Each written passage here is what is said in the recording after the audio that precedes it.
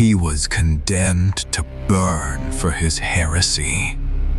But the flames didn't kill him. They unleashed something ancient and dangerous inside. Now, he's hunting the 7 who betrayed him. Each kill adding power and madness to his fractured mind. What happens when the man seeking revenge becomes the weapon of something far darker? Ashes of the Seventh Warrant, a web novel, dark fantasy. The complete audiobook, only on Novel Charter, free to listen. Subscribe so you never miss a new release. Chapter 1 begins now. Chapter 1. The bells started before the warrant did. Odrik Vassmere counted them from habit. 19 years of hearing that sequence meant his ribs matched the rhythm before his mind caught up. 4 strokes for judgment, 3 for the condemned. 1 long pull that meant the Synod had declared the soul forfeit and the fire could begin. The iron around his wrists had been heated and hammered cold against the pyre post, so the metal bit into the brand scars he had carried since his 20th year. He stood on the packed ash of the execution yard, barefoot, stripped to a linen shirt that had already begun to steam where the pyre wood breathed its first urender against his calves. The frost and the cobblestones had melted to a black mirror around the base. Canoness Evel Marlet read from the rostrum. Her voice carried the flat authority of someone who had condemned dozens before him and would condemn dozens after. She held the parchment high enough for the gathered faithful to see the seal, a stamped disc of black whelks pressed with the Candle Synod's inverted flame. Odrik Vassmere, to the fire that made him, that his soul may be unmade and his burden returned to the earth that bore it. 7 witnesses. He did not know the names. He had not been allowed to see the warrant. Jordak Demwan stepped forward from the shadow of the chapel door. Captain of the Ash Guard, the man who had chained him. Jorat was built like a chisel, narrow through the hips, broad across the shoulders, and he moved with the economy of a man who had never doubted an order in his life. He nodded once to the torchbearer. The boy stepped forward. Odrik closed his eyes. He had always imagined this moment would feel like release. 19 years of carrying the dead, of hearing their whispers in the space behind his teeth, of waking with other men's memories stuck to his own like cobwebs. He had told himself that when the fire finally came, he would welcome the silence. The flame touched the pyre base. The kindling caught. The pitch soaked into the wood began to crackle. The heat arrived in a wave, dry and insistent, coiling the hairs on his forearms. And then the voice rose. Not one of them, all of them. 106 dead howled as one, and Odrik's spine arched against the chains so hard the iron bit through his shirt and into the meat of his back. No, the word was his, barely. The fire climbed the pyre in a straight column, disciplined, liturgical. It should have reached his knees in 30 heartbeats. It should have climbed his ribs, taken the breath from his lungs, and cracked the seals that held the voices prisoner inside his marrow. Instead, the fire twisted. Odrik felt it before he saw it. The flames pulled sideways, then down, as if something beneath the pyre had inhaled. The pitch sizzled. The wood blackened without burning through. The column of fire flattened into a sheet that spread across the ash yard like water poured on a cold floor. The crowd stepped back. Canoness Marlet stopped reading. Jorhat's hand went to his sword. The bells kept ringing. And Odrik understood, in the instant before the rupture, that something had gone wrong with the rite that was not a mistake. The pyre had been prepared with a flaw, not an accident. A deliberate weakness hidden in the layering of the wood, the mixing of the pitch, the placement of the salt wards that should have guided the fire upward through his body in an orderly release. The flaw turned the blaze into a door. The 106 dead surged through him at once.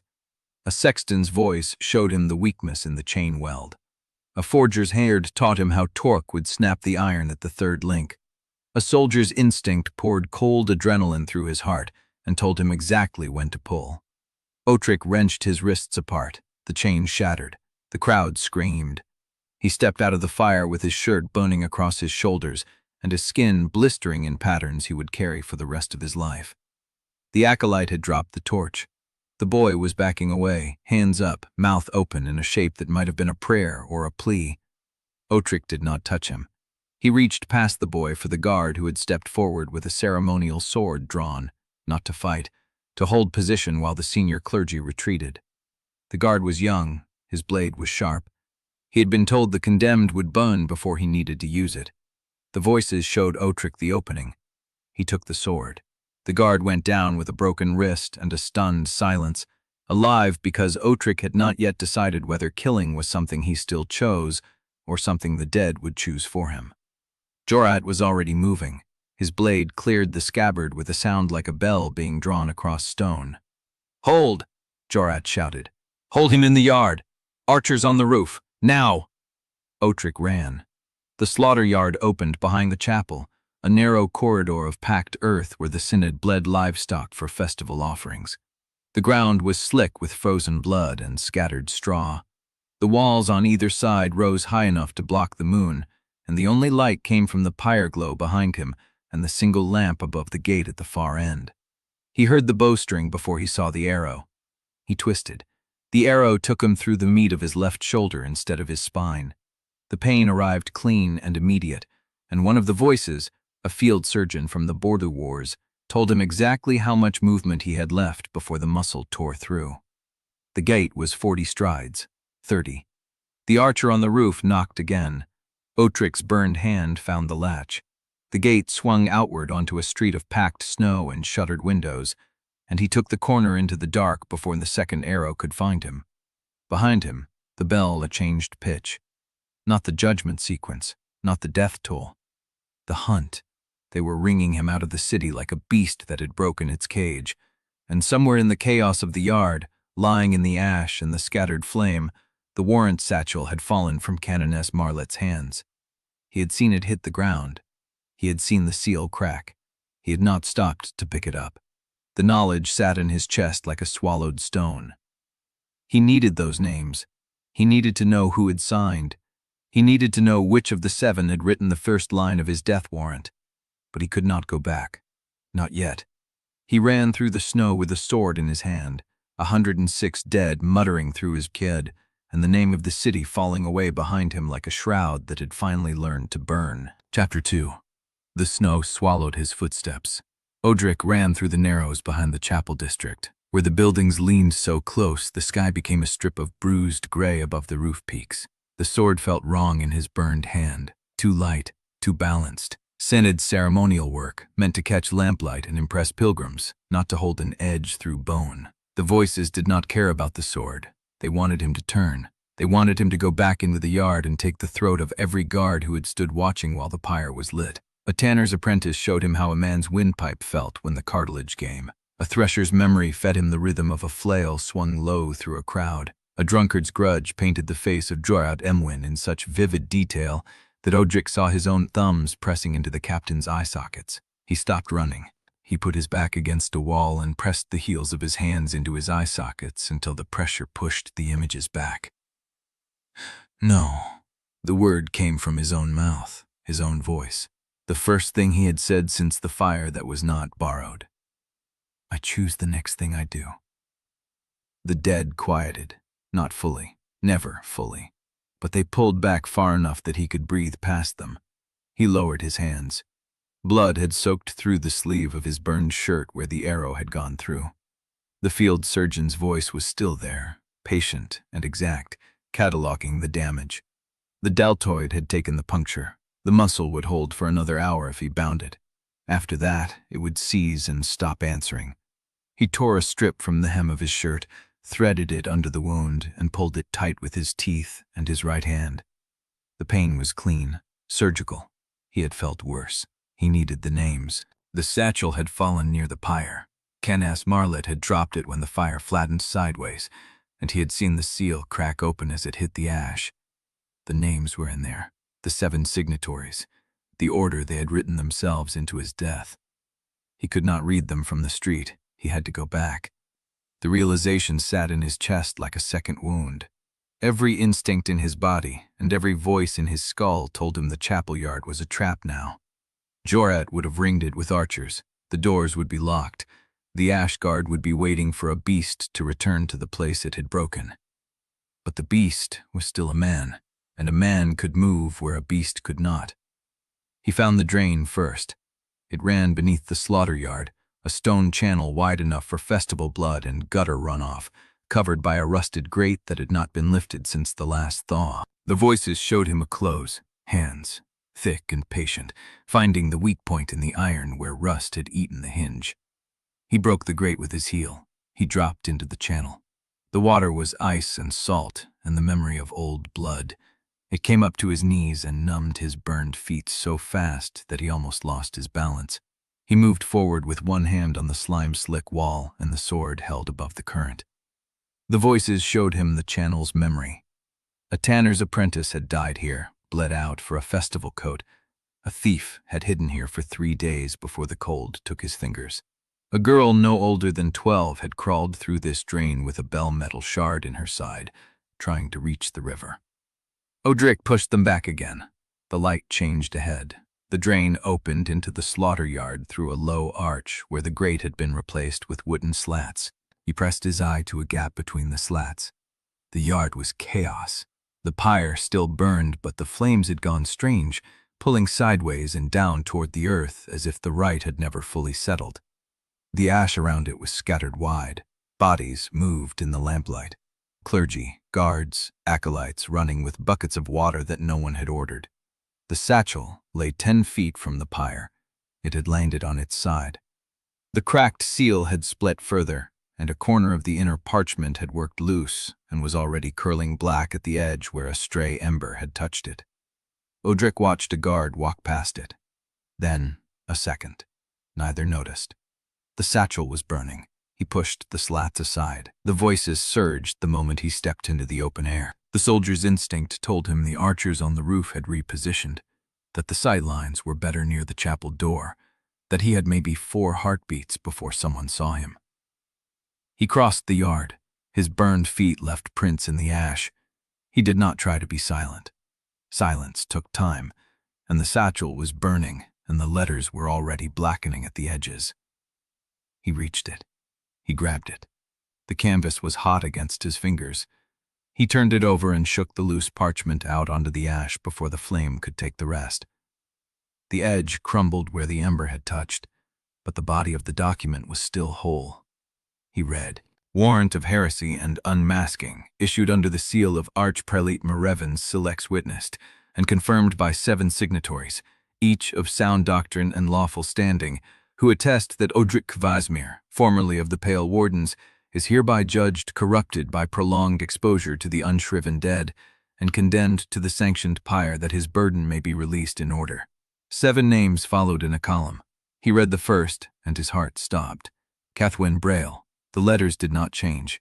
They stayed there in the flickering light, written in the same careful hand he had watched for 10 years, the same hand that had touched his face when the voices would not let him sleep, the same hand that had held the ledger open while he confessed what it felt like to carry 100 dead in his own blood.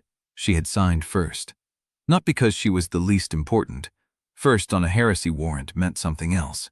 It meant the primary witness, the one whose testimony carried the most weight, the one who had opened the door for the others to follow. His hand trembled. The voices noticed.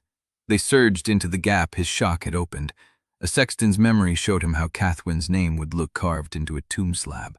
A tanner's hands showed him how her skin would feel after the fire had taken the moisture. A drunkard's grudge whispered that this was the one who had earned the longest death. Odrik closed his fingers over the parchment. He forced his eyes to the next names. Candon Helmar Ve, Master Dask Rowan, Provost Iral Dane, Preceptor Malrek Thorn, Master Selwyn Parr, and last, in a separate line sealed with red waux, Archprelate Merevens Silex. 7 names. The first one burned worse than the pyre. He folded the parchment into the satchel. The cloth was still hot, but the fire had not taken the names. He had them now. He had the order. He had the beginning of a road that would end at Merovin's throat if he lived long enough to walk it.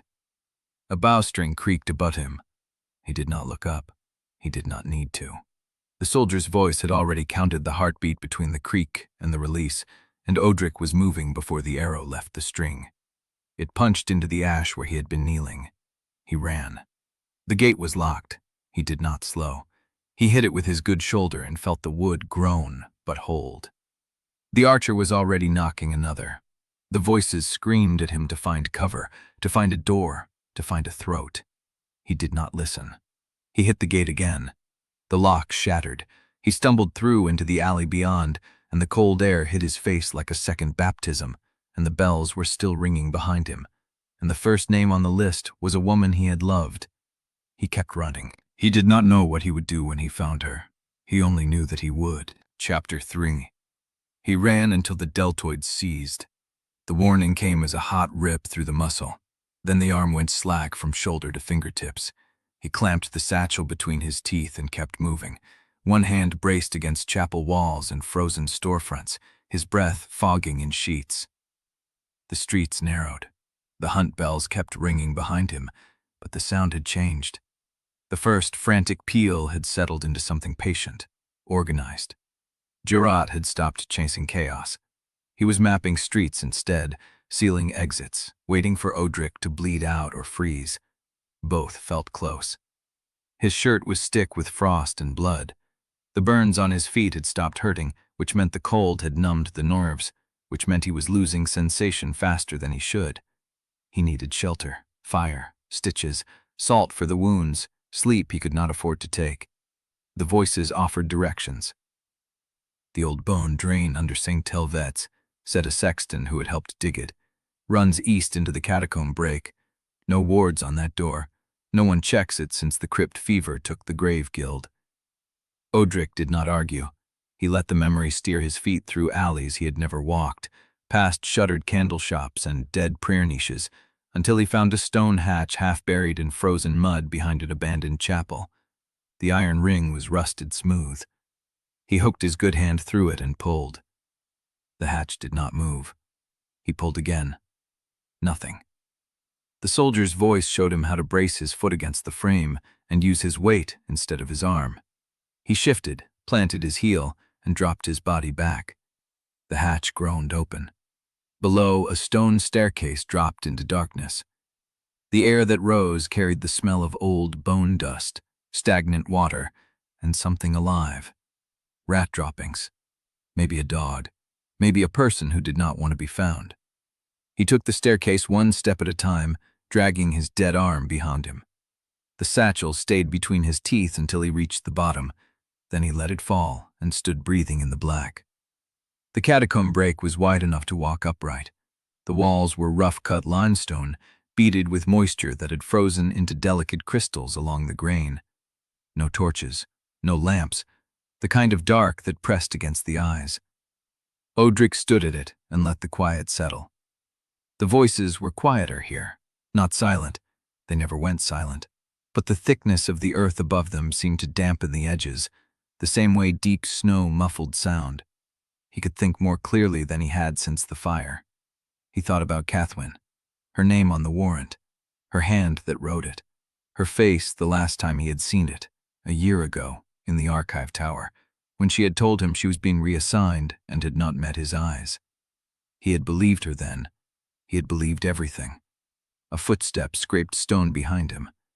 Odrik turned. His good hand found the sword he had taken from the young guard. The blade came free of the sheath with a sound like a breath. The dark held. Then a voice, low and female, older than his, roughened by smoke and grave air. "I thought you were dead already." He did not lower the sword. "Who asks?" "Someone who prepared the bodies of 3 Pale Wardens before you. Someone who knows what a decanting looks like. Someone who saw the fire from the bone drain and knew you had not burned the way you were supposed to." A pause. "I am Salome Yev, and you are standing in my refuge with a wound that will kill you before dawn if you do not let me cut that arrow out." Odrik kept the sword up. The silence stretched. Then the voice sighed, and a lamp flared to life, and he saw her. Mother Salome Yev was shorter than he had expected, broad-shouldered, with gray hair cropped close to the skull, and a face that had been beautiful once and was now mostly patience. Her hands were stained black to the wrist, embalmer's work, the kind that never washed off. She held the lamp at eye level and studied him the way she might study a corpse before deciding which cut to make first. "You look worse than the last one," she said, "and I found him in 3 pieces. Who was the last one?" "A warden named Noro. Merver's people brought him to me after a decanting went wrong. They wanted me to make the body presentable for the mother chapel. I refused." She gestured with the lamp. "That was 7 years ago. I have been hiding the ruined and the unshriven ever since. You fit both categories now." Odrik lowered the sword. He did not sheath it. Salome took the gesture for what it was and led him deeper into the catacomb break, past stone niches where bodies had once been stacked, past a rusted iron gate that she unlocked with a key from her belt. Beyond the gate, the tunnel opened into a chamber. A fire burned in a pit at the center. Smoke rose through a crack in the ceiling, some old grave shaft converted into a chimney. Shelves lined the walls, stacked with jars, bandages, salt bricks, wax tablets, and a row of small bone boxes that he recognized. Voice vessels. Empty ones. Salome saw his eyes catch on them. "I keep them for the ones who die before they are sealed properly," she said. "Someone has to remember their names. The Synod will not." She guided him to a stool near the fire and pushed him onto it. The heat hit his face, and he felt the frost in his hair begin to melt, dripping cold water down his neck. Salome took his arm without asking permission. She cut the sleeve away with a small knife, studied the wound, and grunted. "The arrow went clean through. That is good. The cloth is stuck in the exit channel. That is bad. I will have to pull it out, then sew both sides. You will not like it. I have had worse. I know." She reached for a jar of salt spirits. "I embalmed one of your seals, the heretic from the harbor district 3 winters ago, the one who cursed you as you burned him." Odrik remembered. A man named Keskin, coin forger. The Synod had called it heresy because the coins carried a rival temple's mark. Odrik had lit the pyre, and Keskin had looked at him with something worse than hate. Pity. "I pulled the marrow ash from his bones after," Salome said. "I saw how the seal took. The voices do not rest quietly inside you. They wait." "I know." "No. You know they speak. You do not know what they are waiting for." She poured the salt spirits over the wound. The pain went through him like a blade, and the voices roared, and he gripped the stool with his good hand and did not make a sound. Salome watched him ride it out. When he was breathing again, she threaded a needle and began to stitch. "Your execution was wrong," she said. "Not the accusation, the rite. I have seen enough sanctioned pyres to know the difference between a clean release and a forced door. Someone built that fire to open something, not to end you." The voices broke through. "They were supposed to. You were never meant to die on that pyre, Odrik Vassmere. You were meant to rupture. The Synod calls it Cadences. They take a saturated vessel, a warden who has carried enough sealed dead, and they break him open over the hollow choir. The voices drain down into the vault. The vessel burns empty. The choir feeds." She pulled the thread tight. "That pyre was built to make you into a sacrifice, not a corpse, and someone made sure it failed." "The Vey voice is already settling. I can hear it in the way you blink." Odrik looked at her. "I did not tell you about Vey. You did not have to." Salome wiped her hands on her apron. "I have been reading dead men's faces for 30 years. You have a new one behind your eyes. He is nervous. He talks too fast. He's trying to find a way out of the dark." Odrik felt the truth of it settle in his chest. He had not noticed the new voice arriving, but now that she named it, he could feel it. A restless presence at the edge of his thoughts, muttering, counting, reciting burial schedules in a thin, reedy whisper. Canon Hilmar Vey. He had not even killed the man yet, but the voice was already there, scavenged from the warrant itself, from the name he had read, from the knowledge that Vey existed and could be hunted. The voices fed on intention. They did not wait for the act. Salome handed him a cup of hot broth. "Draked, then sleep. You have 4 hours before the ash guard finds the bone drain. I can delay them, but I cannot hide you forever." Odrik took the cup. The voices whispered. He drank. Chapter 4. The candle flame bent sideways each time Odrik breathed. He sat on the stone floor of Salome's cellar with the warrant spread across his knees, the parchment singed at both edges, the 7 names still legible in ink that had not quite caught fire. Cathwen Brale. He did not let his eyes linger there. Canon Helmar Vey, Master Dask Rowan, Provost Iraldane, Preceptor Malric Thorn, Master Selwyn Parr, Archprelate Morovo Selects. 6 names below her. 6 men who had put their marks beside hers, trusting that her testimony would hold the warrant together if the doctrine ever came under scrutiny. That was the shape of it, he realized. She signed first, not because she condemned him most loudly, but because her name carried weight enough to make the others safe.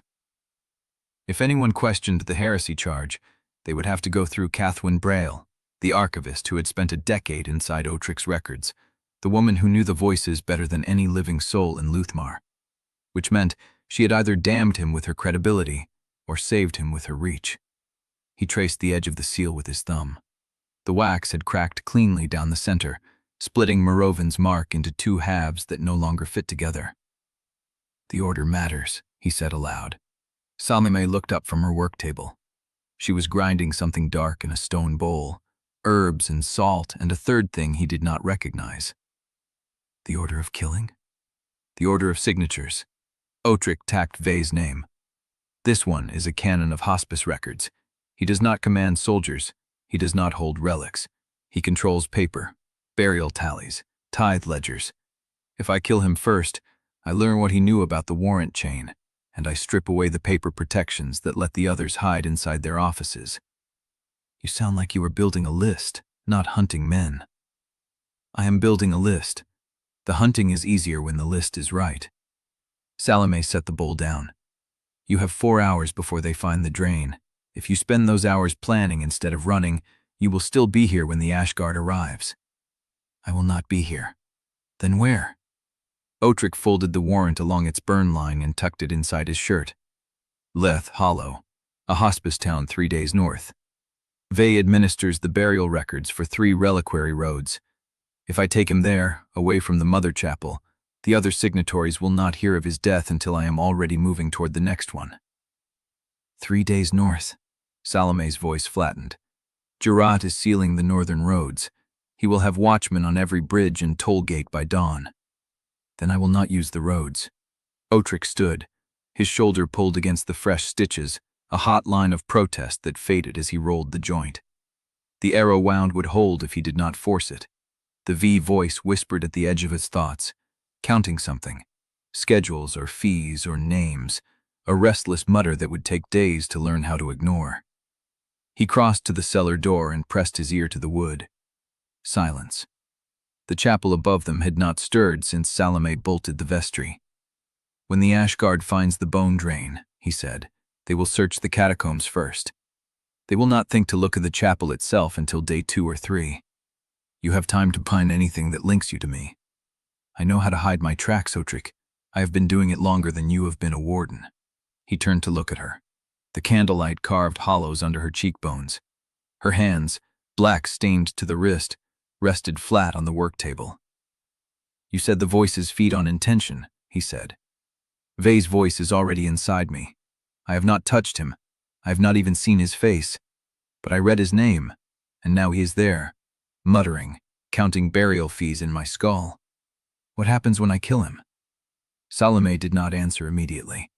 She picked up the bowl and resumed grinding, the pestles scraping a slow rhythm against the stone. "It depends on how he dies," she said.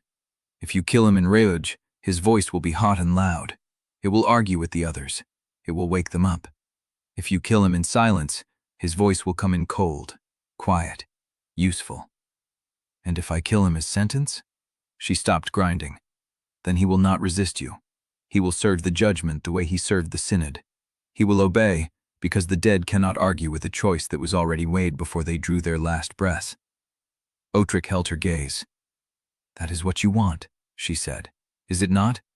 You want to be the judge, not the flame, not the seal, the judge." "I want to know if I can still be one." Salome set the pestle down. "You were a weapon for 19 years. Weapons do not choose what they strike. But you walked out of that fire, and you did not kill the boy who lit it. and you did not rampage through the yard. You stopped. You thought. You chose. She wiped her hands on her apron. That is how you learn to judge. One choice at a time. Start with Ve. Kill him the way you mean to keep killing. Clean. Named. Private. See what that does to the voice. Odrik nodded. He turned toward the cellar stairs. The road to Leith Hollow, he said. How do I take it without the bridges? Salome moved to a shelf stacked with clay jars and pulled one down. She unstoppered it and tipped a folded paper into her palm. Dead Grave Guild map, he said, holding it out. The old smuggler's route through the salt marshes. It adds a day, but there are no toll gates and no watchmen. The marshes swallow sound. You will hear the hunters before they hear you. Odrik took the map. The paper was soft with age, creased among fold lines that had been opened and closed 100 times. Thank you. Do not thank me yet. Salome reached for the candle and blew it out. The dark swallowed the room. Thank me when you reach Leith Hollow without Jorat's men pulling you out of a frozen ditch. That is the part where gratitude matters. She moved past him in the dark and unbolted the vestry door. Cold air poured in, shop with the smell of snow and distant bell metal. Odrik stepped past her into the night. The snow had stopped falling. The sky was a pale black, starless, haze with cloud. The chapel stood at the edge of a dead market square, its stalls empty, its cobblestones glazed with frost. No torches on the streets yet, no bells, but he could feel them coming. Not with his ears, with the voices. The dead knew the sound of a hunt being organized. They had heard it before, in their own finer hours, and they passed the shape of that knowing into his blood. We will talk later, Odrik said to the voices. They stilled, not obeyed, not silenced, but waiting. He tucked the map inside his shirt beside the warrant and began walking north. The snow would take his footprints. The dark would take his shape. By dawn he would be gone from this district, from Salome's lice, from any mercy the world still wanted to offer him. Behind him, 3 streets over, a bell struck once. It was not a toll. It was a signal. Jorat had found the district. The hunt was no longer searching blind. Odrik walked faster. The V voice whispered a burial fee in his ear, and he did not tell it to stop. Chapter 5. The salt marshes swallowed the world. Odrik moved through them for 2 days, knee-deep in black water, following the Dead Grave Guild map through channels that had no names. The cold was a separate presence, not weather, but a living thing that pressed against his ribs and waited for him to stop moving so it could climb inside. He did not stop. The Ve voice counted burial fees through every hour of dark. 73 coppers for the unmarked trench, 14 wax seals for the plague pit, 7 bells for the soul that could not pay. Odrik let it talk. The voice was useful if he did not fight it. It told him about Leith Hollow and fragments, hospice schedules, sought house inventories, the names of clerks who falsified records for a share of the relic tithe. Ve had built his fraud inside the church's own paperwork, layer on layer, so that anyone who tried to unwind it would have to cut through the spine of the system to reach him. That was the point Odrik needed. He reached the Donovan Road at dusk on the 3rd day. The marsh gave way to frozen ground, then to a cart track lined with wilting prayer flags.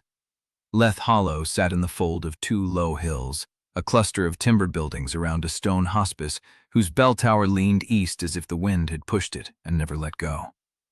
Odrik stopped at the edge of the tree line and changed. The dead pilgrim's papers came from Salome's stores, a folded warrant of passage, a tithe exemption signed by a canon who had died 3 winters ago, and a name that belonged to a man who never reached Leith Hollow on his last pilgrimage. Odrik memorized the face sketched on the papers. A narrow jaw, a widow's peak, a scar through the left eyebrow. Nothing close to his own features in the dark, but close enough for clerks who saw what they expected to see. He bound his burned hands with clean linen, wrapped a borrowed cloak over his shoulders, and walked into the hospice yard as the evening bell began to toll. The snow was being cleared from an entrance path by a single old man with a wooden shovel. He did not look up. Odrik pushed through the hospice doors. The heat hit him first. A peat fire burned in a central hearth, and the smoke hung low under the ceiling, mixing with the smell of tallow, old linen, and the sweet rot of dying flesh. Beds lined both walls of the main hall, narrow cots with straw pallets, and on each one lay a body that was either waiting to heal or waiting to die. A young woman in a gray habit crossed his path carrying a basin of water. She glanced at his papers, nodded, and gestured toward a side corridor without speaking. Odrik followed the corridor to the record room. It was smaller than he expected. A single desk, a locked cabinet, shelves of ledgers stacked to the ceiling, their spines cracked with age and damp. A clerk sat at the desk, a man in his 40s with ink-stained fingers and the hollow-eyed look of someone who had spent too many years surrounded by paper instead of people. "Papers," the clerk said without looking up. Odrik set them on the desk. The clerk read them, stamped them, wrote the name in a logbook. "You are late. The Pilgrim dormitory filled 3 days ago. You sleep in the overflow shed with the charity cases." "I do not need a bed. I need the burial records for the last 5 winters." The clerk's hand stopped moving. He looked up. His eyes were pale brown, tired, and suddenly careful. "The records are sealed. By Canon's authority, you cannot." "I am not asking to take them." Odrik kept his voice low even. "I am asking to read them, here, at your desk, while you watch." The clerk's throat moved. He was weighing something, not the request but the risk of refusing it. "Who sent you?" "A man who knows what Vey did with the tithe bodies." He did not say the name. He did not need to. The clerk's face drained, blood pulling back from the skin in a slow tide. "I do not know what you mean." "You do." Odrik leaned forward, planting his palms on the desk. The linen around his hands was still clean, but the burn scars pressed dark against the fabric, and the clerk's gaze caught on them. "You keep the tallies. You count the bodies that go into the salt house and the bodies that come out. You know the numbers do not match." The clerk said nothing. "The graves were emptied," Odrik said. "Twice. You recorded both exhumations. You signed the order for the second one, and then you signed a correction that said the exhumation never happened. There is a discrepancy of 7 bodies between the salt house log and the burial register. 7 bodies that were supposed to be in sacred ground and are not." Sweat beaded on the clerk's upper lip. "I was following orders." "I know." He said the Synod granted permission. He showed me the seal. What was I supposed to do? I cannot refuse a canon. You can say yes to me now." The clerk's eyes flicked to the door, then back to Odrik. "He is here. The canon. He came back this morning for the winter audit. If he sees you, then do not let him see me." Odrik straightened. He pulled a coin from his pocket and set it on the desk beside the inkwell. Not payment, a mocker, a promise that the conversation had weight. "The ledgers. Show me which graves were emptied, which bodies went to the salt house after the second exhumation, and which name authorized it. Then I leave. You never saw me." The clerk stared at the coin, then he reached for the cabinet key. The ledgers were worse than Odrik expected. Vey had not simply falsified burial tallies. He had built a whole secondary record system, a ghost ledger written in the margins of the official books, showing what really happened to the tithe bodies. They were sold. Unshriven, unnamed, scraped from their graves and shipped south in salt-packed cartons to institutions that paid in relative donations. 7 bodies per carton, 4 cartons per winter, 28 dead per year, scrubbed from the register and turned into paper profit. Odrik read it all. The Vey voice whispered the totals in his ear, and he let it because the numbers were useful, because he needed to know the shape of the fraud before he could turn it into a weapon. When he finished, he closed the ledger and stood. "You should leave town tonight," the clerk said, "before he sends for the Ash Guard." "He cannot. The captain is still sealing roads 3 districts south." The clerk looked confused, then worried. "You know his movements?" "I know everything he has done for the last 3 days. He does not know I am here." Odrik slid the coin back into his pocket. He did not need to leave a marker. The clerk would remember this conversation whether he wanted to or not. He turned toward the door. The hallway was empty. He walked back toward the main hall, past the beds and the peat smoke, past the gray habitware filling the basin, past the old man still shoveling snow in the yard. The cold hit him again when he stepped outside, and he welcomed it because it cleared his head and silenced the voice. He crossed the yard. A bell rang above him. Not the hospice bell, the chapel bell. Single stroke, held, then released into the dusk. Odrik stopped. He looked up. A figure stood in the bell tower's shadowed arch. Black robe, white collar, hands resting on the stone ledge. Canon Hilmarve was watching him. The bell had been a signal, not for the town, for him.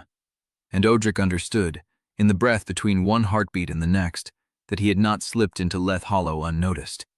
He had walked into a room where someone already knew his face. Chapter 6. Odrik broke the stare first. He did not run. He did not duck into shadow. He turned his back on the bell tower and walked toward the hospice kitchen door as if he had every right to be there, as if the figure in the arch meant nothing to him. The door swung inward. Warmth hit his face. A woman stood at the counter, sleeves rolled, hands deep in bread dough. She looked up when he entered, and her hands stopped moving. "Kitchen is closed. I am not here for food." He stepped closer. The woman did not step back. She was older than he had first thought, 50 at least, with a squint that said she had spent years reading fine print by bad light. Her knuckles were swollen. She had been a clerk once, or still was. "You work the burial register," he said. "You and the man in the record room. You are the ones who count." Her hands came out of the dough. She wiped them on her apron, and the motion was slow, deliberate, a woman buying time to think. "I do not know what you are talking about." "You do." He pulled the folded page from his pocket, the one from Salome's stores, blank but heavy between his fingers. He set it on the counter. "I have seen the ghost ledger. 28 bodies per year, 7 per carton, 4 cartons per winter, salt packed and shipped south." She did not look at the page. She looked at him. "Who are you?" "A man who read the canon's private records before he knew I had them." She stared. Then she laughed. It was not a happy sound. It was the noise a woman makes when she recognizes the shape of a trap she has been standing in for years. "You think that matters? You think anyone cares what is written in a ledger when a synod canon says different?" "I think the canon cannot deny what the ink shows. I think the Ashguard captain, the one sealing roads 3 districts south, will be very interested to know why the hospice shipped 28 bodies per year to institutions that paid in relic indulgences." Her face went still. "You are not synod." "No, you are the one they burned." He said nothing. She looked at his hands, the burn scars, the linen wrappings, the way he stood, weight balanced, ready to move. Her breath came shallow. "I saw you cross the yard," she said. "I thought you were a pilgrim, but the canon knew. He was watching before you came through the gate." "How did he know?" "I do not know. He had a letter 3 days ago, sealed with red wax. After that, he started sleeping in the bell tower. Would not come down. 3 days. The same day Odrik had left Salome's cellar. The same day Jorat's men had sealed the Northor roads. Someone had sent word ahead. That meant the hunt was not just closing behind him, it was waiting. Where is the letter now? Burned.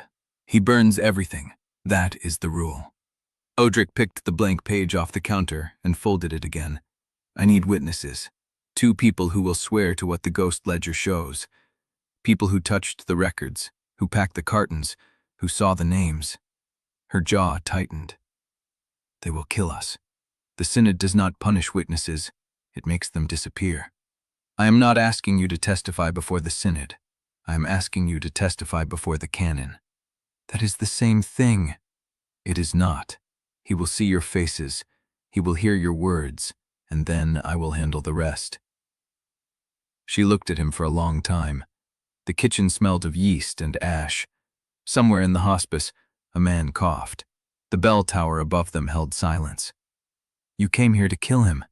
"I came here to finish what the record started. Will you?" "Yes."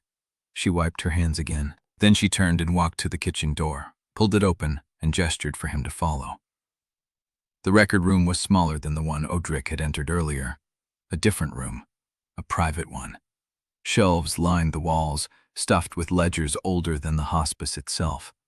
The clerk from earlier stood at the table, hands flat on the open ghost ledger, face gray. "They told me you were a ghost," he said. "Did you bring the other witness?" The clerk nodded toward the door. The woman stood behind Odrik now, arms crossed. She'd not spoken her name. She would not. That was part of the bargain. "The cannon is coming down from the tower," the clerk said. "I saw him move. He will be here in 2 minutes." Odrik stepped to the table. "Then we have 2 minutes." He turned the ghost ledger toward himself and read the numbers again. "You will tell him what you told me. You will say the names. You will say the totals. You will say which graves were emptied and which institution paid in indulgences." The clerk shook his head. "He will burn the ledger before you can show anyone. Let him. He does it. He burns everything. Let him." Odrik closed the ledger and set his hand on it. "Because I have already memorized every number on every page, and when I walk out of this building, I will walk to the nearest Synod outpost and recite the fraud line by line, name by name." The clerk stared. "You memorized the whole ledger? I am a Pale Warden. We hold more than voices." He did not say it was the dead canon who held the numbers now. They did not need to know. The door opened. Canon Hilmar Vey stood on the threshold. He was shorter than Odrik had expected, narrow-shouldered with a face that had gone soft from years of indoor authority. His collar was immaculate. His hands were empty. He looked at the clerk. He looked at the woman. They looked at the ghost ledger, open under Odrik's hand, and his expression did not change. "Leave," he said.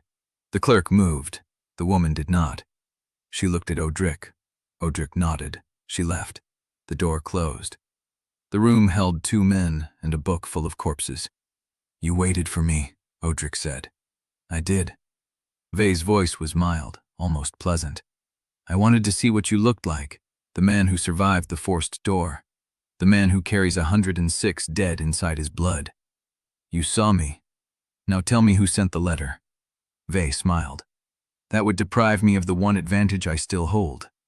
Odrik stepped around the table, planting himself between Vey and the door. "You have no advantage. Your fraud is exposed. Your witnesses will speak. Your voice is already settling inside me like a tenant who forgot to ask permission." Vey's smile flickered. "I know. You know what happens next." "I do." Vey straightened his collar with both hands. "But I also know something you do not. I know why Cathwen Brale signed the warrant. I know whose idea it was. And I know who built the flaw into your pyre." Odrik went still. Vey saw it. His smile returned, wider this time. "You thought this was a hunt. But you are not hunting me, Warden. You are walking the path someone else laid for you, and I am the first stop, not the prize." He reached into his robe. Odrik's hand went to the sword hilt. Vey pulled out a folded letter, sealed in red wax. "Read it," he said. "Then decide if you still want to kill me." Chapter 7. The letter sat between them on the table like a live thing. Odrik did not reach for it. "Read it," Vey said again. "You came here for answers. That paper holds 3 of them. Answers you could have given me the moment I walked into your record room. I could have. Instead, you chose the tower, the bell, the performance."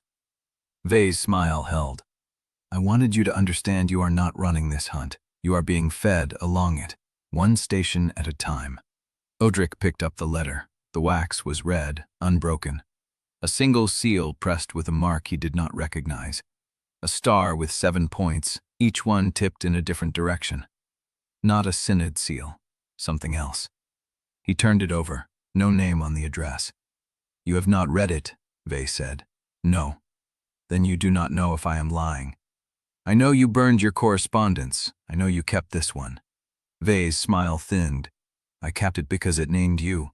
Because it told me you would arrive in Leth Hollow 3 days after the pyre. Because it told me exactly which record room you would enter, and which dead pilgrim's face you would wear." The room went cold. Odrik set the letter down. He did not open it. "Who sent it?" "I do not know." The seal came blank. The hand was unfamiliar, but the content was precise enough that I believed it. "You believed an anonymous letter." "I believed a letter that mentioned the decanting rite, the forced door, and the fact that you would not remember the first hour after the fire because the voices burned you out before you found your feet." Odrik stepped up the letter. The wax was cold. The paper was thick, expensive.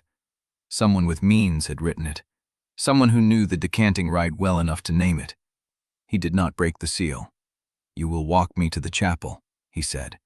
"You will ring the bell. The 2 witnesses will join us. and you will confess the fraud in front of them, start to finish, with the ghost ledger open on the altar. Vay's eyes flickered. That is not a negotiation. That is a sentencing. It is the only offer you will receive. And if I refuse?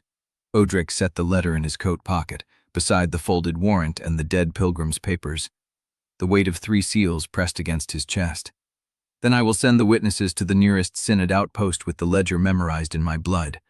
I will walk into every chapel in Luthmar and name you as a heretic who sold the dead for profit. Your fraud will outlive you. Your name will rot before your body does. Vay's composure cracked. You are going to kill me either way. I am going to judge you either way. The question is whether you die a canon who confessed his corruption, or a thief who clung to his lie until the last breath. The room was still. Vay looked at the ghost ledger, the open pages, the numbers that told the truth he had spent years burying. How long do I have? Until the bell rings. Vay straightened his collar with both hands. The gesture was reflexive, useless, like blessing a grave after the body has already gone. Your witnesses will not speak. They are afraid. They are afraid of the synod. They are not afraid of you. They will be afraid of what comes after. Odrik stepped closer. What comes after is me, and I will be finished with this place before the snow melts on your roof. Vay held his ground. For a long moment they stood across the table from each other, 2 men who had spent their lives inside the Sime institution, one who had believed in it, one who had hezed it. Ring the bell, Odrik said, or I will ring it for you. Vay's jaw worked. Then he moved. He walked past Odrik with avoltives, through the door, into the corridor. His footsteps echoed on the stone floor, the sound of a man walking to his own sentencing. Odrik followed. The hospice kitchen was empty when they passed it. The dying man's cough had stopped. The yeast smell had cooled. The candles burned low. Vay pushed open the chapel door. The space was narrow, stone-walled, gold as a tomb. The altar held a single candle and a wax effigy of St. Telvet, arms raised in benediction. The bed rope hung beside the choir alcove, coiled and waiting. Vay took the rope. He pulled. The bell struck once. The sound rolled through the chapel, through the hospice, through the frozen air. It was the same note he had used to signal Odrik's arrival. Now it called the witnesses to his collapse. The clerk came first. His face was gray, his hands empty. He stood at the back of the chapel near the door, as if ready to run. The woman came second. She walked past the clerk, past the empty pews, and stopped at the altar rail. She folded her hands. She did not pray. Bring the ledger, Odrik said. The clerk went. When he returned, the ghost ledger was open in his hands. He set it on the altar. Vay stood at the rail, facing the effigy, not the room. I confess, he said. The words fell like stones, flat, final. I confess to the sale of 28 unshriven dead per winter. I confess to falsifying burial records to conceal the exhumations. I confess to shipping the bodies south in salt-tacked cartons labeled as fish, addressed to institutions that paid in relic indulgences. I confess to inheriting the fraud from my predecessor and continuing it for 7 winters. The clerk made a sound, a whimper, a prayer. The woman said nothing. Vay turned. He looked at Odrik. His face was strict of the smile, the calm, the performance. There, you have your confession. I have your crime. I do not have your cooperation. What else do you want? Odrik stepped to the altar. He closed the ledger. He set his hand on the cover. I want the name of the institution that bought the bodies. Vay's hands tightened on the rail. I want the names of every canon, priest, and clerk who took payments from your fraud. Vay's breath quickened. I want the name of the person who sent that letter. Vay's throat moved. I give you those names, he said, and you let me live. Odrik looked at him. I let you stand trial before the synod. I do not promise the outcome. That is no mercy. It is more than you gave the 28. Vay stared at him. Then he reached into his robe. Odrik's hand went to the sword, but Vay only pulled out a second folded paper, smaller than the first, unsealed. The institution is the Salt Chantry of Lower Penreach.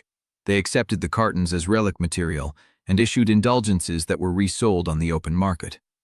The clergy who took payments are listed here. name by name, troop by troop. He held out the paper. Odrik took it. "The letter," he said. "Who sent it?" Vey's face changed. "I do not know. I told you. The seal was blank. The hand was unfamiliar. But you had a theory." Vey was silent. "Canon. I thought it was Cathwen." Odrik went still.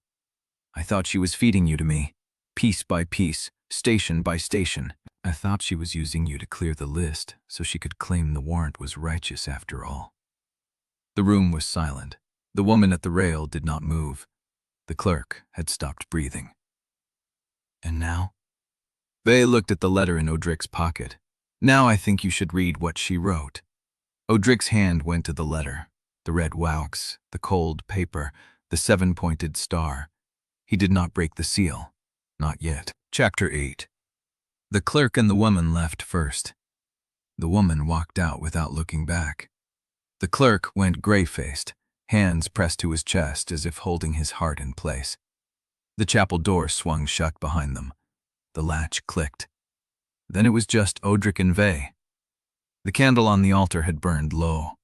The wax effigy of Saint Tithe-Weight watched with painted eyes, arms raised in a benediction that meant nothing. Vey stood at the rail. His hands had stopped shaking. His face had settled into something quieter than fear. Acceptance, maybe. Or the hollow where acceptance had been before it died. "You made them witness," he said. "You made me confess. What now?" Odrik did not answer. He walked to the altar. He picked up the ghost ledger. He closed it. He set it aside. Then he turned. "You told me the manner of killing changed the voice." Vey's throat moved. "Rage makes it loud. Silence makes it cold. Judgment makes it obedient. And which manner have you chosen for me?" Odrik drew the sword. The blade caught the candlelight. The edge was still good. He had kept it clean through the salt marsh, through the hospice, through the hours of ledger work and confession. "I have not chosen yet." Vey's eyes held. "Then choose." The chapel was cold.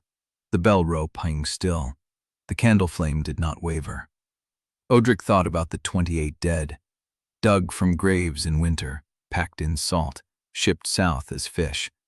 He thought about the families who never knew, the prayers never said, the souls sold for paper profit. He thought about the warrant, the 7 names, the fire that should have taken him. He thought about Cathwen Vey. He said. Vey straightened. "I find you guilty of fraud.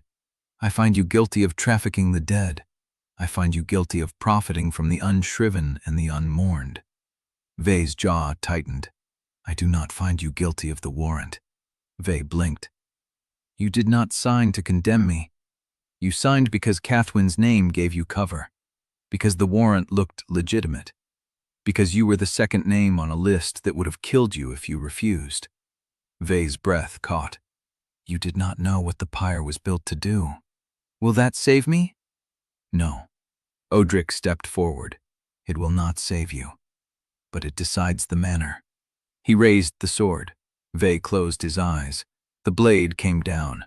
The stroke was clean, precise. Across the throat, one movement, no hesitation. Vey fell. His body hit the stone floor.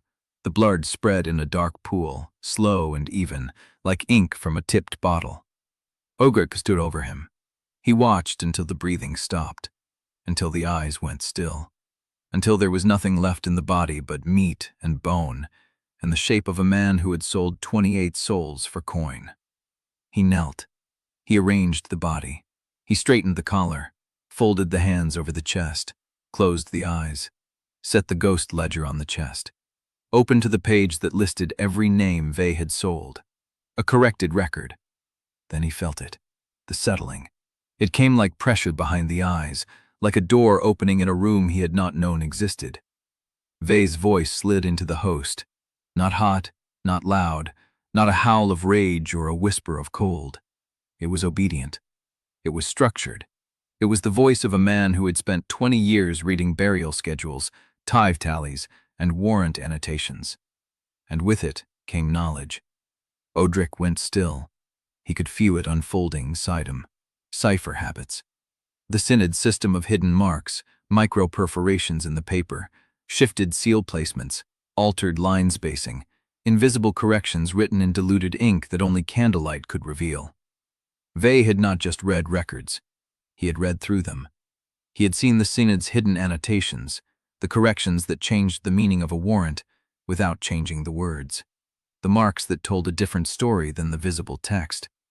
Odrik could see them now, in his mind, in his blood. He looked down at the body. Vey's voice spoke inside him, quiet and functional, like a clerk reading a report. "You are looking at the wrong evidence. The warrant was never the weapon, the annotations were."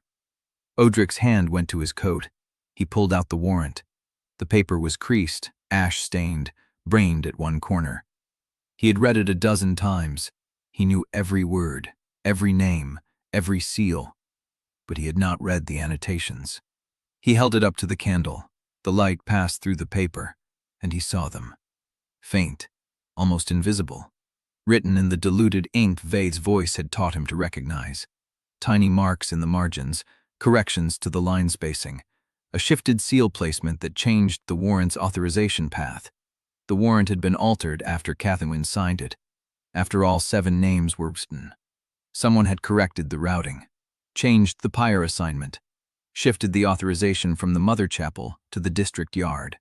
Someone had made sure Odrik burned on a pyre that had not been consecrated for decanting.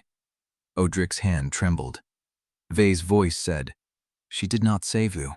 She gave you a chance. The person who altered the warrant after her signature, that is the one who built the door." The candle flickered. Odrik folded the warrant. He tucked it back into his coat. He looked at Vey's body, the hands folded, the ledger on the chest, the blood already darkening to rust. He had his first voice. He had gained more than he expected. He had learned less than he needed. Chapter 9. He walked. The snow had begun again, small, hard flakes driven by a wind that came off the river. The road out of Leth Hollow ran north through fallow fields and bare orchards, past shuttered farmsteads where no light showed and no dog barked. The dead knew he was coming. The living had learned to stay behind their doors. Odrik kept his pace steady, not running. Running meant panic, and panic fed the voices. Vey's voice sat inside him like a clerk at a writing desk, quiet, orderly, waiting to be consulted. It had not spoken since the chapel, not aloud. But Odrik could feel it sorting, cataloging, matching the cipher habits against every document he had ever read. 19 years of warrants, death rolls, execution schedules, synod correspondence, all of it passing through Vey's trained eye, being read again with the hidden marks visible. He walked until the hospice tower disappeared behind the ridge. He walked until the road curved into a copse of skeletal elms. He found a hollow beneath a fallen trunk, half sheltered from the wind, and sat. Sleep. He needed sleep. The wound in his shoulder had stopped bleeding, but the muscle ached with a deep, grinding pain that promised to seize if he pushed much further. His feet were raw in the borrowed boots. His hands burned where the pyre had kissed them. He leaned back against the trunk, closed his eyes, and Vey began to mutter, not loud, not insistent, just a low, continuous murmur in the back of Odrik's skull, like a clerk reading a report under his breath. The warrant was filed on the 15th of deep cold, routing code G-7, but the seal placement shows a correction at the 3rd station. Someone changed the authorization after the primary witness signed. The ink has a different drawing pattern. You can see it if you hold the paper at the right angle. The original destination was the Mother Chapel vault, not the district yard. Someone flagged it for decanting. Someone else flagged it for fire. They disagreed, and the corrections were written over each other in layers, like prayers overwritten on a palimpsest. Odrik opened his eyes. The muttering stopped. He sat in the dark, breathing, listening to the wind. The moment he closed his eyes again, it resumed. The 7th signatory was never meant to be last. Merovin's seal was added after the routing correction. Look at the walk strip. There is a secondary layer beneath the primary seal. Someone broke the original seal and repressed it with a heated knife. The fibers of the paper are crushed differently under the second application. A master scribe could tell you the time between sealings by the fiber recovery pattern. You could learn that too. You have the skill now. You have me. Odrik's hand went to his coat. He pulled out the warrant. He held it up to the thin moonlight filtering through the elm branches. The annotations were there. Fate, invisible to anyone who had spent 20 years reading hidden corrections. But Odrik could see them now, as clearly as if they had been written in fresh ink. The routing code had been changed. The pyre assignment had been altered. The seventh seal had been broken and repressed. Someone had fought over this document. Someone had corrected someone else's correction. And the final version sent Odrik to a pyre that had not been consecrated for decanting. Vey's voice said, soft and functional. The person who won that argument wanted you to live. Odrik folded the warrant. He tucked it back into his coat. He did not close his eyes again. He sat in the hollow and watched the moon move across the frozen sky. And Vey's voice continued to mutter, cataloging every hidden mark Odrik had ever seen and matching them against every document he had ever filed. The Foundry route runs through the Salthouse ledger at Lower Collow. Master Rowan receives his materials through the back chapel gate. The bell metal comes from the old Norwood smelter. The purification rites are handled by a junior Confessor who does not realize the marks are counterfeit. Rowan has been forging sanctity seals for 3 years. The Synod knows but does not act because Rowan's tithes cover half the bishop's discretionary fund. The warrant signature was a trade. Rowan signed in exchange for immunity on the forgery investigation. The investigation was buried in the 4th archive vault under a misdated plague register. You could find it if you knew where to look. You could prove he signed under duress of exposure. Odrik's jaw tightened. Rowan had signed the warrant because the Synod had leverage over him. The same Synod that had chained Odrik to the pyre. The same Synod that had written the warrant, altered the routing, and then sent a man to sign under threat of exposure. It was not a conspiracy of 7. It was a machine of many, and the 7 were only the visible teeth. He stood. The moon was past its zenith. The night was still deep. He walked. The road north carried him through fields and frozen streams, past a village whose chapel bell hung silent, past a crossroads where a dead dog lay in the ditch with its throat cut, a warning or an offering, he could not tell which. The muttering continued. Vey would not stop. Every step, every breath, every shift of the wind brought another cascade of hidden marks, corrected seals, altered routing codes, buried investigations, fraudulent sanctity stamps, the entire architecture of the Synod's hidden work unfolding in Odrik's mind like a map being drawn in reverse. He tried to push it down. He tried to find the silence he had used before, the still center where the voices had learned to wait. But Vey was not loud. Vey was not demanding. Vey was simply there, a second set of eyes that never blinked, a second mind that never rested. You could stop at the Hunter's Lodge outside Lower Collow. The keeper is a retired record keeper who owes the Synod nothing. She will take coin and ask no names.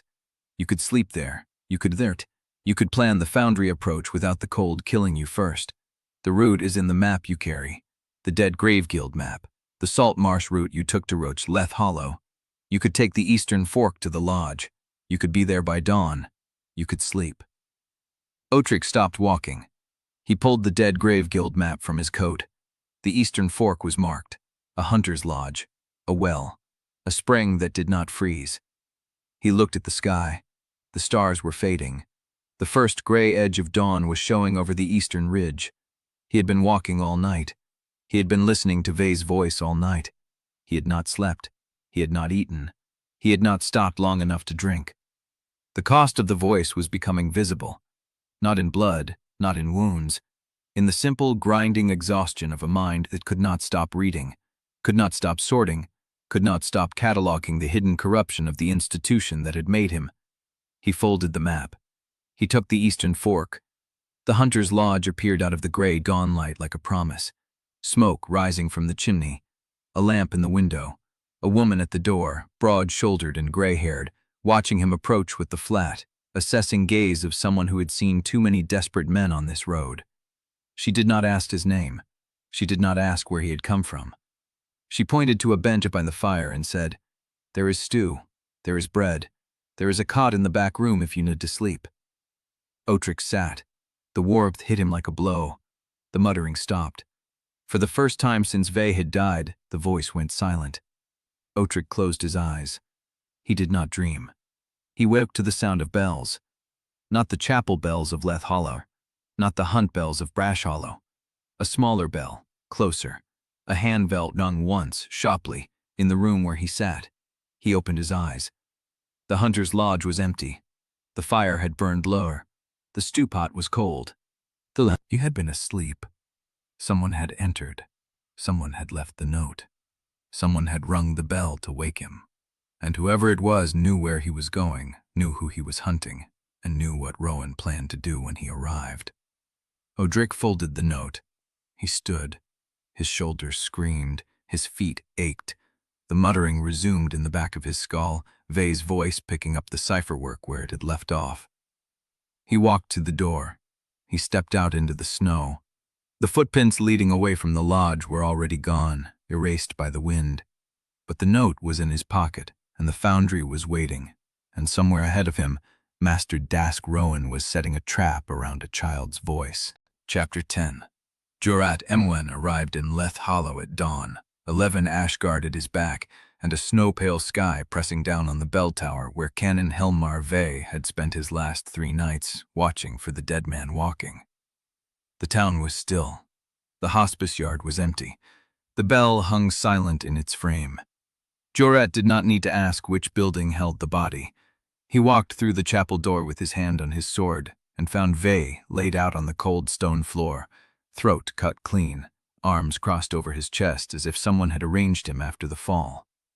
No blood on the walls, no signs of struggle, no rage in the room. The captain stood over the corpse and saw what his men would miss. This was not a butcher's work. This was an execution. The clerk sat in the record room with his hands wrapped around a cold cup of tea, staring at nothing. Jorat pulled a chair across from him and sat without being asked. "You were here." The clerk flinched. "I was. He made me witness. He made both of us. Both of you. The woman who keeps the burial register. She was there too." The clerk's voice cracked. "He did not threaten us. He did not raise a hand. He just told us what Ve had done. The bodies, the salt cartons, the 7 winters of Fromwood." Jorat watched the clerk's face. The man was not lying. He was too broken to lie. What did he look like? Tall, burned. His hands were scarred, his jaw was scarred, his hair was white and hung to the jaw. He moved like someone who knew exactly where every door would be before he opened it. Did he use a name? No, but he did not need one. When he told us what Ve had done, he spoke like a man reading a sentence that had already been passed. The clerk set down the cup. He gave Ve a choice, confess or rot. Ve chose to confess. Jorkat sat very still. A choice. The fugitive had offered a choice, not a threat, not a torture, a choice, as if he believed he had the authority to offer one. The door opened. Jorat turned. Sister Elstgrain stood in the threshold, her gray cloak dusted with snow, her hands clasped at her belt. She was young for a field confessor, maybe 27, with the kind of face that looked gentle until you noticed the stillness in her eyes. She had been assigned to the hunt 3 days ago, sent by the archprelate himself to read the spiritual residue of whatever Odrik left behind. She crossed to Ve's body without speaking. She knelt. She placed her palm on the dead man's chest, over the wound, and closed her eyes. Jorat watched her work. The field confessors were not fighters. They were readers. They could taste the shape of a death in the air, trace the emotions that had saturated the room, name the intent behind the blade. He needed to know what Odrik felt when he killed. He needed to know if the man he was hunting had become the beast the Synod had named him. Elst opened her eyes. Her hand did not move from Ve's chest. "It was not vengeance," she said quietly. "There is no heat here, no frenzy. It was precise." "Precise how?" She looked up at him, and something in her gaze had changed. Not fear, not certainty, something in between. He spoke to Ve before the cut. He told him he was guilty of fraud and trafficking the dead. He told him he was not guilty of the warrant. She paused. He gave him a sentence before he carried it out. Jorat stared at her. A sentence. The fugitive was not killing for survival. He was not killing for rage. He was killing as if he had the right to pass judgment. That was worse. That meant the man believed he was right. Jorat stood. Can you track him from here? Elst rose. If he left any residue on the ground he walked, yes, but I need quiet to read it, and I need time.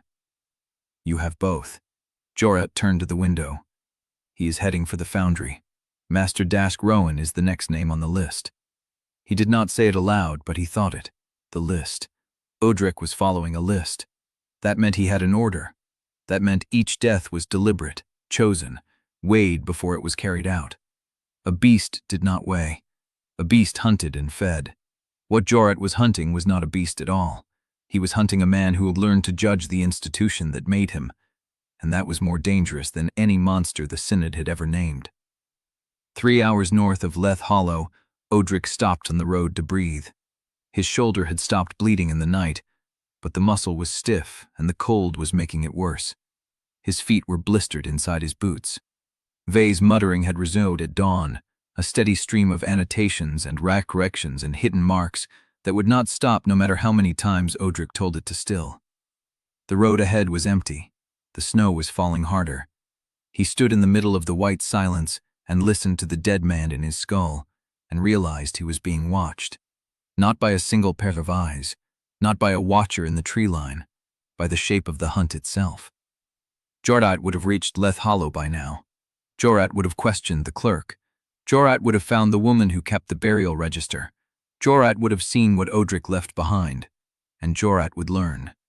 He would learn that Odrik gave Vay a choice. He would learn that Odrik spoke a sentence before he cut the throat.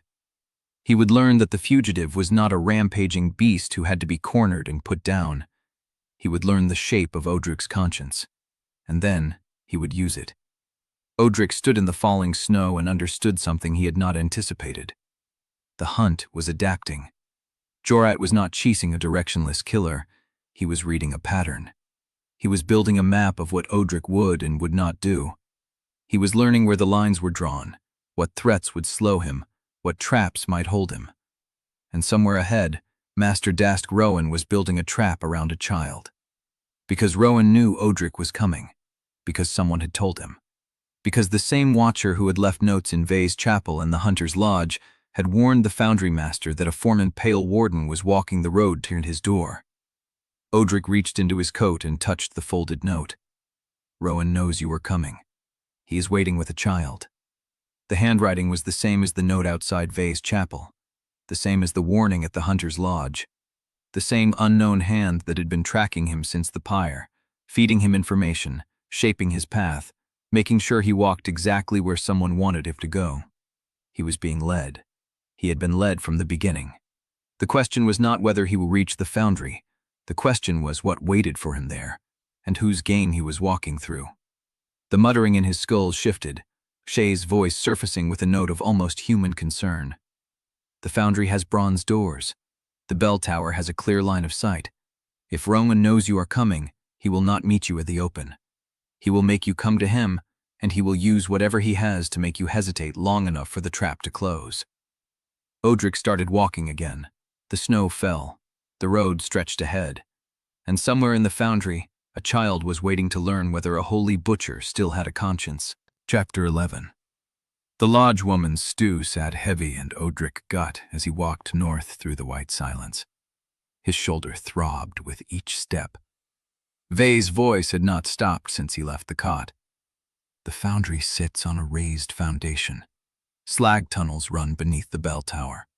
If Rowan knows the warrant's cipher, he will have sealed the ground-level doors and forced entry through the casting floor. Odrik pressed his palm to his coat pocket where the warrant rested. The hidden annotations shifted behind his eyes every time Vay's muttering surfaced. He could see the rerouted seal now, the broken walks, the corrected line that had sent him to a yard that was never meant to hold a sanctioned burning. Someone had wanted him alive. Someone had built the flaw, broken Muravi's seal, changed the routing, and left notes along his path. And he had walked exactly where they wanted him to walk. The sky had darkened by the time he reached the crossroads. Left led deeper into the Norwood wilds. Right circled back toward the chapel district and the catacomb break where Salome A kept her dead. He stood at the fork and let the snow settle on his shoulders. Faye's voice rose again. The right path adds half a day. Rowan will have time to reinforce the bronze doors. If you go directly to the Foundry, you arrive tonight while the bell tower watch may still be rotating shifts. Odrik turned right, not because Vaye commanded it, because he needed stitches his burned hands could not manage alone. Because if he walked into a Foundry trap with his shoulder weeping and his mind fraying, the child Rowan had waiting would become a hostage he could not free. The snow swallowed his footprints as he walked. Salome's vestry door opened before he knocked. She stood in the gap, broad shoulders filling the frame, gray hair cropped close to her skull. Her black-stained hands rested on the door's edges. She looked at him for a long moment, then stepped aside. "You look worse than when you left." Odrik crossed the threshold. The warmth of the cellar hit him like a wall. Lamps burned low. The smell of herbs and old wax filled the space where the dead were prepared. He sat on the cot without being told and let her peel the sleeve from his shoulder. She said nothing while she worked. Her fingers were steady. She cut away the blackened cloth, closed the wound with something that made his vision blur, and began stitching the torn muscle closed. "You have a new voice in you." Odrik did not answer. "I can see it," she said. "Pale Wardens carry the dead in their blood, but I learned to read the residue in the living long before I learned to read it in the dead." She pulled the thread tight. "It sits behind your eyes like a clerk who does not know when to stop talking." "Ken and Helmer, Faye." "And you gave him a clean death." "A judgment," Odrik said. "He confessed before I cut the throat." Salome tied off the stitch and reached for the bandage roll. "You spoke a sentence. I gave him a choice." She pressed the bandage against his shoulder and held it there with her palm. Her eyes met his. "And that," she said, "is the part of you they will learn to use against you." Odrik looked away. Vaye's voice murmured something about the bell tower's line of sight, but he pushed it down. "I did not kill him blind," he said. "I gave him the same mercy I would want if I stood where he stood. A moment to decide how the story ended." Salome did not look away. "Mercy without action is cowardice in gentler clothes." The words landed like a blade between his ribs. He opened his mouth, closed it. The silence stretched. Salome began wrapping the bandage, her movements practiced and unhurried. "You gave a fraud a choice to confess before you killed him. That cost you a day. It cost you the clean path to the Foundry. It cost you the hours Rowan used to brace his bronze doors and position a child between his body and your blade. I could not kill a man who was already broken open." "You could," she said. "You chose not to." The distinction was small. It was everything. Odrik sat on the cot with his shoulder bound and watched Salome clean her instruments.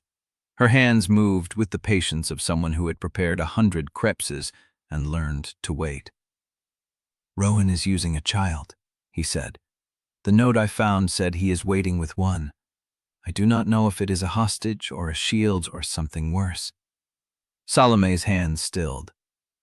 "Then you will have to decide what you are willing to become to reach him. I am not a child killer. No one becomes a child killer in a single step." She set the instruments down. "You become one by telling yourself the first time that you had no choice, that the child was already dead anyway, that the greater good required the sacrifice, that mercy without action is not mercy at all unless you apply it in the direction that serves your purpose." She turned to face him. "You came here for stitches and silence. I gave you both, but I will not give you absolution for walking into a trap you already know is waiting." Odrik stood, his shoulder pulled against the fresh stitches. The pain was clean and necessary. "What would you have me do?" Salome's face was unreadable. "Kill Rowan," she said. "Kill him clean. Kill him before he can use the child to make you hesitate. And when it is done, ask yourself whether your conscience is worth the bodies it costs to keep it clean." She opened the vestry door. The cold rushed in. Odrik stepped past her into the snow and did not look back. Chapter 12. The slag tunnel mouth lay low against the Foundry's eastern foundation, half hidden by drifted snow and the rusted bones of abandoned bell molds. Odrik dropped to his knees and pressed his palm to the stone. Cold bled through his bandaged fingers. The air from the gap smelled of old ash and copper, the breath of a place that had been pouring hot metal for generations. 20 feet of crawl space before the first vent grate, Vay's voice said, then a left turn beneath the bell tower footings. The chapel floor is above you there, single layer of oak planking over stone joists. You will hear everything. Odrik lowered himself into the dark. The tunnel was narrower than the Dead Grave Guild map had suggested. His shoulders scraped both walls. The fresh stitches in his deltoid pulled with every arm's reach forward. Snowmelt soaked through his coat at the knees and elbows, turning to grit against the stone floor, eroded by memory and touch. The voices pressed at the edges of his concentration, not urgent yet, but restless. They had felt the Foundry before he reached it. Bronze, bell metal, the resonance of struck prayer. Something in the architecture answered back to the sealed dead in a language older than the Synod's rites. "That is the bell tower's work," Vay murmured. "They cast the bells with marrow ash in the alloy. Every ring galls the unshriven toward judgment." Rowan knows what he is doing. Odrik pushed the voice down and kept moving. The tunnel opened at the vent grate, iron bars crusted with rust. Beyond them, a dim glow and the smell of cold tallow. He hooked his fingers through the grate and pulled. The iron shifted an inch. Rust flaked into his eyes. He pulled again, using his legs this time, bracing his boots against the tunnel wall.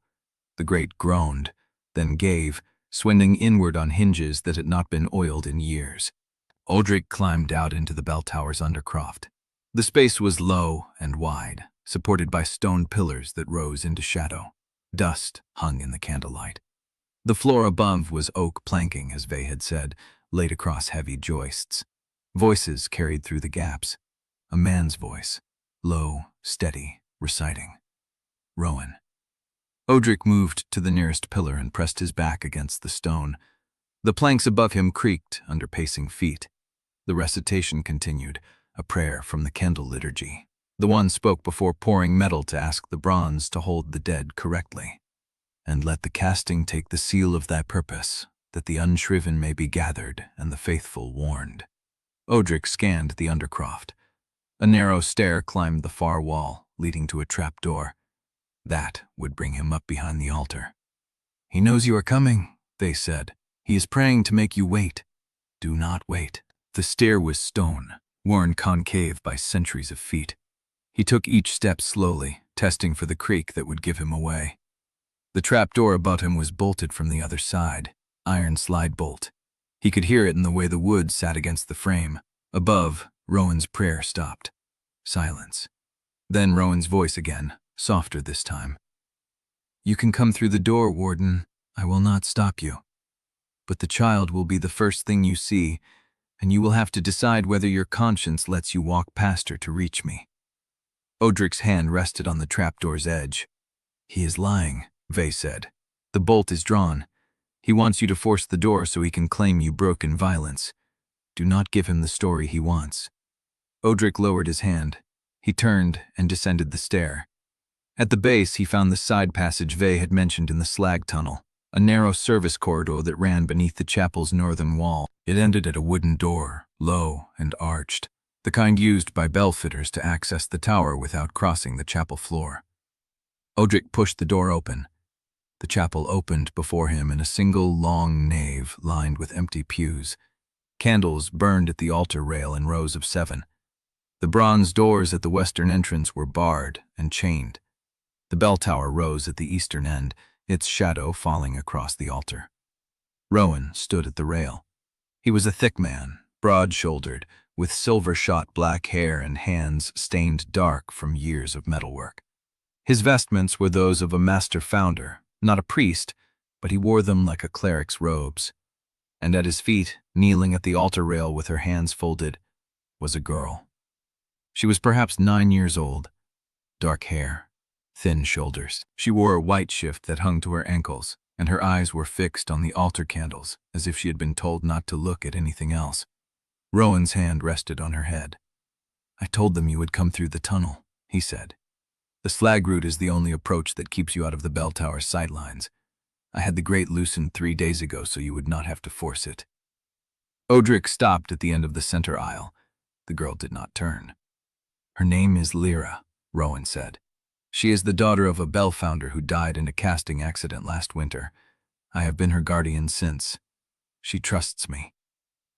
"You are using her." "I am giving you a choice." Rowan's voice was calm, almost gentle. "You can walk forward and kill me, but the moment you move, I will snap her neck. It will take less time than your next breath, or you can turn around and leave this chapel, and I will let her live, and you will have to find another way to reach the remaining names on your list." The girl's lips moved. She was still praying. Odrik looked at her. The voices stirred. They had seen children before. The Synod used them as altar servers, as witnesses, as vessels for minor rites. They had watched children burn on pyres beside their parents during mass heretic purges. They knew what Rowan was doing. "He is counting on your mercy," Vey said. "He has built the entire trap around the assumption that you will not harm a child, that you will freeze, that you will give him time to strike first." Odrik did not freeze. He looked at Rowan and saw the man's hand on the girl's head, the fingers curved against her skull like a cup ready to close. "You signed the warrant," Odrik said. "You forged sanctity seals for 3 years. The Synod buried the investigation to protect your tithes. You signed my death order to buy immunity."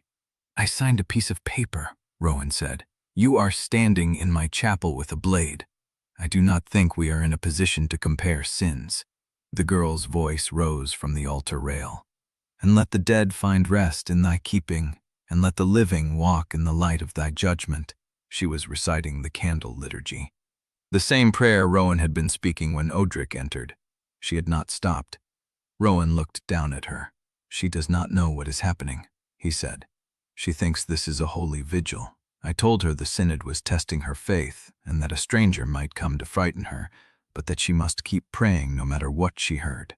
Odrik's hand tightened on the sword. The voices pressed harder. "One stroke," someone whispered, "from the rail to his throat before his fingers can close. She will see it. She will carry the image for the rest of her life. She will carry it anyway. She will carry it because he is alive, and she is kneeling at the altar of a man who used her as a shield to save himself from judgment." Odrik took a breath. The candlelight flickered. The girl's voice continued, small and steady, reciting the words that sealed the dead into bronze. And Odrik understood what line Rowan expected him to cross. It was not the line between killing a child and sparing one. It was the line between being the man who let the child die because he could not find another way, and being the man who walked away from justice because the price of reaching it was the soul of a girl who had done nothing wrong. Rowan was not betting that Odrik would kill the child. He was betting that Odrik would leave. The girl's prayer reached its closing line. "Let the bell sound thy mercy, now and at the hour of our burning." The last candle at the altar rail guttered. Rowan's hand shifted against her skull, and Odrik saw, in the space between one heartbeat and the next, that the man's fingers were trembling. Rowan was afraid. He had built the trap. He had positioned the shield, but he was not certain it would hold. Odrik held that knowledge like a blade. The chapel waited. The girl did not turn. "Chair Fims." Rowan's hand pressed down on the girl's head. The trembling in his fingers was still there, but his voice held steady when he spoke again. "You have not moved." Odrik did not answer. The girl kept praying, her voice a thin thread through the chapel's cold air. The candlelight caught the curve of her skull where Rowan's palm rested, and Odrik watched the way his thumb sat against her temple, a placement that let him twist if he needed to. "You will do it," Vey said. "The trembling is fear, not hesitation. He has already decided he will kill her if you force him." "I knew you would come through the tunnel," Rowan said. "I told the Ashguard captain you would. He wanted to post men in the bell tower, but I said no. I told him I would handle you myself." "You loosened the grate." 3 days ago, before you even reached Leth Hollow. Rowan's mouth curved, not quite a smile. I have had time to prepare. Odrik shifted his weight. The girl's prayer faltered for half a breath, then resumed. She knows something is wrong, a voice whispered. She can feel the tension in his hand. She will not stop praying. She believes him. She is 9. She has no other frame of reference. Odrik looked past Rowan to the chapel walls. The bell ropes hung against the northern pillar, 3 of them braided together, leading up through the ceiling to the tower above. The bronze doors were bolted. The service corridor he had used was still open behind him. You are thinking about the ropes, Rowan said. You are wondering if you can reach them before I break her neck. Odrik said nothing. You cannot. I have practiced this. Rowan's other hand moved to his belt and came back with a knife, short and broad-bladed, the kind used for cutting wax from casting wads too tight. She was not aware of the chapel around her. She was not aware of the men standing in it. She had retreated into the prayer the way wounded animals retreat into dens. She will not see you as a rescuer, Vey said. She will see you as the monster he painted. Even if you kill him cleanly, she will scream when you approach. Odrik knew it was true. He had seen it before during his years as a Pale Warden. Children whose parents had been executed, whose guardians had been taken, who looked at the men in synod vestments and saw only the hands that had pulled their families into ash. The voices remembered. They had been children once, some of them. They had stood at pyre rails and watched the flames take everyone they loved.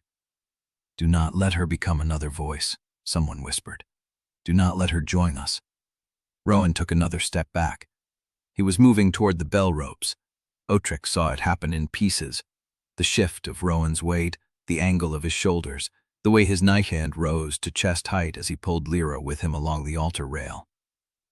You are wondering why I am moving, Rowan said. I want you to see what happens next. He reached the ropes. He looped the knife through the braided cord and pulled. The bell above them rang once, a flat note that shook dust from the ceiling beams. Lyra flinched. Rowan's hand tightened on her skull.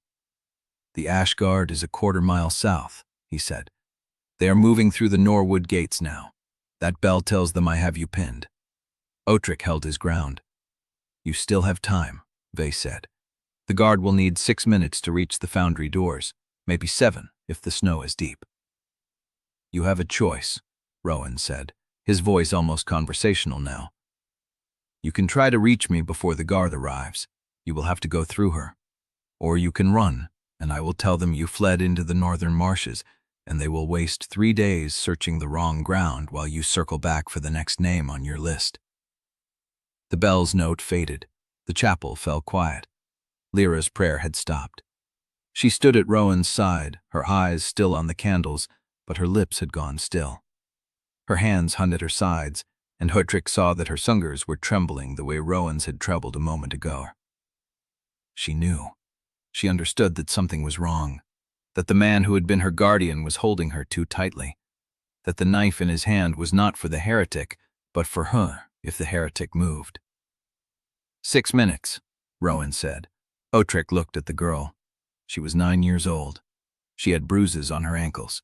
She had been told to pray until a monster came, and the monster had come, and now the man who was supposed to protect her was using her body as a wall. You can end this, a voice said. One throw, the blade through his throat before his fingers close. She will watch him die. She will carry that. She will carry it either way. She will carry the knowledge that he used her as meat. Odrik moved, not forward. He took a step back toward the service corridor, and Rowan's eyes widened with something that was almost relief. You are leaving. No. Odrik stopped at the edge of the corridor and laid the sword on the stone floor. Rowan stared at him. What are you doing? Giving you what you want. Odrik straightened, empty-handed. You wanted me to hesitate. You wanted me to freeze. You built the trap around my mercy. And now? Now you have to decide what you do with a man who is not holding a weapon. The silence stretched. Lyra's breath caught, a small hiccuping sound, and Odrik saw tears tracking down her cheeks. She was still looking at the candles, but the tears were falling now, and her shoulders were shaking. "She is breaking," Vay said. "She has been holding herself together through prayer, and she cannot hold any more."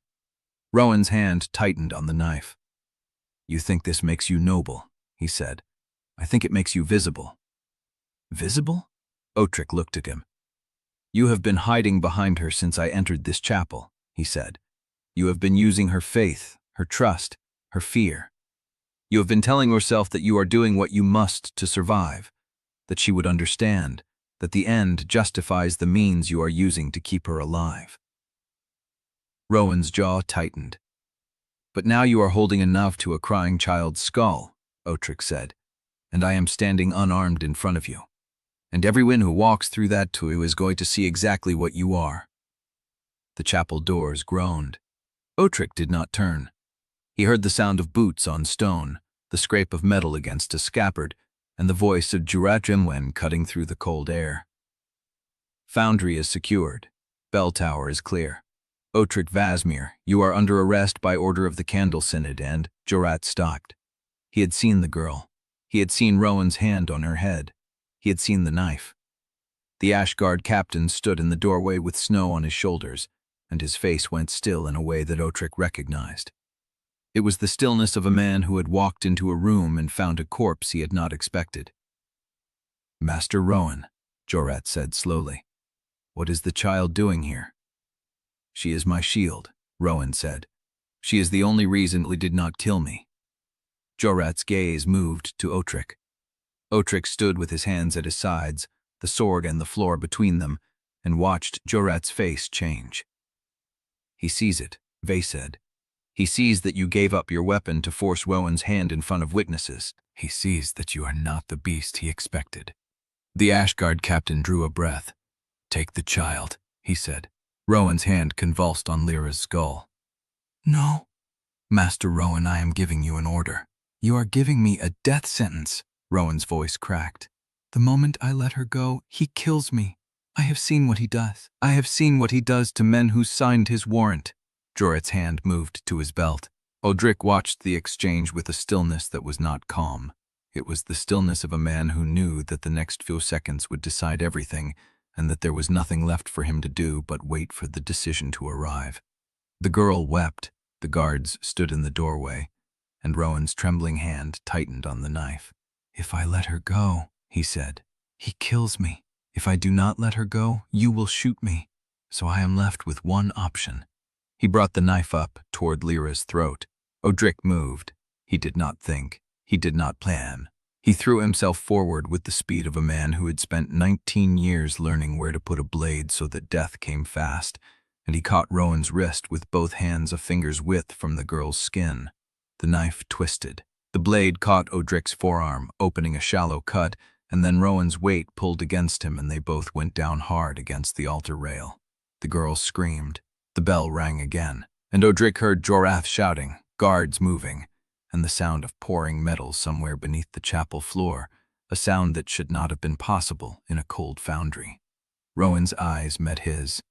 The founder was smiling. "I told you," he said. "I had time to prepare." The floor beneath them split open. Odrik fell. Chapter 14. The fall was not long, but it was fast. A drop through darkness with the sound of metal growing louder beneath him, and Odrik hit stone hard enough to drive the breath from his chest. He rolled. The instinct came from somewhere behind his own thoughts, a soldier's reflex that twisted his shoulder clear of the landing before his mind caught up. The wound in his deltoid screamed. He came up on one knee in a space that smelled of ash and tallow, and the sound resolved itself. Not pouring metal, but water, fast-moving, somewhere close in the dark. "The casting floor is beneath the chapel," Vay said. Rowan used the runoff channel to flood the lower vaults. Odrik's eyes adjusted. A stone channel ran along the far wall, waist-deep with runoff from the bell molds, and the light came from a single vent grate above, where the chapel's candle glow bled through in thin yellow strips. He was in the undercroft, the space between the foundation and the true foundry floor, where Rowan had meant him to land. A door slammed somewhere above, boots on stone. Jurat's voice, muffled but clear. Find the trapdoor. Secure the lower levels. He went through the floor. Odrik pushed to his feet. The sword was gone, lost in the fall. His hands were empty.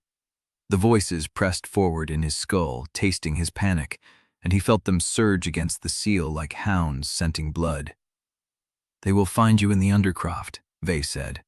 The vent shaft at the north wall feeds into the old drainage system that runs beneath the Saltmarsh Road. If you reach it before they seal the exits, you can be clear of the Foundry before they finish sweeping the upper floors. How long? The shaft is narrow, tight for a man your build. You will have to crawl. Odrik moved. He found the vent grate by touch, a iron lattice bolted into the stone at ankle height, and the bolts were rusted. He couched, gripped the grate with both hands, and pulled. The metal groaned.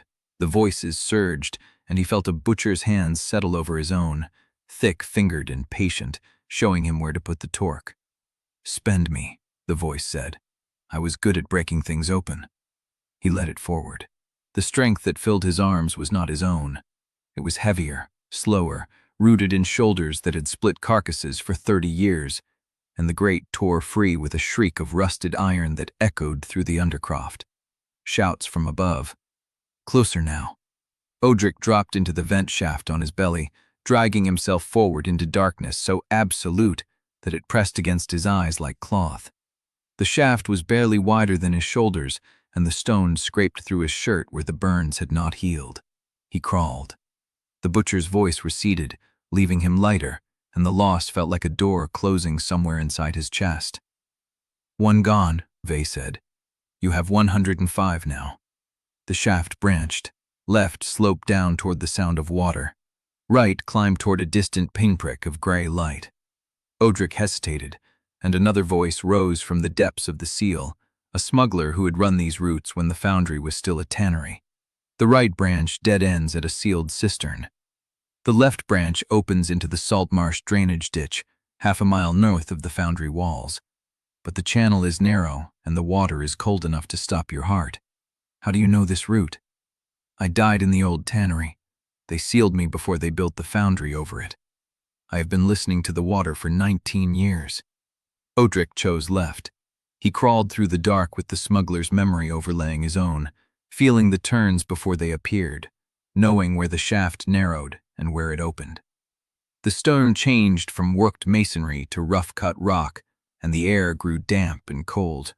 Water began to seep through the cracks beneath his palms, then to pool in the hollows, and by the time he reached the end of the shaft, the water was ankle-deep and moving.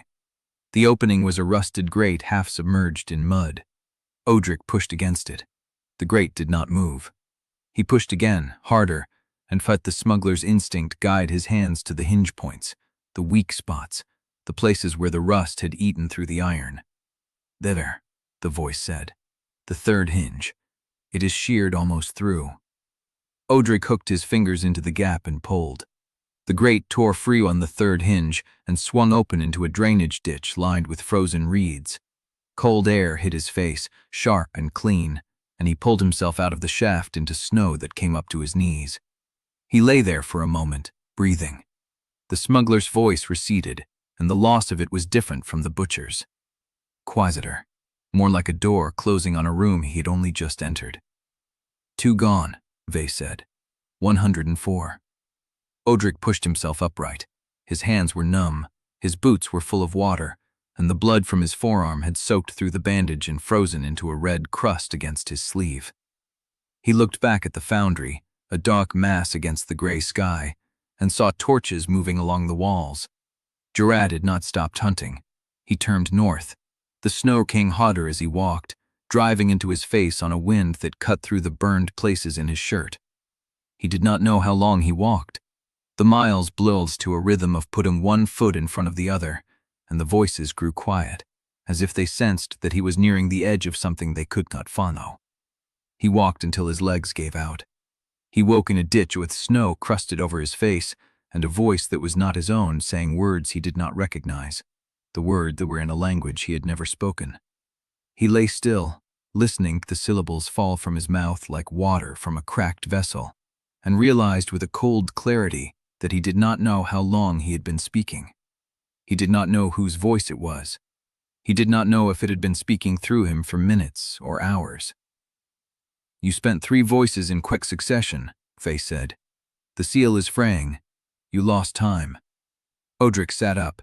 The snow around him was undisturbed. No tracks. No one had followed him into the ditch.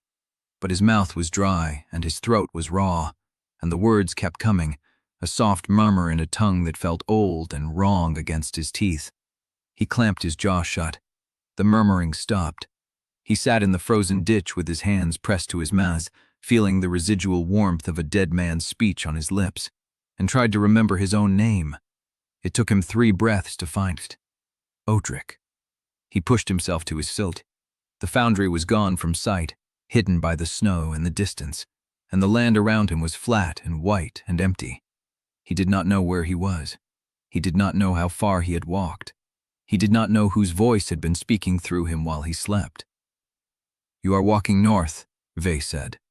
"Toward Brash Hollow. How do you know?" "Because I have been counting your steps while you were gone." Odrik looked down at his hands. The burn scars were pale against the cold, and the candle tattoo on his wrist marked 106 dead. He had spent 3.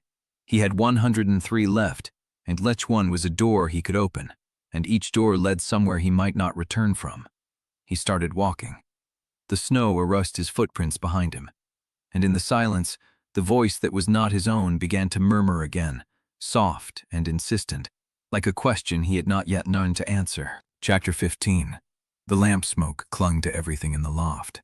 It filmed the windows, beaded on the rafters, settled into the pages spread across the work table like a second layer of ink.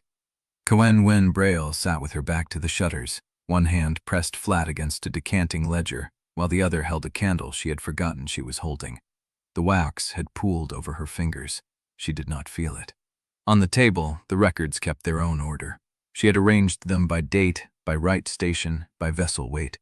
Each entry described a Pale Warden who had served until the voices inside them reached saturation, at which point the Synod scheduled a decanting, and the ledger noted the outcome in a single dry phrase: consumed. Voices harvested, vessel released. None of them had been charged with heresy. She had known this before the warrant. She had suspected it the night she signed, had felt the shape of the lie beneath the doctrine, but knowing and proving were different things, and proving required pages that no living archivist was meant to see. These pages had been stolen by a dead man. Ivan Mora had brought them 3 nights ago, wrapped in oilcloth and tied with twine, lifted from a storage vault beneath the Mother Chapel's scriptorium. He had not asked what they contained.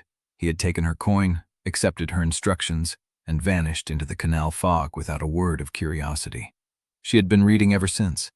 The ledger placed Odrik's scheduled decanting at the winter apex, 6 weeks after the warrant was signed.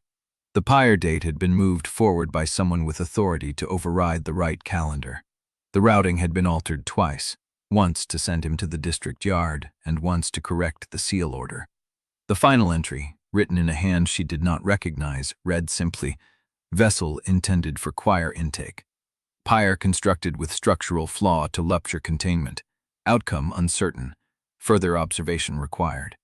Cadel set the candle down. The loft was silent, except for the hiss of the lamp and the distant sound of water in the canals. Outside, the winter dark had settled over Brash Hollow like a lid, and the streets below were empty of everything except fog and the occasional bell. She had been in the loft for 11 days. She had slept in the chair by the stove, eaten bread and dried fish from Evan's packs, and spoken to no one but him. The lamplighter who owned the building believed she was a widowed clerk recovering from a lung fever. He left food on the stairs and did not ask questions. The pages had taught her the shape of the tithe. 23 wardens had been decanted in the last 12 years. Each one had served until the voices inside them reached a count that made further containment dangerous, at which point the Synod scheduled a harvest. The voices were drained into the hollow choir through a rite that required the vessel to be alive and conscious throughout. The bodies that remained were sealed in salt and buried beneath the Mother Chapel's foundation stones. None of the wardens had been charged with heresy, but the warrant for Odrik had used the heresy charge to bypass the normal scheduling process. Someone had wanted him dead before the harvest could be organized according to the Rite calendar. Someone had wanted him burned in a yard that was not consecrated for decanting, on a pyre that would rupture instead of drain. Whoever that was, they had succeeded. And whoever that was, they had left a trail that led back through the ledger entries to a single name recorded in the margin of the 12th Warden's file, written in the same hand that had annotated Odrik's routing change. Merivin Solex. Authorized. Cathwen touched the name with her fingertip. She had known the Archprelate was capable of this. She had known it the night she signed, had felt the weight of her own complicity settle into her chest like a stone. But knowing was different from seeing it written in his own hand, in ink that had dried 12 years before Odrik's warrant was ever drafted. She pulled the page toward her and began to trace the chain of entries that followed. The 12th Warden's decanting had produced enough voice residue to power the Mother Chapel's Rite chamber for 3 years. The 13th had produced enough for 2. The 14th had failed mid-Rite, and the ledger noted a significant loss of harvestable material. The 15th had been a woman. Cathwen stopped reading. She had not known there were women among the Pale Wardens. The Synod had never acknowledged the existence of female vessels in any public record, and she had served as an archivist for 10 years without ever seeing a name that suggested a woman had been chosen for the Rite. But the 15th Warden's file listed her as Sister Lenora Creve, and the decanting note read, "Vessel resisted. Required additional consecration. Final harvest yield. Moderate." She closed the ledger. The lot was cold. The lamp had burned low, and the shadows had stretched across the rafters until they touched the walls on both sides. She sat in the dimness with her hands resting on the cover of the ledger, feeling the weight of 12 years of authorized murder beneath her palms, and tried to remember what it had felt like to believe the Synod was holy. She could not. A sound rose from the street below. It was soft at first, barely audible over the hiss of the lamp, but it grew quickly into something unmistakable. Boots on wet stone, moving in unison, with a rhythm that belonged to men who walked the same patrol every night and knew the shape of their rap by instinct. Hunters. Cathwen did not move. She listened to the footstep approach, pause beneath the lamppost at the corner, then continue past the building's entrance and fade toward the canal breach. She counted the intervals between the steps. 4 men, steady pace, no urgency, routine patrol. She let out a breath she had not realized she was holding. But as the footsteps faded, another sound replaced them, closer and sharper. A scrape against the exterior wall, directly beneath the loft's shuttered window. The sound of something climbing. Cathwen reached for the knife she kept strapped beneath the table. The shutters rattled once, then held. Then someone knocked on the wood from the outside. Chapter 16. The knock came again. 3 sharp taps against the shutters, not frantic but deliberate, the rhythm of someone who knew exactly which window he was striking and wanted her to know he was not a patrol. Cathwen held the knife below the table edge and did not answer. The shutters rattled a 3rd time, and a voice followed, low and rough with cold. "Open it. I'm not here to burn your pages." She knew the voice.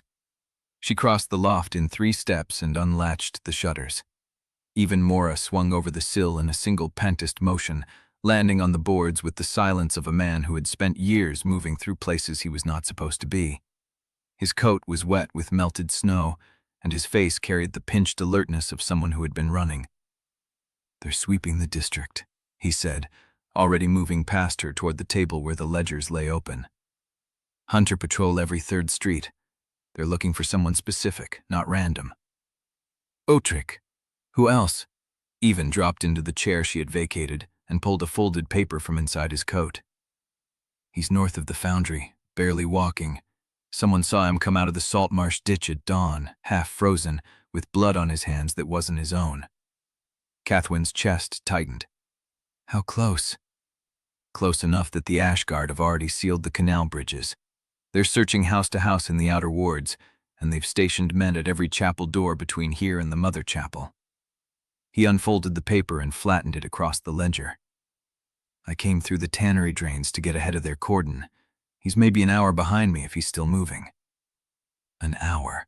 She had been sitting in this loft for 11 days, reading names and dates and authorized murders, and he was an hour away. walking toward a city that wanted him dead, past hunting patrols that had been told he was a beast, a heretic, a thing that needed to be unmade. She looked at the ledgers, at the name Novice Selects, still visible in the margin of the 12th Warden's file. She looked at Even. "Can you get me to the street?" Even's eyes narrowed. "No." "I need to see him. Even if I can't speak to him, I need to." "No." I said it flatly, without cruelty. "You stay in this loft until I tell you otherwise. You're the only person alive who had read those ledgers front to back, and if the Ash Guard picks you up while they're sweeping, everything you know dies in a questioning room before sunset." She wanted to argue. She wanted to tell him that she had spent 11 days learning the shape of the tithe, that she had traced Morova's name through 12 years of authorized murder, that she had earned the right to at least watch Odrik pass. But Even was not wrong, and she knew it. She sat down across from him. "How bad is he?" Even's jaw tightened. "He killed Rowan. That much I got from a bellfounder who saw the aftermath. But Rowan used a child as a shield, and Odrik fell through a floor that was rigged to drop him into a casting chamber. He came out through the drainage system, but he lost his sword, and he's burning through voices faster than he should be." "Burning through them?" "Spending them, using them up." Even touched his own temple. "Whatever he used to get out of that foundry, he can't use again. He's running on less than he started with, and the seal that holds the rest is fraying." Cathwen pressed her palm flat against the table to steady her hand. She had known the cost of carrying the voices. She had documented it for years, had watched Odrik wake from nightmares with his teeth clamped shut and his fingers white-knuckled around whatever surface he could find. She had cleaned the blood from his mouth when he bit through his tongue during a surge, had held him still when the voices tried to speak through him, in languages he had never learned. But she had never seen him run out of voices. She had never imagined what would be left of him when the host inside him grew thud enough to count. "I need to be ready to move," she said. "When he reaches Brashale, I need to be able to reach him before Morova's people do." Even studied her for a long moment. Then he nodded once and began describing the routes he had scouted through the tannery drains, the chapel undercroft that connected to the canal system, the safe houses that still owed him favors. She listened. She memorized. And all the while, she thought about the distance between this loft and the street, and the man who was walking through the snow toward a city full of hunters, who had been told he was a thing to be unmade. The lamp burned lower. The shadows stretched. Even finished his briefing and left the same way he had come, climbing down the exterior wall with the silence of a man who had made a profession of leaving without permission. Cathwen wedged the shutters behind him and stood alone in the dim loft with the ledgers and the cold, and the weight of what she had learned pressing against her chest. She was still standing there when the patrol returned. The footsteps were different this time. Slower, spaced wider apart, as if the men were spreading out to search the gaps between buildings. She heard a door slam somewhere down the lane, followed by a voice raised in challenge and a woman's frightened reply. They were getting closer. She moved to the window and eased the shutter open a finger's width, just enough to see the street below. The lane was narrow, cobbled unevenly, with frost glazing the gaps between the stones. A single lamp burned at the far corner, casting a pool of yellow light that barely reached the middle of the passage. The patrol had not yet entered the direct line of sight, but their shadows slid along the wall at the lane's mouth, growing longer as they approached. And then she saw him. He came from the opposite direction, from the darker end of the lane where the lamp did not reach. He was moving slowly, Fayering's right side, with his coat hanging open and his left hand pressed against his ribs. His hair was matted with snow and frost, hanging past his jaw in tangles that had not been combed in days. His face was hollow, shadowed, carrying the exhaustion of a man who had not slept properly in longer than she could guess. Odrik. He was 10 feet below her window, walking past the building's entrance, and he had no idea she was there. She gripped the shutters. The patrol's shadows were growing closer. A voice called out from the lane's mouth, too muffled to make out the words, but the tone was sharp with command. Odrik did not break stride. He kept walking, steady and deliberate, as if he had every right to be here in a city that had marked him for death. But he was limping. He was bleeding through his coat. and the patrol was about to turn into the lane. Cathwen opened her mouth. She did not know what she was going to say, did not know if she was going to call his name or shout a warning, or simply make a sound that would draw his eyes upward. But she opened her mouth, and before she could speak, Evan's hand closed around her wrist from behind, hard enough to stop her. "One word," he breathed, his voice a threat against her ear. "And he's dead. They will see him look up, and they will know exactly who he is looking at, and they will burn this building with both of you inside it." She wanted to shake him off. She wanted to tell him she did not care, that she had spent 11 days reading the names of 23 murdered wardens, and she would not let Odrik become number 24 without at least letting him know she was here. But Evan was right. One word would kill him. She stayed silent. Odrik reached the end of the lane and turned right, toward the canal bridge, his figure disappearing into the gap between two buildings. The patrol rounded the corner a moment later, their torches casting the frost into glittering fragments, and swept past the entrance without pausing. They had missed him by seconds. Cathwen lowered the shutter and let her forehead rest against the cold wood. Evan released her wrist. She stood there for a long time, breathing in the dark, feeling the scrape of the splintered shutter edge against her skin. Then she looked down at her hand. Her nail had split. Blood welled along the quick dock in the dim light, and she had not even felt it happen. She crossed to the table and reached for a strip of cloth to bind the cut. As she did, her elbow caught the edge of the decoding scrap she had left lying open, the page where she had been tracing the vault's annotations when Ivan first knocked.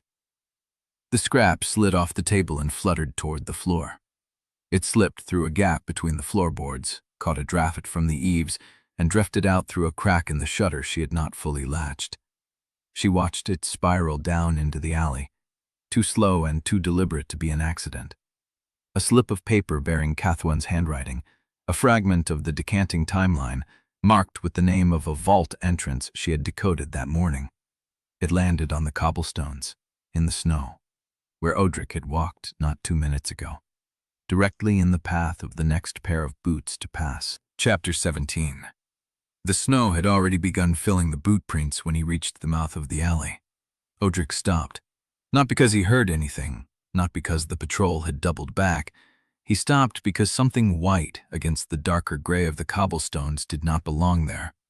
A scrap of paper, small enough to be a receipt torn from a ledger page, lay face up in the frost half a pace ahead of him. He should have kept walking. The ash guard was sweeping the next lane over.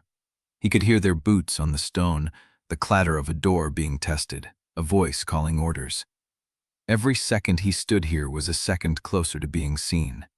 He picked up the scrap. The paper was warm. That was the first thing he noticed. Warm as if it had just been held, just been handled by someone whose body heat still clung to the fibers. He turned it toward the dim lamplight at the corner and read the first line. Decanting timeline, 12th year. Vault entrance, east confluence. Pyre structural flaw confirmed. Rupture, not drain. The letters were small, precise, written in a hand he had watched for 10 years curve across archive ledgers and confidential annotations. The same hand that had once reached for his across a candlelit table. The same hand that had signed his name to a warrant that sent him to the pyre. Cathwen. His chest did something he did not give it permission to do, a tightening that moved into his throat and settled there like a blade held wrong side up. He read the line again. Pyre structural flaw confirmed. Rupture, not drain. Whoever had written this had known about the flaw before the fire was lit, had documented it as a piece of fact, a notation in a timeline, as if she had been tracking the conditions of his death before the warrant was even signed. He turned the scrap over. There was more on the reverse, a fragment of a larger page, the edge torn where it had ripped free of a binding. He recognized the handwriting on this side too, but not Cathwen's. This was older, written in a different ink, a different pressure. Vessel saturated 9th winter, scheduling conflicts with 12th Warden. Mervyn authorized acceleration. Mervyn authorized. The name sat there in the dim lamplight, a signature that confirmed what Cathwen had discovered, what she had been reading in the loft above the lamps for 11 days. The arch-prelate had touched this directly. had authorized not just the decanting but the schedule that sent men to the fire on a calendar. Odrik looked up at the building beside him, a lampmaker's workshop. Shuttered windows, a narrow entrance, a roof that rose 3 stories above the lane. The scrap had come from here, had drifted down from somewhere overhead, caught in a draft that carried it through a cracked shutter and into the snow where he now stood. She was here. She had been here. He stared at the shuttered windows, and the space between his ribs burned with something that was not anger and not grief, but a third thing he had no name for. She had documented the flaw. She had traced Morovan's name through 12 years of murdered wardens. She had sat in this building, safe and hidden, reading the proof of his near destruction while he walked past her window like a ghost she had chosen not to call down. The possibility that her betrayal had not been contempt but design. That she had signed first not to condemn him, but to steer him toward the only pyre in Luthmar that would fail. That her hand had been on the mechanism of his survival. It was worse than hatred. Hatred would have been clean. Hatred would have given him a face to cut without hesitation, a name to place beside the others on the warrant. But this was a mercy he had not asked for, a debt he had not consented to owe, a kindness that felt like a chain wrapped around the softest part of his chest. He could not afford to owe anyone anything. The patrol's voices grew louder. They were coming this way. He could hear the scrape of a boot on stone, the jingle of a buckle, the low murmur of men who had been searching too long and wanted to be done. Odrik pocketed the scrap. He did not look up at the shuttered window again. He did not allow himself to imagine her face behind the glass, watching him walk away for the second time in 10 minutes. He turned and moved deeper into Brash Hollow, following the one direction the scrap had given him that he could act on without climbing 3 stories and breaking down a door. East Confluence, the vault entrance Cathwen had decoded. He did not know what he would find there. He did not know if the vault held ledgers or bodies or answers that would change nothing. But the paper in his pocket was warm, and her handwriting spoke of a design he had not believed her capable of, and that unsettled him more than any blade ever had. The snow fell heavier now. The street lamps blurred at their edges, each flame a soft corona of yellow light that barely reached the cobblestones. Odrik walked with his hand pressed to his ribs, the scrap of paper a weight against his chest that had no business feeling as heavy as it did. Behind him, the patrol entered the alley he had just left. Their torches cast long shadows across the shutters of the lampmaker's shop, and their voices echoed off the narrow walls as they swept past without pausing, missing the warm paper in his pocket by the same margin they had missed the man who carried it. He walked on. East Confluence.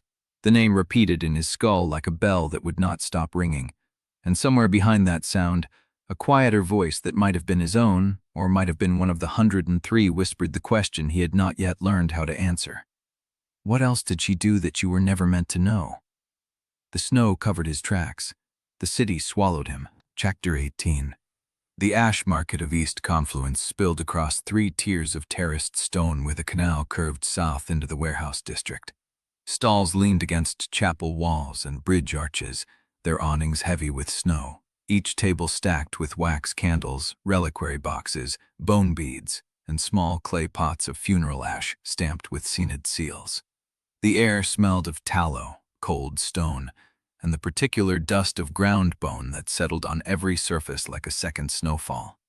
Odrik moved through the crowd with his collar pulled high and his burned hands tucked into his coat, the scrap of paper pressed against his chest, warm from his body heat, and East Confluence vault entrance repeated in his skull like a bell note that would not decay. He did not know where the vault was, only that Cathwen had decoded its name and that the scrap had fallen from her hand. He passed a stall selling commemorative pyre chips, small fragments of charred wood set in wax, each one claiming to come from a heretic's burning. The vendor called out to a passing pilgrim, his voice carrying the practiced reverence of a man who had sold the same chips to 5 different customers that morning. The patrol hit the market from the south. Odrik heard the change before he saw it. The rhythm of the crowd shifted, voices dropping, footsteps quickening, the way water moves when a stone drops into still shallows. He glanced over his shoulder and saw 4 ash guards pushing through the stalls, their torches hissing in the wet air, their captain calling orders in a voice that belonged to barracks and cold cells. Shorat, Emwen. He did not see Odrik yet, but he was walking the market the way a hunter walks a field, methodical, unhurried, his gaze moving across faces and stalls and awnings as if he had all the time in the world and intended to use it. Odrik turned left, ducked behind a wax porter's cart, and moved deeper into the tiered market, keeping the crowd between himself and the patrol. The voices stirred. Halmar Vey's voice, always the most immediate, offered a running assessment of the terrain. 3 exits, canal stair to the north, bridge arch to the east, chapel side door west of the relic stall. Guards will seal the bridge first. They know you are wounded. They will push toward the chapel because it is the only enclosed structure with a door. Odrik did not answer. He did not need to. Vey was not speaking to him, not really. The voice simply analyzed aloud, a habit that had become the texture of Odrik's thoughts. He reached the canal stair and found 2 ash guards already stationed at the bottom, their halberds crossed, their breath clouding in the cold air. He turned back. The market was closing around him.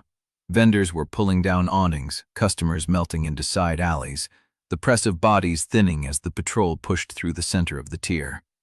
Shorat was 40 feet away now, his face visible in the torchlight, his eyes scanning the crowd with the patient attention of a man who had spent 19 years reading the guilty and the condemned. Odrik's hand went to his coat where the scrap of paper lay. He could not be caught here, not now, not with Cathwen's handwriting in his pocket, and a vault name he did not understand, and a debt he had not consented to owe. If Shorat took him, the questions would never stop. The paper would be found, the vault would be lost. And somewhere in the lampmaker's loft, Cathwen would wait for news that would never come. He moved toward the chapel side door Vey had noted. It was locked.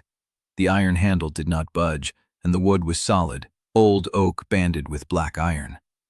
Odrik pulled his hand away and stood in the shadow of the doorway, the market noise washing past him, the patrol drawing closer, the voices in his skull pressing against the seal like water against a dam. He could borrow a voice and open the door, but every voice he spent was gone forever, and the seal was already frayed, and the unknown voice was still there, waiting, murmuring in a language he had never learned. Shorat's voice cut through the market noise. Search the chapel, check every alcove, every confessional, every storage room. He is wounded, he is tired, and he is running out of places to hide. Odrik stepped away from the locked door and walked directly into the path of the patrol, not toward them, into their line of sight. He moved like a man who belonged there, his pace unhurried, his gaze fixed on a relic stall ahead, as if he were a pilgrim late for a purchase. The guard nearest him glanced over, took in the hunched shoulders, the burned hands, the coat collar pulled high, and looked past him. Odrik reached the relic stall, picked up a clay pot stamped with the seal of St. Telvet, and turned his back to the patrol. The vendor, a thin woman with gray-streaked hair, looked at his burned hands and said nothing. He stayed there for what felt like a long time. The pot was cold in his fingers, its surface rough with dried clay and pressed ash. He could feel the patrol moving behind him, their footsteps on the stone, the heat of their torches, the weight of their armor. The voices pressed harder, wanting to surge, wanting to turn and fight, wanting to show Jorad Emwen what a saturated Pale Warden looked like when he stopped running. Odrik closed his eyes. The patrol passed. He waited until their footsteps faded toward the chapel, then set the pot back on the stall and then walked east, away from the market, away from the locked door, away from the voices that wanted him to stop running and start killing. The alley beyond the market was narrow and dark, its walls stained with damp and coal smoke. Odrik moved through it with his hand pressed to his ribs, the scrap of paper a weight against his chest, the vault name repeating in his skull like a question he could not stop asking. He did not see the single ash guard who had stayed behind, who had not followed Jorad to the chapel, who was standing in the shadow of the next alley with his hand on his sword and his eyes fixed on Odrik's burned hands. The guard stepped into the light. "Stop." Odrik stopped. The guard was young, maybe 22, with a face that had not yet learned to hide fear. His hand trembled on his sword hilt, and his breath came in short white bursts that hung in the cold air before dissolving. I said, "Stop. I saw you. At the market. You were the one. The burned hands, the coat. You are Odrik Vassmere." Odrik looked at him. He did not move. The guard's mouth opened, closed, opened again. "You killed him. Canon Vey. You cut his throat in the chapel." Odrik said nothing. The guard's sword came out of its sheath with a scrape of steel that seemed too loud in the narrow alley. "I have orders to bring you in, dead or alive. The archprelate says many things." The voice that spoke was not entirely Odrik's. It carried an older, colder cadence, a rhythm that belonged to someone who had spent a lifetime judging the guilty and the damned. The guard heard it. His face went pale, his sword hand dropping an inch before he caught himself. "Surrender," the guard said, but his voice cracked on the word. "Surrender and I will. You will die." Odrik did not draw a weapon. He did not have one to draw. But he took a step forward, and the guard stepped back, and in the narrow alley between the wet walls and the falling snow, something shifted in the air between them. The voices inside Odrik pressed against the seal, not surging, not breaking, just standing at attention like hounds who had caught the scent of a hunt. The guard's sword wavered. "You do not want to die here," Odrik said, and his voice was his own again, quiet and exhausted, and heavy with a weariness that had not something to do with the cold. "Not in this alley. Not for a warrant you did not write. Not for a man who would burn you the moment your voices reached Tithe-Weight." The guard's face twisted. "You do not know that. I know it the way a man knows the weight of his own chains." He turned and walked deeper into the alley, past the guard, past the narrow gap between walls, past the sound of a sword scraping against stone as the young man let it fall. Behind him, somewhere in the market, Sister Elst Grain watched from the shadow of a chapel arch. She had seen the encounter. She had seen the guard's sword fall, had seen Odrik walk away without drawing blood, had heard the quiet rhythm in his voice when he spoke of chains and Tithe-Weight, and she had felt it, the things she was trained to read, the spiritual residue that clung to the air after a death, except there was no death here, only a choice. The dead had answered him. She had seen it. For a moment, when he spoke, the air around him had shifted, and she had felt the presence of something old and cold and hungry, standing at attention behind his eyes like hounds waiting for a command. The guard was crying. She walked over to him, her gray cloak brushing the snow, her face unreadable. He looked up at her with wet cheeks and a mouth that could not find words. He said, The guard stopped, swallowed, tried again. He said the archprelate would burn me the moment my voices reached Tithe-Weight. Sister Elst looked down at him. What is your name? Lydden. Hask Lydden. She helped him to his feet. Her hands were steady, her voice calm, her face the face of a confessor who had heard worse confessions than this one. He did not kill you, she said. He let you live. That is not what the warrant describes. That is not what the archprelate said he would do. Hask Lydden shook his head. I do not understand. Sister Elst looked toward the alley where Odrik had disappeared, and for the first time in her life, the weight of what she had witnessed pressed against her faith with enough force to crack it. Neither of them noticed the young woman in a patched coat and a hood pulled low, who had stopped at the mouth of the alley, who had watched Odrik vanish into the dark, and who now turned and hurried toward the lampmaker's workshop with a cold stone of knowledge lodged in her chest. Chapter 19. The dead dust rose around his boots with every step. Odrik followed the marks through the narrow passage behind the ash market, past a collapsed awning and a gate hung crooked on rusted hinges. The marks were small, scratched into brick at eye level, the same hand that had written the vault name. Cathwen's hand. He had memorized the angle of her letters across a decade of reading her script in the Mother Chapel archives, and he recognized it the way he recognized the weight of his own coat. The building at the end of the passage had no sign. A double door with the top half shuttered, a lock that hung open, and a smear of fresh tallow on the latch where someone had touched it within the hour. He pushed the door inward. The room inside was wide and low, filled with sealed cabinets that reached the ceiling, their doors banded with rust and their contents stamped with dates that went back 40 winters. A single lamp burned on a desk at the far end, and beside the lamp stood a woman with her hands flat on the wood and her face turned toward the door.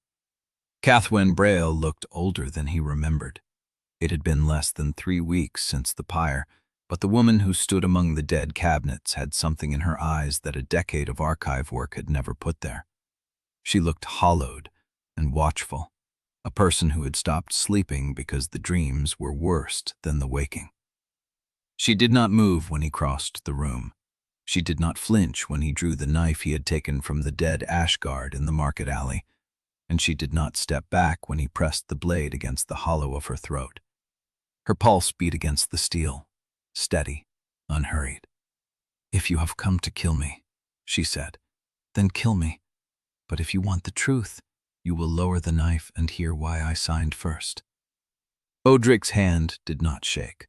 The voices inside him pressed forward, not all at once, but in a slow, patient surge that felt like water finding cracks in a wall. Vey's voice was the loudest, cataloging her posture, her breathing, the angle of her chin, calculating whether she was armed, whether she was lying, whether the truth she offered would be worth the risk of letting her live. He could feel the seal straining, not breaking, not yet. But the weight of Cathwen's presence, the smell of her coat, the memory of her hands steadying his wrist during the long nights when the voices had surged and he had thought he would drown, all of it pressed against the wall he had built between the man he had been and the man the warrant had made him. "Tell me," he said. She did not look away from the blade. "I signed first because I was the only signatory who knew what the warrant truly meant." Her voice was quiet, the voice of an archivist laying out facts. "The other 6 signed because they were told you had reached Tithe-Weight and needed to be drained. They believed the doctrine. Rowan believed he was buying immunity. Vey believed he was buying time. But I know." She reached into her coat, slow and deliberate, and Odrik felt her throat move against the steel as she swallowed. "I knew the warrant was a lie. I knew the pyre was built to rupture. And I knew that if I did not sign first, someone else would sign in my place, and the routing would stay locked to the Mother Chapel vault where you would be decanted cleanly and fed to the hollow choir like the 23 before you." She pulled out a folded paper and laid it on the desk between them. The seal was intact, red wax, a 7-pointed star, each tip pointing in a different direction, as if the star itself could not decide which way to fall. Odrik's breath stopped. "The letter," he said, "the one Vey received." "The same hand wrote it," Cathwen said. "The same seal closed it. I do not know who sent it, but I know it reached Vey 3 days before you arrived in Leth Hollow, and I know it told him exactly where you would be and exactly what you would ask him." She met his eyes. "I did not write that letter, but I know who did, because the same hand has been leaving marks for me too, marks that led me to the decanting ledgers, marks that led me to the vault entrance at East Confluence, marks that told me you were still alive 3 hours after the pyre went dark." The knife trembled, not much, a fraction of a breath, but Cathwen felt it, and something shifted in her face, not fear, not hope, something older and more careful. "The person who built the flaw into your pyre," she said, "is the same person who has been leading us both, and that person is waiting for us at East Confluence." Behind them, in the passage, a footstep scraped against stone. Cathwen's eyes flicked past Odrik's shoulder, and her face went still. "We are out of time." Chapter 20. The footsteps scraped again, closer, and Odrik felt the seal shudder inside him. Cathwen's pulse beat steady against the blade. She had not looked away from his face, not once, and that stillness was more damning than any confession.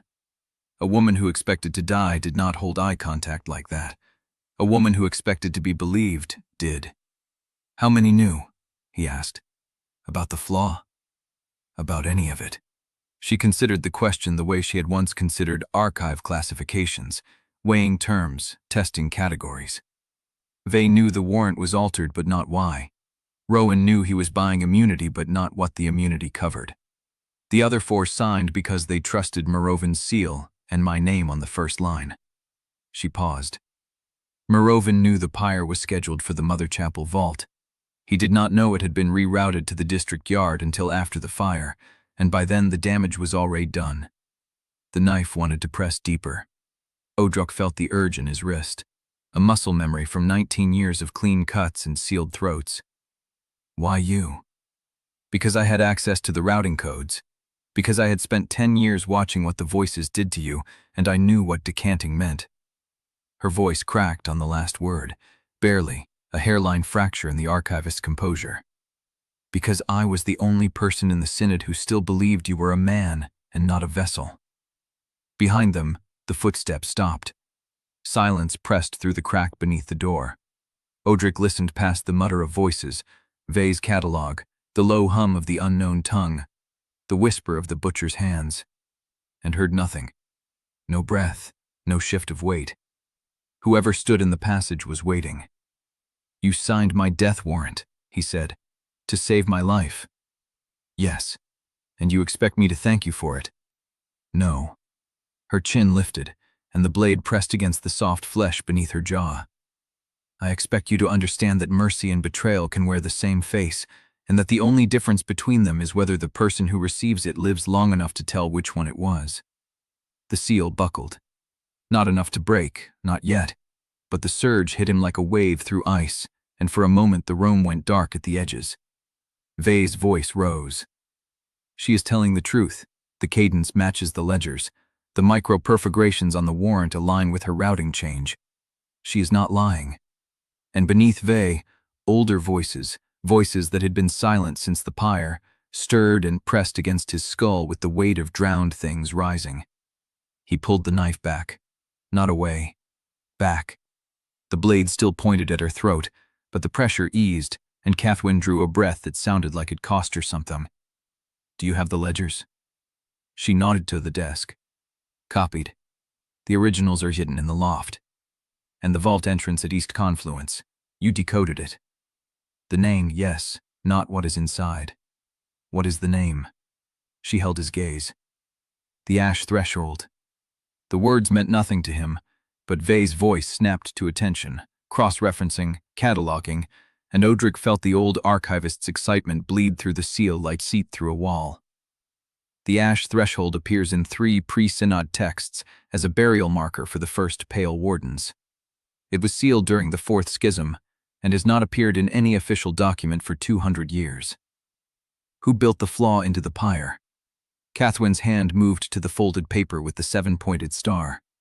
She did not open it, but her fingers rested on the wax as if she could read the seal by touch alone. I do not know the name, but I know the person knew the rite better than any living Synod master. They knew exactly where to cut the ward lines, exactly how much pressure the kiln could take before the containment ruptured, and exactly how to make it look like an accident. Then how do you know they are waiting at East Confluence? She unfolded the paper and turned it toward him. Below the 7-pointed star, in the same hand that had written Vay's warning, a single line of text. Bring him to the ash threshold. The chain ends where it began. The handwriting was old, not frail, but formed in a style that had not been taught in Luthmar for decades, looped and deliberate, the letters leaning slightly left as if the writer had trained at a different century. Odrik lowered the knife. The voices fell silent. Not settled. Silent. The way a crowd falls silent when something enters the room that demands attention. What are you not telling me? He asked. Cathwen's face did not change, but her hand moved to her coat pocket, and when she pulled it out, she was holding a strip of linen stained with old blood. His blood. From the night of the pyre, when Salome had cut away the burned shirt and bound his shoulder. I did not tell you, she said, because I was not certain until I saw you walk through that door. But the same hand that wrote this letter also left marks on your warrant that no living Synod clerk could have made. She held the bloody linen toward him. The person who built the flaw into your pyre has been dead for 12 years. The silence in the room changed. Odrik stared at the linen, at the dark stain that had once been his blood, and felt the seal shift inside him like a door opening onto a room he had never entered. Her name was Sister Lenora Creve, Cathwen said. She was the 15th Pale Warden. She was decanted 12 years ago, and she is the only person in Luthmar who knew enough about the rite to break it. The footstep in the passage scraped again, and this time the door handle turned. Odrik moved without thinking. He grabbed Cathwen's wrist, pulled her away from the desk, and pressed her against the wall beside the doorframe, his body between her and whatever was about to enter. The doors swung open. The woman from the ash market stood in the doorway, the one in the patched coat, her face flushed with cold and her breath clouding in the lamplight. She looked at Odrik, at the knife still in his hand, at Cathwen pressed against the wall, and did not flinch. "They have found the loft," she said. "The ash guard. They are searching the lampmaker's workshop now. You have maybe 10 minutes before they seal East Confluence." Cathwen's hand found Odrik's wrist, not steadying him, anchoring herself. "If we go to the ash threshold," she said, "we go toward whatever Lenora left for us. If we stay, we die in this archive while Morrovin's men burn the ledgers and pretend they never existed." The woman in the patched coat looked at Odrik.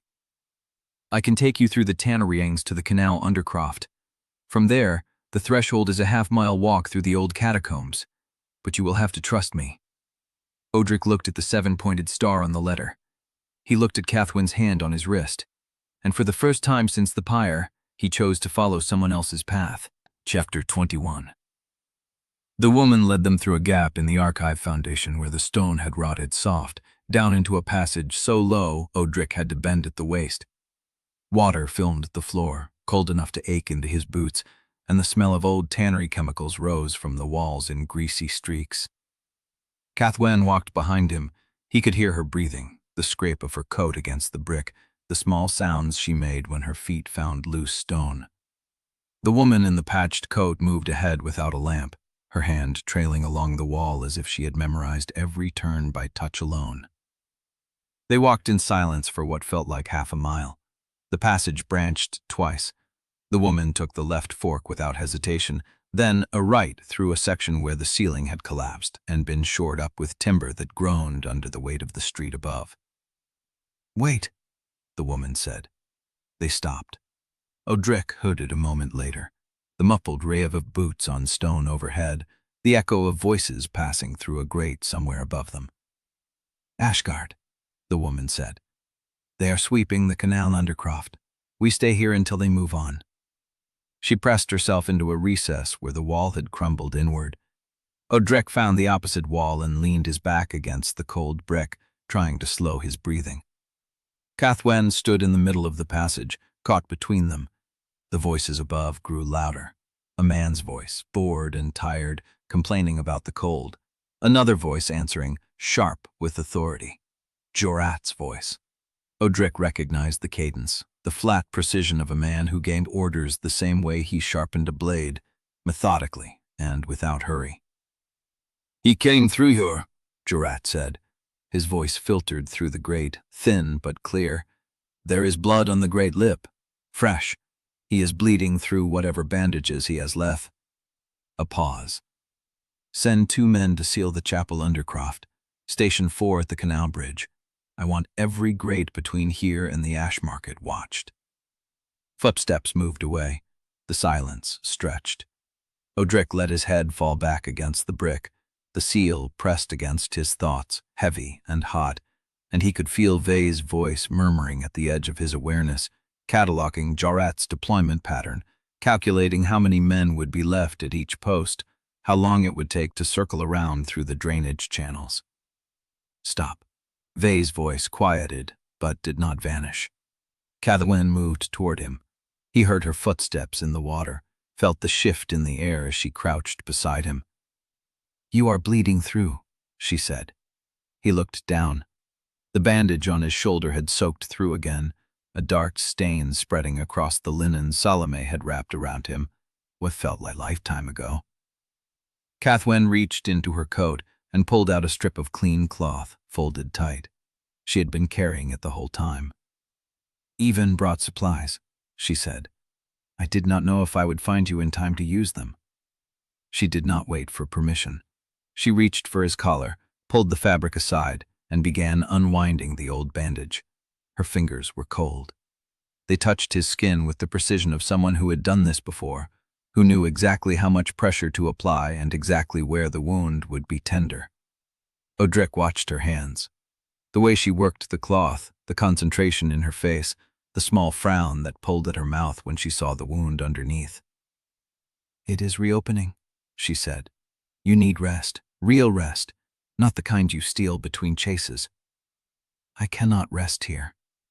"No, but you can rest for an hour while I bind it properly." She pressed the fresh cloth against the wound. The pressure sent a spike of heat through his shoulder, and he hissed through his teeth. Cathwen's hand paused. "Sorry." She resumed wrapping, her touch lighter now, her fingers working the linen into place with the same careful attention she had once used to organize the ledgers of dead men. The woman in the patched coat had not moved. She stood in the recess, watching the passage behind them, her face unreadable in the dark. "Cathwen," Odrik said. She did not look up. "The scrap I found in the alley, the decoding scrap. You wrote the vault entrance name that morning." "Yes. You knew where to go before I found you." She finished the binding and tied it off. Her fingers lingered on the knot a moment longer than necessary. "I have known where to go since I decoded the ledgers," she said. "I did not know if I would have to go there alone." She looked at him then. Her face was close enough that he could see the broken capillaries in her eyes, the hollows beneath her cheekbones, the way her lips had cracked from cold and sleeplessness. She looked older than he remembered. She looked like someone who had spent 11 days carrying a weight she had never expected to survive. "I signed the warrant," she said. "I will carry that until I die. But I did not sign it to kill you." "I know. Do you? Or do you just need me alive long enough to reach the threshold?" The question hung between them. Odrik looked at her hands, still resting on his shoulder, and felt the heat of her fingers through the fresh bandage. "I do not know what I need yet," he said, "but I know I am still here, and I know you are the reason." Cathwen's breath caught. It was a small sound, barely audible over the drip of water from the ceiling, but Odrik heard it. She did not pull away. The woman in the patched coat turned her head. "They are gone. We can move." Cathwen's hands dropped from his shoulder. She stood, and the cold rushed back into the space between them. Odrik pushed himself upright, ignoring the throb in his shoulder, and shallowed the woman deeper into the passage. The tunnel narrowed again, then opened into a wider space where the ceiling rose and the smell changed from tannery chemicals to damp stone and old ash. The woman stopped at a rusted iron door set into the wall, its surface covered in symbols Odrik did not recognize. "The ash threshold," she said. "Beyond this door, the catacombs of the first Pale Wardens. I cannot go further. The threshold accepts only those who carry the dead, or those who choose to walk beside them." She looked at Cathwen. "You will need to decide which you are." Cathwen's hand found Odrik's wrist. Her fingers were cold. They trembled slightly. "I choose to walk beside him," she said. The woman nodded. She turned the rusted wheel on the door. It groaned, and the seal broke with a sound like a bone snapping.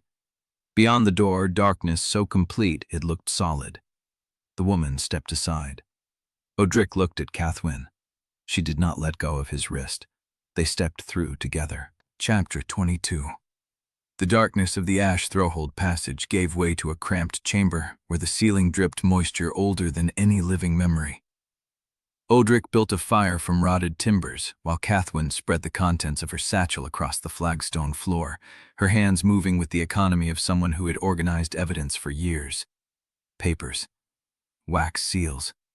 A folded map with ink annotations so dense they looked like scripture commentary. She worked in silence, sorting the stacks by firelight, and Odrik watched her from the opposite side of the flame. The way her fingers touched each document before placing it, the small frown that pulled at her mouth when she found a page out of order. "Provost Ira Dane," she said without looking up. "Third signatory. I know the name." "Then you know he sells forged sanctity certificates to desperate pilgrims, guarantees their dead will be received in the afterlife if they pay the proper tithe. He's been doing it for 8 years. Odrik said nothing. The fire crackled between them. Dane is not like Rowan, she continued. Rowan was a frightened man who signed under duress. Dane signed because Morovin paid him. He believed in nothing except the weight of coin. And the weight of his name. Yes, she looked up. He bought chapels with the profit. 3 chapels in the outer wards, 1 in Brashaho itself. He purchased pulpit loyalty from priests who would have starved otherwise, and street knives from men who do not ask questions about the bodies they leave in canals. She held his gaze. He is not afraid of you, Odrik. He is afraid of exposure, of the faithful learning that their certificates are worth less than the waux they are stamped with. Odrik leaned back against the damp wall. The firelight painted shadows across Cathwen's face, deepening the hollows beneath her cheekbones. How do you know all this? Even brought me his rev 3 days before I found you. I have been reading them in the loft. You have been planning this. I have been preparing. She set down the paper in her hand. There is a difference. The silence stretched. A knock came from the chamber door. 3 short taps. A pause. 2 more. Cathwen rose and crossed to the door, pulled back the iron bolt. The woman in the patched coat slipped inside first, and behind her came Even Mora, his coat wet with melted snow, and his face carrying the pinched alertness of someone who had been running. He carried a leather satchel. I have them, he said. 3 witnesses and a relic cutter willing to testify to Dane sold forged sanctity to a dead girl's mother last winter. He set the satchel on the floor and unbuckled the straps. Yelena Morn, 15 years old, died of lung fever in the 12th month. Her mother paid Dane 17 silver marks for a certificate guaranteeing Elena's soul would be received in the candlelit hall. And the certificate? Even pulled out a folded paper, creased and stained. He handed it to Cathwen. Real enough to fool a grieving woman. The seal is Dane's personal mark. The signature matches his chapel ledger. I have a copy of the ledger entry as well. Cathwen unfolded the paper. Her eyes moved across the text, and something hardened in her face. He signed it himself, she said. He did not even delegate. He never delegates profit, Even said. Only blame. Odrik watched the exchange. Cathwen's fingers tightened on the paper. The firelight caught the broken capillaries in her eyes, the cracks in her lips. You want to expose him? He said. I want to dismantle him. She looked at him. Publicly, so that when he falls, no one could pretend they did not see it happen. Where? The Pilgrim's Vigil, Yvonne answered before Cathwen could. 3 days from now. Dane leads the public devotion at the Chapel of Weeping Ash. It is the only time he shows his face in a crowd without his full complement of street knives. He brings guards, Odrik said. He brings 2. Even smiled, thin and cold. Men I have already paid to look the other way when the screaming starts. Cathwen set the certificate down beside the fire. We leak the records. Ivan's witnesses speak at the devotion. Dane panics and tries to salvage his holdings with visible sacrilege, and you are there to ensure he does not run. Odrik looked at the fire. The flames licked at the rotted timber, casting shadows that danced across the walls like the voices he carried. He will try to kill the witnesses before they speak. Yes. Then I need to be close enough to stop that. Yes. He looked at her. She did not flinch. You have been planning this since the months you decoded the ledgers. Longer. She held his gaze. I have been planning this since I signed your warrant. The words hung between them. Even cleared his throat. I can place the witnesses at the chapel square by dawn of the vigil.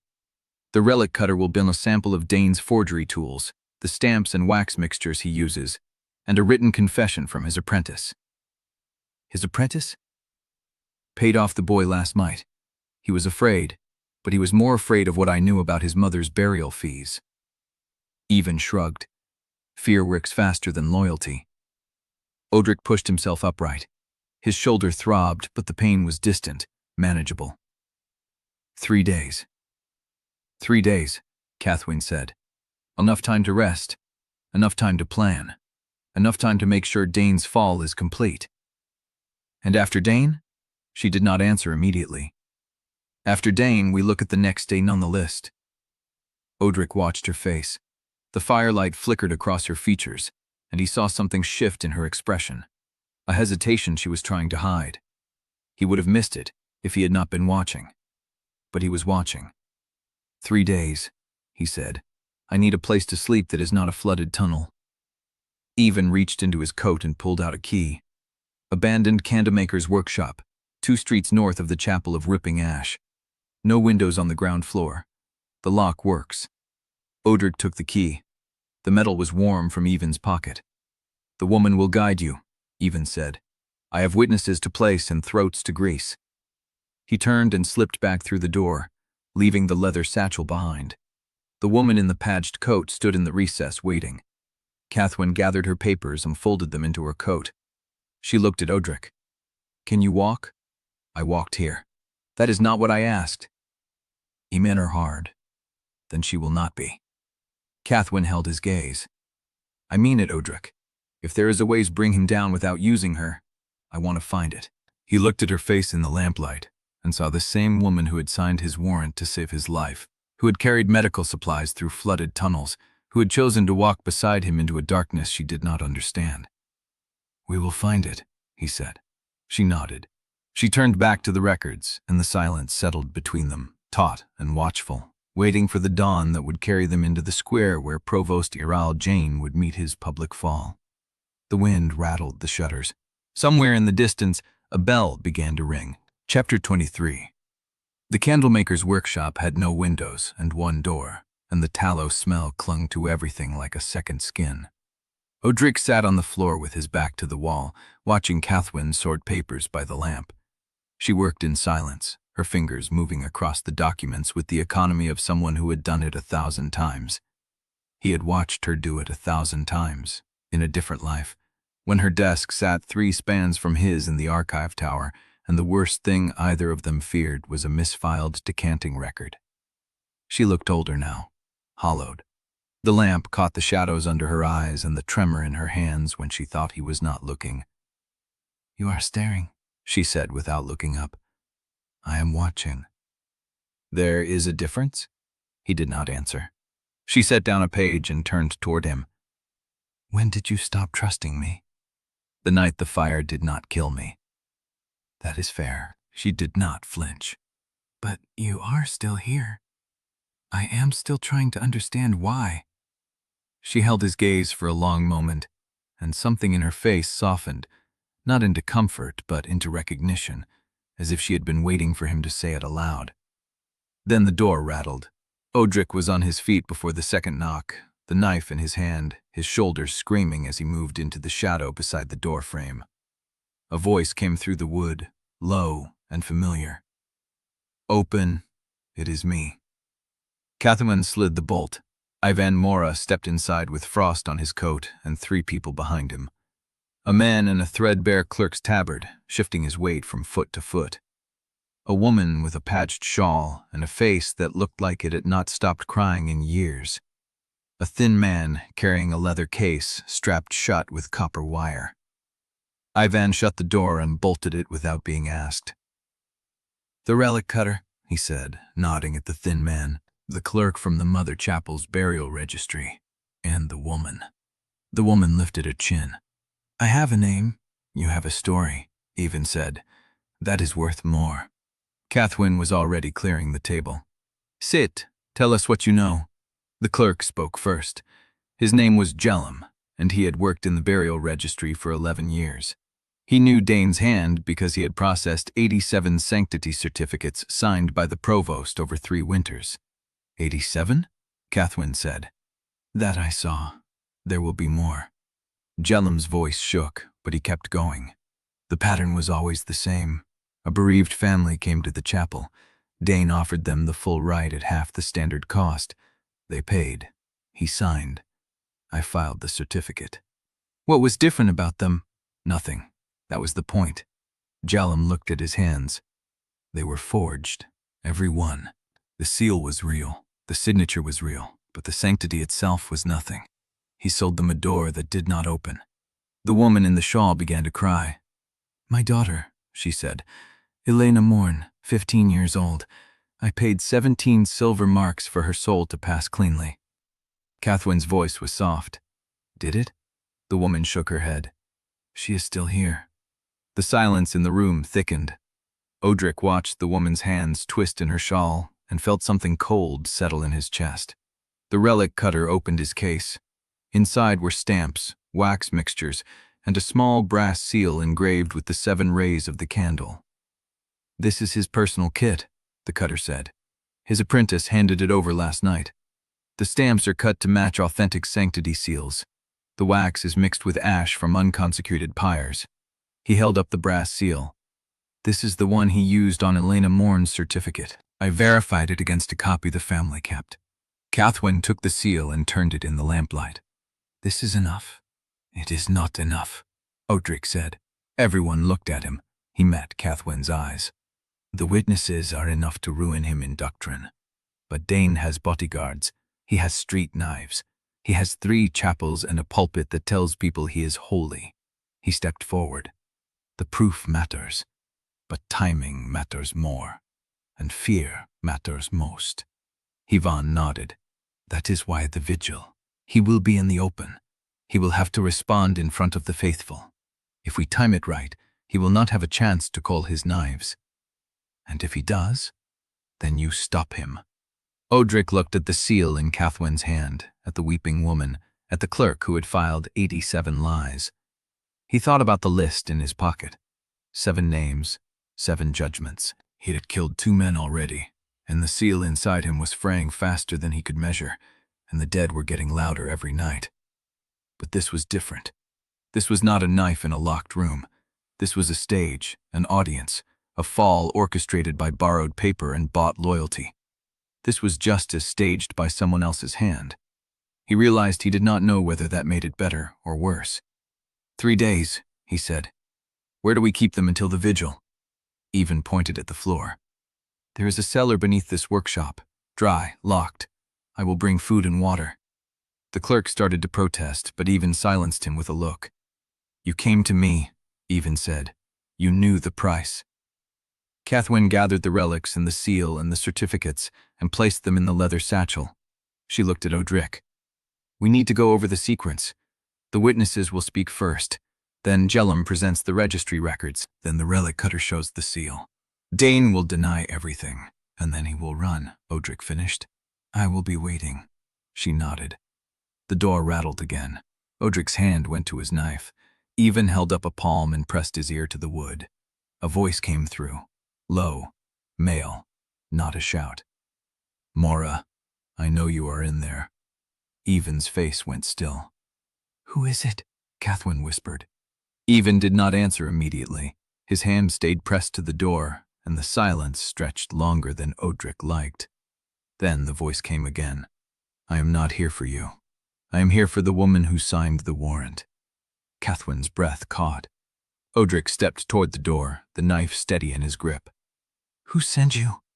The pause was long enough to feel like an ending. Then the voice answered. The same hand that built the door in your fire. The room went still. Odrik looked at Cathwen. If it is something. He completely looked at the disgraceful, the silical jest. Just went, Coten breaks, recliring. I thought he learned. Hilgen stills down that one. I risen your psychants into me, everyone. Her face was pale, but her eyes were sharp, and he saw the same question in them that he felt in his chest. The 7-pointed star. The puppeteer who had been leading them both. Standing outside the door. Chapter 24. The voice at the door did not knock again. Odrik stood with his knife half drawn, Cathwen's breath shallow beside him, Ivan's palm pressed flat against the wood. The silence stretched into something that felt like waiting for a blade to fall. Then footsteps retreated. Ivan counted to 30 before he pulled the door open. The alley was empty. A folded paper lay on the threshold, weighted with a river stone.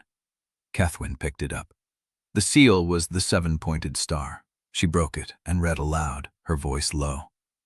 The vigil moves to dawn. Dane knows his hunters are loose. Do not wait for the bell. Strike before the first hymn. No signature, no flourish. Odrik took the paper and read it himself, as if the words might rearrange under his own eyes. They did not. "Whoever they are," he said, "they know our schedule better than we do."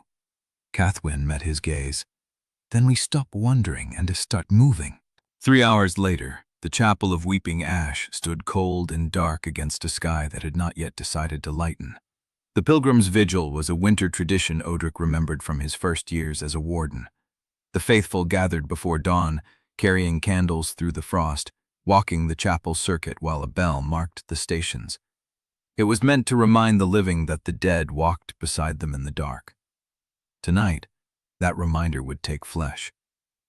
Odrik watched from the shadow of a relic peddler stall.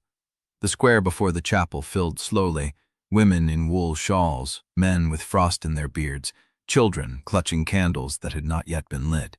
Chapel acolytes moved among them with baskets of wax, offering tapers for a coin. Cathwen stood near the chapel steps, her hood drawn, a leather satchel at her side. Even had positioned the witnesses in the crowd. Gellum near the south column, the relic cutter by the offering table. The woman whose daughter had not passed cleanly pressed against the rope barrier that marked the pilgrim path. Provost Irayu Dane emerged from the chapel at the first bell. He wore white vestments edged with gold thread, a processional candle in his left hand, a censer swinging from his right. His face was a practiced mask of holiness, and Odrik watched him scan the crowd with the quick, assessing eyes of a man who counted threats before blessings. Dane raised the candle. "Blessed are the dead who pass cleanly," he intoned, "for they walk in the light that does not fade." The crowd echoed the response. Cathwen moved. She stepped forward and let the satchel fall open. Papers spilled, ledger pages, registry copies, the brass seals stamped with the 7 rays. A few drifted onto the chapel step. Dane's eyes caught the motion. His voice faltered. "What is this?" He lowered the candle. "Who disturbs the vigil?" Gellum cleared his throat.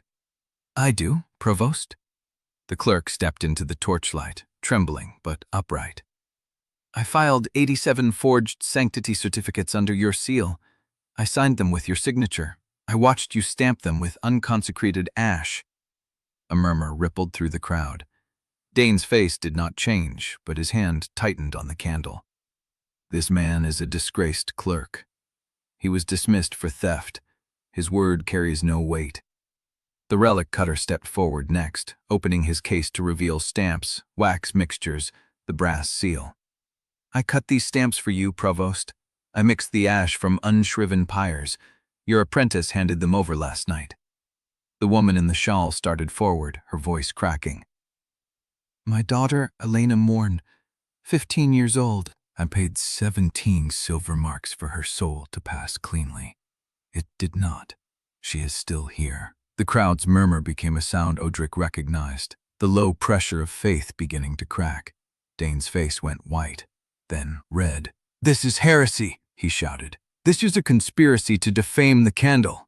These witnesses are bought, paid for by the fugitive Vassmere, the heretic who burned his own warden's oath." He turned toward the chapel door, reaching for the consecrated torch that burned in the alcove beside the threshold. "I will purge this corruption myself." He grabbed the torch. The flame was not ordinary fire.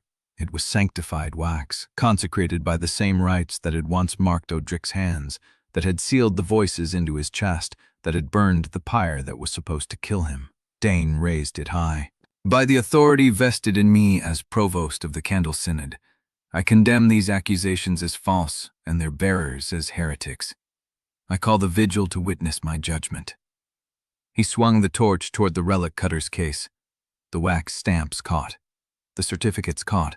The evidence blackened and curled, and the crowd drew back as heat rippled across the chapel steps. It was sacrilege. Visible. Undeniable. Dane had just destroyed consecrated evidence in front of the faithful, using consecrated flame to protect himself from a forgery charge. Odrik stepped out of the shadow. He did not run. He walked, his boots audible on the frozen stone, his hands visible at his sides. He carried no weapon. "Provost." Dane's head snapped up. The torch wavered. "You just burned the truth," Odrik said, loud enough for the crowd to hear. "In front of everyone. with the candle's own fire. The crowd went silent. Dane's mouth opened, closed. He looked at the ashes, at the witnesses, at the faces of the faithful who had come to pray for their dead. Then he ran. He bolted down the chapel side alley, his white vestments flapping, the torch still in his hand, throwing sparks against the frost-bitten walls. Odrik followed. He did not need to run fast. Dane was a man of ledgers and pulpits, not flight. His boots slipped on the frozen cobbles, and he crashed through a service gate into the narrow yard behind his private chapel, the one he had bought with forged salvation money. Odrik was 3 strides behind him when Dane reached the chapel door. The provost fumbled with the lock, dropped the torch, swore, and threw his shoulder against the wood. It gave way with a crack.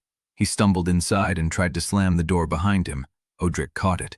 He pushed, and the door swung open, and he stepped into the chapel with the same measured pace he had used in the square. Dane backed against the altar, breathing hard, his vestments torn, his face no longer a mask of holiness but a raw, sweating terror. "Kill me," he said, "and you prove them right. You prove you are the beast they named you." Odrik looked at him. He thought about Cathwen's plan, about the witnesses, about the staged fall. He thought about the list in his pocket and the cost of every voice he had spent. He drew his knife. "I am not here to prove anything, Provost." He took a step forward.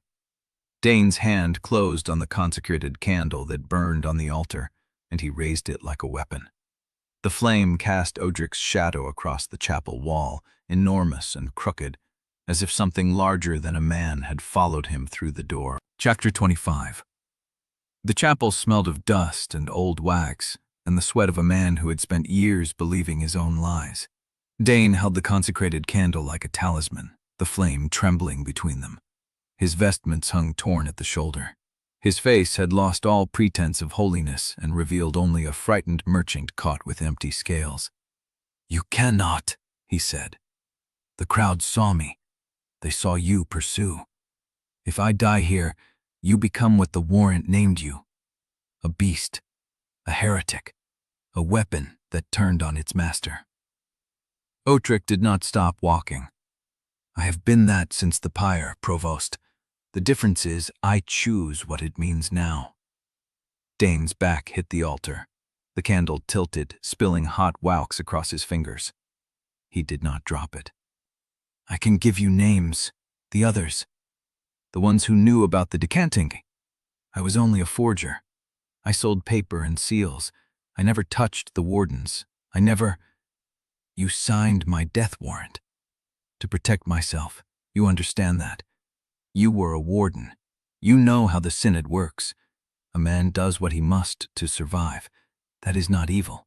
That is, Elena Morn was 15 years old." Dane's mouth closed. "Her mother paid you 17 silver marks for a clean pass into the afterlife. You took the coin. You stamped the certificate. You sent the girl's soul into the dark without a single prayer." "She was already dead," Dane whispered. "Yes, and you sold what was not yours to sell."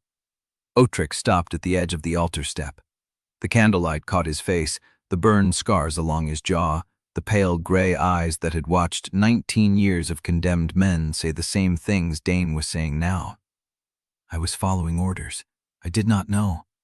I was only a small part of the machine. Every one of them believed it. Every one of them died believing it." "I am going to kill you," Odrik said. "Not because the warrant demands it, not because Cathwen planned it. Because you sold false grace to the grieving, and you did it long enough to buy 3 chapels and a private altar where you thought no one would ever find you." Dane's hand moved, fast. He threw the candle at Odrik's face. Odrik turned his head. The flame clipped his shoulder, and hot wax splashed across his burned hand, and in that half-second, Dane lunged for the small reliquary on the side table, the one with the brass fittings and the locked lid. He wrenched it open. Inside lay a knife. Ceremonial, blunted edge, never used for anything but display. Dane grabbed it anyway. "I am a provost of the Candle Synod," he shouted, backing toward the chapel's side door. "You are nothing. You are a spent vessel, a broken tool. The Synod will erase your name from every record. They will burn your bones and scatter the ash where no bell can call them. You will be forgotten." Odrik stepped over the fallen candle. "I do not need to be remembered, Provost." He moved. Dane swung the ceremonial knife. The blade was dull, but desperation gave it speed. It caught Odrik's forearm, tearing through the sleeve, drawing a line of blood. Odrik did not flinch. He caught Dane's wrist, twisted, and the knife clattered to the floor. Then he drove Dane backward through the side door. They crashed into the smaller chamber beyond, a cramped side chapel where Dane had stored his forgeries, his wax mixtures, his stamped certificates waiting for delivery. Shelves lined the walls, a small brazier still burned with unconsecrated ash. Dane stumbled. His heel caught a stack of blank certificates, and he went down hard, his head striking the stone floor. Odrik stood over him. "You sold salvation to the poor," he said. "You stole their grief and called it commerce. You signed my name to a warrant that was never about heresy, only about feeding a buried hunger that should never have been woken." Dane's hands scrabbled at the floor, searching for a weapon, for anything. His fingers found a wax stamp. He held it up like a ward against evil. "Please, I have a daughter, 12 years old. She is innocent. If you kill me, she will be alone. She will be taken by the Synod. They will use her, Odrik. You know what they do to the children of the condemned." Odrik's hand tightened on the knife. He thought of the girl in the Foundry, Lyra, kneeling at the altar rail, praying for 3 days because a man she trusted told her it was a faith test. He thought of Elena Morn, 15, whose mother still heard her breathing in empty rooms. He thought of the daughter in the Eastern Sister Chapel, the one Cathwen had insisted be spared. "I made a promise tonight," Odrik said. "Your daughter will not be harmed. That promise stands." Dane's face crumpled with relief. "But not because you begged for her." Odrik knelt. He looked at the man who had bought immunity with forged grace, who had sold false passes to the dead, who had signed his name to a warrant designed to feed him to a buried choir. Helmave was a fraud. Dask Rowan was a coward who used a child as a shield. You are worse, Provost. You sold lies to the faithful and called it ministry. Dane's mouth opened. "I sentence you," Odrik said, "to the death you earned. Not the Synod, not the warrants. Mine." He cut. Clean, precise. The same cut he had used on Vey, the same cut he had used on Rowan, the same cut he had used 19 years of service before he learned what the Synod really meant by mercy. Dane's body went still, and the voice came. It surged into Odrik's skull like hot wax poured into a mold, filling every empty space with words, with cadences, with the intimate knowledge of how a room breathed, how a crowd's attention shifted, how a single pause could make or break a sermon. Dane had not been a fighter. He had been something worse, a reader of faces, a student of timing, a man who knew exactly when to raise his voice, when to lower it, when to let silence do the work of condemnation. Odrik gasped. The instinct settled behind his eyes like a second set of eyelids. He could feel the chapel around him differently now, the arrangement of furniture, the sight lines, the weight of the brazier's glow on his face. He could feel how easily a room could be bent. He stayed kneeling for a long moment. The stolen relic wax still burned on the floor of the outer chapel, melting into the cracks between the stones. Dane's blood pooled beneath him, dark against the white vestments. Odrik closed his eyes. Hellanve's voice murmured in the back of his mind, cataloging Dane's death with clinical efficiency. Dane's voice said nothing yet. It was still settling, still learning the shape of its new cage. 102 voices now. 4 spent since the pyre. Odrik opened his eyes. He picked up the ceremonial knife, wiped it on Dane's vestments, and stood. The private chapel was quiet. The brazier crackled. Somewhere in the distance, a bell began to toll. Odrik walked back through the side door, through the outer chapel, through the service gate where Dane had dropped the consecrated torch. The alley was empty. The crowd had dispersed, driven indoors by the cold and the sacrilege they had witnessed. He stepped into the square. The ash of Dane's evidence still lay in a black smear across the frozen stones. Cathwen stood at the edge of the square, her arms wrapped around herself, her breath fogging the air. She saw him, and her face did not change, but something in her shoulders loosened. She did not ask if Dane was dead. She already knew. "The witnesses are safe," she said. Yvain took them back to the workshop. The crowd scattered. No one followed. Odrik nodded. He could feel Dane's instincts pressing against his thoughts, showing him how Cathwen's weight shifted, how her daisy flickered to his bloodied sleeve, how her silence was not contentment, but a held breath. "I know what she is thinking now," he realized, and the knowledge felt like a door opening into a room he had never wanted to enter. "Odrik," he looked at her. "You are bleeding." He looked down at his forearm, where Dane's ceremonial knife had torn the sleeve. The cut was shallow. It would heal. "It is nothing." She did not believe him. Dane's instincts told him she did not believe him. The tilt of her head, the set of her mouth, the way she did not step closer. "Come inside," she said. "I will bind it." She turned and walked toward the workshop. Odrik followed. Behind them, the chapel door swung open, and the sound of a bell began to toll. Not the sharp urgency of an alarm, but the deep, measured rhythm of a summoning. It came from the direction of the mother chapel. It came from Novice Lix's tower. Cathwen stopped. Odrik stopped. They both turned. The bell kept tolling, steady, patient, inevitable. Someone had seen. Someone had already begun to answer. Chapter 26. The bell from Mervin's tower did not stop. It tolled through the first hour of darkness, through the second, through the third. Odrik sat on the floor of the candlemaker's workshop with his back against the wall and listened to it count the night into pieces. The sound came through walls and stone and the packed earth of the cellar where the witnesses slept. It came through the voices. Dane's voice had not finished settling. It prowled the edges of his thoughts like a cat testing a new room, touching every surface, learning where the heat gathered. The face-reading instinct was not a skill Odrik could switch off. He saw Cathwen across the room, sorting papers by lamplight, and knew before she moved that she would reach for the water jug, knew before she straightened that she was about to look at him, knew before her eyes found his that she was afraid. He had never been able to read her like this. It felt like theft. "You need to sleep," she said. "I cannot." She did not argue. She had stopped arguing 3 hours ago. Instead, she brought him water, knelt beside him, pressed the cup into his hands, and waited until he drank. Her fingers brushed his wrist. Dane's instincts told him she had done it deliberately, that she was testing his temperature, his pulse, the tremor in his hands, that she was cataloging him the same way he was cataloging her. He set the cup down. "Stop," he said. She did not pretend to misunderstand. "You can read me now?" It was not a question. "Yes." She sat back on her heels. The lamplight caught the hollows under her eyes, the fine lines at the corners of her mouth. She looked older than she had in the archive. She looked like someone who had been carrying a weight alone for too long. "Then you know what I am thinking. I know what your body says. I do not know if it is true." It is true. He wanted to believe her. He did not know if the wanting was his or Dane's. The bell stopped.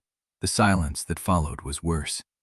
Odrik stood, his legs held, his shoulder throbbed where the stitches pulled. He crossed to the workbench where Cathwen had spread the notices Yvain had brought back from the chapel square. They were ordinary things. Vigil announcements, tithe schedules, a memorial list for the winter dead. Dane's voice stirred. "Look at the spacing." Odrik's eyes moved across the lines. The 4th line, the 7th, the 12th. "Read them together." He read. "Thorn, transfer, dawn." "What?" Cathwen was beside him. He pointed at the words without speaking. She leaned closer, her shoulder brushing his arm, and he felt her breath stop when she saw it. "That is a code," she said. "Synod routing cipher. The chapel notices carry transfer orders hidden in the line spacing." "Thorn," Odrik said. The name came out flat. Preceptor Malrek Thorn, the 4th signatory. Cathwen's hand went to the paper. "He is being moved. They know you killed Dane. They are pulling him into a secured location before you reach him." "No." She looked at him. "Read the third word again," he said. "Dawn." "He is not being pulled to safety," Odrik said. "He is being moved to ground where the Ashguard can use him as bait." The room felt smaller. The voices pressed against the inside of his skull, not loud, not chaotic, just present. A crowd at his back. Cathwen's hand found his wrist. "How do you know?" "Because Dane would have done the same thing." The answer came from his mouth, but the cadence was not his. It was Dane's. The rhythm, the weight, the certainty. Cathwen's fingers tightened. "Odrik." He blinked. "You just spoke in his voice." He knew. He had felt it. The words had come out shaped by a dead man's throat. He pulled his hand free. "I am still here." "For how long?" The question hung between them. Honest, cruel, necessary. He did not have an answer. The workshop door opened. Even Moa stepped through with frost on his coat and a folded paper in his hand. He saw their faces and stopped. "What happened?" Cathwen told him. Even read the notice. His jaw tightened. "The preceptor is leaving the city before dawn. If you want him on open ground, you have to move tonight." Odrik looked at the paper, at the hidden code, at the trap the Synod had laid for him. "Then we move," he said. Cathwen did not argue. She did not say, "You are not ready." She gathered her satchel and began packing the supplies Even had left. Odrik watched her hands move, watched the economy of her gestures, the way she folded bandages without looking, the way she checked the oil in the lamp without being told. Dane's instincts showed him the small tells of exhaustion she was hiding, the way she blinked too slowly, the way her shoulders curved forward when she thought no one was looking. She had not slept either. "Cathwen." She paused. "When this is done," he said, "you and I will speak of what happens after." She did not turn around.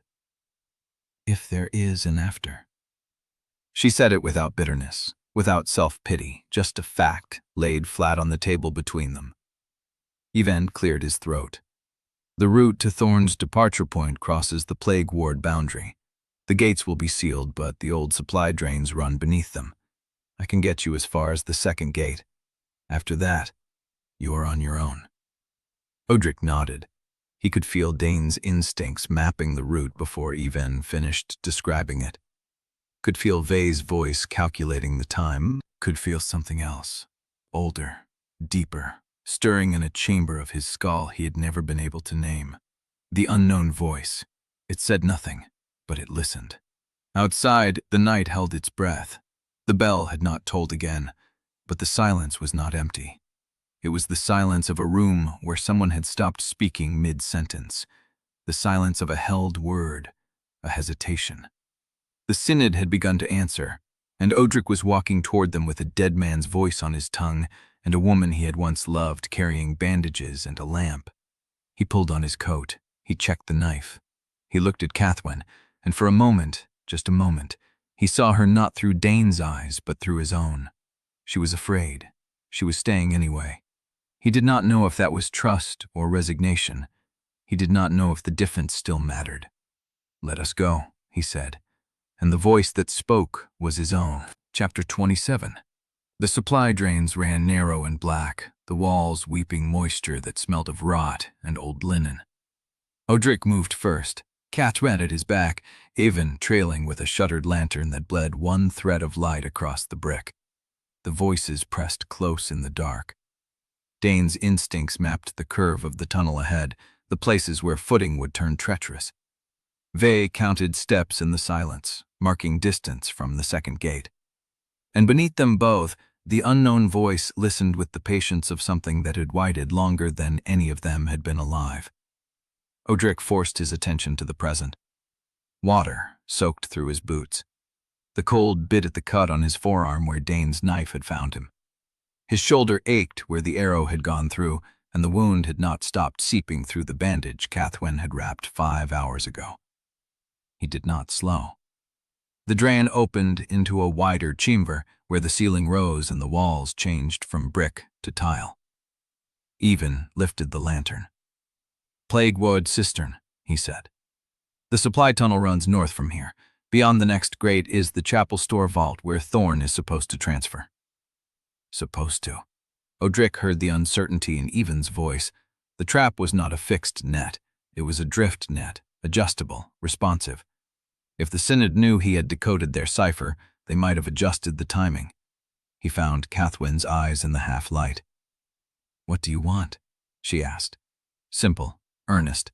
He wanted to tell her the truth, that he did not know whether he was hunting Thorn or walking into a cage, that the voices were pressing harder, that he had spoken in a dead man's cadence and could still feel the shape of Dane's certainty in his throat.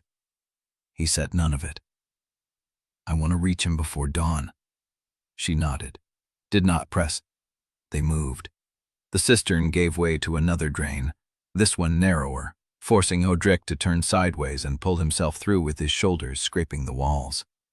The air changed, colder, sharper. The smell of rot gave way to the smell of salt and ash. Even stopped at a rusted grate. Beyond this is the chapel store vault. If Thorn is still here, he will be in the prep chamber 2 doors east. Odrik tested the grate. The lock was old, the metal crusted with corrosion. He pressed his shoulder against it and pushed. It held. "Do you want me to find another way?" Even asked. "Not gone," Odrik said. Moved. He crossed to the far wall where a door stood half open.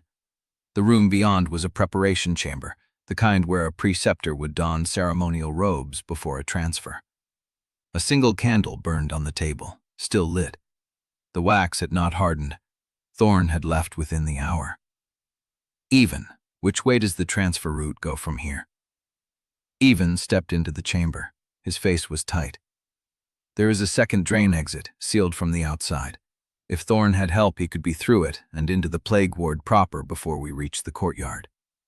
Odrik looked at the candle, still burning.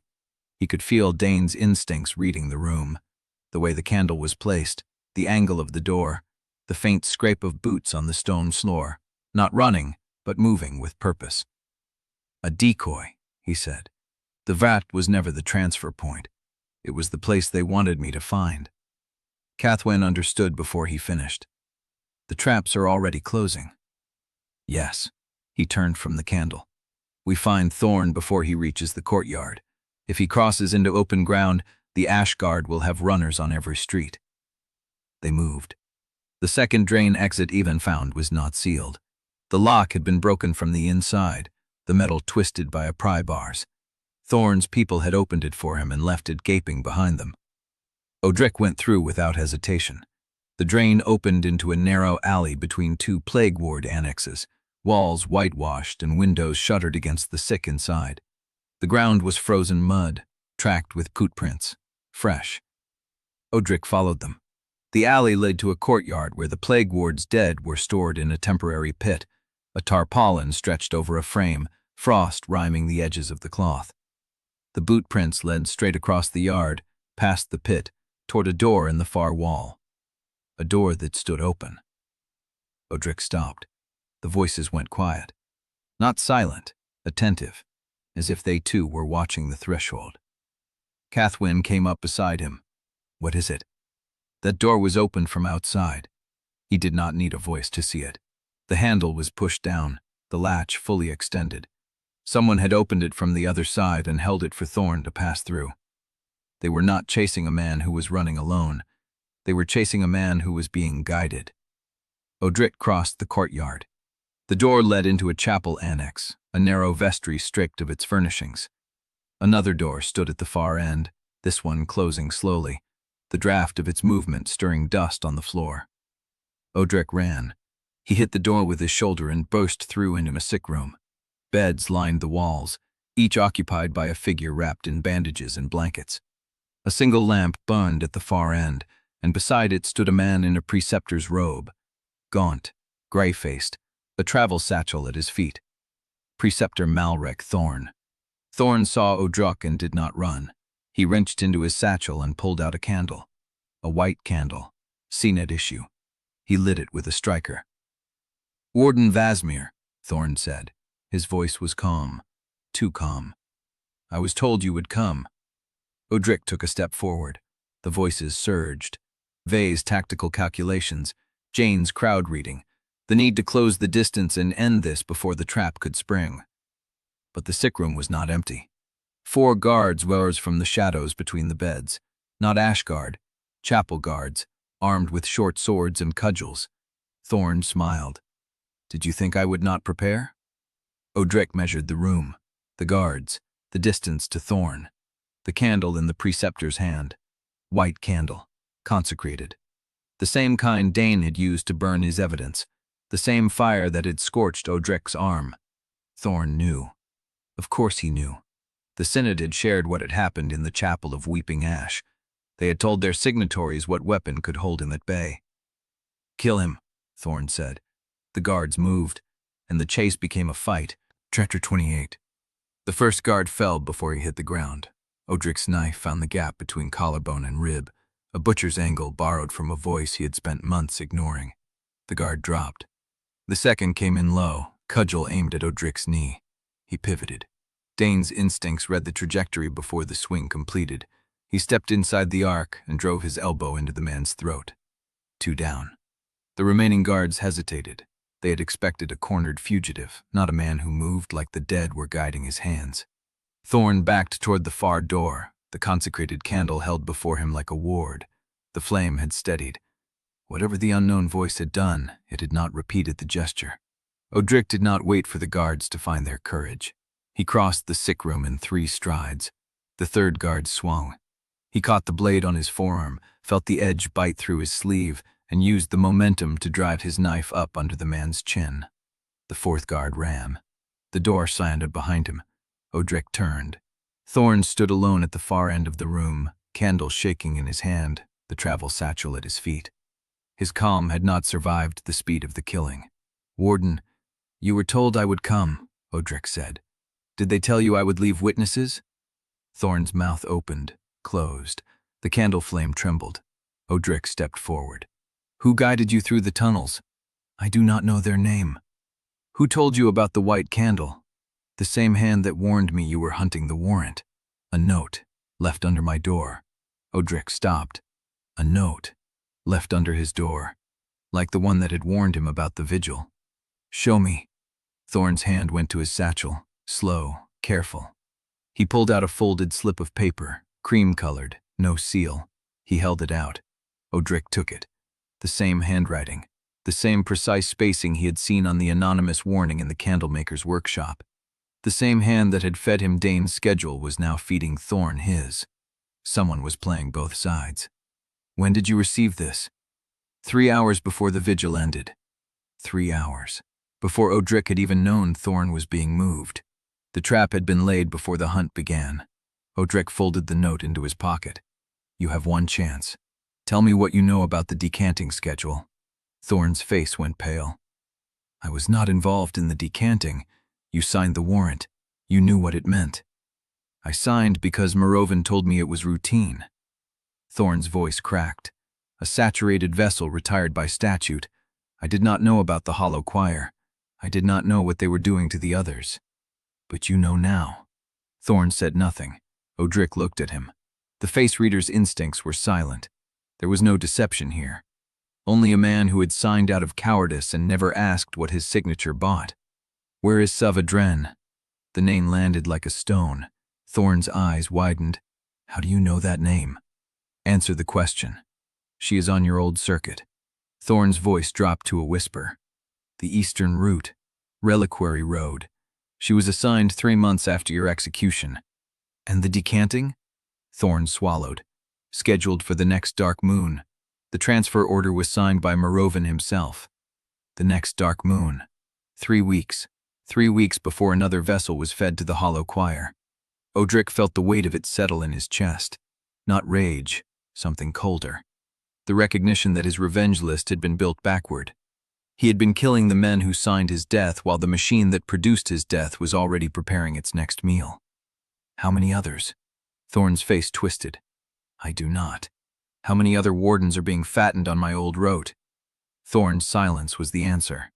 Odrik closed the distance. He did not draw his knife. He did not need to. The consecrated candle was still burning. and Thorn held it like a child holding a nightlight against a darkness that had already swallowed the room. "The transfer codes," Odrik said. "Give them to me." "They are in my satchel, the lower pocket, a leather folder." Odrik bent and retrieved it. The folder was thin, worn at the edges, held closed with a leather strap. He opened it. Inside were schedules, routes, names. Savadren's name was circled in red ink at the top of a column dated for the dark moon. Below it were 3 more names, each with a transfer date and a circuit assignment. All young, all assigned to routes that ran through the same chapels where Odrik had once conducted executions. He read them once, then again. The 4th name was familiar, Tevian Rusk. Odrik looked up. Novice Warden, assigned to the Western Circuit. He is being transferred to Sava's route after the decanting. Thorn nodded. He is being prepared. Prepared. The word was a knife in its own right. Odrik had been prepared once. 19 years of training, conditioning, and isolation had turned him into the most efficient tool the Synod had ever forged. He had believed it was service. It had been fattening. Where is Tevian now? Another chapel. He arrived yesterday for the confirmation rites. Yesterday.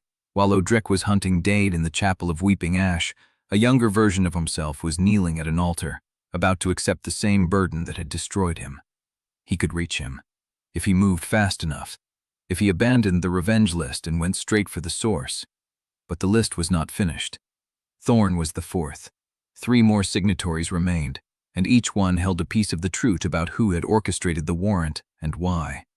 If he stopped now, the machine would keep running.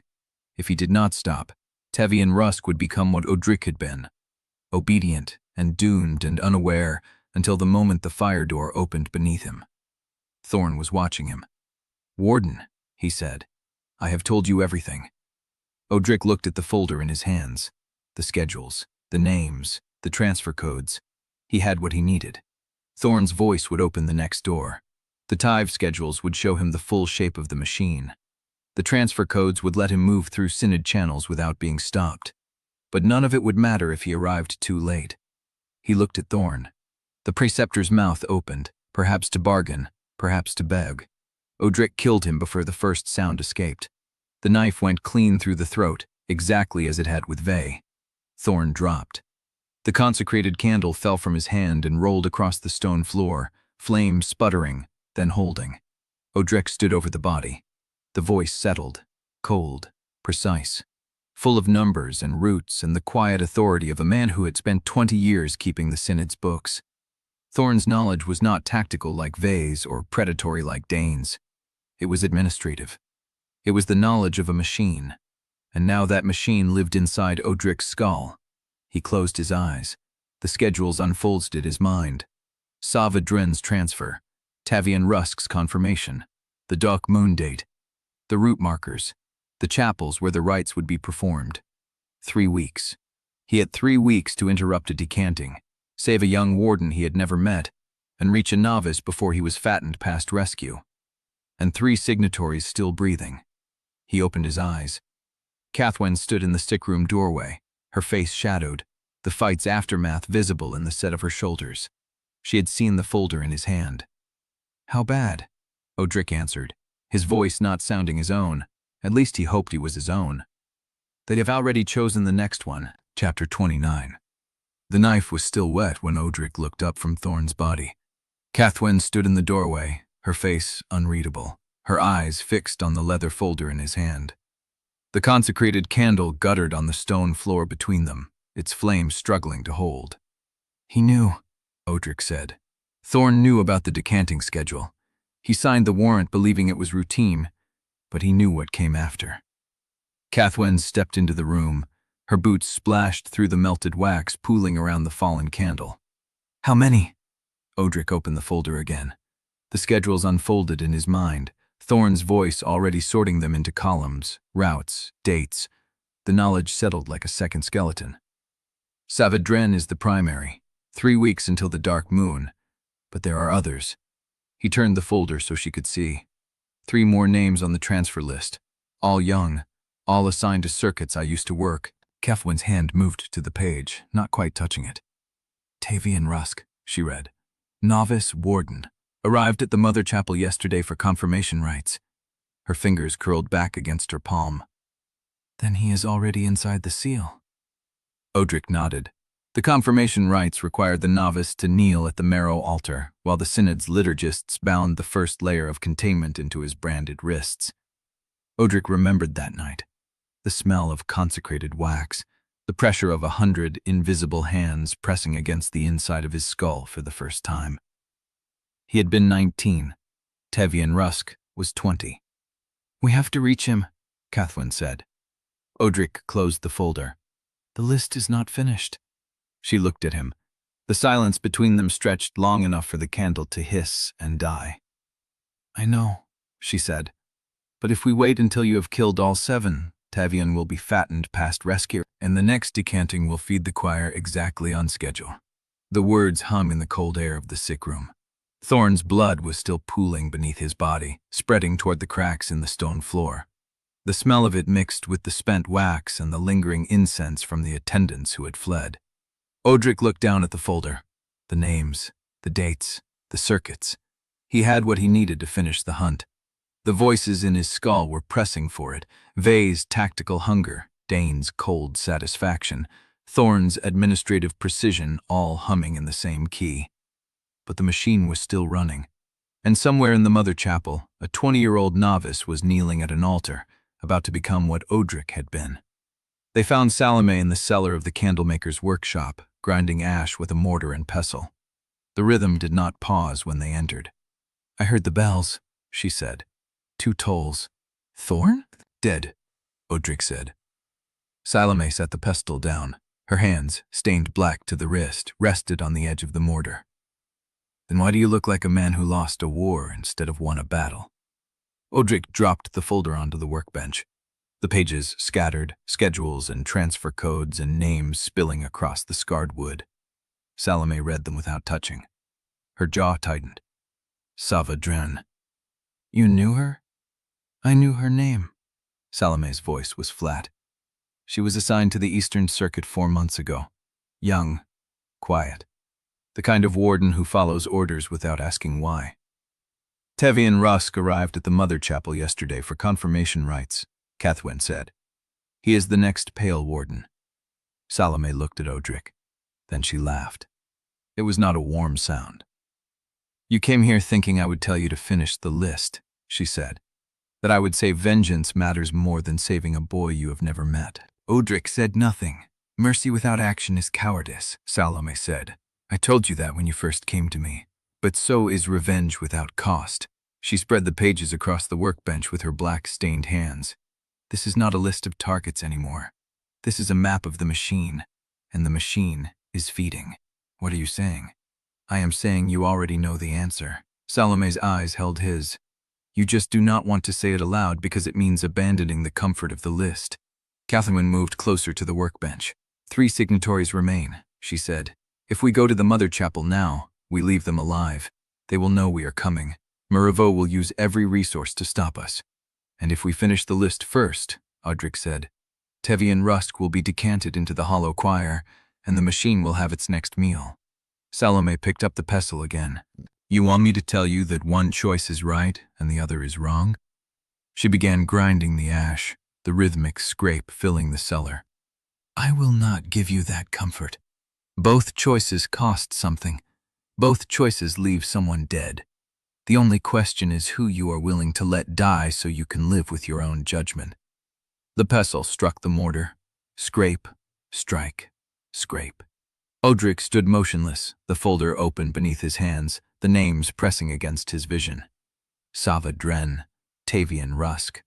3 more names he did not recognize, and 3 signatories still breathing in the city above them. He thought of Lyra, the girl in the Foundry chapel, kneeling at the altar rail with Rowan's knife at her throat. He had refused to let her die. He had refused to cross that line. But he had killed Rowan anyway. He had killed Vay. He had killed Dane. He had killed Thorn. 4 signatories dead. 3 to go, and the machine still running. He looked at Cathwen. She was watching him the way she had watched him a dozen times before, measuring, waiting, giving him the space to choose. "How long to reach the Mother Chapel?" "Through the archive drains and the lower sanctums," she said. "If we move fast, by midnight." "And Tavian's confirmation rites?" "Scheduled for dawn." Odrik looked at the names one last time, then he closed the folder. "We go to the Mother Chapel." Salome's pestle stopped. She looked at him with something that might have been respect. "Then you had better move." Odrik turned toward the cellar stairs. Behind him, Cathwen gathered the scattered pages, folding them into the worn leather folder, moving with the same practiced efficiency she had used when she was still an archivist, documenting his burden. He stopped at the bottom step. "Cathwen." She looked up. "If we fail tonight, the 3 remaining signatories will finish what Mervyn started." "I know." "If we succeed, the machine is broken, but the hunt is not finished." "I know that too." She tucked the folder under her arm. "Then stop trying to convince me to stay behind. I am coming." Odrik held her gaze for a moment longer. Then he climbed the stairs. The night air hit him cold and sharp, carrying the smell of chapel smoke and frozen stone. The bells of Brosh Hollow were silent now, but the silence felt thicker than the tolling had been, as if the city itself was holding its breath. He stood in the narrow alley behind the workshop, the folder pressed against his chest, Thorne's voice whispering schedules and routes and transfer codes into the back of his skull. 3 signatories left, 1 novice waiting for confirmation, the machine still running, and somewhere in the darkness between them, a door that the fire had opened and he had not yet closed. He heard Cathwen's footsteps behind him. "Ready?" she asked. Odrik looked toward the Mother Chapel's spire, rising above the rooftops like a bone thrust through the city's flesh. "No," he said, "but I am going anyway." He took the first step into the frozen street. Behind him, in the cellar of the candlemaker's workshop, Salome set down her pestle and reached for the bell that hung above the workbench. She rang it once, a low, flat note that carried through the stone and into the drains beneath. And somewhere in the network of tunnels below Brass Hollow, a woman in a patched coat looked up from the ledger she was reading and began to move. Chapter 30. The frozen lane behind the Mother Chapel's outer wall ran narrow between warehouses, the cobbles glazed with a skin of ice that cracked beneath Odrik's boots. He pressed against the shadow of a loading door, Thorne's administrative voice feeding him the watch rotation in precise intervals. 7 minutes between patrol passes through the confirmation cloister, 3 doors from the marrow altar. 1 novice warden who did not know he was being fattened. Cathwen crouched beside him, breath fogging in the cold. She had the folder open, her finger tracing the confirmation route she had decoded from Thorne's schedules. "He will be in the South Vestry until the midnight rite," she said. "They keep novices isolated before confirmation. No visitors, no messages." "Guards?" "1 at the vestry door, 2 at the cloister entrance." Odrik looked at the Mother Chapel's spire, black against the frozen sky. The bell that had tolled for Dane's death hung silent now, but he felt it waiting, as if the bronze had not stopped vibrating, as if the silence was only a held breath. "I need the current ward access," he said. "The crypt routes, the seal thresholds. Tavian has those patterns burned into his confirmation script." "You mean to ask him?" "Mean to show him the truth and let him choose." Cathwen closed the folder. "And if he chooses the Synod?" "Then he rings the alarm and we run." She did not argue. She folded the schedules into her coat and followed him through the frozen lane toward the cloister entrance.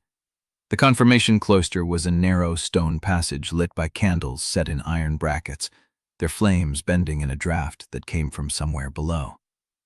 Odrik moved past the first guard without noise, his borrowed instincts mapping the man's posture, his breathing rhythm, the weight of his shift from one foot to the other.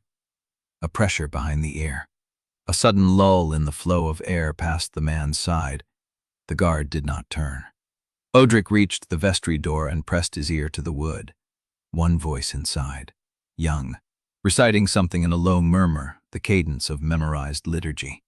He pushed the door open. Tavian Rusk looked up from the prayer desk where he knelt, a lit candle before him, a novice's white tunic stark against the dark stone walls. He was 20, thin-shouldered, with a face that had not yet learned to hide what it felt. His hands were open on the desk, palms up, the branded marks of a newly sealed vessel visible in the candlelight. He stared at Odrik. "You are dead," Tavian said. "No. The warrant was read. The pyre was lit. I heard the bells." Odrik stepped inside and closed the door behind him. "The pyre did not kill me. It opened something I am still learning to close." Tavian did not reach for the bell rope. He did not call out. He simply stared, his hands still open on that desk, as if the liturgy had frozen in his throat. "I am here to give you a choice," Odrik said. "One I did not have." He set Thorn's folder on the prayer desk, opened to the page that listed Tavian's name, the confirmation date, the scheduled transfer to the decanting vault at the next dark moon. "Read that." Tavian looked at the folder, then at Odrik, then at the folder again. He read in silence. His face changed slowly, the way ice cracks before it breaks, a hairline fracture spreading from the corner of his mouth to the hollow beneath his cheek. "This is a lie. It is Thorn's schedule. I killed him an hour ago." "You killed a preceptor of the Candle Synod?" "Yes." Tavian's hands began to tremble. He pressed them flat against the desk to stop it. "Confirmation binds the first layer of containment," he said. "They told me it was the same right every warden receives, that the branded marks were protection, that the voices would never master me if I held to the liturgy. They told me the same thing. And you believed them. For 19 years. Tavian stared at the branded marks on his wrists, fresh, pink along the edges, the seal that had not yet closed. "I stood in the chapel yard the night of your execution," he said. "I watched the fire surge sideways. I heard the voices howl. Everyone said it was a judgment from the hollow choir, that you had been found wanting, that the pyre proved your heresy. And now? Now I am looking at my own name on a transfer schedule I was never shown." Odrik let the silence hold. He watched Tavian's face, the cracks spreading, the ice beginning to break. "There is a route through the lower sanctums that leads out of the mother chapel," he said. "I can take you there tonight. You will not be confirmed, you will not be bound, but you will be hunted for the rest of your life because the Synod does not allow vessels to leave. And if I stay, you will be decanted at the next dark moon. Your voice will join the hollow choir. Someone else will be fattened to replace you." Tavian pressed his palms against his eyes. "I have nowhere to go. You have the route. You have the truth. The rest is your choice." The novice's hands dropped. His face was wet, but his voice had steadied. "Show me the root marks." Odrik understood. He pulled back his sleeve, exposing the pale skin of his forearm, the branded marks that ran in lines from wrists to elbow, the pattern of a vessel who had walked the crypt routes for 19 years. Tavian leaned forward. He traced the marks with his finger, reading the path they encoded, the way the Synod burned confirmation patterns into the flesh of every warden so they could navigate the sealed corridors without maps. "You have the Ashen Gate route," Tavian said. "That is not a standard pattern. That is a master's route. 23 wardens before me kept those marks hidden. I took them from the dead." Tavian's fingers stopped on a mark near Odrik's elbow. "This one is different." Odrik looked down. The mark was older than the others, the scar tissue deeper, the edges blurred by time. He had never noticed it before. "What does it read?" "I do not know." Tavian's voice dropped. "It is not a Synod route. It is written in a hand I have never seen." The candle flame guttered. Something shifted in the air pressure, the way it did before a door opened somewhere below. And in the corridor outside, a boot scraped stone. Tavian's head snapped up, his face went white. "Patrol." Odrik moved to the door, pressing his ear to the wood.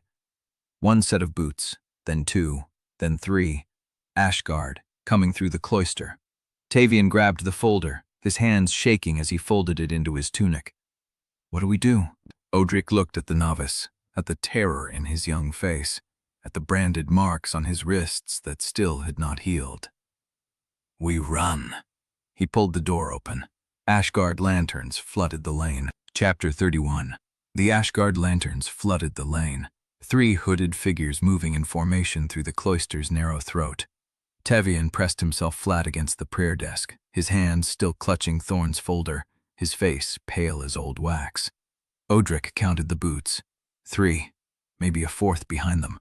He pulled the door shut to a crack, watching the lanterns swing past the confirmation chamber's arched window, their light sliding across the stone floor in long, yellow sweeps.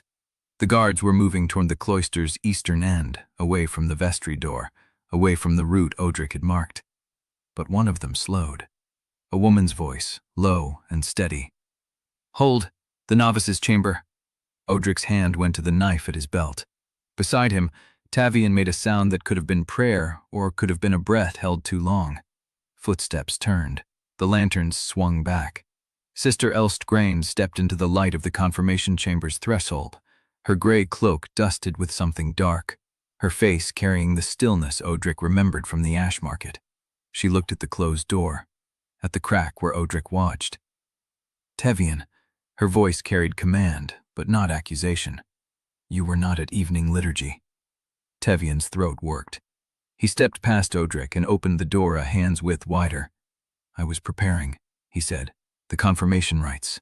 I needed silence." Elst's gaze moved past him, into the room. Odrik was pressed against the wall in the shadow of the doorframe. One step forward, and she would see him. One flicker of recognition, and the ash guard would be inside. But Elst did not step forward. She stood in the doorway, and something passed between her and Tavian that Odrik could not read. A question, a silence, a choice. "What did you find?" she asked. Tavian's hand moved to his tunic, where Thorn's folder pressed against his chest. "I found that I do not understand what I am becoming." Elst's face did not change, but her hand, the one she kept pressed to the doorframe, trembled against the aged wood. "The confirmation rites bind the voices," she said. "That is what they taught us. That is what they taught us," Tavian repeated. The words hum in the air, both of them knowing what had not been said. Another guard called from the lane. "Sister, Elos we coker." Without moving, Elst did not turn. She looked past Tavian one more time, and her eyes found Odrik. She did not start. She did not raise an alarm. She held his gaze for a breath, 2 breaths, and then she reached into her cloak and pulled out a strip of paper, folded tight, stained at the edges with candle grease. "Take this," she said, holding it out to Tavian. "If you choose to leave the confirmation chamber tonight, there is a route through the lower sanctums that the Ash Guard do not patrol. It passes beneath the old reliquary, through the drained cistern that connects to the salt market tunnels. The confessors use it when the Synod demands confessions they cannot give." Tavian took the paper. His hand shook. "Why?" he asked. Elst's face tightened. She looked at Odrik again, and this time Odrik saw what she was carrying, the weight of something she had witnessed and could not reconcile. "I was called to read the residue at the undercrypt threshold," she said, "after Preceptor Thorn's body was recovered. The spiritual remnants there were not what the liturgy teaches. The dead do not rest in the hollow choir. They are not at peace. They are waiting." She pressed her palm to the doorframe, steadying herself.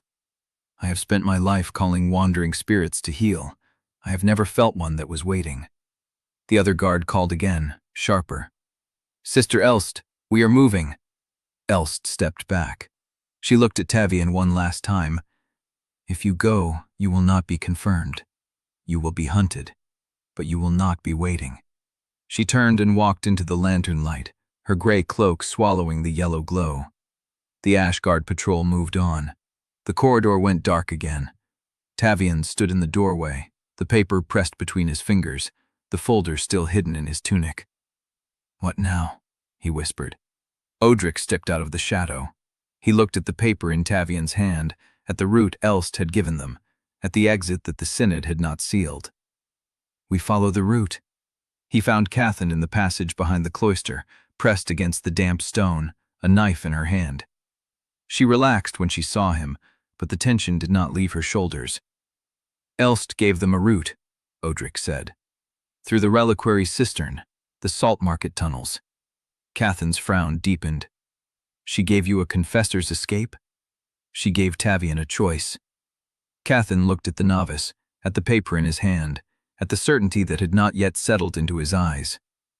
"She knows what is in the undercrypt," Cathwen said. "If she gave you this route, she has already decided whose side she serves." Or she has decided she cannot serve the Synod any longer, Odrik said. He led them through the confirmation chamber's back passage, past the vestry where Elst had stood, down the stone stairs that spiraled into the Mother Chapel's lower bulk. The air grew cold and damp, heavy with the smell of old wax and wet stone. Tavian followed close behind, the paper clutched in one hand, Thorn's folder pressed against his chest. They reached the cistern entrance, a rusted grate set into the floor of a disused storage chamber. Odrik worked the bolts loose, feeling the voices press closer in the darkness.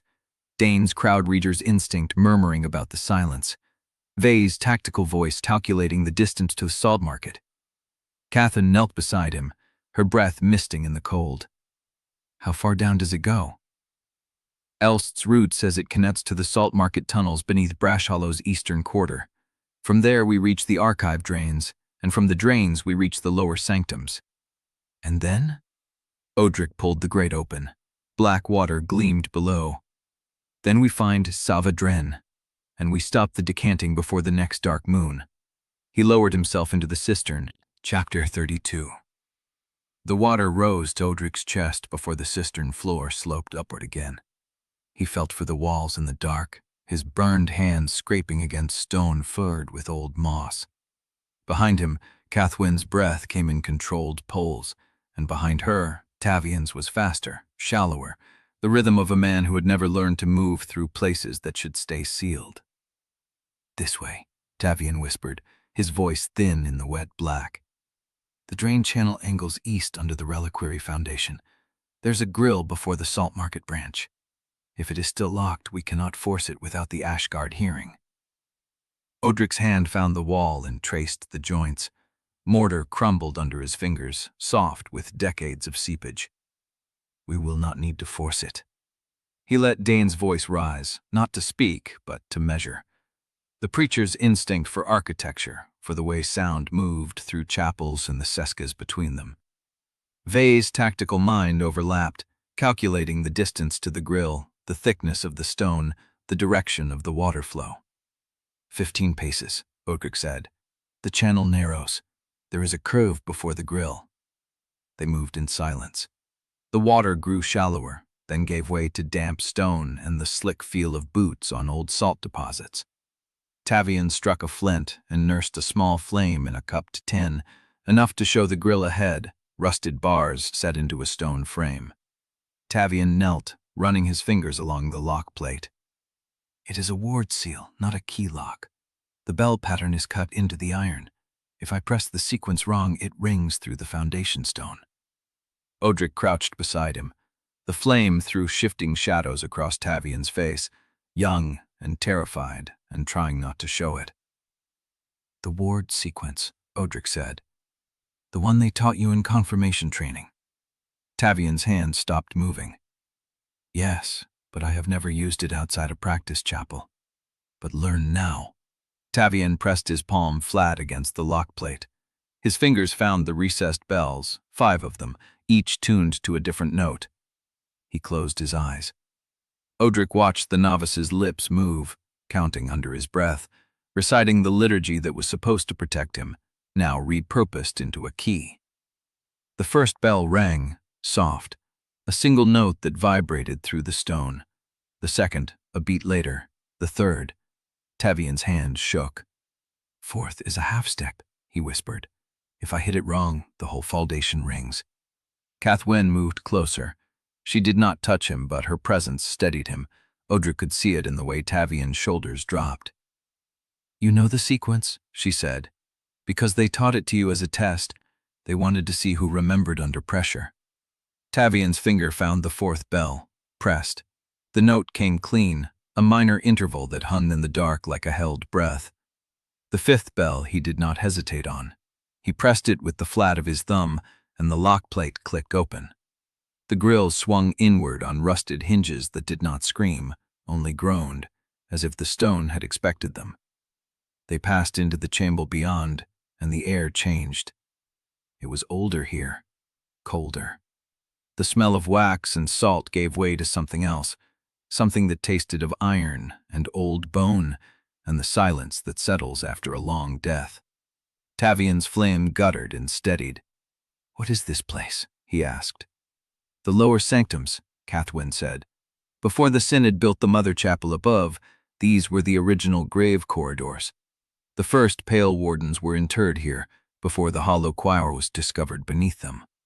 Odrik stopped walking. The walls were not rough stone here. They were faced, dressed with the care of older masons, and every third block bore a carved symbol that predated the Candle Synod. He reached out and touched one, a spiral that seemed to turn under his finger, though the stone did not move. "The ash threshold," he said. "This is the same construction as the door we entered before." Cathwen backed the light closer. "These corridors connect to the mother chapel underways. If Tavian's ward knowledge holds, we can reach the preparation chambers where Sava is held without crossing a single ash guard post." "Without crossing a single guard post that the Synod knows about," Tavian said.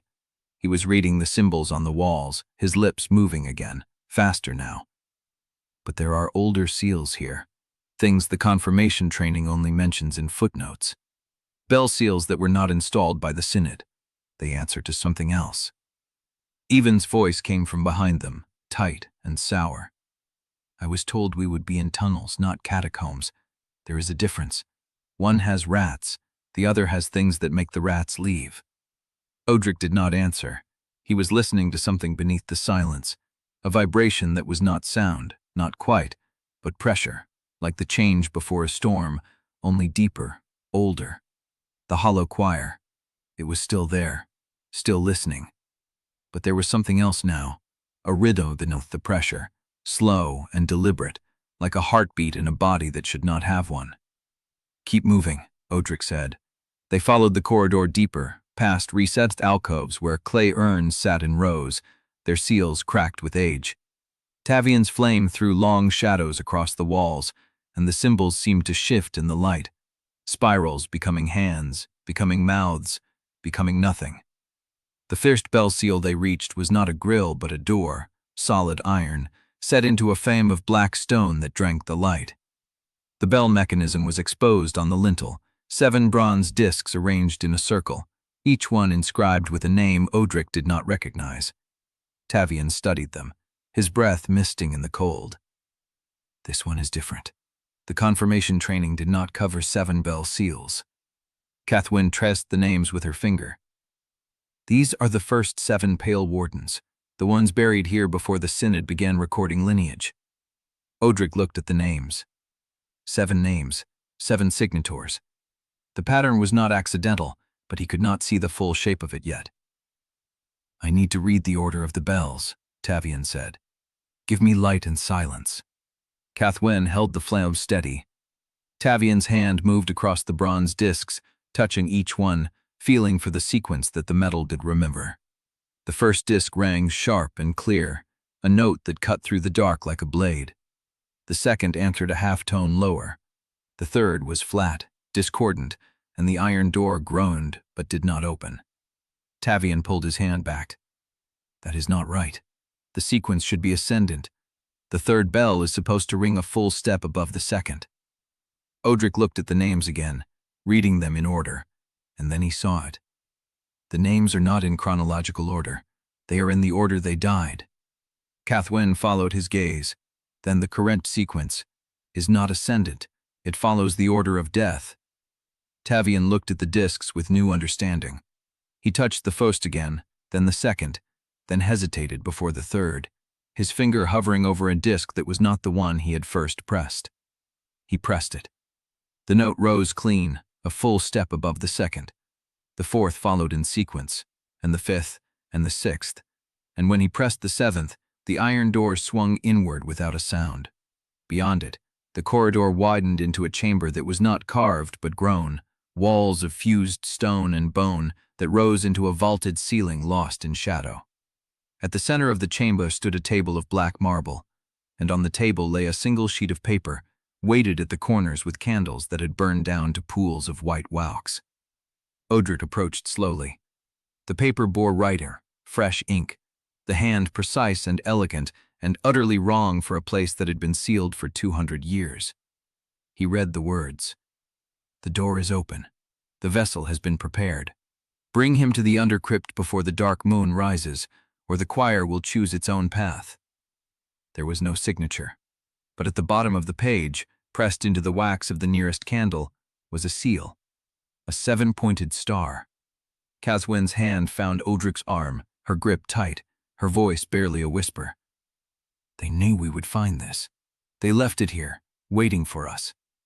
The dark beyond the chamber answered, not with sound, with pressure, the air thickening, the temperature dropping, and somewhere deep in the fused stone, something that had been listening began to move. Chapter 33. The dark beyond the chamber pressed against them like a held breath. Odrik stood motionless, the note still in his hand, the 7-pointed star burning in the candle wax like an eye that had watched them enter. The cold deepened, seeping through his boots, through his burned skin, settling in his chest where the voices had gone quiet. Not peaceful. Waiting. Cathwen's grip on his arm did not loosen. We need to move. Now. Tavian's flame guttered, then steadied. His face was pale, the fresh brands on his wrists dark against his skin. Which way? The corridor splits ahead. Even Mora pressed past them, his sour irritation replaced by something sharper, fear dressed as impatience. The salt market tunnels connect to the old reliquary drains. If we take the left branch, we come up under the Bellfounders Square. But we will be 3 levels below any street access, and if the guard has sealed the grates, then we find another way, Odrik said. He folded the note, pressed it into his coat pocket, and looked at the 2 corridor mouths that opened beyond the chamber. Left. Right. One led toward escape, the other led deeper. Left, he said, and started walking before anyone could argue. The corridor narrowed after 20 paces, the walls changing from fused bone stone to rough-hewn rock bound with mortar that crumbled at a touch. The symbols grew sparser, older, less careful. Tavian's flame threw their shadows long and jagged, and somewhere ahead, water dripped in a rhythm that was almost a beat, almost deliberate. Cathwen walked close enough that her shoulder brushed his. She did not speak, but he felt her attention on him, measuring, waiting for him to ask about the note. He did not ask. Not yet. The corridor opened into a junction where a rusted grate covered a vertical shaft, and through the grate, faint light bled down, orange and unsteady, the color of cheap tallow candles burning in a room above. Voices drifted through the grate, muffled, indistinct, but carrying the cadence of liturgy. Tavian looked up. That is the chapter hall, the lower vestry access. Even was already at the grate, working at the rusted bolts with a knife. If we go up there, we are in the belly of the house. Every confessor, every clerk, every ash scribe above us. We are not going up, Odrik said. No, but I can hear what they are saying. Even's knife found purchase, and the first bolt groaned. And I want to know if the hunt has found our scent yet. The second bolt gave. Even eased the grate open a finger's width, and the voices from above sharpened into words. Signed the warrant with full knowledge of its alteration. The archivist's seal was affixed to a document that named a heretic who had not yet been charged. The warrant predated the execution by a full season. The voice was calm, measured, carrying the weight of someone who had spoken from pulpits for decades. Odrik knew it. He had never heard it in person, but he knew it the way a hunted animal knows the shape of the trapper who set the snare. Arx Prelate Merovan selects. Cathwen's breath stopped. He felt it, the way her ribcage locked, the way her hand found the wall to steady herself.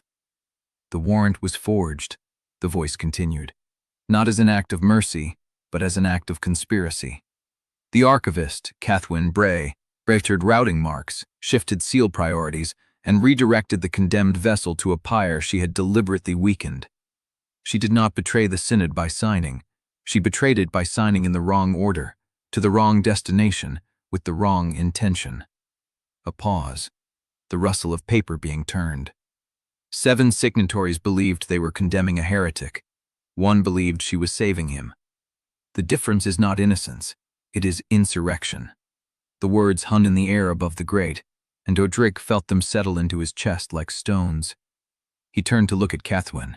She was not looking at him, she was looking at the grate, her face pale, her jaw set, her hands still at her sides, not trembling, not reaching for a weapon, not denying it. "Did you know?" he said. His voice was quiet, but it carried. She did not answer immediately. When she did, it was not a denial. "I knew the warrant was altered before I signed it." Even stopped working at the grate. Tavian's flame flickered as his hand shook. "I knew the routing was changed," Cathwen said. "I knew the pyre had been prepared. I did not know who had prepared it, or why, but I knew the warrant would not kill you clean." "You told me it was forged mercy." "It was. Mercy does not need to be framed as conspiracy."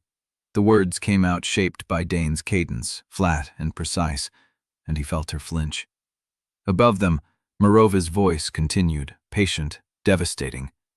"The Archostate has been building a hidden resistance for years, decoding ledgers, cultivating informants, altering warrants to protect the condemned while appearing to condemn them. She did not save Odrik Vassmere out of love. She saved him because he was the only weapon heavy enough to break the chain she had been cutting at for a decade." The words hit differently now, because they were not entirely false. Odrik had seen the ledgers. He had seen the marks Cathwen left for him, the decoded roots, the careful accumulation of evidence. He had seen the way she dismantled Eridane, the precision of her planning, the years of patient observation that made it possible. She had been building a weapon, and she had chosen him to be it. "Look at me," he said. She turned. Her eyes were dry, her face was steady, but her hands, pressed against her thighs, were shaking. "Did you know," he said slowly, "that when I reached the ash threshold, I would find a chamber prepared for me? Did you know about the note? No. Did you know that I would find the vessel waiting? The word from the note, the vessel. No. Did you know that when I killed Thorn, someone would already have written the next instruction?" Her jaw tightened. "I knew someone was guiding us. I told you that. The 7-pointed star marks, the warnings, the timing. I said it was Lenora Creve, or someone who knew her work. You said you did not know who. I do not. But you knew someone was using you, using me." She held his gaze. "I knew I was not the only one who wanted the chain broken. I did not know who the others were. I still do not." Above them, Morovan's voice rose, filling the chapter hall. "Cathwen Brale is not a repentant conspirator. She is an active one. She has not been hiding from justice. She has been building toward a moment of her own choosing. And the man she freed, the weapon she forged, is now in the undercrypt, walking the path she laid for him." A pause. "Bring them both to the light. The Synod will judge them together." The voices above swelled, not with outrage, but with the sound of a room agreeing. Odrik looked at Cathwen. She had not lied to him. Not about the warrant, not about the pyre, not about her intention to dismantle the signatories. But she had not told him everything, and Morovan's poison was not in the lie. It was in the truth she had chosen to withhold. "Which part of what is said," Odrik asked quietly, "was true?" She met his eyes, and for the first time he saw something crack in her composure. "All of it," she said, "and none of it. The shape is true, the meaning is not." The grate above them groaned as Ivan pulled it open fully, and the light from the chapter hall spilled down, cold and white, carrying the sound of footsteps approaching. "Time to go," Ivan said. "They are sealing the vestry." Odrik did not move. He held Cathwen's gaze for one more breath, two, letting the question settle between them unfinished. Then he turned and followed Ivan into the dark corridor, the echoes of Morovan's voice fading behind them like a sentence already passed. Chapter 34. The dark corridor narrowed, and the cold thickened until every breath tasted of stone and old salt.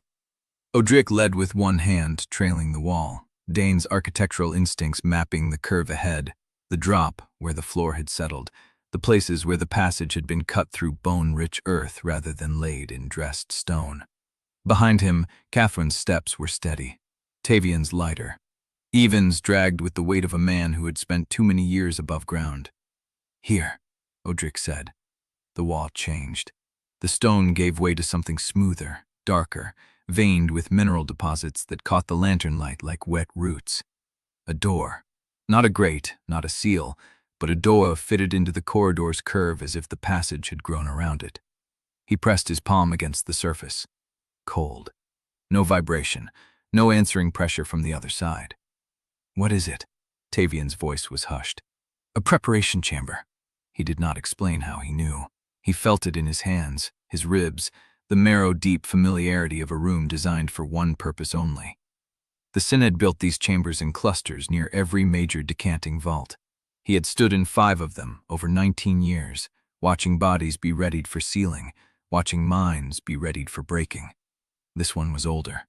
The stone was darker, the door set deeper, the symbols carved into its frame worn by centuries of touch rather than weather. He pushed.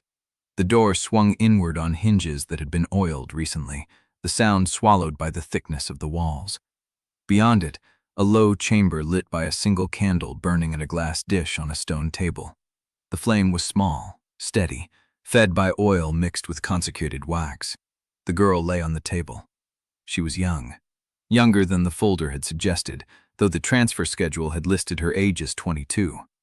Her wrists were bound to the table's edges with leather straps, her confirmation brands visible beneath the rolled sleeves of a white novice tunic, but the brands had been cut open.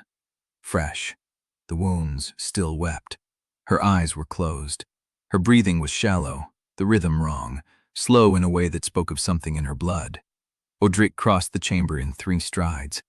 He touched her wrist, 2 fingers against the pulse point, and felt the thready butt beneath the skin.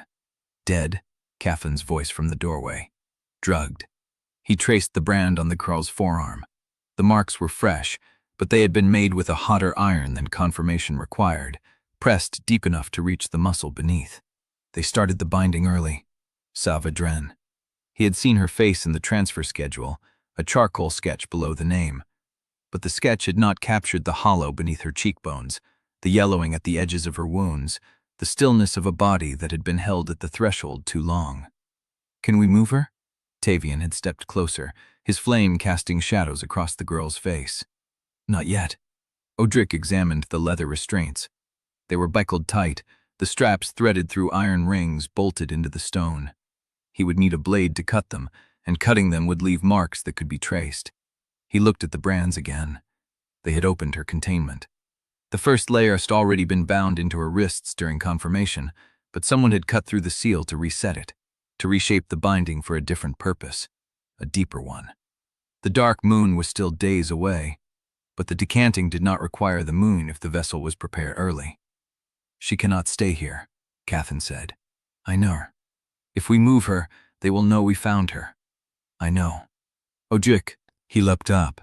Cathwen's face was shadowed by the candle's low light, her eyes fixed on the girl's bound wrists.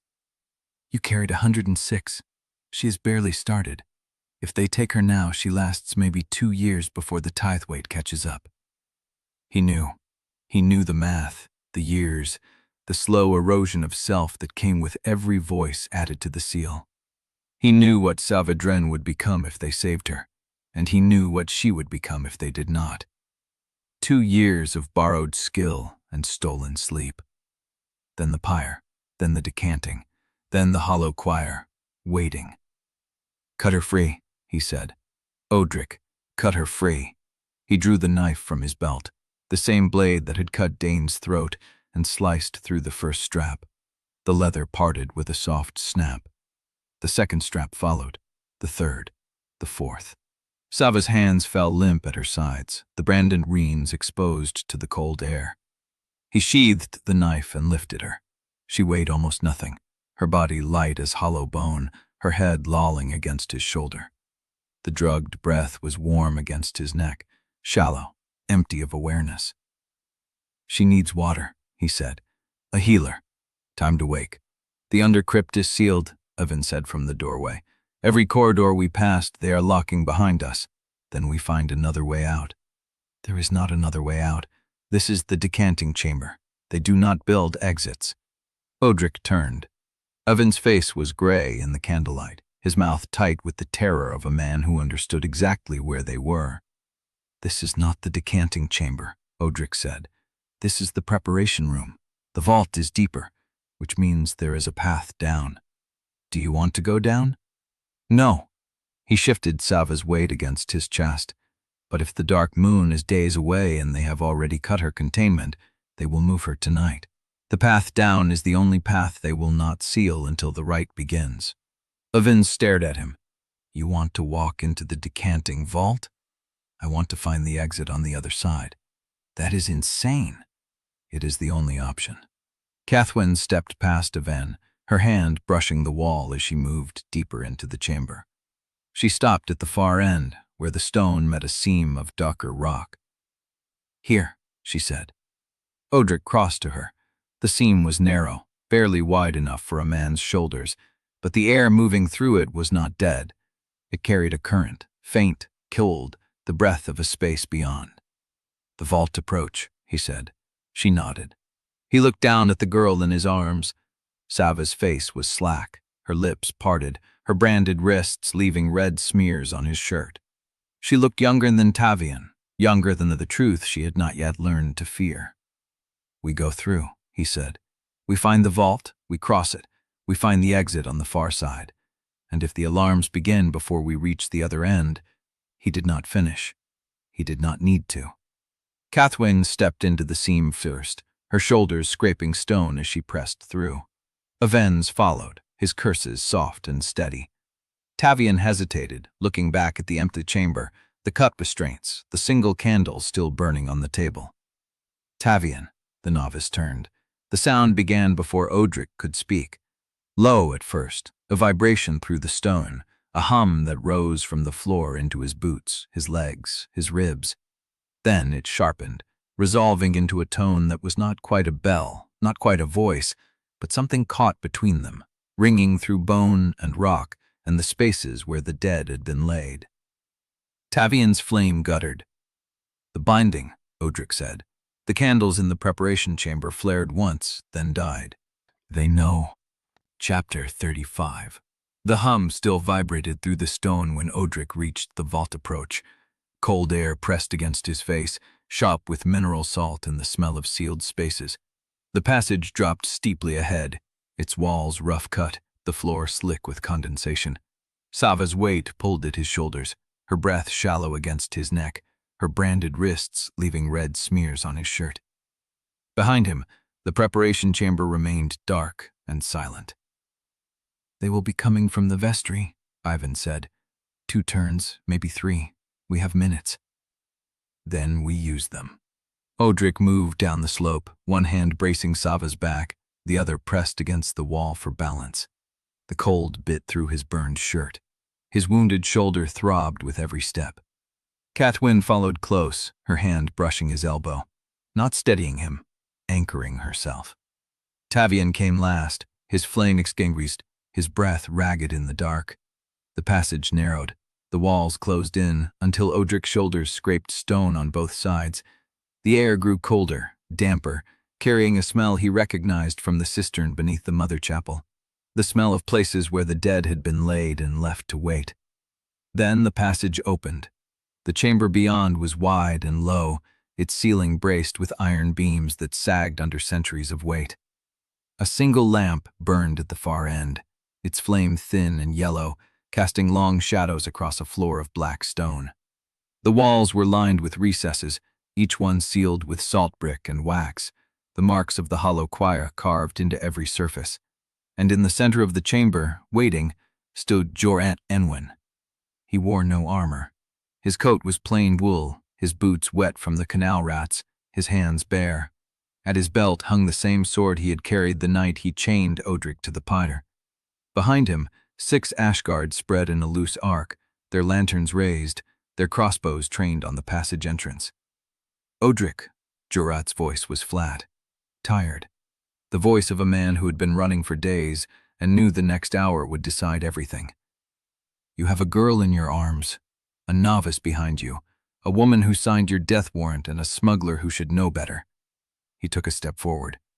Surrender now, and I will see the girl gets a proper healer before the rite. Odrik stopped at the edge of the light. Behind him, Tavian's breath caught. He heard it, the hitch of a boy who had never faced crossbows before, who had never understood what it meant to be hunted until this moment. Sava stirred in Odrik's arms, a small sound, a shift of weight, then nothing. You are cornered, Jorant said. The vestry is sealed, the preparation chamber is locked. There is no exit beyond this vault except the decanting floor, and the choir does not let vessels leave once the rite begins." "I know. Then you know what happens next." Odrik looked past Jorat, past the ash guard, past the lamp at the far end of the chamber. The vault approach continued beyond the light, a darker passage, a lower descent. The decanting chamber lay somewhere beneath, waiting with its altars and its bells and its machinery of sacred consumption.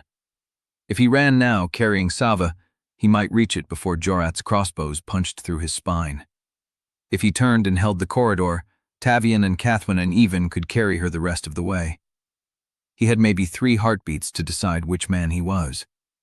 "Tavian." The novice's voice cracked. "What?" "Take her." Odrik lowered Sava from his shoulder and handed her into Tavian's arms. The boy fumbled, caught her weight, steadied her against his chest.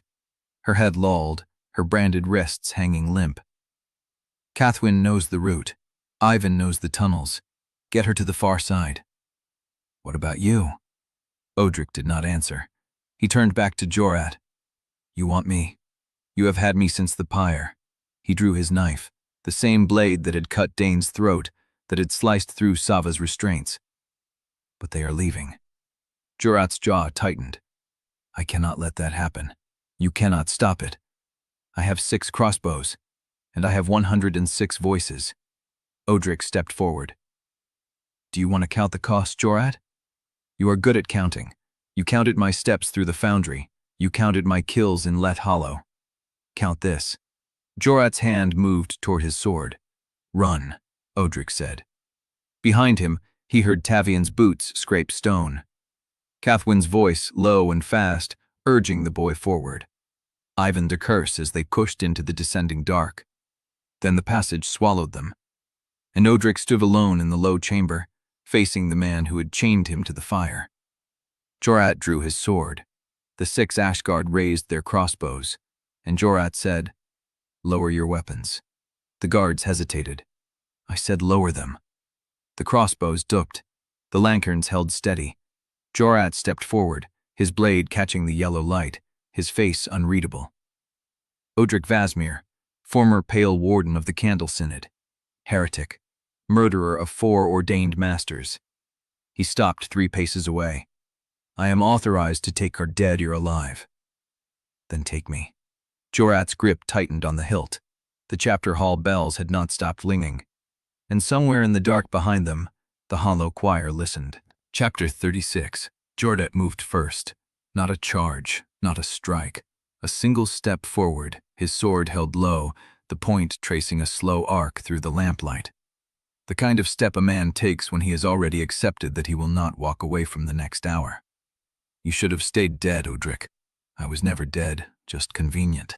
Jorat's jaw tightened. He circled left, boots scraping ash grit against the black stone. The 6 Ashguard held their positions behind him, crossbows lowered, but hands still on the stocks, ready to raise at a word. 4 ordained masters," Jorat said. "Helma, Ve, Dask Rowan, Irag, Dane, Malrek Thorn. You gave them sentences before you killed them. I read the residue at every scene. Then you know I gave them a choice. I know you let them speak before you cut their throats." Jorat's voice hardened. "That is not justice. That is theater." Odrik held his knife low. His shoulder burned where the arrow had gone through, the wound still weeping under the bandage, sending small pulses of heat down his arm. The voices in his skull had not stirred since the binding alarm killed the candles. Waiting, watching through his eyes. "Tell me, Jorat, when you chained me to the pyre, did you give me a choice?" Jorat's grip tightened on the hilt. "I gave you the law." "The law," Odrik tasted the word. "The law that feeds young wardens to the choir. The law that sells forged sanctity to grieving mothers. The law that burns a man who served 19 years and calls it mercy." "I did not write the warrants. No, you just held the chains." Jorat lunged. The strike came fast, a low, horizontal cut aimed at Odrik's ribs. Odrik twisted, felt the blade pass close enough to shear thread from his shirt. He did not counter. He let the momentum carry Jorat past him, buying a half-step of space. "You were a good warden once," Jorat said, turning. "I watched you work the Eastern Circuit. You took no pleasure in it. You did what was necessary. Necessary? Odrik repeated the word like he was testing its weight. I did what I was told. There is a difference, Jorat. I am learning that now. Learning. Jorat's laugh was flat, hollow. You have killed 4 men in 3 weeks. You call that learning? I call it waking up. Jorat came again. This time Odrik met him, steel catching steel, the shock of impact running up through his burned wrist. Jorat pressed, using his longer reach, forcing Odrik to give ground. The knife was not a sword. Every parry cost more than it should. You were a weapon, Odrik, a good one, the best the Synod ever made. Jorat's voice was tight, controlled, the voice of a man trying to reason with a thing that had stopped listening. Do you think I enjoyed the pyre? Do you think I wanted to chain a man I had worked beside for 6 years? You did it anyway. Because it was ordered, because the warrant was signed, because we do not choose which men to burn, Odrik. That is what keeps the province alive. Odrik drove forward, low and hard. His knife found the gap between Jorat's ribs and coat, not deep enough to wound, but enough to make Jorat step back and reset. The province, Odrik said. You keep saying that word like it means something, like feeding the choir keeps anyone alive except the men who profit from the fear. Jorat's eyes flickered.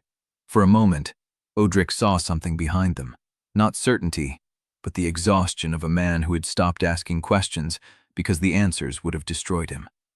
That is what you do, Odrik said. You serve, you obey, you tighten the chains on the next man and tell yourself someone else wrote the warrant. He stepped forward. But I am done serving. I am done obeying, and I am done letting men like you call it duty. Jorat screamed and came at him. The next exchange was brutal and short. Jorat's sword cut across Odrik's forearm, shallow, bleeding. Odrik's knife found Jorat's thigh, a strike that made the captains stagger. They broke apart, both breathing hard, both bleeding onto the black stone. You cannot stop them, Jorat said, voice rough. The Synod is not 4 masters. It is 1,000 clerks, 1,000 guards, 1,000 faithful who believe the choir must be fed. You kill me, and another captain takes my place before your blood dries. I know. Then why? Odrik looked past Jorat, at the dark passage where Tavian had carried Sava. At the threshold, Cathwen was even now crossing, dragging a young woman toward the only hope of survival she had left. Because she is not a vessel, he said. She is a girl who deserves to choose what she becomes. Jorat followed his gaze, saw the passage, stood. I cannot let them reach the decanting floor. Then stop me. Jorat raised his sword, and Odrik saw it then, the truth he had been avoiding since the pyre. Jorat was not a monster. He was not corrupt. He was not even wrong, not by the doctrine that had shaped them both. He was a man who had spent his entire life believing that order, any order, was better than chaos. That obedience, even to a corrupt machine, kept the province from burning. He was every version of Odrik that had not yet learned to choose. Odrik moved. The fight lasted maybe a dozen heartbeats. Jorat was skilled, methodical, trained by decades of service, but Odrik had stopped fighting by the Synod's rules the night the pyre did not kill him. He used Dane's instincts for timing, used Vey's tactical eye for the weak point in a formation, used the borrowed reflexes of a dozen dead men who had known how to end things when hesitation meant death. He drove his knife upon Jorat's guard, through the gap between his ribs, into the space where the heart sat. Jorat's sword fell. His hands came up, not to strike, but to grip Odrik's shoulders, to hold himself upright for one more breath. I am sorry, Jorat said. For the pyre. I am sorry. Then his eyes went still. Odrik lowered him to the stone. He took a breath. He pulled the knife free and wiped it on Jorat's coat. Behind him, the 6 Ashguard had not raised their crossbows. They stood frozen, watching their captain bleed onto the floor of a chamber that had already been wrecked by the hollow choir cymbals. You have a choice, Odrik said. Put down your weapons and walk away, or pick them up and die in a crypt that will not remember your names. The first guard dropped his crossbow. The second followed. The third hesitated, then laid his weapon on the stone and stepped back. Odrik did not watch them leave. He turned toward the dark passage where Cathwen had gone, where Tavian carried Sava, where the decanting floor waited with its machinery of sacred hunger. Behind him, Jorat lay still, and somewhere in the dark beneath the mother chapel, the hollow choir felt the blood spill and stirred. Chapter 37. The passage beyond Jorat's chamber widened into a space that did not belong to the Synod's architecture. Odrik stepped into it and felt the temperature drop by a kind that had nothing to do with winter. The decanting floor opened before him, a circular chamber carved from black stone veined with white lines that pulsed like veins. At its center stood an altar of fused bone and iron, curved to receive a body, and above it hung a bell the size of a man's torso, silent, waiting. Cathwen stood at the far edge of the chamber with Tavian beside her, Sava draped across his arms, her branded wrists leaving red smears on his novice tunic. Even crouched near a side arch, one hand pressed to the wall, mouth moving in a prayer he had never believed in until now. The rite was already in motion. Two figures in white vestments stood at the altar, their backs to the passage, hands raised in the old configuration of containment. Odrik recognized the fifth signatory by the gate, Master Hestian Vel, a thin man with a tremor in his left hand, who had signed the warrant while holding a consecrated candle. The sixth signatory stood at the opposite side, Sister Morven Kale, felt and unsteadily regioning the nodes. Another was a person who had sealed the warrant with her own brand, and whose voice had never wavered when she read the charges aloud. They had not waited for the dark moon. They had not waited for the vessel to wake. They were forcing the rite through on panic and doctrine, feeding Sava into the choir's hunger before Odrik could stop them. Masters of El, Kale. Odrik's voice carried across the chamber, flat, cold, borrowed from Dane's cadence. The warrant is void. Stand away from the altar. Hestian Vel turned. His face was bloodless, his eyes wide with the terror of a man who had spent his whole life believing doctrine protected him, and had just discovered it to not. "You cannot be here," Vel said. "The ward seal's closed behind you. The chamber is sealed." Odrik walked forward. Behind the altar, the bell trembled. Not from wind, not from any hand. The hollow choir had felt him enter. "The chamber is not sealed," Odrik said. "It is full." Sister Morven Kale did not turn. She kept her hands raised, her voice steady as she continued the liturgy, the words of binding that would anchor Sava's first layer into the altar's iron cradle. "The Synod commands this vessel yield," Morven chanted. "The hollow choir receives this offering.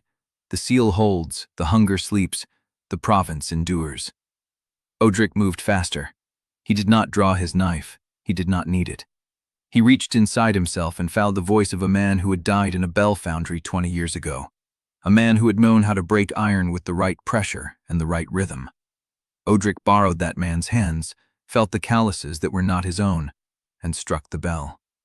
The sound that came out was not a ring. It was a howl. The white lines in the stone flared. The candle flames on the altar guttered. Morven Kale stumbled, her chant broken, her hands dropping to her sides as the bell's resonance shook through her chest. "You cannot break the ward lines," she said, breathing hard. "They are older than the Synod, older than the province. They will not yield to a man who carries dead voices in his skull." Odrik struck the bell again. A second voice brawled inside him, a woman who had been a quarry mason before the Synod marked him for heresy. She showed him how stone answered to pressure, how the lines in the black rock were not veins but faults, how the chamber had been built on a seam that could be shattered if he struck the right angle. He struck the bell a third time. The white lines in the floor cracked. Morven Kale screamed, not in pain but in fury. She grabbed a candle from the altar, a consecrated white taper, and threw it at Odrik's feet. The flames spread across the stone, sealing the cracks, reweaving the lines. "Burn him," she said to Vel. "Burn him now." Hestian Vel raised a candle of his own, but his hand was shaking. The tremor in his left hand had become a palsy, and the flame wobbled, throwing shadows across the chamber that moved in directions no candle should have cast. Odrik did not wait. He spent the third voice, the quarry mason's, and felt it leave him like a breath. The loss was immediate and physical, a cold space where warmth had been. He did not know whose memory he had just erased, what husband, what child, what crime the woman had committed. He only knew she was gone. The fourth voice he reached for was a soldier who had died on a border skirmish 23 years ago, a man who knew how to close a distance against a prepared defensive line. Odrik borrowed his legs, his hips, his balance, and crossed the chamber in 3 heartbeats. Vel saw him coming and dropped the candle. Odrik's knife found the gap between Vel's ribs, same angle as Jurat, same precision. Vel gasped and fell forward, his weight pulling the blade deeper.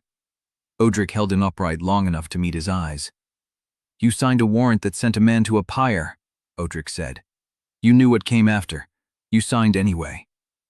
Vel's mouth opened. No words came out. Odrik lowered him to the stone and pulled the knife free. More than Kale had not moved. She stood at the altar, her hands gripping the iron cradle, her face a mask of defiance that was already cracking at the edges. "The choir will remember this," she said. "Every voice you spend, every life you take, every wound you carve into this chamber. The choir will remember, and when the seal finally breaks, it will come for you first." Odrik walked toward her. "I am counting on it." He did not need a borrowed voice for this. He did not need a soldier's reflexes, or a mason's knowledge, or a preacher's instinct. He needed only his own hands, his own judgment, his own will. He drove the knife up under her jaw, fast and final. Morven Kale died with her hands still gripping the altar, her weight pulling the iron cradle sideways. Sava's body shifted, her drugged head lolling, but Tavian caught her before she could fall. The chamber went still. The white lines in the stone had not stopped pulsing after all. They were moving in a pattern that matched the 7-pointed star seal, a pattern no hand had carved, a pattern that had been waiting in the rock since the chamber was built. And in the center of the altar, where the iron cradle had held Sava's body, a single word had appeared. Not written in ink, written in the bone itself. "Continue." Cathwen saw it. Her face went white. "That is not possible," she said. Odrik stared at the word. The hollow choir did not answer. It did not need to. The silence was answer enough. Chapter 38. Cathwen stared at the word carved into the altar's bone. "Continue." The white lines pulsed beneath it, 7 points converging, a pattern that belonged to no liturgy she had ever studied. She had spent 12 years decoding Synod ciphers, tracking forged seals, mapping the hidden architecture of every rite the Mother Chapel practiced. This was not candle doctrine. This was older. "Odrik." Her voice came out flat, controlled. "I need the ledgers." He did not ask which ones. He crossed to where Thorne's leather folder lay against the wall, where the schedules and transfer codes still waited, and handed it to her without a word. She dropped to her knees at the edge of the altar, spreading the papers across the stone. The Counter-Rite was in here somewhere, buried in the margins of the decanting schedules, hidden in the line spacing and the shifted seals. She had encoded it herself, months ago, before the warrant was signed, before she knew whether Odrik would live long enough to read it. Tavian shifted Sava's weight in his arms, his confirmation brands weeping fresh blood against her drugged stillness. Even pressed himself flat against the far wall, his prayer still moving silently across his lips. "Tell me you have something," Even said. "I have something." Cathwen did not look up. "I need time." The word in the bone pulsed once, a slow beat like a heart that had just remembered how to beat. Then the bells began, not the chapel bells above, not the summoning bells from Merovin's tower. The bed in the chamber itself, the one that hung silent above the altar, began to swing without wind, without hand, without cause. It did not ring.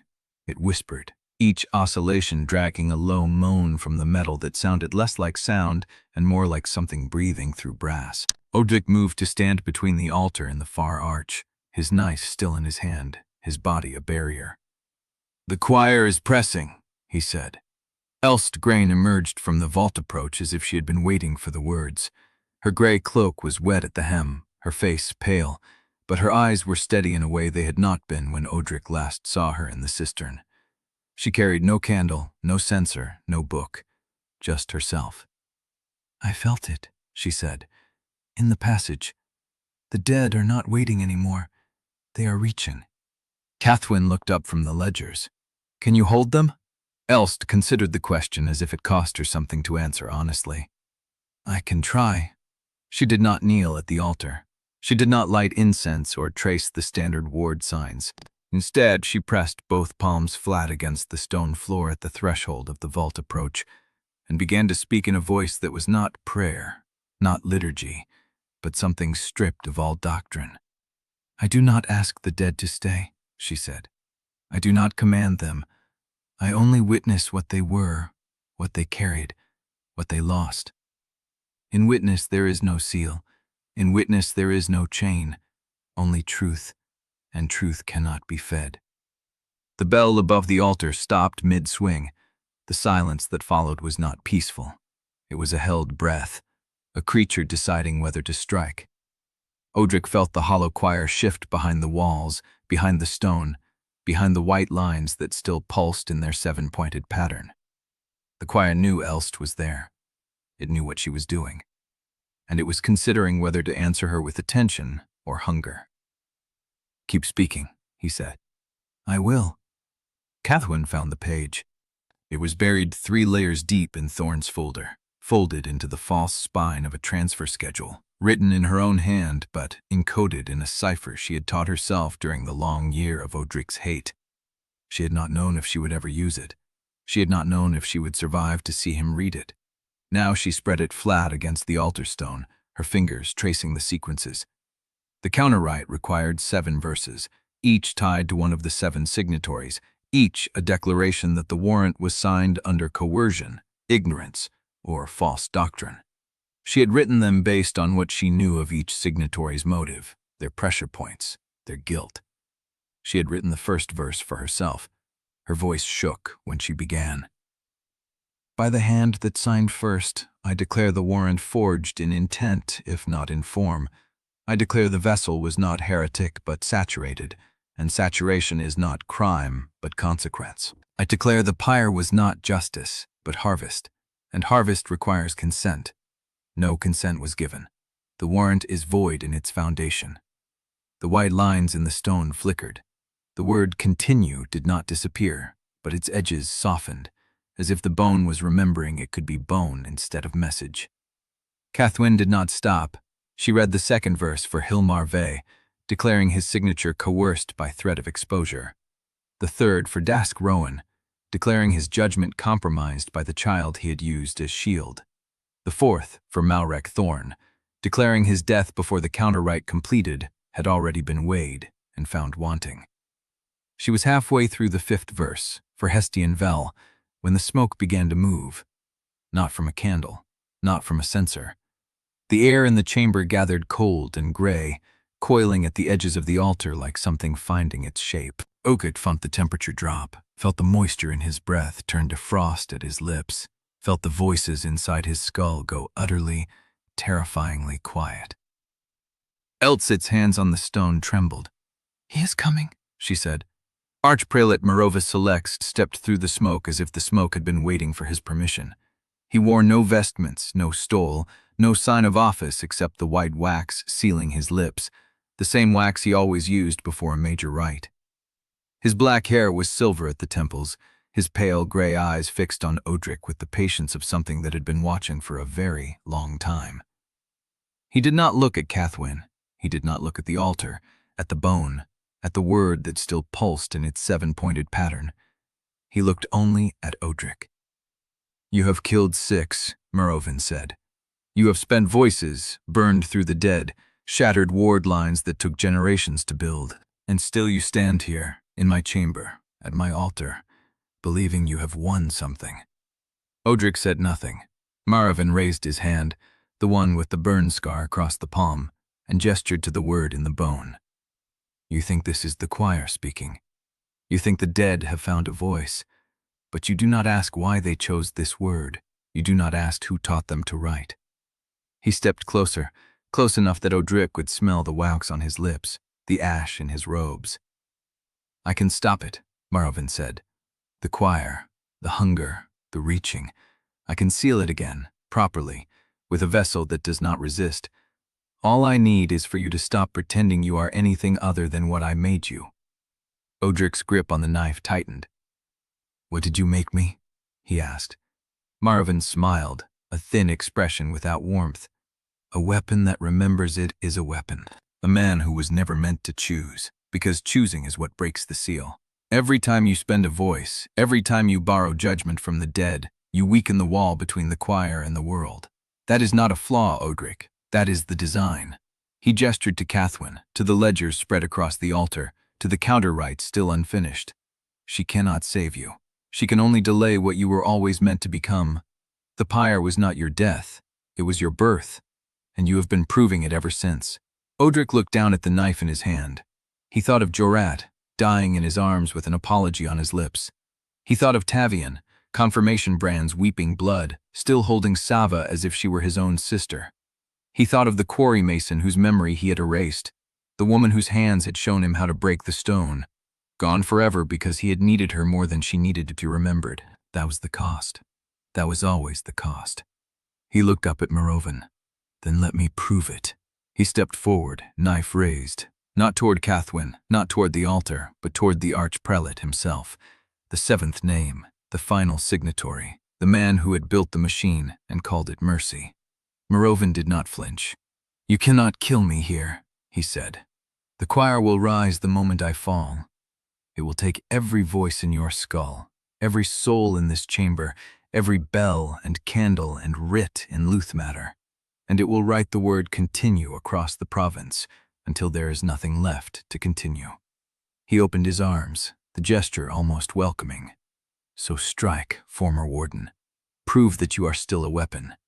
Prove that you were never meant to choose. Odrik's blade hovered at the archprelate's throat, and behind him, at the altar, Cathwen's voice rose again, not reading from the ledgers now, but speaking a seventh verse she had never written, a verse that came from somewhere else entirely. I declare the warrant void in its foundation, she said, and I declare the man who signed it was never the author. The author is older. The author is listening. And the author has already chosen. The word in the bone went dark. Merovan's eyes went wide. The hollow choir did not answer. But something else did. Chapter 39. Archpraglek Merovan Silix stood with his arms open, the burned scar across his palm catching the dying light from the altar, and waited for Odrik to strike. The blade hovered at his throat. One movement, one decision. 7 names finished. You hesitate, Merovan said. That is the part of you that still believes you are a man, the part that wants the kill to mean something beyond appetite. But you have been proving otherwise since the pyre, Odrik. Every time you borrow a dead man's hands, every time you let a spent voice become your own memory, you show the truth. You are a weapon that learned to walk. Odrik's grip tightened on the knife. The voices pressed against the inside of his skull, not speaking, but listening, waiting for him to finish what the pyre had started. I killed Jorat, Odrik said. He died believing he had served order. You will die knowing you served nothing but your own hunger. Merovan's smile did not waver. Jorat believed the lie I taught him. You believe the lie you taught yourself, that the list makes you righteous, that the order of your kills proves you are judging rather than feeding. But you have spent voices, Odrik. You have erased the dead from your own memory. You have become exactly what I designed. Behind them, Cathwen stood at the altar, the unknown 7th verse still trembling on her lips. The word, continue, had gone dark in the bone, but the white lines in the stone still pulsed, 7-pointed, patient. Elstgrain pressed her palms to the floor, her face pale, her breath shallow. He is not lying, she said. The seal is thin. If the archprelate falls here, the choir will rise. Merovan turned his head slightly, acknowledging her without breaking eye contact with Odrik. The confessor speaks truth. I am the keystone. Every tongue I sealed in wax, every rite I performed, every warrant I signed, all of it binds the hollow choir in its cage. Kill me, and the cage opens. He stepped closer, the blade pressing against the hollow of his throat, a thin line of blood beating where the edge bit. So strike, former warden. Prove that you are capable of choosing. But know what you choose. The life of every soul in Luthmar, traded for the satisfaction of one blade stroke. The end of every bell, every candle, every prayer. The choir will write continue across the province until there is nothing left to write on. Odrik looked past Merovan, past the altar, past the pulsing white lines in the stone. He looked at Tavian, still holding the drunt of Sava in his arms, confirmation brands raping blood. He looked at Cathwen, her hands shaking over the ledgers, the unknown verse still echoing in the chamber's silence. He looked at Elst, her faith shattered but her hands still holding the dead at bay. He looked at the word in the bone, dark now, but waiting. "You are wrong," Odrik said. Morrovin's eyes narrowed. "I was not designed to be a weapon. I was designed to believe I could not be anything else, and I have spent 19 years proving that design correct. But I am not choosing to kill you because the list tells me to. I am not killing you because the voices hunger for it. I am killing you because you have made a world where children are carved into vessels and women are fed to a buried god, and you call it mercy." He lowered the knife from Morrovin's throat. Morrovin's expression flickered, something like triumph showing at the edge of his mouth. Then Odrik drove the blade up under his ribs, into the space between heart and lung, the same angle he had used on Ve, on Dane, on Vel. Clean. Precise. A sentence rather than a slaughter. Morrovin's breath caught. His hands came up, not to defend, but to grip Odrik's shoulders, fingers curling into the burned fabric of his shirt. "You." Morrovin's voice was wet, blood threading between his lips. "You have done exactly what I—" He did not finish. His pale gray eyes went still, the wax on his lips cracking as his jaw loosened. He fell forward, and Odrik caught him, lowered him to the stone the same way he had lowered Jurat. The chamber held its breath. The white lines in the stone went dark. The bell above the altar, silent since the word appeared, swung once. Not a ring, not a whisper, a question. Odrik stood slowly, the knife still in his hand, Morrovin's blood cooling on his fingers. Cathwen stared at him, a face unreadable. The choir did not rise. "No," Elst said, her voice hollow. But something did. The walls of the chamber groaned, a deep sound like stone grinding against stone, and the seven-pointed pattern in the floor began to shift, the lines rearranging themselves into a shape that had no name in any language Cathwen had ever read. Tavian stepped back, Sava's weight pulling at his arms. "What did you do?" Odrik looked down at Morrovin's body, at the blood pooling beneath his ribs, at the white wax still sealing his lips even in death. "I chose," he said. The pattern in the floor stopped shifting. The bell above the altar swung again, harder this time, and the sound it made was not a bell at all. It was a voice, and it was coming from the altar's bone. Chapter 40. The voice from the altar's bone was not words, it was pressure, a shift in the chamber's weight like the whole stone room had inhaled and not yet breathed out. The sound pressed against Odrik's teeth, against the backs of his eyes, against the sealed voices still locked inside his skull. 4 voices, he realized. That was all that remained. 4 dead men muttering at the edges of his thoughts where 30 had been before the pyre. He counted them by instinct. Ve's tactical muttering, Dane's crowd-reading silence, a butcher's steady hands, a soldier's reflexive reach for a weapon that was no longer there. 4. The rest he had spent on the decanting floor, on shattered ward lines, on dead masters and dying captains. The rest he had burned through like tallow. "Odrik," Cathwen's voice came from somewhere behind him, thin and urgent. "The pattern." He looked down. The 7-pointed star in the floor had finished shifting. The lines had not rearranged into a shape, they had rearranged into a direction. A seam in the stone where no seam had been before, running from the altar's base toward the far wall, toward a door that had not existed when they entered the chamber. The bell above the altar swung again, harder, and this time the sound was a bell, cold and clean, ringing once, twice, 3 times in the rhythm of a summoning. "That is not the choir," Elst said. She still had her palms pressed to the floor, her face the color of ash. "I know the choir's language. This is something else ringing through the bell, something using the same metal." Tavian shifted Sava's weight in his arms. "What does that mean?" "It means the machinery of the Synod is still running." Cathwen's voice was flat, almost clinical.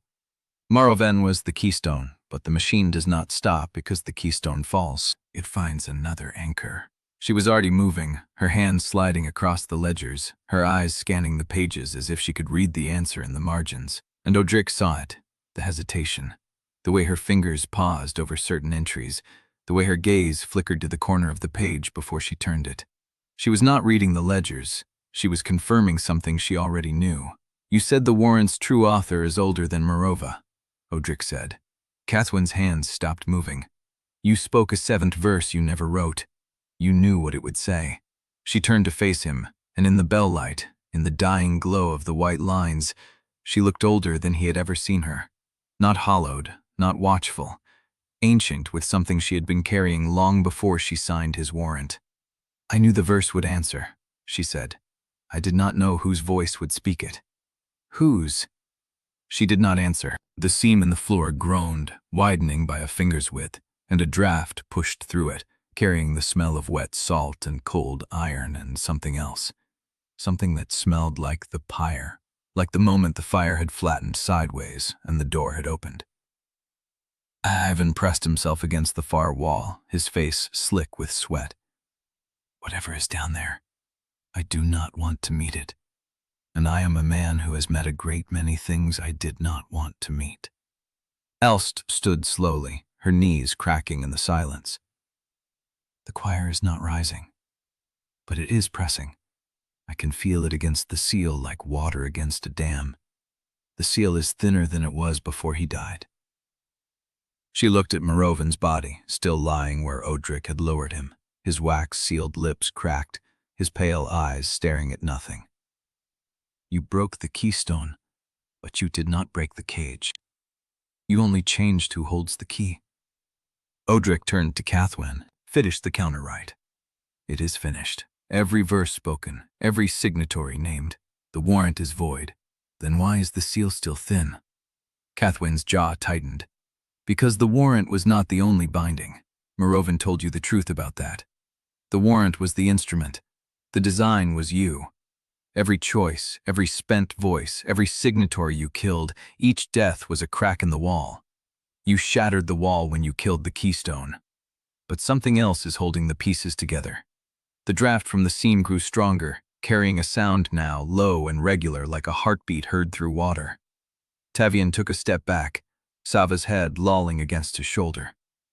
"We need to leave, before the walls finish whatever they are doing." He is right. Ivan was already at the far wall, running his hands over the stone. "The passage we came through is still open. If we move now, we can reach the salt market tunnels before the watch changes."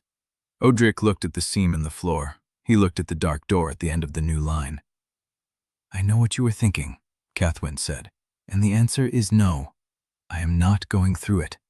You are considering it. I'm considering what happens if someone else goes through it before we do." The bell rang again, 4 strokes this time, and from somewhere above them, distant and muffled by layers of stone and salt and wax, another bell answered. Then another. Then a third, closer, sharper, a bell Odrik recognized. That was the hunt bell, the one that summoned the Ashguard to a confirmed location. "That was the vestry," Ivan said, his voice cracked. "That was the bell above the preparation chamber. They know we're here." Odrik moved. He crossed the chamber in 5 strides, grabbed Ivan by the collar, and pulled him toward the passage. "Take Sava. Get her to the salt market tunnels. Find Salome's cellar. Do not stop for anything." Ivan stared at him. "What about you?" "I will catch up." "You will not. Then you will have a head start." Tavian hesitated, Sava's weight pulling at his thin shoulders. "Odrik, go. That is an order. The first one I have given you. Make it count." Tavian's face hardened with something that was not quite acceptance. He turned and followed Ivan into the dark, his confirmation brand still weeping, his footsteps receding into the passage. Cathwen stood at the altar, the ledgers closed, the bell still swinging above her head. "You are not coming with us," she said. "I need to see where the seam leads. I need to know what is on the other side. What you need is to survive long enough to use those 4 voices for something other than dying in a hole." The hunt bell rang again, closer now. Voices echoed down the passage, muffled but distinct. Ashguard, moving fast. Cathwen grabbed his wrist, her fingers cold against his burned skin. "Odrik, Look at me. He looked at her. In the half-light, with the bells swinging and the walls groaning and the hunt closing in, he saw what he had always seen, what he had spent 19 years learning not to see. The woman who had documented his voices. The woman who had signed his warrant. The woman who had spoken a verse from somewhere else and refused to tell him whose voice had answered. "You know something," he said. "Something you have not told me since we stood in that archive house. Many things. This one matters." She held his gaze, her fingers tightened on his wrist. "The resistance cell I built did not begin with your warrant. It began 3 years before. We saved 11 vessels from decanting. Some of them are still alive. Some of them are not. And one of them—" The seam in the floor split open with a sound like bone breaking. The draft stopped. The heartbeat sound stopped. And a hand emerged from the dark, pale and long-fingered, its nails crusted with old waux, its palm marked with a brand Odrik had never seen. It gripped the edge of the seam and pulled. The body that followed was young and bald and genderless, dressed in the rotted remains of a Synod confirmation tunic. Its eyes were closed. Its mouth was moving, forming words that made the air in the chamber grow cold. Cathwen went still. "I know that brand," she whispered. "That is Lenora Creve." Chapter 41. The passage swallowed them in darkness before the seam closed. Odrik ran blind, one hand against the wall, the other gripping Cathwen's wrist. Behind them, the chambers sealed with a sound like a throat closing. The hunt bells kept ringing, muffled now, layered by stone and water, but still there, still counting down. They found the salt market tunnels by touch and memory, through passages so narrow Odrik had to turn sideways, through chambers where the water rose past his knees and the cold bit through his burned shirt. Cathwen's breath came hard behind him. Neither spoke. There was nothing left to say that would not slow them down. The tunnel widened into a low, vaulted space where the water lay still and black, a mortuary. The shelves were empty, the stone tables bare, but the smell of old embalming work clung to the walls like a second skin. Faint light bled through a grate somewhere above, casting wagger patterns on the surface of the floodwater. Ivan was already there, pressed against the far wall, Sava draped across his lap. Tavian crouched beside them, his confirmation brands still weeping, his face the color of wet ash. No one spoke for a long moment, just breathing, just water dripping somewhere in the dark. Odrik let go of Cathwen's wrist and moved to the grate. The light was gray, not dawn yet, but close. Through the iron slats he could see the lower curve of a street, cobbles slick with frost, a single lamp still burning at a shuttered door. No ash guard, no bells in the immediate vicinity. "They did not follow," he said. "They did not have to." Cathwen's voice came from behind him, flat and tired. "They know the tunnels connect to the salt market. They will seal the exits and wait. How long do we have?" "Until they find a confessor who knows the old routes. An hour, maybe 2. Odrik turned from the grate. The mortuary held 4 of them conscious, 1 unconscious, and the ghost of a dead woman who had pulled herself out of a seam in the floor. He counted that ghost as present, even if she was not in the room. "What came through the seam?" he said. "Lenora Creve. How is she alive?" Cathwen did not answer immediately. She stood at the edge of the water, her hands braced on the edge of a stone table, her head bowed. When she spoke, her voice was careful in a way that made Odrik's jaw tighten. "She is not alive. She is something that used to be alive, and now it is something else, and it found a body that fits well enough to move through the world again." "That is not an answer. It is the only one I have." Odrik crossed the mortuary in 4 strides. He did not touch her, but he stopped close enough that she had to lift her head to meet his eyes. "You knew the 7th verse would answer. You told me that much, but you did not tell me what would answer, or what would come through the door after Morovan died." "I did not know what form the answer would take. I did not know it would wear Lenora Creve's face." The name hung in the air like smoke. Tavian shifted, Sava's head lolling against his arm. "Who is Lenora Creve?" "A Pale Warden," Cathwen said, "the 15th to be decanted into the hollow choir." She resisted. The Synod erased her from every record they could find. I only know her name because I found a fragment of the decanting ledger that someone tried to burn and did not finish. She was inside the choir, Odrik said, and now she is outside it. Yes. How? Cathwen's hands tightened on the edge of the table. I do not know, but whatever came through that seam is not the woman who was decanted. It is something the choir made from what was left of her, a shell with a voice that knows how to walk and speak and answer. The wasser in the mortuary rippled. A draft moved through the grate, carrying the smell of wet salt and cold iron and something else, something that made Odrik's remaining voices go still. Vey stopped muttering. Dane stopped analyzing.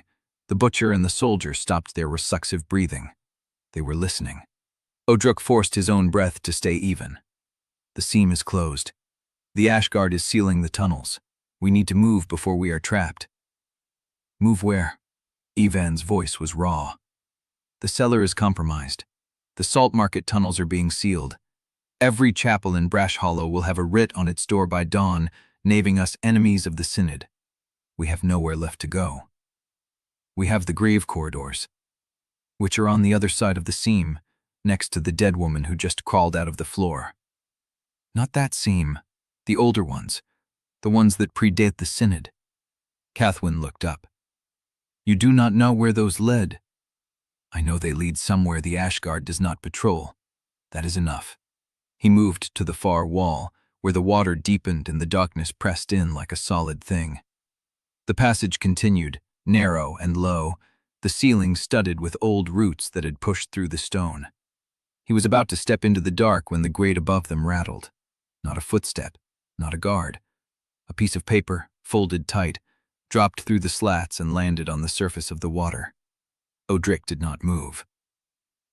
Ivan crossed the mortuary in 3 splashing steps and picked the paper out of the water before anyone could stop him. He unfolded it. His face went pale. It is a writ. Addressed to whom? Ivan held it up. The ink was dry. The seal was fresh. The handwriting was neat and unfamiliar and carried authority that no living hand should be able to grant. Cathwen took it from him. She read it once, twice.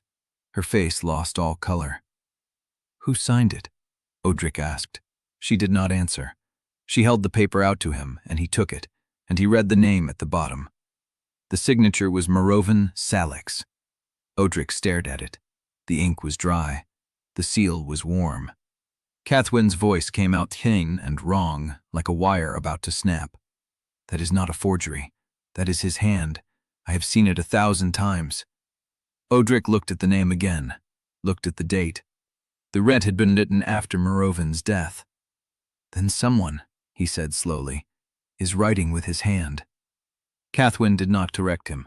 She did not speak at all. The grate above them rattled again, louder this time. Voices in the street. The Ashguard was moving. And on the table behind them, Sava Dren opened her eyes. Chapter 42. Sava's eyes opened. They moved without focus at first, a blind drift across the mortuary ceiling, and then they found Odrik's face and held there. Her lips parted. No sound came out. Cathwen reached her before Odrik cut.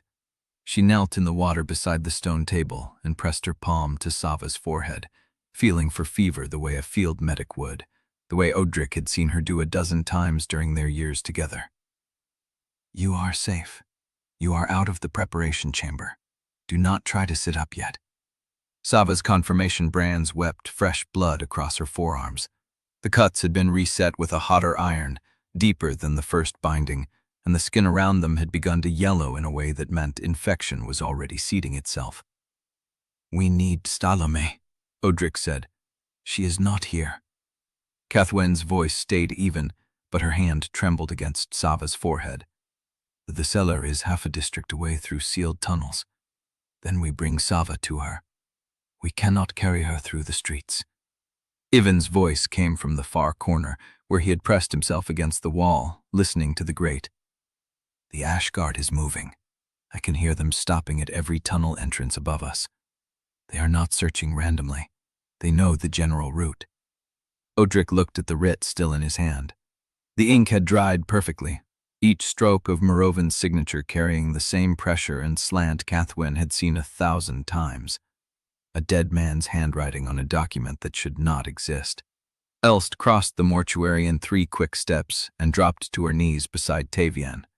The boy sat with his back against the far wall, his confirmation brands weeping the same way Sava's did, his eyes fixed on nothing. She took his wrists gently, examining the wounds. "You are bleeding through," she said. "Let me bind them." I watched her come out of the floor. Tavian's voice was thin. "Lenora Creve, I watched her crawl out of the light like a worm coming up through a grave. You watched something that was never supposed to happen." Elst pulled a strip of cloth from her sleeve and began wrapping his left wrist. "That is not the same as watching something that will destroy you."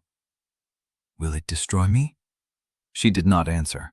Odrik folded the writ and put it in his pocket. The paper felt wrong against his chest, too warm, as if the seal had left heat in the fibers. "We need to move," he said. "Move where?" Ivan's voice cracked. "Every tunnel we know is being watched. The cellar is compromised. The ash market will have guards at every stall by dawn. We have no route, no supplies, and one wounded woman who cannot walk. We need to leave the city before the Synod seals every canal, not find another hole to die in. Then, Noth. There are villages beyond the frost line that do not answer to Brash Hollow. If we reach the high river before the seal is complete, we can take a boat through the icebreak." "The icebreak will not be open for another 6 weeks. It will if we pay the right lamplighter to burn the channel." Odrik looked at him. Ivan's face carried desperation disguised as calculation, the link of a man trying to build an escape route out of guesses and hope. "We are not running," Odrik said. "Then we are dying. Here, in this room, with a dead man's writ in your pocket and a woman who does not even know her own name yet." Ivan pointed at Sava. "She is awake. She can tell us what happened in that chamber, and then we decide whether to run or dig in. But we decide now." Sava's voice came before anyone could answer. 23. The mortuary went still. She had pushed herself up on one elbow, her confirmation brands waping fresh blood down her wrists, her face the color of wet bone. She looked at Odrik with eyes that had seen something they should not have seen. "There were 23 before me, in the preparation chamber. The brands cut open and reset. The same rite performed over and over until the vessel broke or the choir took them." Odrik's chest tightened. "You remember that?" "I remember everything." Her voice shook but did not break. "I was awake for the first cut. They told me I would not feel it. They lied." Cathwen's hand tightened on Sava's shoulder. "You do not have to." "The 23rd was a girl, younger than me. She lasted 4 hours before her heart stopped. They carried her out through the far door, and the next morning there was a new name on the schedule. Mine." The words hung in the mortuary air like smoke. Odrik looked at the writ in his pocket, looked at Sava, looked at the sealed signature of a dead man who had ordered all of it. "I am not leaving," he said. "Not until I know who is writing with Morovan's hand. Not until I understand what came through that seam and what it wants." Ivan opened his mouth to argue, but before he could speak, Odrik's own voice betrayed him. Not his own. Vay's. The name came out of Odrik's throat in a tone that was not his, flat and precise, the voice of a canon reading a record he had memorized years ago. Cathwen Brale, also known as the lamplighter's scribe, also known as the one who signed the warrant and the one who built the door inside it. Odrik's jaw locked. He had not summoned Vay. He had not reached for the voice. It had spoken on its own, without permission, without warning. Cathwen went pale. The water in the mortuary rippled, and the light from the grate flickered, and in the silence that followed, Odrik heard Vay's voice settle back into the dark behind his eyes, pleased with itself, waiting for the question it had just forced into the open. Ivan stared at Cathwen. "You built the door inside the fire?" Cathwen did not answer. She looked at Odrik, and for a long moment there was nothing in her face but the same high-low watchfulness he had seen in the archive house, in the vault approach. In every moment she had chosen to hide a piece of the truth from him. "She did not build it alone," Odrik said, and he heard how flat his own voice had become. She had help. Someone who knew the pyre's specifications. Someone who could alter the rite without leaving a trace in the ledgers.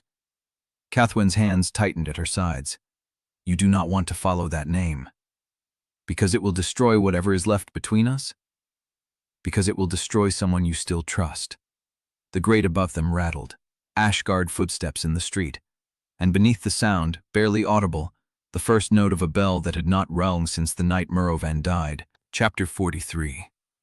The bell kept ringing. It came from somewhere beyond the mortuary walls, not the street above, but deeper, threaded through water and stone like a pulse finding old channels. Odrik stood with the writ in his pocket, Vay's intrusion still burning behind his teeth, while Cathwen watched him with the careful stillness of someone waiting for a blow that had already landed. Even broke first. What did your voice mean by, built the door inside it? Cathwen did not answer. She looked at Odrik, and the look said everything she would not say in front of the others. We do this now, Odrik said. Here, or we do it never. Some things cannot be undone by telling them aloud. Some things cannot be undone by silence, either. The light from the grate shifted as clouds passed overhead. Sava had lowered herself back to the stone, her face turned away, her branded wrists pressed against her chest. Tevian sat with his back against the mortuary wall, confirmation brands still weeping, eyes fixed on the drain grate as if he could see through it to the bell that kept ringing. Cathwen reached into her coat and pulled out the writ. It had been folded once, the crease running through Merovan's signature like a scar across a finished wound. She laid it flat on the nearest stone table and smoothed the paper with her palm. The seal is warm, she said, not from a candle, from whatever pressed it into the wax after his body went cold. Odrik stepped closer.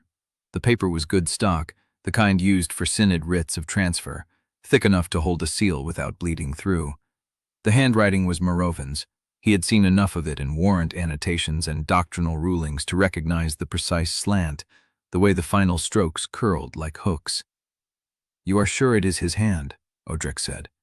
I have read 10,000 pages written in that hand. I know the pressure he used on the nib when he was angry, the way the letters narrowed when he was working too fast. This was written slowly, deliberately, as if someone was learning to hold a pen for the first time and wanted to get it right. The bell kept ringing. 3 notes, pause, 3 notes, pause, a pattern that meant nothing and everything. Elst moved to stand beside Cathwen, her gray cloak brushing the table edge. She did not touch the writ, but her gaze tracked across the text with the same attention she had used to read the spiritual residue at Thorn's body. There is something in the ink, Elst said. Cathwen leaned closer. The letters had a faint sheen, not the dull matte of good iron gall ink, but something that caught the dim light like fish scales. She touched the corner of the page with her fingertip. It is still wet. Impossible, Ivan said. That writ dropped through the grate at least 20 minutes ago. It is still wet. Cathwen lifted her finger and showed them the faint gray smear on her skin. Fresh enough to transfer. Odrik studied her face. She was not performing discovery. She was performing recognition. She had seen ink like this before. Where did you see it first? He asked. She did not pretend to misunderstand. The decanting ledgers, the ones Merovan kept sealed in his private scriptorium. The ink had the same sheen, the same refusal to dry properly. I thought it was a preservation compound mixed into the batch. Now I think it was something else. Such as? She looked up. Marrow ash, fresh, ground finer than any liturgical preparation I have ever seen, mixed into the ink so that every stroke carries a piece of the dead who were rendered for it. The bell stopped. The silence that followed was worse than the ringing, because it meant something heard the words and chose to listen. Sava pushed herself upright again, her confirmation brands weeping fresh blood down her wrists. The preparation chamber used ink like that, for the branding irons. They dipped the metal in it before each cut, to seal the ash into the wound. Cathwen's hand moved toward the writ. No, Odrik said. I need to read it again. You read it once. That was enough for the words to settle. Not read it. She looked at him, and there was something in her eyes he had never seen before. Something closer to fear than Cathwen had ever allowed herself. "I need to let it read me." Elst stepped back. Ivan made a sound that might have been protest or prayer. Tevian stayed silent, his young face stripped of everything except the hollow certainty of someone who had watched too many impossible things become true in a single night. "It is not the choir," Cathwen said. "Not directly, but it is riding through the same current, the same intention. If I touch it fully, if I let it feel that I have seen its ink before, it may show me what it wants." "It may also show it how to reach you," Odrik said. "Yes." She did not ask for permission. She placed both palms flat on the writ, one at either edge, and closed her eyes. The page rippled. Not from breath or movement. The paper lifted along the crease as if something beneath it had drawn a long, slow breath. The ink began to shift, not pooling or smearing, but rearranging, the letters crawling across the surface like iron filings drawn to a magnet. Cathwen's hands trembled. Her knuckles went white. "Say something," Ivan said. "If you can hear us, say something." She did not answer. The ink stopped moving. When she opened her eyes, she looked at Odrik with the expression of someone who had seen a door open in a room that should have had no doors. "It named a place," she said. "A grave corridor beneath the old reliquary. Only 2 people in Luthmar know it exists." Odrik's throat tightened. "Who?" "You, and Mother Salome Yev." The water in the mortuary rippled. The light from the grate flickered once, twice, and held steady. Odrik reached for the writ. Cathwen's hands did not move from the edges. "It wrote the corridor's name in the margin," she said, "in an ink that was not there a moment ago. Banmarlt Corridor, the tunnel that connects the eastern reliquary vault to the sunken chapel where Salome keeps her oldest dead." Ivan looked at Odrik. "Did you tell her about that corridor?" "No." "Then how does a dead man's writ know about it?" Odrik looked at the page, looked at Cathwen, looked at the ink that had rearranged itself into knowledge no living person in this room had shared. "The thing writing with Morovan's hand is not working from what he knew," he said. "It is working from what the choir remembers." The bell started reading again. This time, it did not stop. Chapter 44. The bell did not stop.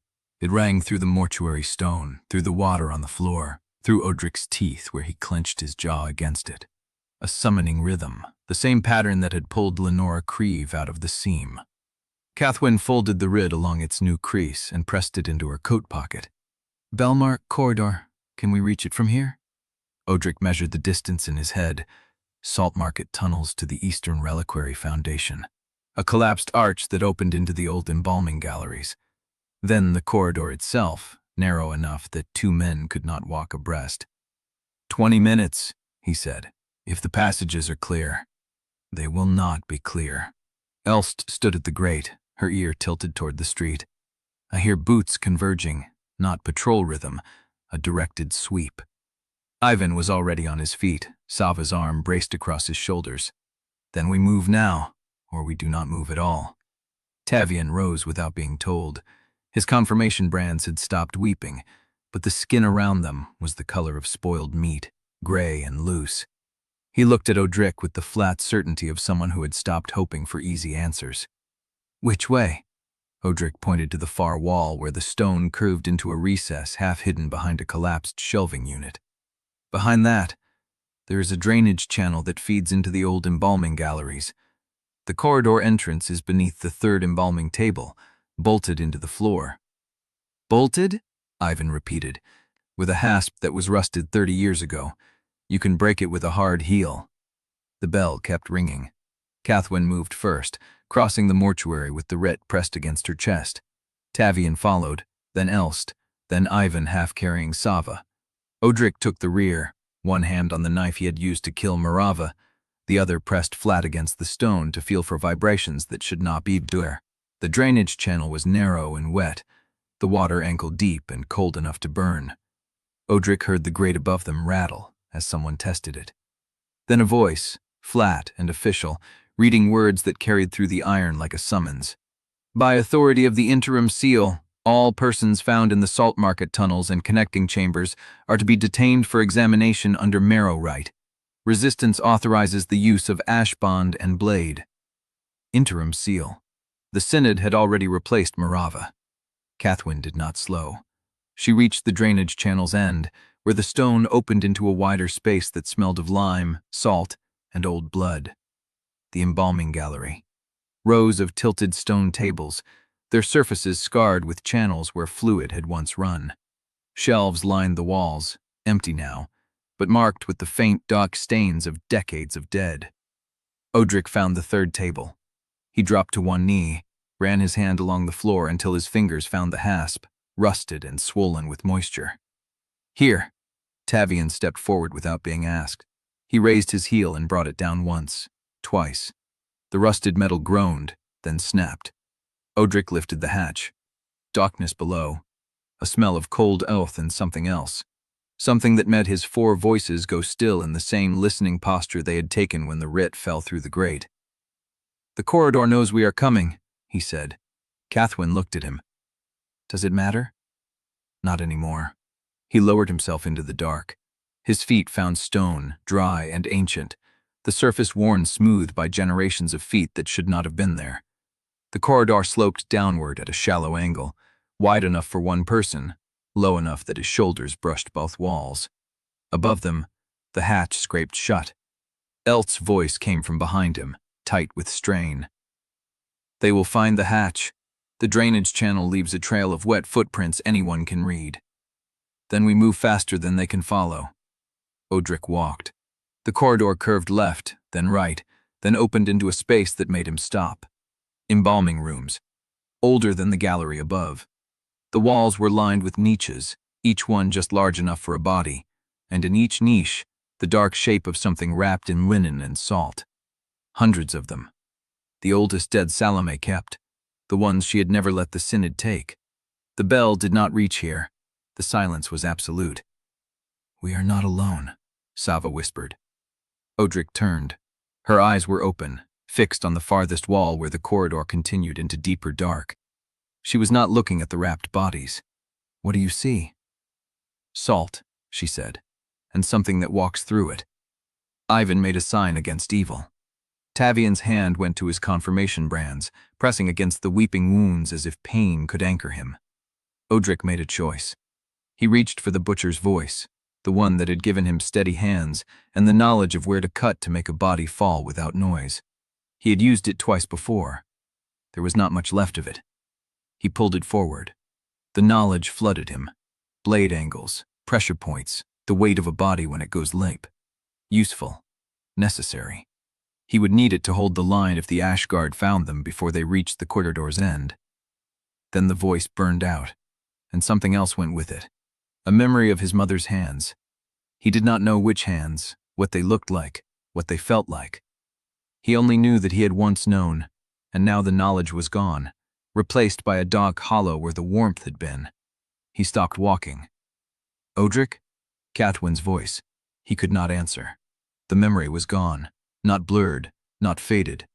Gone, as if it had never existed, as if the hand that had held his face on a winter morning had been erased from the world.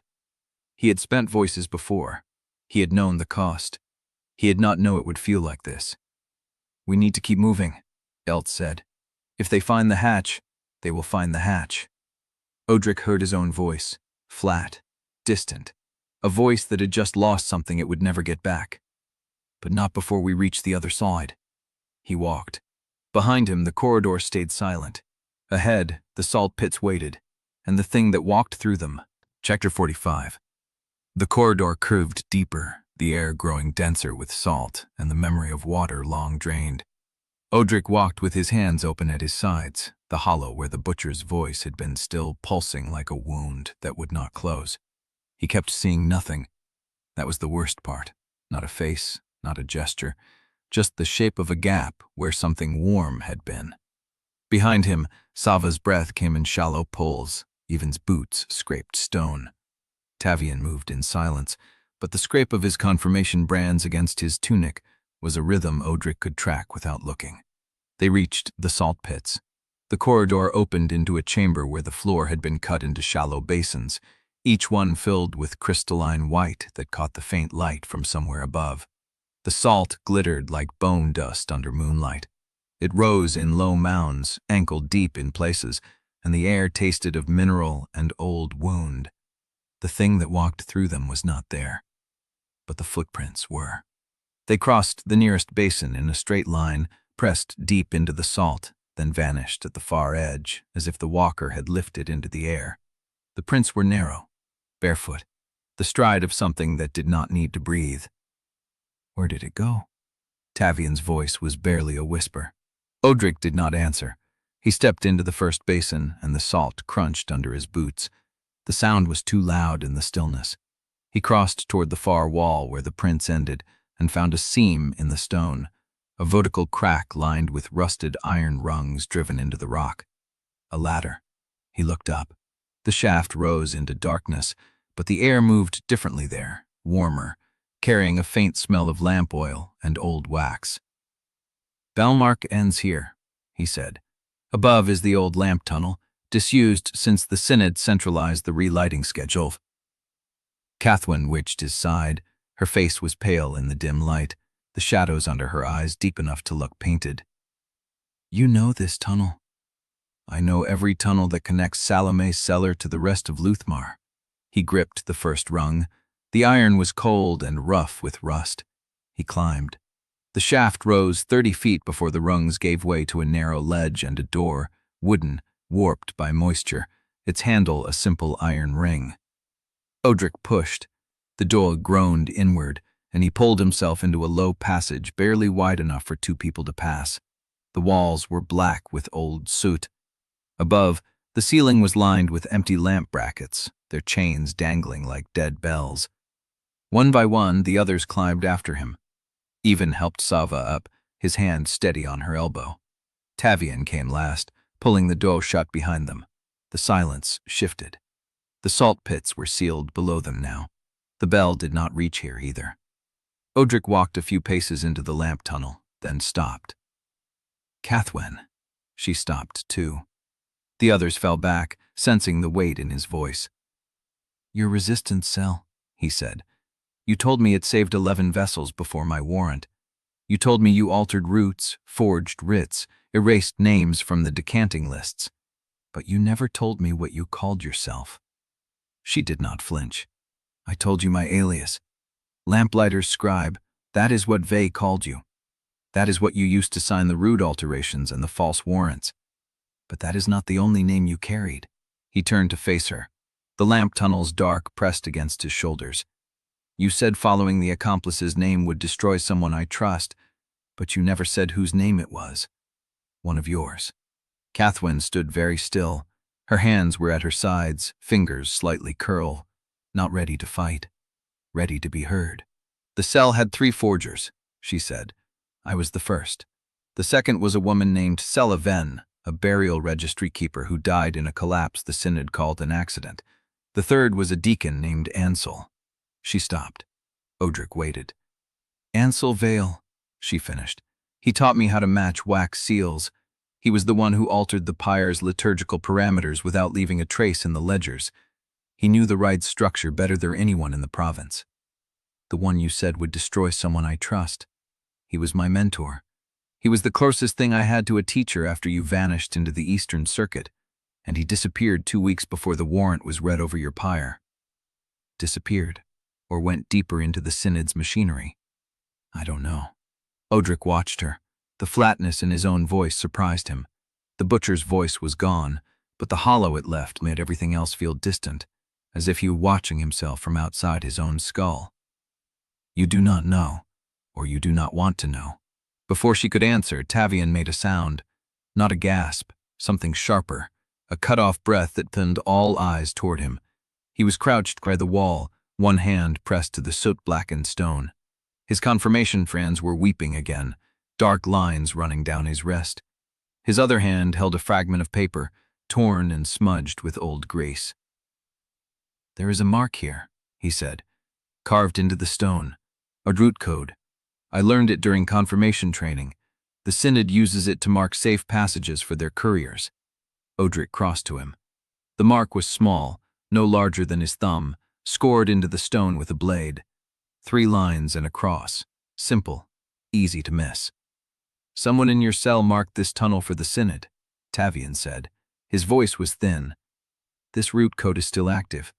I was taught it last month. It means approved for single pursuit, no detainment. Report contact to Chancery." Cathwen's face went bloodless. Odrik looked at the mark, then at her. "How long has that been here?" "I don't." She stopped. Her throat moved. "I did not mark it, but someone in your cell did." The silence stretched. Somewhere above them, beyond the stone and the old lamp brackets, a bell began to ring. Distant, muffled, but unmistakable. The same summoning rhythm, and beneath it, the sound of many boots moving in the same direction. Chapter 46. Even moved first. He pressed past Odrik without a word, one hand trailing against the soot-blackened wall until his fingers found a gap between 2 lamp brackets. A recessed handle, rusted flush with the stone. He pulled. A hatch swung inward, and cold air rolled through, carrying the smell of standing water and old smoke. "Canal ward," he said. "Funeral barges moor at the lower gate. If we move now before the bell changes rhythm, we can slip through the icebreak." Tavian was still staring at the route code carved into the wall.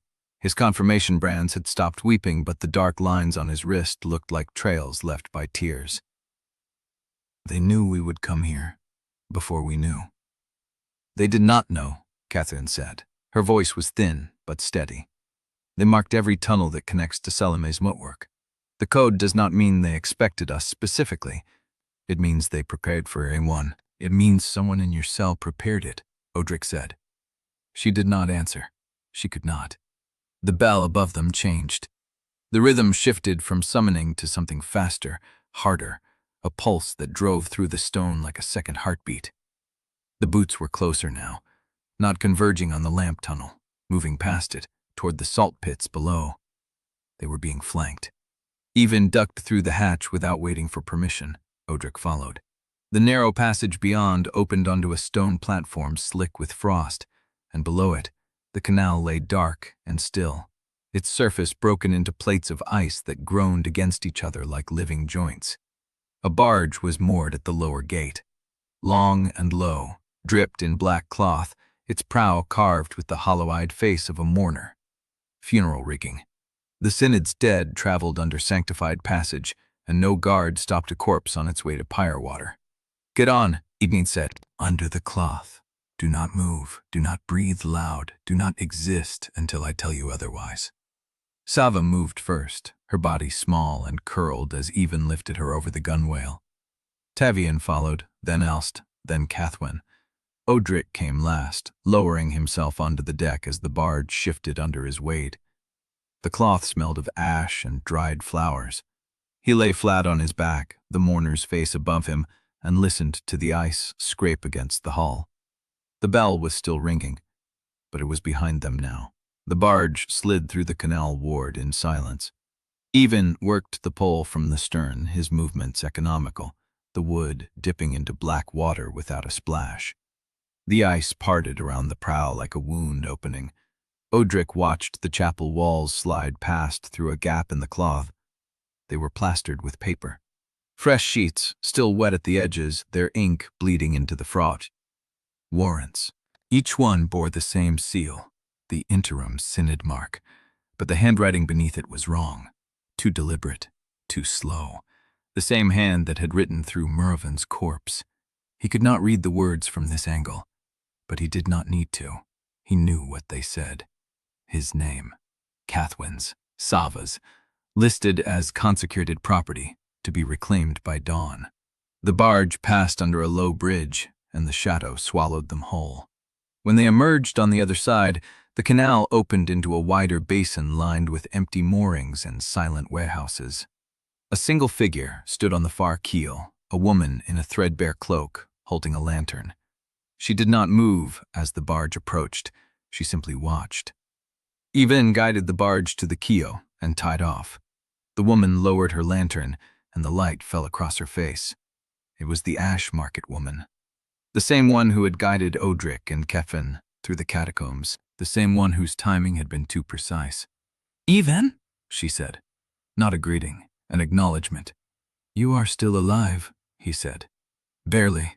They posted warrants on every chapel door between here and the market district before the second bell." She lifted the lantern higher, and her gaze moved past Even to the draped cloth where the others lay hidden. "They named the lamplighter scribe by that title. Most people did not know what it meant, but enough did." Cathwen stirred beside Odrik. He felt the tension in her body, the barely contained urge to rise, to speak. He put a hand on her wrist. She stilled. "How far ahead?" Odrik asked. The woman's eyes found him through the darkness. "Far enough that the ink is already dry on the third distribution. They're printing new sheets now, on the old press in Cinderquarter, the one that has not been used since Morovin centralized the writ stamps." "The old press," Cathwen said. Her voice was barely a whisper. "That press was sealed?" "It was. Someone unsealed it." The woman paused. "Someone who knows how to work the plates without leaving handprints in the wax." Odrik looked at Cathwen. Her face was bloodless in the lantern light. Ansel Vale. The name sat between them like a blade none of them wanted to pick up. "Even," the woman said, "you need to move them before the canal ward freezes solid. The next gate closes at the shift bell, and once it does, there is no passage south until the thaw." "When is the shift bell?" "Dawn. The same dawn the warrants claim them by." Even swore under his breath. He turned back to the pole, but Odrik was already rising, the cloth falling from his shoulders. "How many people have seen the warrants?" he asked. "Everyone who knows how to read," the woman said, "and plenty who do not. The words do not matter when the seal is fresh and the handwriting is a dead man's. People feel it. They know something is waking." Odrik stepped onto the quay. The frost crunched beneath his burned feet, and he did not feel it. The hollow where the butcher's voice had been was spreading, leaching sensation from his skin, from his memory, from everything that still felt like his own. Cathwen followed, then Sava, braced on Tavian's arm, then Elst. The Ash Market women watched them gather on the quay, her lantern held steady, her face unreadable. "The press in Cinderquarter," Odrik said. "Who is working it?" "One man, maybe two. The rest are afraid." "I need to see it." The woman's eyes flicked to Cathwen, then back to Odrik. "You will not survive the crossing. The quarter is already burning." "Then I need to see it before it burns." She studied him for a long moment. Then she reached into her cloak and pulled out a folded sheet, creased and smudged, its edges black with soot. She handed it to him. The paper was warm, the ink still wet. Odrik unfolded it. The warrant bore his name at the top, followed by Cathwen's, followed by Sava's. The handwriting was the same, impossibly slow script, the same careful recreation of movement that belonged to a man who had been dead for days. But beneath the names, someone had added a fourth line, a name he did not recognize. But Cathwen did. He heard her breath catch. "Who wrote that?" he asked. The Ash Market woman did not answer. The lantern flickered. The ice groaned beneath the barge. And somewhere beyond the warehouses, beyond the frozen canal and the ringing bells, the old press in Cinderquarter stamped another sheet, and another, feeding the province a truth that no living hand had authorized. Chapter 47. The Ash Market woman's lantern faded behind them as Even led the group through a maze of frozen alleys and collapsed dock sheds. The canal's ice groaned under the weight of the shifting tide, and somewhere ahead a dog barked twice and fell silent. Odrik's burned feet had gone numb. The hollow where the butcher's voice had been stretched wider with every step, and he kept losing the shape of his mother's hands. He could not remember whether they were calloused or smooth. He could not remember whether she had held him before the Synod took him. Cathwen walked beside him, close enough that her sleeve brushed his arm. She had not spoken since the key. Neither had he. Even stopped at a warehouse whose door was boarded and sealed with a burial mark. He pried the nails loose with practiced silence, and the boards swung inward on rope hinges. Inside, the air smelled of dry rot and old lamp oil. Broken candle crates lined the walls, and a single skylight let in the moon's gray wash. Even lit a covered lantern and set it in the center of the floor, casting shadows that climbed the walls like watchers. "This is as far as I take you tonight," he said. "The Ash Woman's boats are the only passage south. If the press in Cinder Quarter is stamping warrants with a dead man's hand, I need to know who is feeding the plates before I move cargo through those streets again." Odrik nodded. "We need shelter until the shift bell. The warehouse belongs to a dead merchant. No one will come." Even looked at Cathwen, then back at Odrik. "Do not light a fire. The smoke carries." He left through the same door, pulling the boards back into place. The latch clicked. Silence settled like frost. Sava had already sunk onto a crate, her face gray with pain. Tavian sat beside her, his confirmation brands still weeping, his eyes fixed on nothing. Elst knocked against the far wall, lips moving in a prayer she no longer believed. Odrik lowered himself to the floor. The cold bit through his burned clothes, but he welcomed it. The numbness felt like rest. Cathwen did not sit. She stood at the edge of the lantern light, her arms crossed, her back to him. He watched her for a long time, the way her breath moved through her shoulders, the way her fingers pressed into her own sleeves as if holding herself together. "3," she said. Her voice was quiet, flat. Odrik did not ask. She turned. The lantern light caught the hollow beneath her cheekbones, the shadows under her eyes that made her look older than she was. "Before you, my cell saved 11 vessels. That's what I told you. 11. She paused. "But I did not tell you how many we failed." He waited. 3, she said again. 3 vessels we identified before the decanting schedule reached them. 3 we tried to extract. 3 we watched die anyway. She crossed the space between them and sat down across from him, close enough that their knees almost touched, close enough that the warmth of her body cut through the cold between them. The first was a woman in Penreach, name of Thera Thal, 23 years old. She was a ledger keeper in the Chancery Annex, and she had begun copying the decanting schedules into her own records. Someone reported her. My cell got to her 3 days after they took her to the preparation chamber. By the time we reached the Holy Vault, she had already been branded. Cathwen's voice did not waver, but her hands were trembling. She died on the table. Her heart stopped before the rite could finish. They buried her at an unmarked pit outside the Salt Market walls. Odrik remembered the preparation chamber, the branding irons, the George gauntlets. Sava's confirmation wounds cut open and reset. The second was a boy, Cathwen said. 15, name of Kellen Hested. He was a novice in the scriptorium, same as I was once. He figured out what the marrow ash ink was made of. He wrote a letter to his superior, asking whether the dead could be prayed back into the world if they were rendered into writing. The letter never reached his superior. It reached the decanting overseer instead. She drew a breath.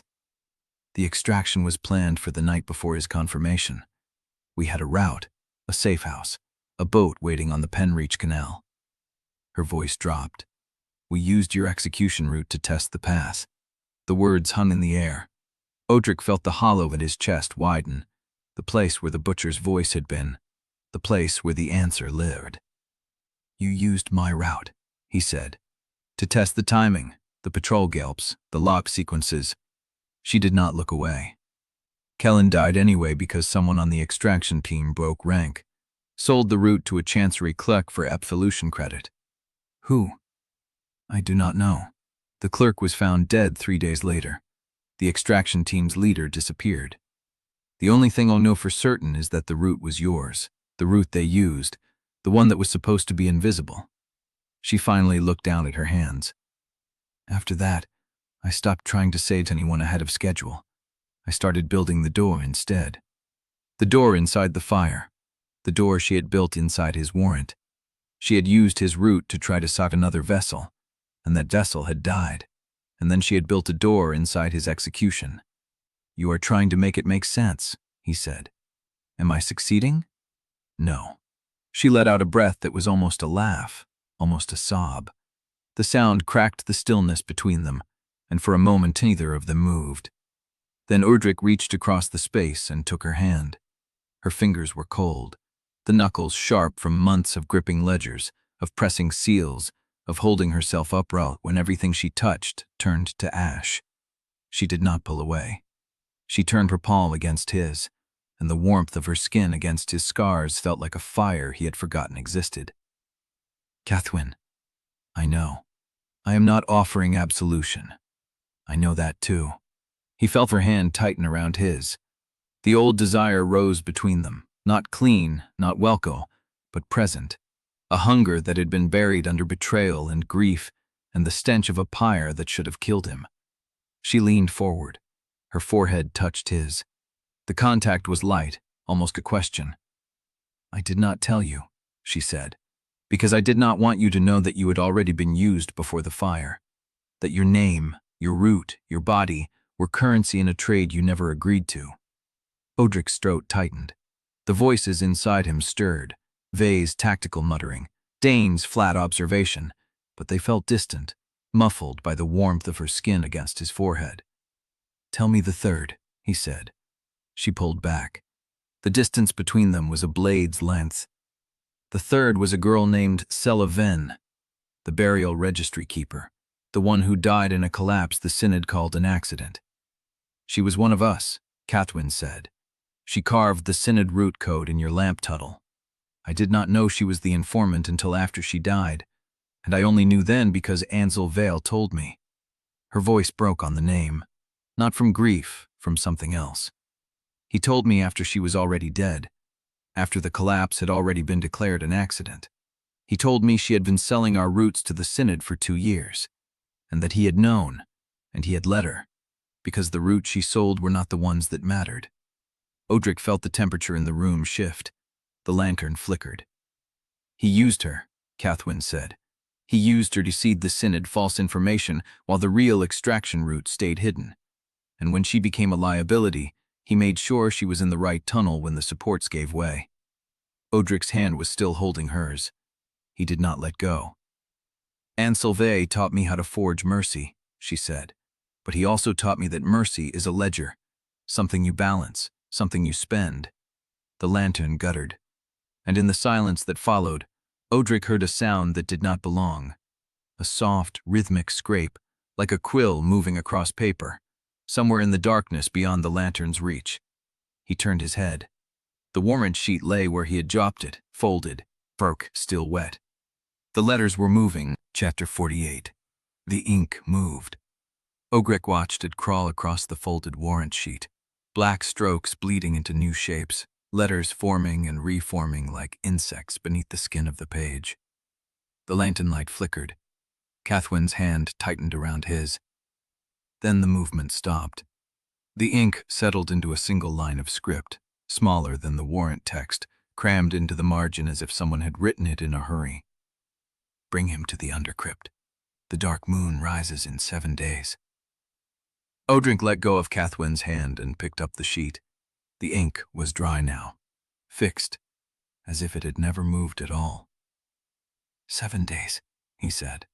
Cathwen's face had gone the color of old wax. It was counting.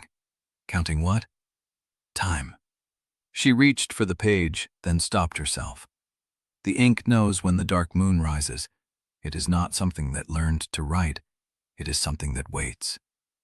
The scraping sound did not return. The lantern flame steadied. But the silence in the warehouse felt heavier than before, pressed against them like the air before a storm. The barge slipped through the canal ward's frozen passages for another hour before even Mora pulled them into a hidden dock beneath a crumbling tannery. The building above had no windows on the water side. The entrance was a hatch that opened into a room full of barrels, rope, and the smell of salt-dried fish. Even lit a lantern. The room resolved around them, not a warehouse, a storehouse. Weapons racks lined the far wall, crossbows and short blades, and something wrapped in oilcloth that might have been a proper longsword. Crates of wax seals and blank paper, a desk covered in maps. Make yourselves comfortable, Even said, hanging the lantern on a hook. We have until dawn, then the canal freezes and we find another way. Tavian lowered Sava onto a crate. Her confirmation brands had stopped weeping, but the skin around them was the color of spoiled meat. Elst knelt beside her, pressing a damp cloth to Sava's forehead without asking permission. Cathwen stood apart from the group, her arms crossed, her eyes on the warrant sheet in Odrik's hand. "You recognize the fourth name," Odrik said. She did not answer. "Even," Odrik said, "did you see the name on the warrant sheet?" Even paused. He had been unwrapping the oilcloth from the longsword, checking the edge. "I saw 4 names. Yours, hers, the young warden's, and one I did not know." "Can you read it?" The smuggler hesitated. Then he crossed the room and took the sheet from Odrik's hand. His face changed. "The fourth name is not Ansel Vale," Even said, his voice flat. "Then who?" Even looked at Cathwen.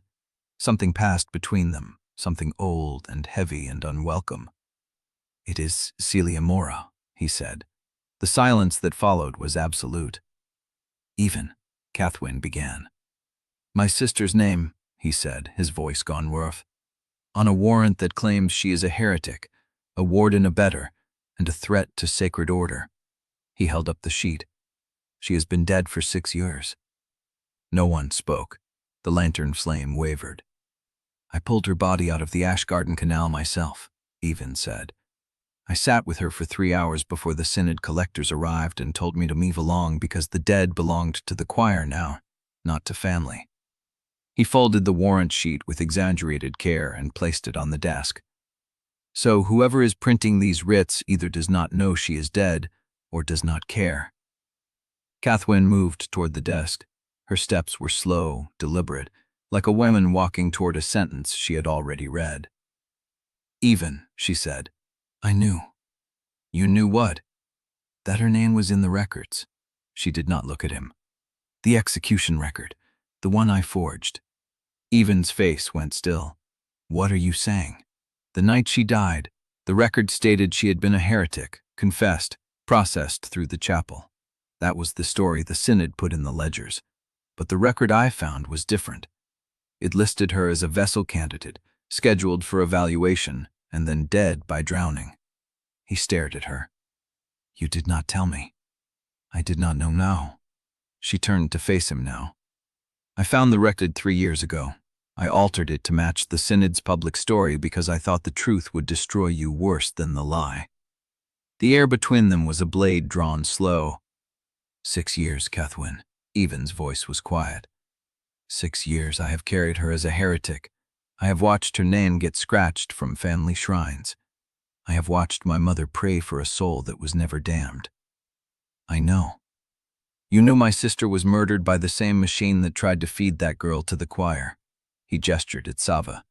"And you let me believe she died guilty." "I was trying to protect you." "From what?" "From knowing that the Synod took her because she worked in the scriptoromium and found something she should not have found." Even took a step back. His hand found the edge of the desk and held it. "What did she find?" Cathwen's jaw tightened. "The same thing Kellen found. The same thing that got Sella killed. She discovered what the marrow ash ink was made of and how many people the Synod had rendered for it." Even's knuckles went white against the wood. "That is why I altered the record," Cathwen said. "Because if I had left the truth there, the Synod would have come looking for anyone she had ever spoken to. And you were her brother. You would have been next." The lantern hissed. Sava made a small sound from her crate, a noise of pain or grief. It was hard to tell. The scrape of boots outside the hatch froze them all. Even moved first. He crossed to the wall, pressed his ear to the wood, and listened. 10 breaths, 15. "They are not stopping," he said. "They are moving through the tannery above." Odrik reached for the hatch latch. Even stopped him with a hand on his wrist. "If they come down here, we are done. There is one way out and it goes through the water." "The water is freezing." "I know." Through the planks above them, Odrik heard voices. Not Ashgard discipline, loose and arguing. Civilian. "Even Mora's sister tried to stop them," Cathwen said, her voice lower. "She found the ink ledger that Nunmerovan kept in his private chamber. She copied 37 names before she was caught." You have the list. I have it committed to memory, every name, every person rendered for ink. The voices above them grew louder. Someone was descending the stairs. Odrik looked at the hatch. He looked at the weapons rack. He looked at Cathwen, who was staring at Even with an expression he could not name. Even broke the silence first. "After we survive tonight," he said, "you will tell me the list, every name, and then will we burn them together." He pulled a blade from the rack and handed it to her. The hilt was worn, the edge was oiled. Cathwen took it. The hatch flew open. A boy stood at the top of the stairs. 10 years old, maybe 11, threadbare coat, cap pulled low over his ears. He was breathing hard, eyes wide in the lantern light. "Which one of you is Tavian Rusk?" the boy said. Tavian rose from beside Sava. His confirmation brands caught the light. "I am Tavian." The boy crossed the room in 4 quick strides and pressed a folded sheet of paper into Tavian's hands. The paper was warm. The seal on it was fresh, and the handwriting on the fold was the same impossible script that had written through Morovan's corpse. Tavian opened it. He read. His face drained of every color it had. "It is an order," he said, his voice barely a whisper. "From the interim synod.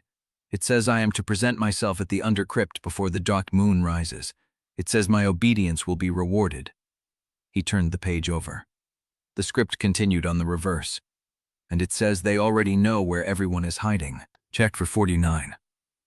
Tavian's hands shook over the folded page. The script was wrong. Every letter was wrong, too, even too patient. The ink pressed deep where a living hand would have lifted. He had seen that script before. On the writ that fell through the grate, on the warrant sheets plastered across chapel doors, on the message the boy had pressed into his palms. "I am to present myself," he said again, as if repetition might make the words change. Odrik crossed the room in 4 steps and took the page from him. His burned hands held it flat under the lantern. The script did not tremble. It sat in the ink like carved stone. "Novice Tavian Rusk, by the authority of the interim synod and the seal of the hollow choir's keeping, you are commanded to present yourself at the undercrypt before the dark moon rises. Your obedience will be rewarded. Your reluctance will be noted. Report the location of the vessel Savodran and receive absolution for the blood already on your confirmation brands." Below the text, the seal, not Morovan's. A shape Odrik did not recognize, pressed into wax that had never cooled. "The undercrypt," Cathwen said, her voice flat. "That is what the 7-pointed star note called it, the place they wanted you to bring him." "Then they knew before the boy arrived. They knew before we left the mother chapel." Odrik looked at Tavian. The boy's confirmation brands were weeping again, thin lines of blood tracking down his forearms and dripping onto the warehouse boards. His face had gone the color of candle wax. "I have been trained to obey," Tavian said, "every hour of every day since they took me from the orphanage." The first lesson was the synod's word is the shape of mercy. The second was a warden who questions becomes a heretic. He looked at that page in Odrik's hands. 17 years, and this is the first order that has ever felt like a lie. Sava made a sound from her crate, not pain, laughter, dry and broken. 17 years, she said. I had 22 before they cut me open. It still took them 4 hours to make me understand the mercy was the lie, not the blade. Tavian's jaw tightened, his hands curled at his sides. What do I do? The question hung in the lantern light. Odrik looked at the page. He looked at the boy who had been him 19 years ago, standing in a confirmation chamber while an archplaylet pressed a brand into his wrist and told him the dead were a burden he would carry for the province's sake. He folded the page in half, then in half again. Then he tore it down the center. The paper resisted. The fibers pulled apart with a wet sound, like tearing membrane. Tavian stared at the halves in Odrik's hands. That was a synod order. It was a threat dressed in liturgy. But if they know where we are, they knew before the boy arrived. The boy was theater. Odrik dropped the torn pieces onto the crate beside Sava. The real message was the timing. They wanted you to read it with footsteps already gathering outside. Tavian's eyes went to the warehouse wall, to the boards, to the street beyond. Through the gaps in the planking, a faint glow moved. Lantern light, moving slow. How many? Enough to make a stand useless. Then we run again? Odrik shook his head. Running is what they expect. The warrant on every chapel door says we are fugitives. Every time we flee, we prove the ink right. Then what? We stop proving them right. He crossed to the weapons rack and pulled a short blade from the third shelf. Not his knife. That was still strapped to his thigh. A different blade, one he had never carried. He held it out to Tavian, hilt first. You were trained to obey. I was trained to kill. Both of us were taught that our bodies belong to the Synod first and ourselves never. He waited until Tavian met his eyes. The only way to unlearn it is to do something the training never allowed. Tavian's hand moved toward the blade. Stopped. What if I do not know what that is yet? Then you choose the next thing. Not the Synod's next thing, not mine. Your next thing. The footsteps outside grew louder. Someone was calling orders in a voice that did not belong to the Ash Guard. Higher. Shopper. A civilian voice wearing authority like a borrowed coat. Sava pushed herself upright on the crate. Her confirmation brands wept through the cloth Elst had wrapped around them. The ink on that order, she said. Was it marrow ash? Odrik picked up one of the torn halves. The edge where he had ripped it was dry. The ink on the surface was still wet. Yes. Then it is not Synod order. The Synod does not write warrants in the blood of the rendered dead. That is something else. Something that learned how to make paper speak. Tavian took the blade. His hand was shaking. His confirmation brands were bleeding. His eyes were the eyes of a boy who had just realized every prayer he had ever recited was written in the ashes of someone they told him was damned. Tell me what to do, he said. Odrik looked at the blade in Tavian's hand, at the brand marks on the boy's wrists, at the torn order on the crate. I cannot tell you. That is the whole of it. He stepped back, but I can stand beside you when you decide. The footsteps stopped at the warehouse door. Someone knocked. Not a patrol's knock, single, measured. The knock of someone who knew they were inside and was giving them time to answer. Cathwen's hand went to the blade Ivan had given her. Elst rose from beside Sava, her lips moving in a prayer she no longer believed. Ivan pressed his back to the wall, blade low, lies on the door. And Tavian Rusk, novice Pale Warden of the Candle Synod, turned to face the knock with a weapon in his hand, and the torn pieces of his first true order still wet on the crate behind him. What do we tell them? He said. Odrik Sux's answer was not an answer. We tell them who we are. The knock came again, harder this time, and the warehouse door began to swing inward. Chapter 50.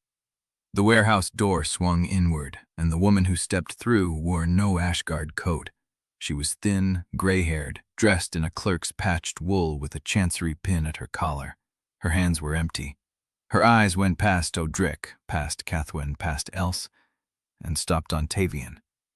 Novice Rusk, I am to confirm receipt of the order. Tavian's blade did not lower. Who sent you? The interim synod does not give courier names to speak aloud. She held out her hand, paw up. But I am to bring your answer, not you. The order asked for your obedience, not your presence. Not yet. The lie was thin enough to see through. The footsteps outside had stopped at the door.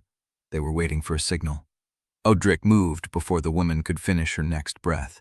He crossed the space in 3 strides, took her by the collar, and pulled her inside. He kicked the door shut behind her. You are not a courier, he said. I have the pin. You have a pin that belonged to a clerk who went missing 3 days ago. The leather is still wet where you wiped the blood off the collar. Her eyes flickered. Not fear, calculation. You are the Pale Warden. Who do you serve? I serve the interim synod. Who serves the interim synod? She smiled. It was not a pleasant smile. You have 4 voices left, Odrik Vassmere. You cannot afford to spend one reading my pulse. and you will not kill an unarmed woman in front of the novice you are trying to save." She was right. He held her collar a moment longer, then released her. "Tell them Tavian refuses. The ink says otherwise." They all looked at the torn halves of the order on the crate. The wet ink was moving, not pooling, not drying.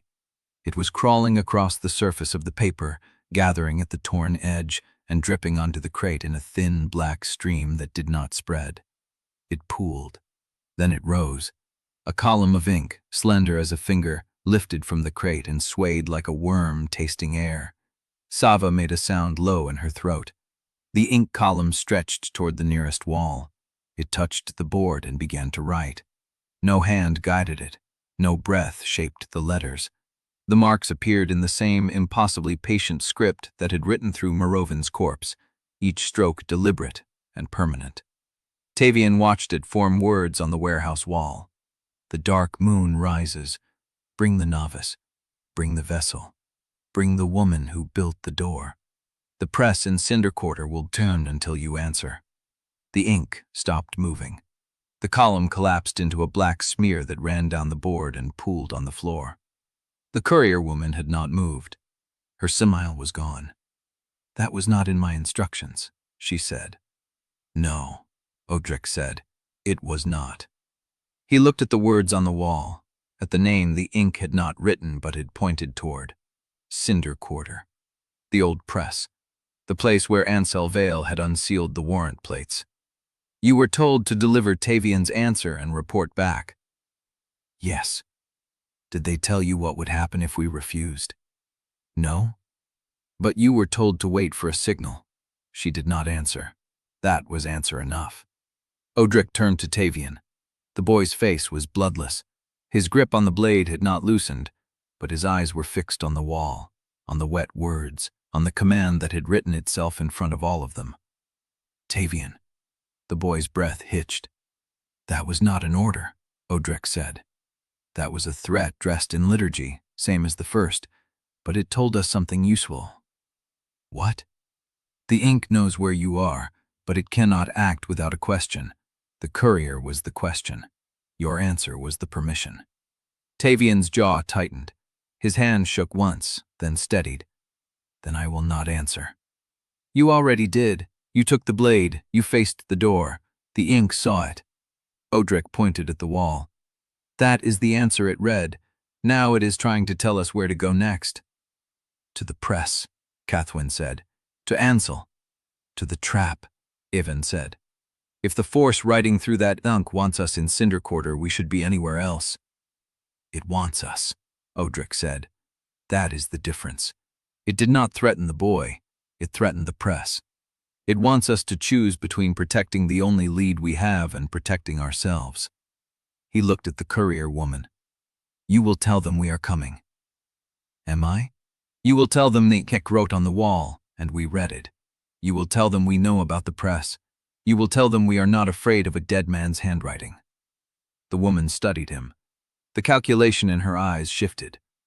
"And if I tell them you are coming to Cinder Quarter, then they will prepare for us there. And you will walk into it anyway." "Yes," she nodded. She turned, opened the warehouse door, and stepped into the street. The footsteps outside did not follow her. They withdrew. The lantern light receded. The door stayed open. Tavian was staring at the wall, at the words, at the dripping black smear. What is in Cinder Quarter?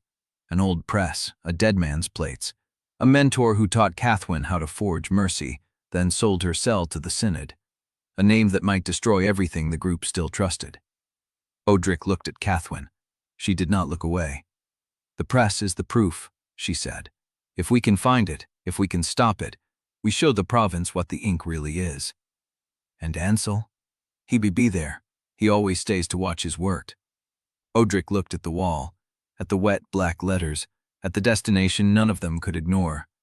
He felt the 4 voices shift inside him. The V was counting. Dane was reading the room. The butcher was waiting. The soldier was ready. "Then we go to Cinder Quarter." Tavian took a breath. He lifted the blade Odrik had given him. "How do we tell them who we are?" Odrik looked at the words on the wall. we let them see what we become.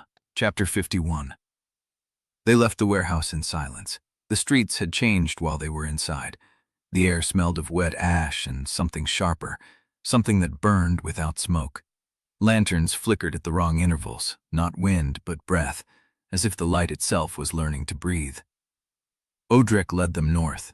The four voices shifted in sequence, Vey counting intersections, Dane reading the faces that watched from doorways, the soldier cataloging angles of fire, and the hollow where the butcher had been, still aching. Cinder Quarter had been a district of molders and pressmen before the centralization. Now it was a district of ghosts. Every wall carried a fresh decree. Every door had a smear of wet ink where the night's posting had been nailed over the mornings. Tavian walked at Odrik's left, the blade low, but not hidden. His confirmation brands had stopped weeping, but the skin around them was the color of spoiled meat. Cathwen watched the walls as they passed. Her lips moved, counting something. Elst walked at the rear, her gray cloak pulled tight, her eyes fixed on the script that covered every surface. "Even," Odrik said. "How far to the press street?" 3 blocks, maybe 4. The quarter was built on a grid before the canals were dug, but the alleys shift. Shift how? Alleys that were here last week or walls this week. The quarter eats its own passages when the warrants pile up. Ahead, a crowd had gathered at a cross street. Not a mob, not yet, but bodies pressed together in the gap between 2 contradictory orders posted on opposite walls. One decree commanded all faithful to open their doors to the dead. The other commanded them to stay sealed until dawn. The crowd was trying to obey both. A woman knelt on the cobbles, dragging a body toward a pyre that had been lit in the middle of the intersection. Another woman was trying to pull her back, screaming that the decree said sealed, not open. Odrik moved past them without stopping. The crowd did not see him. They were too busy watching each other. The next street was worse. Here, the decrees had been nailed directly over older decrees, layers of paper and wax and ink that had bled through each other, until every surface read as one long, wet accusation. A man stood at the threshold of a candle house, reading aloud from a sheet he held at arm's length. "By the order of the interim synod, all who bear the mark of the first sealing must present themselves at the undercrypt before the dark moon rises." He read it again, then again. His voice did not change. His eyes did not move from the paper. He had been reading the same line for a long time. Elst stopped. "That is not a decree," she said. Odrik turned. Her face was pale. Her hands were pressed together, not in prayer but in restraint. "What is it?" "A summons. The words are correct for a burial liturgy. The structure is correct for a call to witness. But the phrase is twisted." She pointed at the man. "The living do not present themselves to the undercrypt. The dead are presented. The liturgy is a burial prayer, but the synod changed the subject from the corpse to the reader." "Changed it to what?" "To a summons. Anyone who reads it aloud has just declared themselves a vessel." The man kept reading. The street around him was empty. Everyone who had heard him had already fled or pulled their doors shut. The air was thick with the smell of wet paper and the sound of his voice, repeating the same line over and over, as if the words were the only thing keeping him upright. "The ink is writing through him," Cathwen said. "No," Elst said. "The ink is writing through the paper. The man is reading what he sees, but he cannot stop because the liturgy demands completion. If someone does not interrupt the reading, he will stand here until the dark moon rises." Tavian moved first. He walked to the man, took the paper from his hands, and tore it in half. The man's voice stopped. His eyes blinked. He looked at his empty hands, then at Tavian, then at the torn paper on the cobbles. "Thank you," he said. His voice was raw. "I could not stop." Tavian nodded. He did not speak. He turned and walked back to Odrik. The 4 voices inside Odrik went still for half a heartbeat. Then they resumed, but something had shifted. The soldiers' readiness had edged closer to respect. They crossed the next intersection through a tunnel of silence. Every door was shut, every window was dark, but Odrik could feel the weight of eyes behind the shutters, people who had learned that watching from inside was safer than witnessing from the street. A child stood in the middle of the next cross street. No, not standing, being held. A man in a tanner's apron was carrying a girl toward a vigil fire that had been lit at the far end of the block. The girl was maybe 8 years old, dark hair, thin arms, wearing a white shift that hung to her ankles. Lyra. No, not Lyra. A different girl. The same age, the same terror. The man was not a zealot. His face was not twisted with fervor. It was empty, the way a face goes empty when a person is doing something they will spend the rest of their life trying to forget. "The decree," the man said. "The decree says the unmarked must be purified before the dark moon rises." "The girl has no brands," Cathwen said. "She has no brands." Odrik stepped into the man's path. The man stopped. He looked at Odrik. His eyes were wet. "Please," he said, "I have 2 older children. If I do not follow the decree, they will come for them instead. The decree is not real." "It is real enough. The ink is real. The paper is real. The Synod will enforce what the ink writes, even if no living hand guided the pen." Odrik looked at the girl. Her fist was pressed into the man's shoulder. She was not crying. She was past crying. "Put her down." "I cannot." "You can. You are choosing not to." The man's grip tightened. His jaw worked. The tears spilled over. "Then kill me," he said, "because if I put her down and the Synod finds my sons, I will wish you had." Odrik looked at the 4 voices.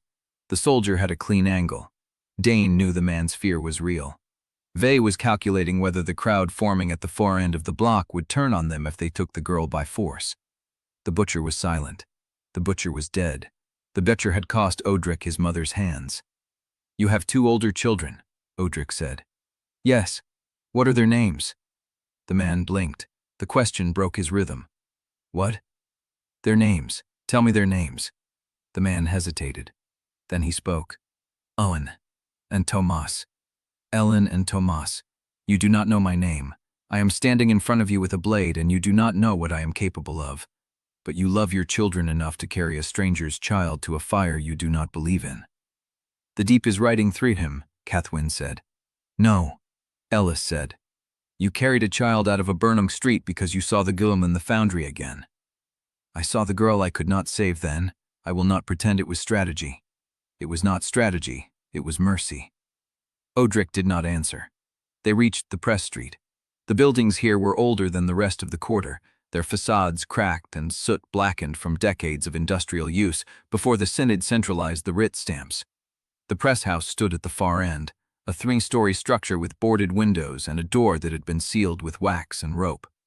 The wax was broken. The rope lay in a coil on the threshold, cleanly cut. Odrik stopped. The door was open, not wide, but open, a hand's width of darkness visible between the jamb and the wood. The soldier's voice whispered a pattern he had learned in a campaign he never fought. Advance or withdraw, but never hesitate. Vey was quiet. Dane was quiet. The hollow where the butcher used to be was not hollow anymore. Something else had filled it, something that had been waiting. Odrik pushed the door open. The press room was dark. The air was cold. The smell of old ink and dried marrow ash hung so thick it coated the back of the throat. The press stood in the center of the floor, its plates raised, its rollers still. But the plates were not empty. Fresh stock lay on the bed. The ink was still wet. The type had been set, not by a compositor, but by something that knew every name that had ever been written on a warrant. And in the reflected glow of the street lamp spilling through the broken shutters, a figure stood at the far end of the room. Not Ansel Vale, younger, thinner.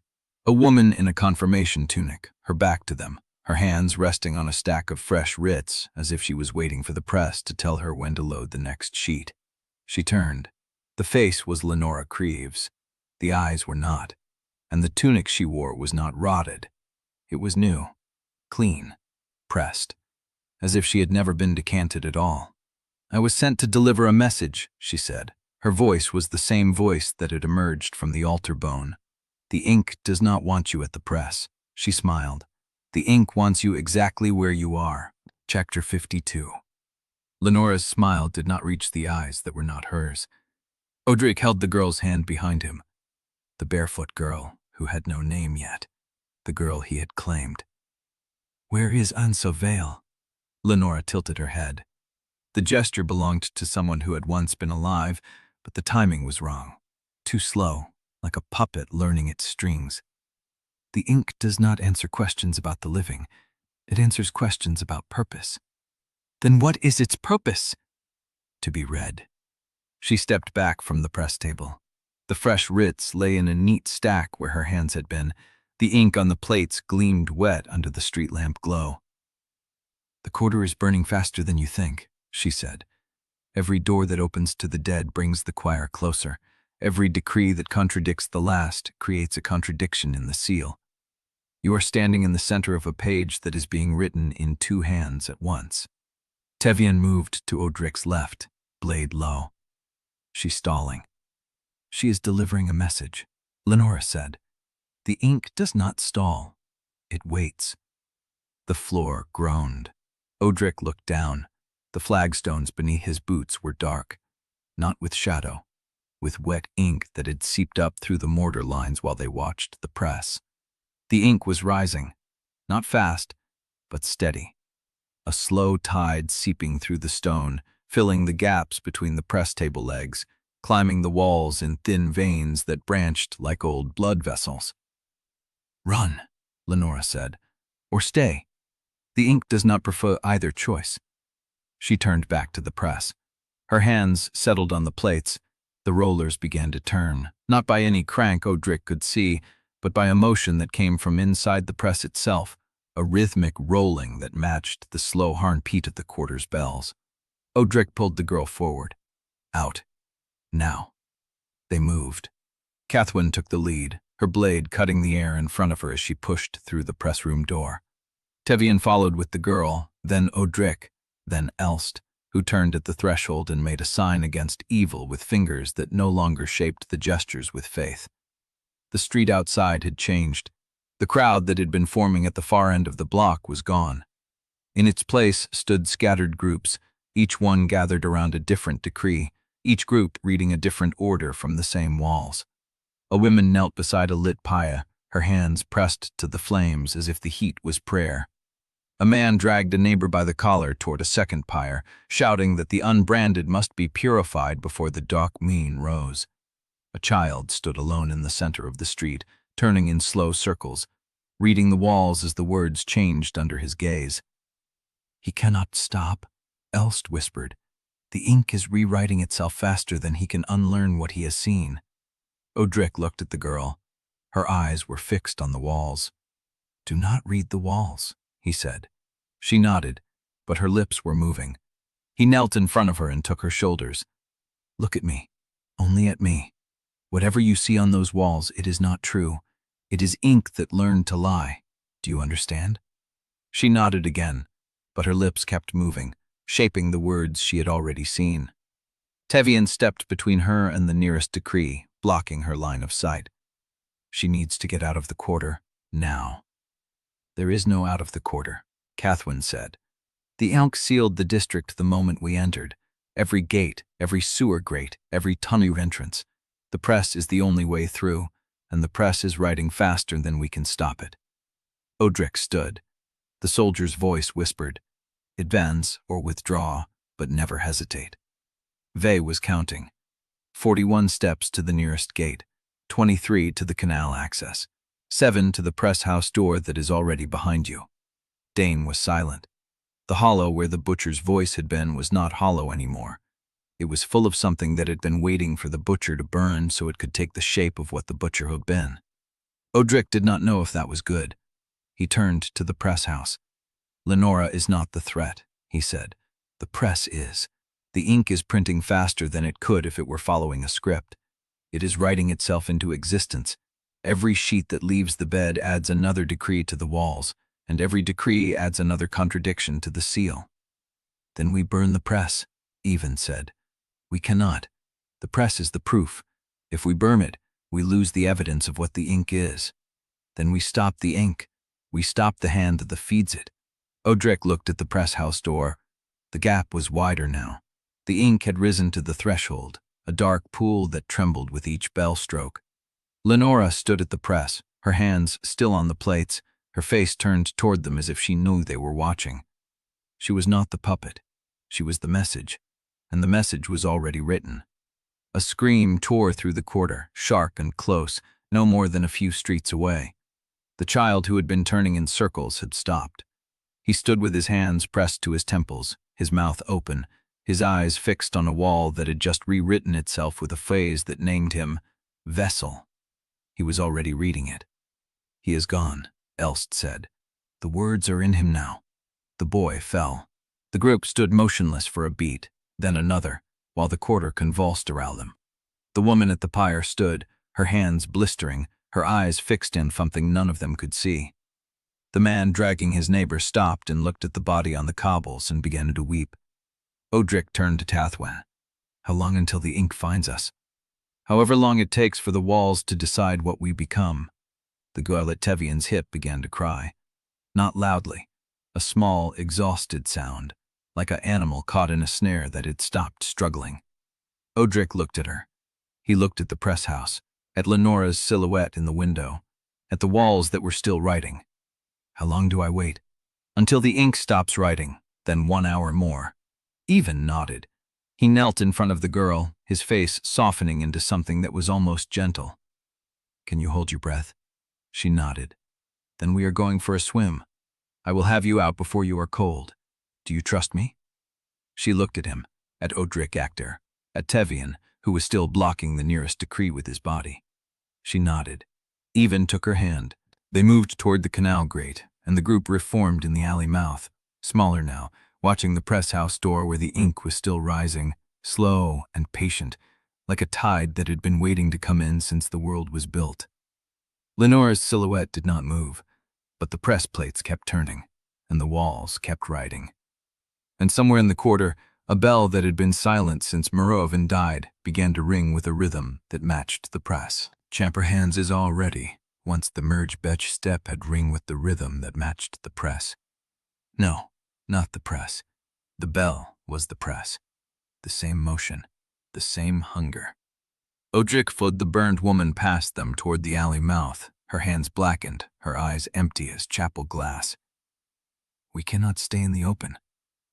We cannot go underground," Tevian said. "The canal is sealed. The tunnels are sealed. Every sewer grate I passed coming in had fresh wax on the rim." Odrik looked at the press house. Lenora Craves stood in the window. Her silhouette did not move. Her shape was the only stillness in a quarter that was learning to write itself into death. "The press has a basement." Cathwen turned to follow his gaze. "How do you know?" "The butcher saw it. He delivered meat here twice a year before the Synod centralized the kitchens. Salt storage, old foundation. Deep enough that the walls remember the river. He wandered this, it says.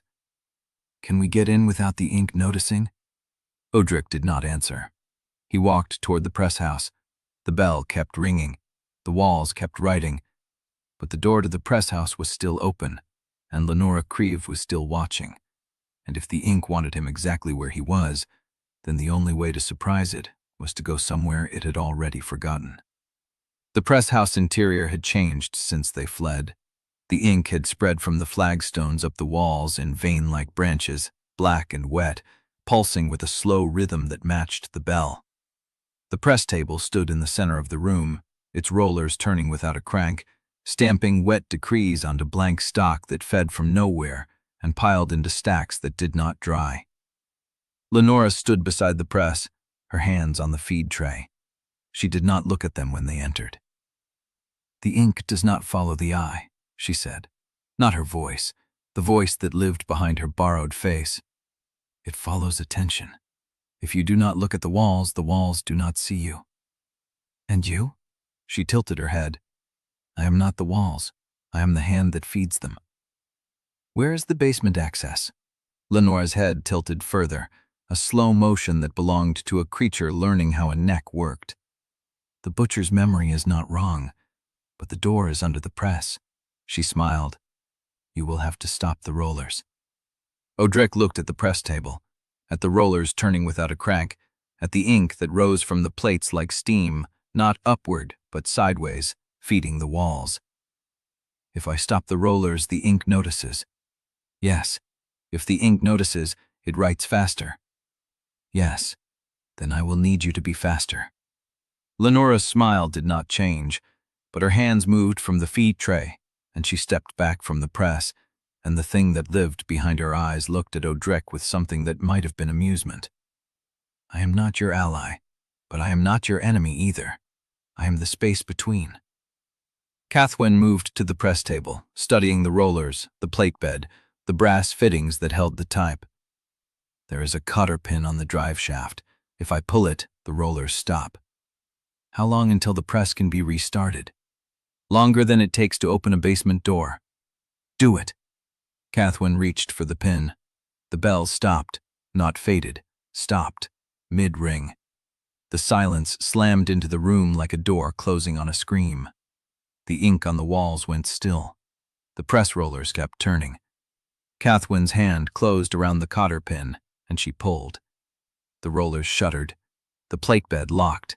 The ink on the plates stopped feeding, and the room fell into a silence so complete that Odrik could hear his own blood moving.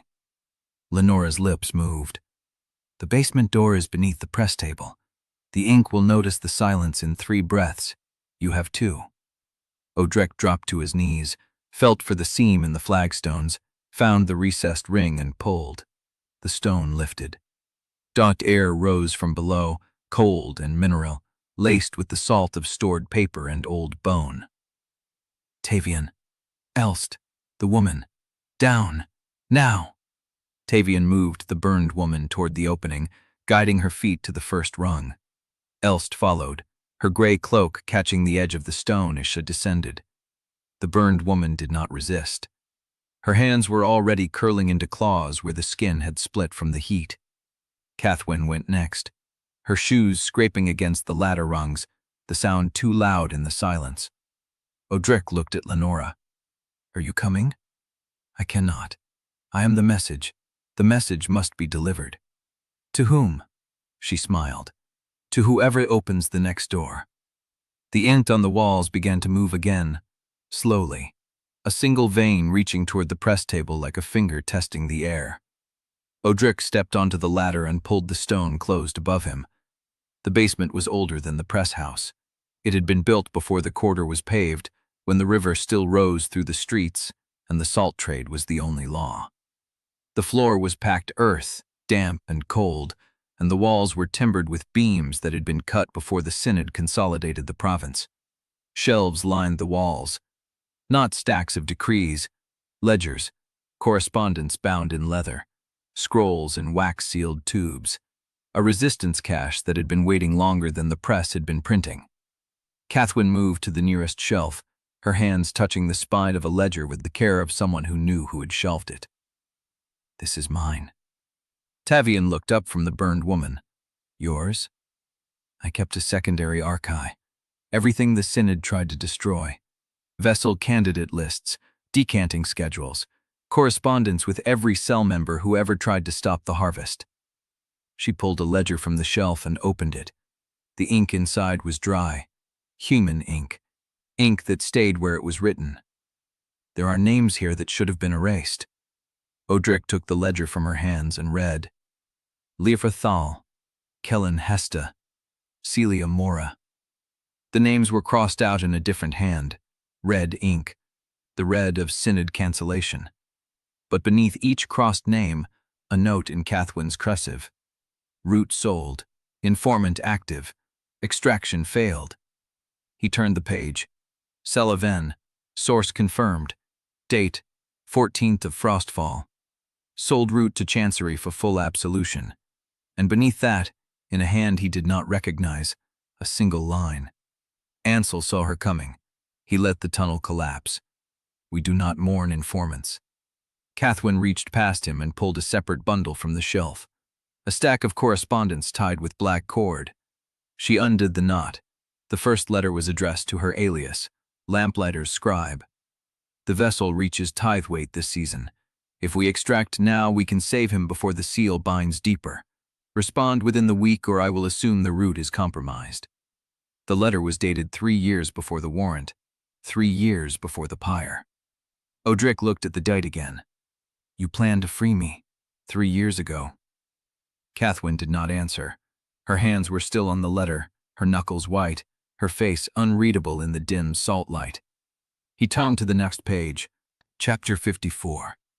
The word continue hung in the salt air, the ink still wet on the ledger page, curling like smoke trapped in a jar. Odrik stared at it. The ink had answered him before. It had written through Merovin's dead hand. It had climbed walls in Cinder Quarter. It had spoken through Lenora Creeve's borrowed mouth. But this was a different thing. This was ink in Cathwen's own ledger, in her own archive, rising to tell him to keep reading. Who is the bell under clerk? Cathwen did not answer. He turned the page. Continue. Another page. Continue. Every leaf of the ledger carried the same word now. The ink had spread through the entire volume while he stood there, threading between the lines of Cathwen's careful script, rewriting her archive into a single command. Tavian took a step back. The ink is in here too. Not the same ink. Cathwen's voice was hollow. The ledgers were written with human ink. This is something else, something that was waiting for us to open the archive. The burned woman made a sound low in her throat. Elst pressed her back against the timber wall. Odrik's right hand was still on the ledger. The ink was cool against his fingers, cold as old wax, cold as the seal on Merovin's posthumous writ. He felt it pulse once, like a heartbeat transmitted through the page. Then the soldier's voice stirred. Not in his skull, in his chest. A pressure behind the sternum, the way the soldier always announced itself before combat. A tightness that meant the voice was reaching for something. A memory, a name, a piece of the past that belonged to a dead man who had once worn a synod tunic and carried a blade through frozen garrison halls. Bell under clerk. The soldier knew the title. Odrik felt the memory rising like water through floorboards. A chancery in brash hollow, low ceilings, wax drips on every surface. A functionary at a writing desk, younger than Tavian, with ink-stained fingers and a collar that had never been starched. The soldier remembered delivering sealed dispatches to that desk. Routine work, obsolete seal routes. Routes that Merovin had dissolved during the consolidation, routes the soldier had walked because no one else remembered they existed. The functionary had a habit of touching his throat before speaking. The face was still unclear, blurred at the edges like a portrait painted on wet stone. The soldier pushed harder. The bell under clerk, low rank, no registry entry, no seal of his own. But he had known every route. He had named every name. He had been the reason Cathwen abandoned every extraction attempt. The face began to sharpen. A jawline, a scar above the left eyebrow. Eyes, the color of... The soldier's voice caught. Odrik felt it first as a warmth in his chest, then as heat, then as the dry burn of a candle that had burned too long and was eating its own wick. The soldier's reflexive reach, the steady hand that had guided him through the Foundry, the composure that had kept him alive in the decanting chamber, all of it contracting, pulling inward like a coil of rope ignited at both ends. No, he said it aloud. He did not know which part of him said it. The heat spread up his throat behind his eyes. The soldier was burning. Not borrowed skill burning, not the controlled expenditure of a voice spent deliberately. This was something else. The ink had seized the soldier's memory and was burning it out of him. The face of the bell under clerk dissolved. Not faded, dissolved. The jawline went first, then the scar, then the eyes with their unnameable color, sloughing away like wet potrat scraped from a window. The memory of the chancery, the low ceilings, the wax drips, the dispatches delivered by a dead soldier's hand, all of it pulled back into the heat and was gone. The soldier's voice went silent. Odrik's chest was empty where it had been. He looked down at his hands. They were shaking. The ledger page still bore the word continue, but the ink was drying now, settling back into the fibers of the paper as if it had never risen. How many? Cathwen's voice. He did not answer. How many voices do you have left? He counted them. The act was mechanical, surgeon's work on a patient who could not feel the scalpel. Vase muttering, still there, still watching, still counting everything. Dane's crowd-reading silence, present, coiled, waiting. The hollow where the butcher had been, still hollow, still filling with something that did not have a voice yet. The hollow where the soldier had been. Empty. I have two. Cathwen's face did not change, but something in her posture shifted, a small collapse, the way a load-bearing wall settles before it cracks. The soldier knew the bell under clerk, Odrik said. It remembered delivering dispatches, a chancery, low ceilings, seal routes that Morovin dissolved. Did you see a name? No. A face? Almost. The words sat between them like a blade laid flat on a table. Tavian spoke from the far wall. Then the ink burned the memory before you could see it. That is what it does. Odrik's voice was flat, distant, as if he were describing a procedure he had read about rather than a piece of himself that had just been cauterized. Every time I burn a voice, it costs a memory from my own life.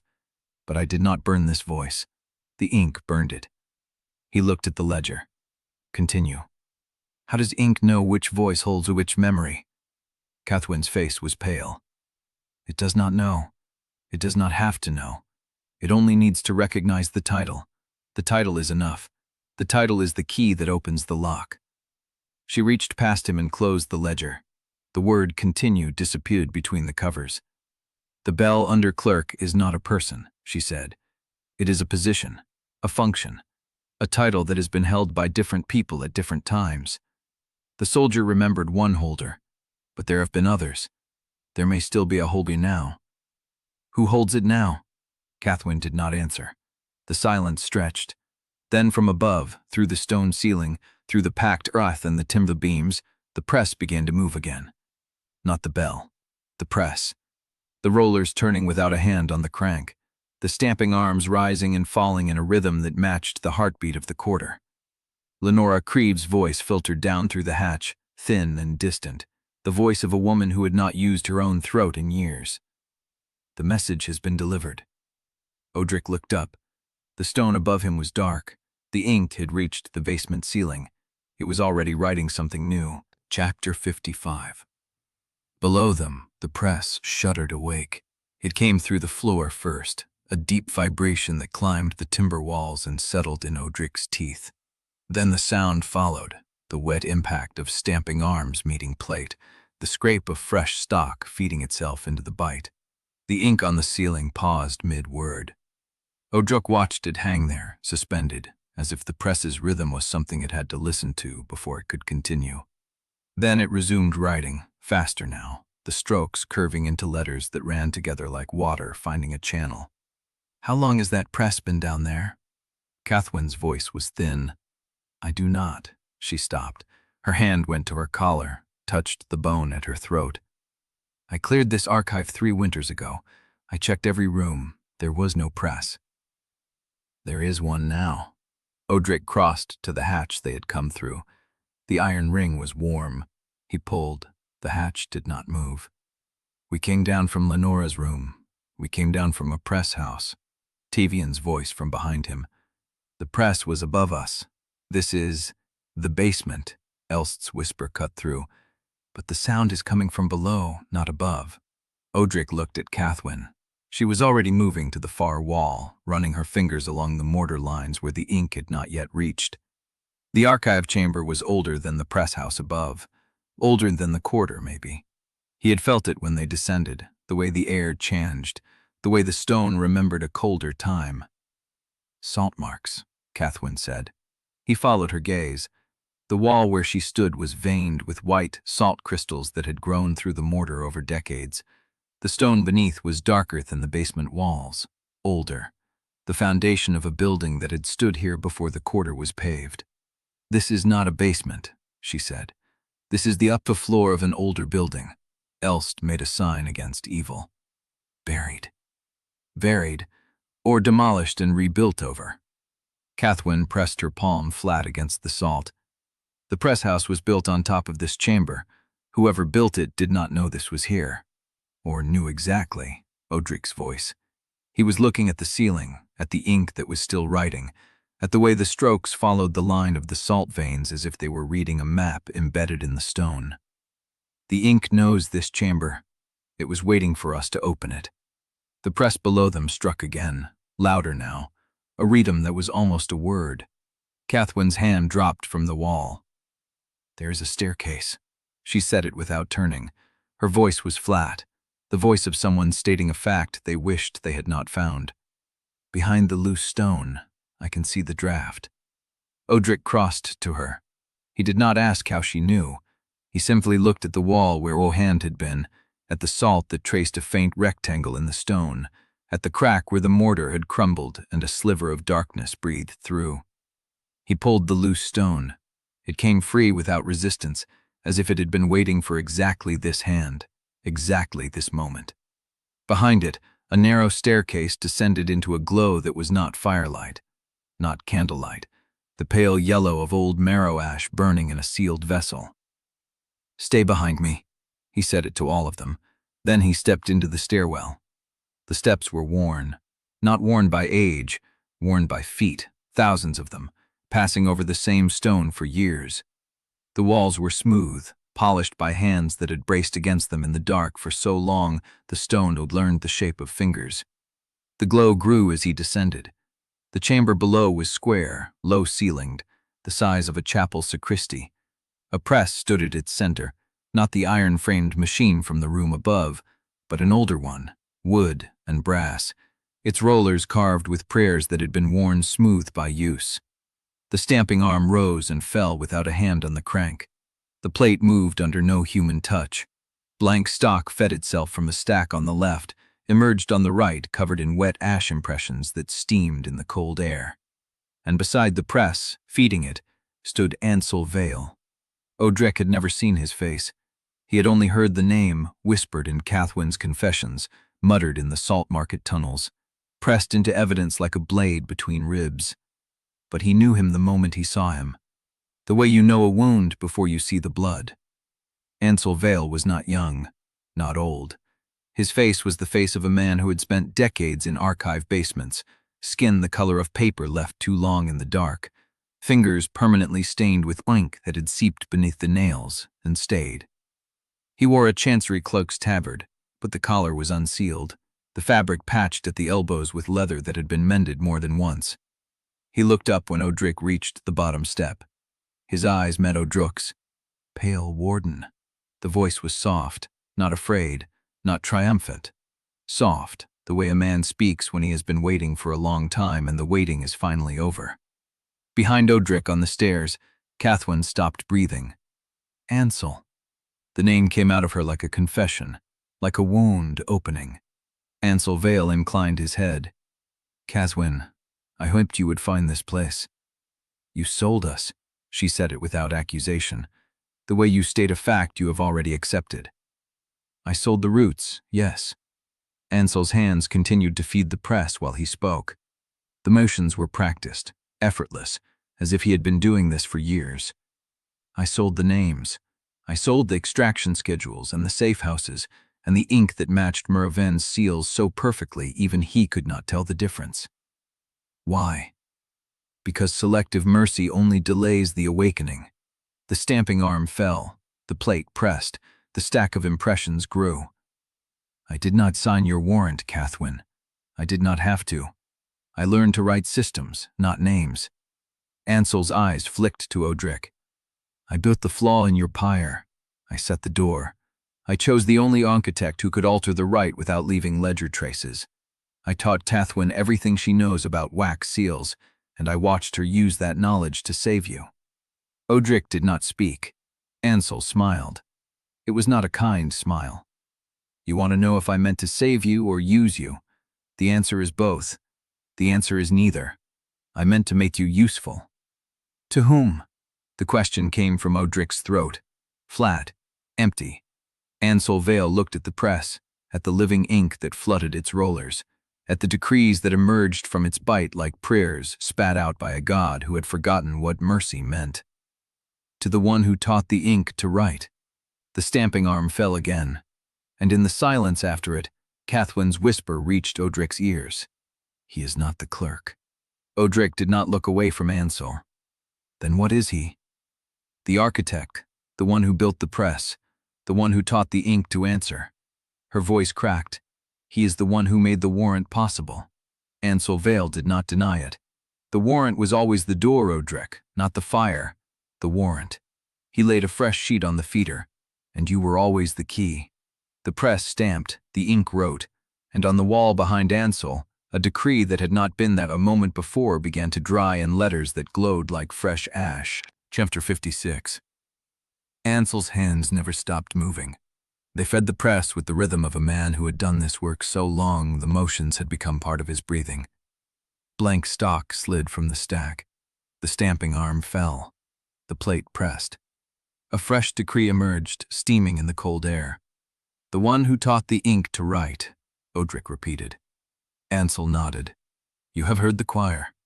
You know what it feels like when the dead press against a living mind. But the choir is not the source. It is only the first draft, the rough cast, the thing that was shaped before the real work began. The real work. Of writing a world that does not need to be saved." Cathwen made a sound. Not a word. A sound like something breaking inside her chest. "You told me mercy was a ledger," she said. "You taught me how to balance it, how to spend it wisely." "I taught you the truth." Ansel's voice remained soft. "The ledger is real. Every act of mercy defers a cost. Every life you save becomes a debt that must be paid by someone else. I simply stopped pretending the debt would never come due." "You sold Kellen Hest." "I sold his root. There is a difference. To you, maybe. To anyone who understands how systems work." Ansel laid another sheet on the feeder. The press swallowed it. Kellen Hest was going to die anyway. Every vessel candidate dies. The question is whether their death serves a purpose or merely delays an inevitable collapse. I chose purpose. You chose betrayal. I chose mathematics. Odrik stepped forward. The movement was small, deliberate, a man testing his weight before he committed to a strike. The press did not slow. Ansel did not flinch. "The warrant," Odrik said. "You said it was the door." "It was. And I am the key." "You are." Ansel's eyes met his. There was no malice in them, no pride, only the flat certainty of a man who had solved a long equation and was now reading the answer aloud. "I studied you for 3 years, Pale Warden. Not your body, not your habits. Your architecture. The shape of your obedience. The way you had learned to silence yourself so thoroughly that you no longer knew what your own voice sounded like. I knew that if the pyre burned clean, you would die grateful. You would thank the Synod for finishing what you had started when you first accepted the brands." He paused.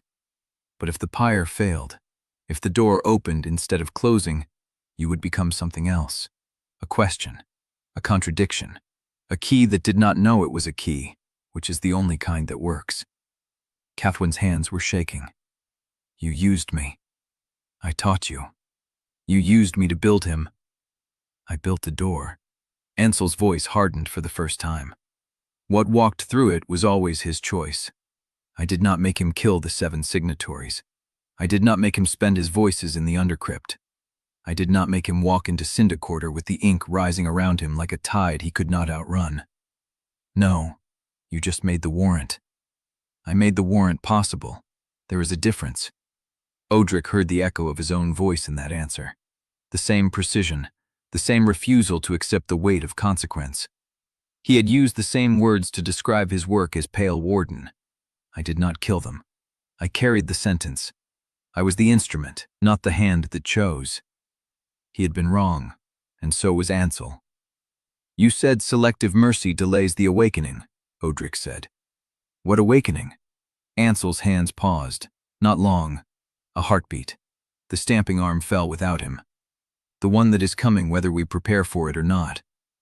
"Answer the question." "I cannot. Or you will not." "I cannot." Ansel met his eyes. "Because I do not know the shape of it. None of us do. We know what feeds it. We know what delays it. We know that every decanted vessel, every sealed voice, every ounce of marrow ash rendered into ink brings it closer. But the form it will take when it finally arrives, that is not written yet. But you are trying to write it. I am trying to write something that survives it." The press stamped another sheet. The stack on the right had grown thick enough to cast a shadow across the floor. Cathwen stepped past Odrik. Her boots made no sound on the stone. She moved like a woman approaching a grave she had dug herself. "You told me the second route would be ready." Ansel looked at her.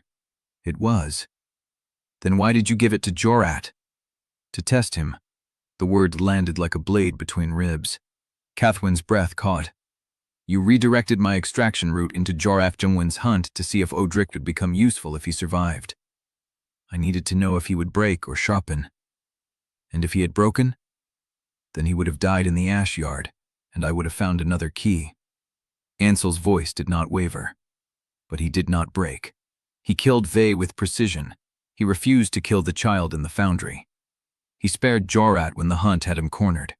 He chose mercy, sacrifice, and judgment in the order that proved he could carry the Warrant's purpose without being consumed by it. "So you made him." "I tested him. There is a difference." Cathwen's hand moved, fast.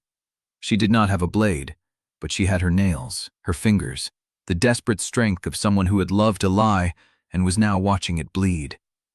Odrik caught her wrist before she reached Ansel.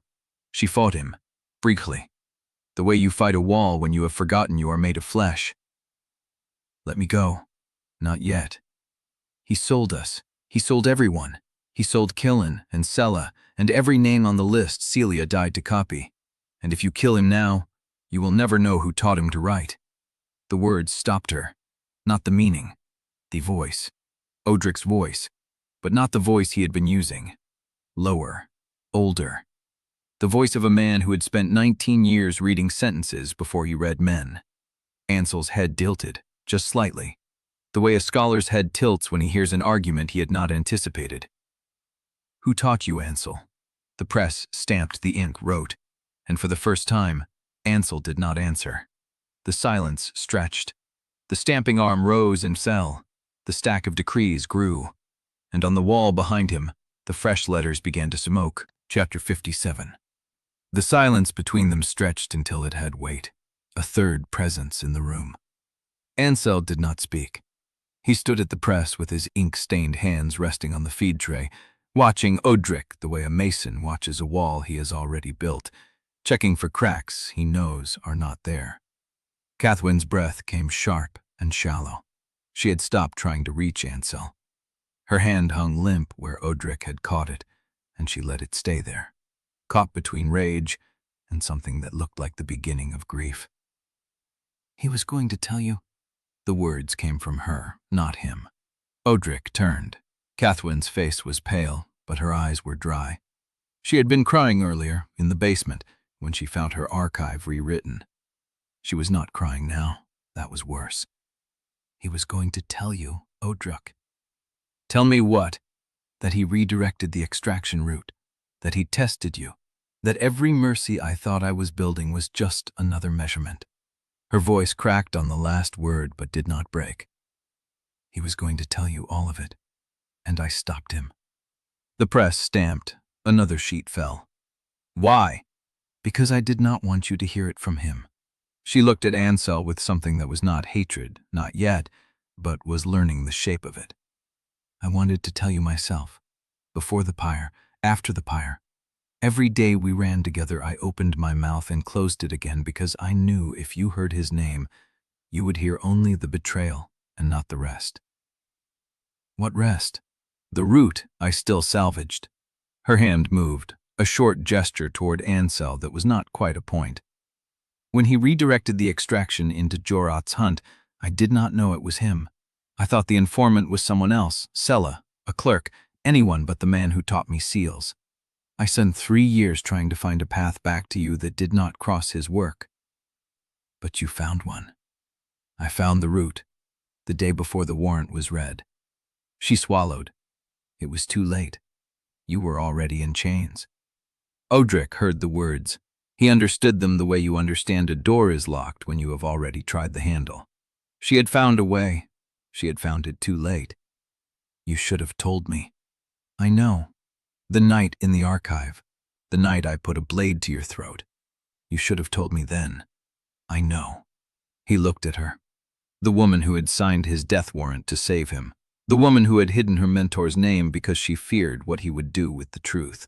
The woman who had salvaged a route she could not use and carried the weight of it anyway. "I would have listened," he said. "Would you?" The question landed harder than any accusation Ansel had made. He did not answer, because he did not know. The press stamped again. The stack on the right had grown tall enough that the shadow of it reached Odrik's feet. Ansel moved. Not fast.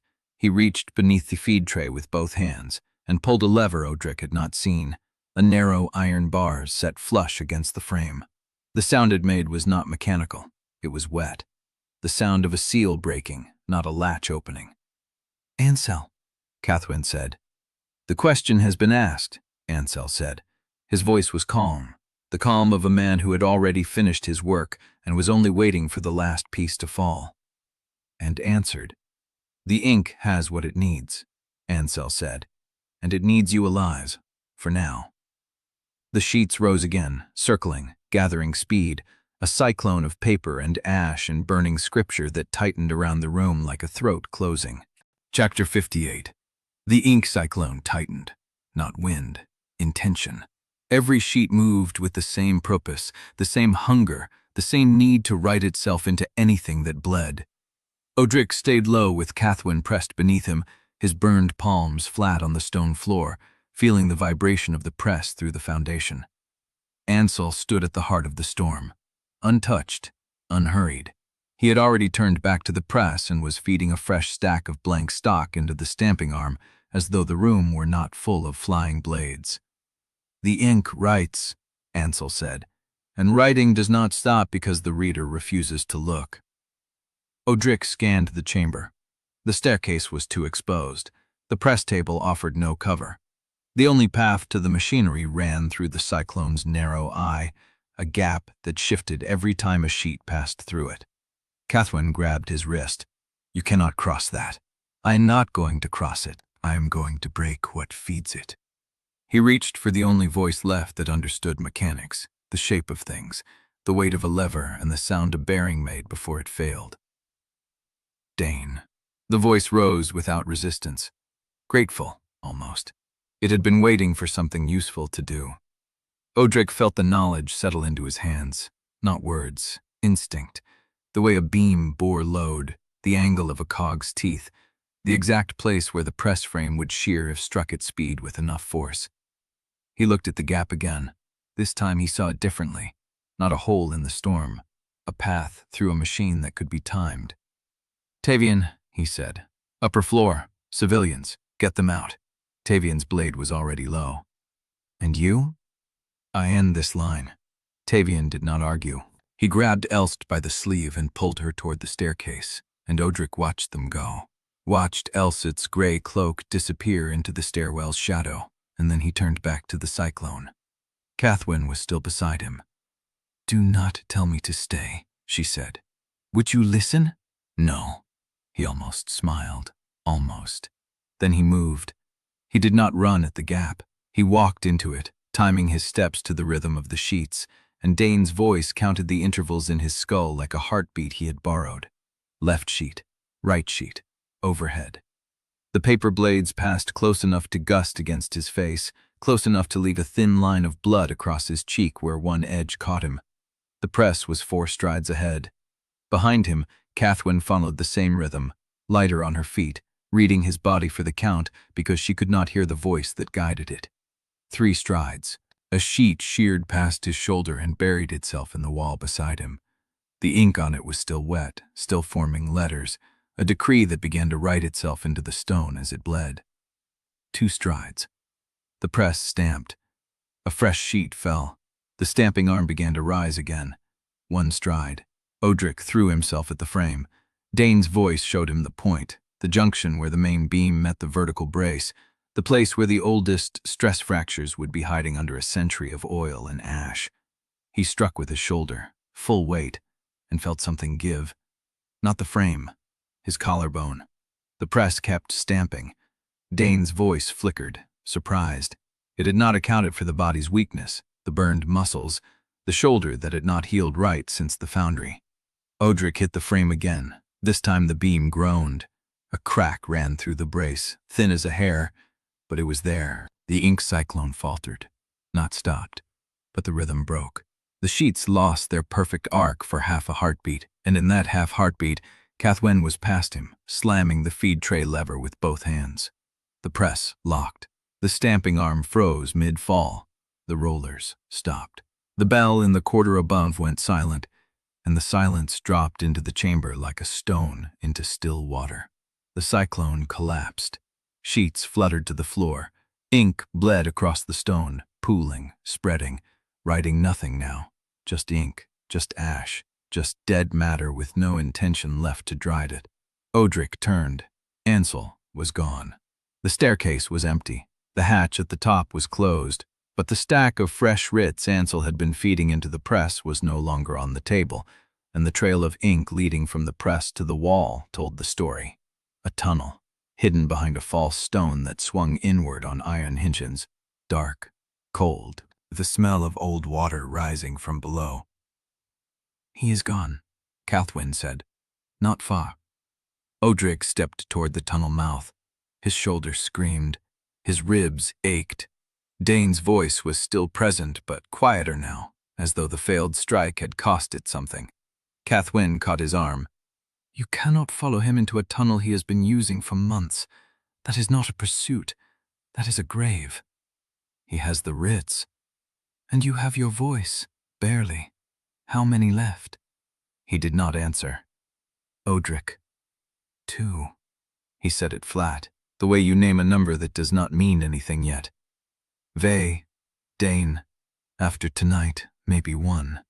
She did not flinch, but her hand tightened on his arm, a reflex she could not hide. "Your mother's face," she said. "The night you burned the butcher's voice, you lost your mother's hands. What did Dane's voice cost you tonight?" He understood the question. He did not want to answer it. He searched his memory for his mother's face. The shape of it would not come. The color of her eyes, the way she had smiled, if she had smiled. He found the feeling of her, warmth, safety, the smell of wool and wood smoke. But the image itself was gone, a portrait painted in water that had finally dried to nothing. "I do not know," he said. "I do not remember." Cathwen's face did something he could not read. Grief, guilt, something that looked like the beginning of the same fear he felt. Above them, footsteps, Tavian's voice calling down the stairs. "The upper floor is clear. 14 civilians, 2 who cannot walk. What do you need?" Odrik looked at the tunnel mouth, at the dark, at the trail of ink that led into it. He looked at Cathwen. "Fire," he said. "We burn this chamber. Every press, every sheet, every trace of the ink that can still write." "And Ansel?" "Ansel chose the tunnels. The tunnels choose whoever they take." He did not believe it. Neither did she. But she nodded, and together they climbed the stairs, leaving the press chamber dark behind them. And Odrik did not look back. Because if he looked back, he would see the tunnel mouth. And if he saw the tunnel mouth, he would follow it. And if he followed it, he would find Ansel. And if he found Ansel, he would kill him. And if he killed him, he would never know who had taught the ink to write, or why, or what the awakening truly was.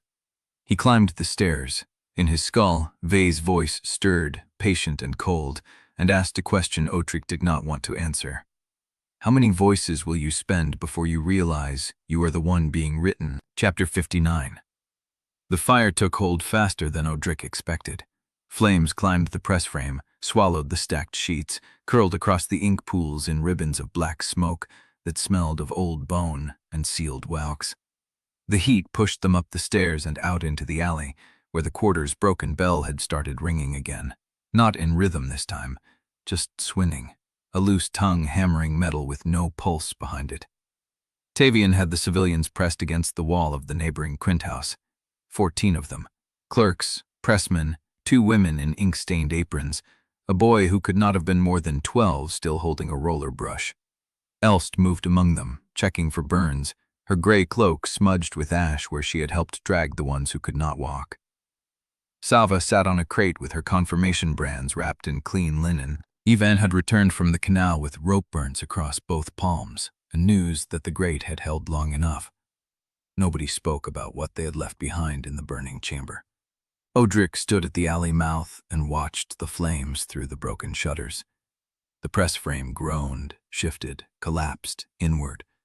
A shower of sparks rose and scattered across the quarter's rooftops. The smell of burning ink followed, cloying, sweet, wrong. He felt nothing. Not relief, not victory. Not even the cold satisfaction of watching Ansel's work turn to ash. Just the absence where something should have been. He tried to remember what his mother's face looked like and found only the shape of a room, wool, wood smoke, a voice he could almost hear but could not place. The image itself was gone. The color of her eyes, the line of her jaw. Whether she had laughed the way he remembered, or whether his memory had filled the silence with something it needed. Nothing. Cathwen came up beside him. She did not touch him, but she stood close enough that he could feel the heat still coming off her clothes from the chamber. "How many?" she asked. He knew what she meant. Not how many voices, how many memories. "I do not know yet," he said. "I do not know what I have lost until I reach for it and find it gone." She was quiet for a long moment. Then she reached into her coat and pulled out a small leather book, bound in cracked black leather, the spine held together with waxed thread. No title, no seal. "I kept something," she said, "when we worked together, before the warrant." He looked at the book, did not take it. "What is it?" "A ledger," she paused. "Of you." He waited. "You talked in your sleep sometimes, on the road, in the archives. You did not remember it in the morning, so I started writing down the things you said." She opened the book. The pages were crowded with her hand, tight, precise, the same script he had watched form letters across 1,000 warrant annotations. Village names, routes you had memorized, the way you counted steps before sleep, your dislike of fennel smoke, the names of dogs you spared scraps after executions. She turned a page.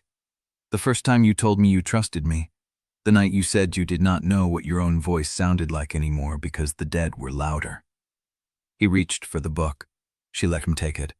The leather was warm from her body. The pages smelled of ink and lamp oil, and the particular dust that gathered in archive rules where no window ever opened. He turned to a page near the middle and found a passage in her hand that read, "He said the only mercy he ever believed in was the one he could deliver himself. He said the Synod taught him to call obedience virtue, but he knew the difference now." He did not say what the difference was. He did not remember saying that. He did not remember saying any of it. "You are afraid," he said. "Yes. Of what I am becoming." "No." She took the book back, turned to an earlier page, and held it so he could see the entry written there. "Of what I knew you would lose." The entry was dated 4 years before the warrant. It read, "Odrik told me today that he remembers his mother's hands better than her face. He said she was always working when he was small, and he watched her hands more than her eyes. I asked what he remembered most. He said the way she pressed breadcrumbs off the table with her palm, not her fingers.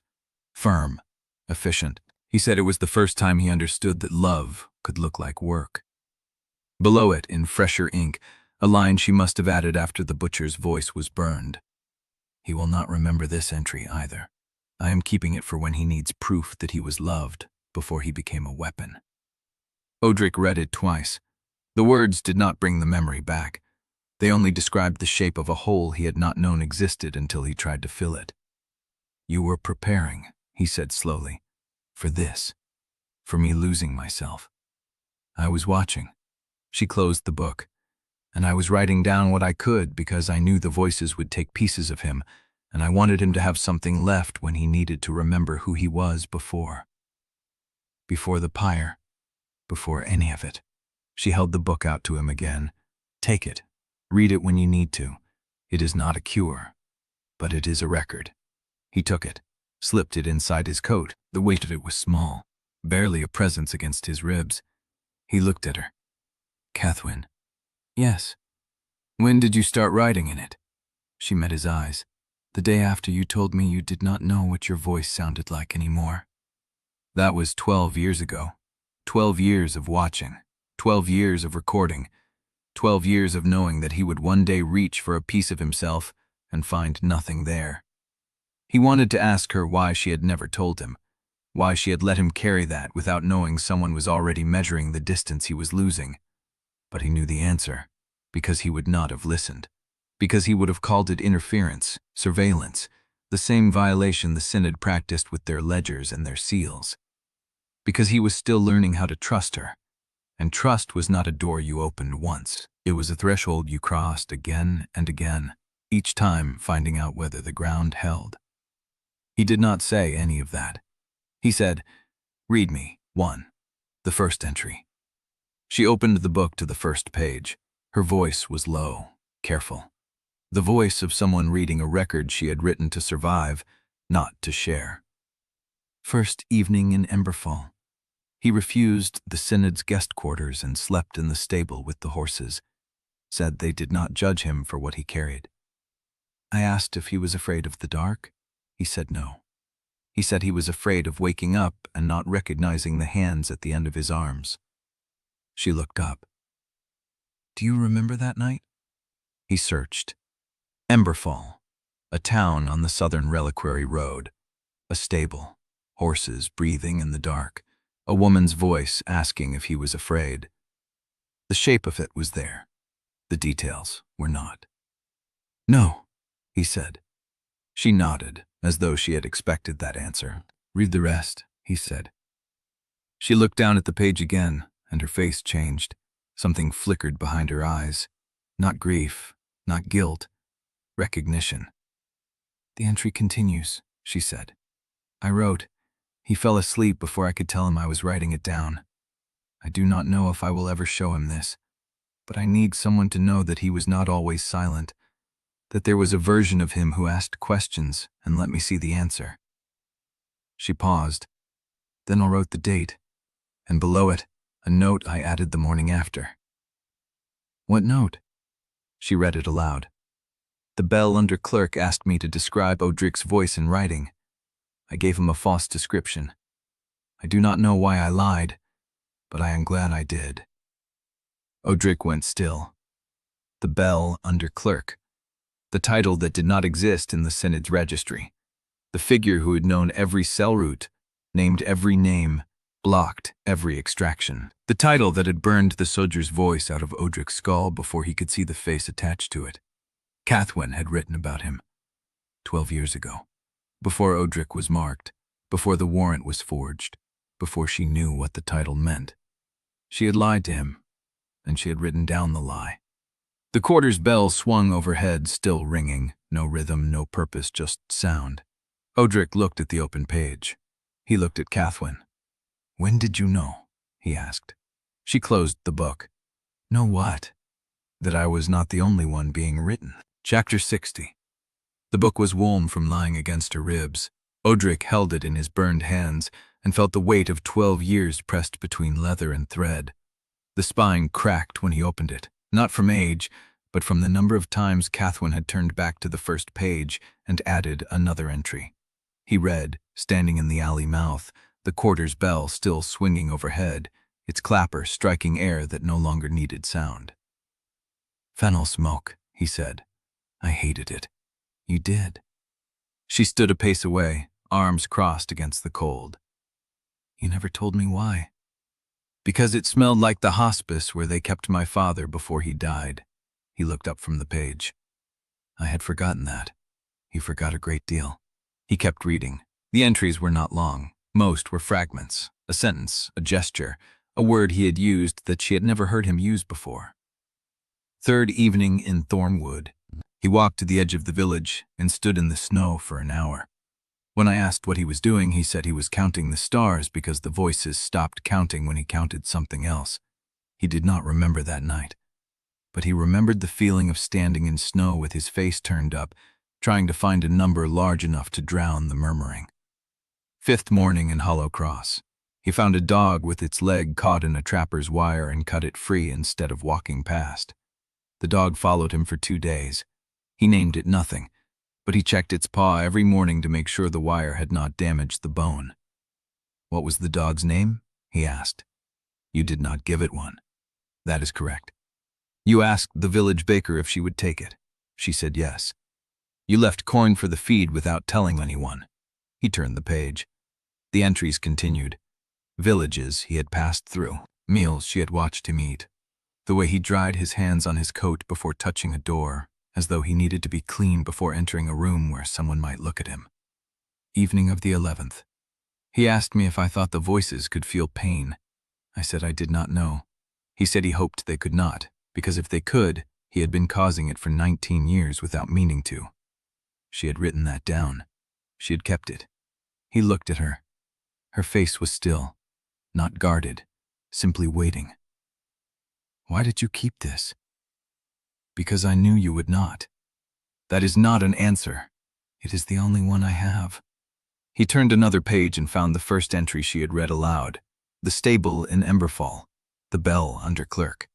He read it again. The bell under clerk asked me to describe Odrik's voice in writing. I gave him a false description. I do not know why I lied, but I am glad I did. He asked you 12 years ago. Odrik said. Yes. Before the warrant. Before any of it. Yes. Why? She was quiet for a long moment. The bell stopped swinging. The silence that followed was heavier than the ringing had been. Because he knew you existed, she said. And he wanted to know if you could be written. Odrik closed the book. The leather was warm against his palm. The pages pressed together, holding every fragment she had saved from the years he had let slip through his hands. How many more entries are there? Enough. Enough for what? She stepped closer, close enough that he could see the frost collecting on her collar, the small tremble at the corner of her mouth. Enough to remind you, she said, that you were not always a weapon, that there were mornings when you woke without blood in your thoughts, that you chose the dog and the stars and the fennel without anyone telling you to. He looked at her. That version of me is gone. Parts of it. She did not look away, but parts of it are in that book, and parts of it are in me. He reached out. His hand stopped before it touched her face. The hesitation was not fear. It was the awareness that he had spent so long treating himself as something that took, not something that reached, that he no longer knew how to do it without measuring the cost. She closed the distance herself, her palm pressed against his chest, flat over the book where it lay inside his coat. The warmth of her hand traveled through the leather, through the pages, through the 12 years of recorded fragments, and stopped somewhere beneath his ribs. Read the last entry, she said. He opened the book to the final page.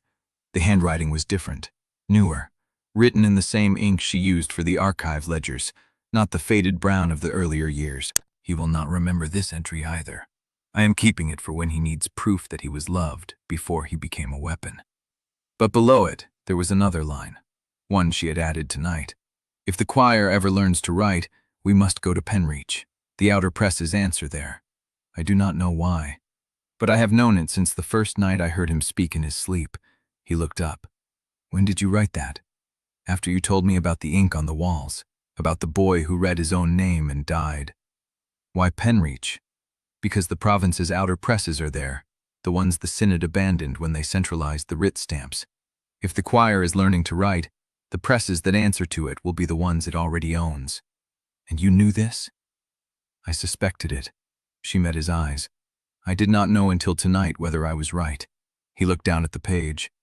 The notation at the bottom was different from the rest, smaller, tighter. Written in a script that was almost a cipher, the letters pressed close together as though she had been running out of space. If he reads this, he will ask why I kept it from him. The answer is that I needed him to reach this page on his own. I needed him to see that the book is not a record of what he lost. It is a map of what he still has. He closed the book.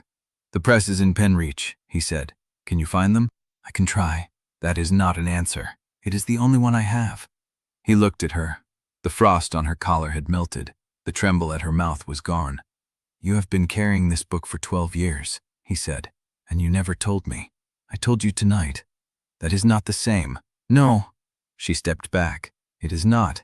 The bell began ringing again, not from the quarters tower, from somewhere deeper, somewhere below the stone. Odrik cunked and looked toward the alley's dark mouth, where the canal's black water reflected nothing. How far to Penreach? 2 days, Cathwen said. If the river gates hold. And if they do not? She did not answer. The bell kept ringing. And somewhere beneath the sound, beneath the stone, beneath the weight of the book against his ribs, Odrik felt the choir listening. Chapter 61. The canal water was black and still. Odrik stood at the edge while Cathwen tied the ledger inside her coat, the leather pressed flat against her ribs. Tavian had the civilians lined along the wall, 14 faces pale in the frost-thick air. Sava sat on a crate with her bandaged arms crossed, watching the eyely mouth like she expected something to step through it. Ivan came back before the bell finished its third round. His coat was wet to the collar. Frost clung to his eyebrows.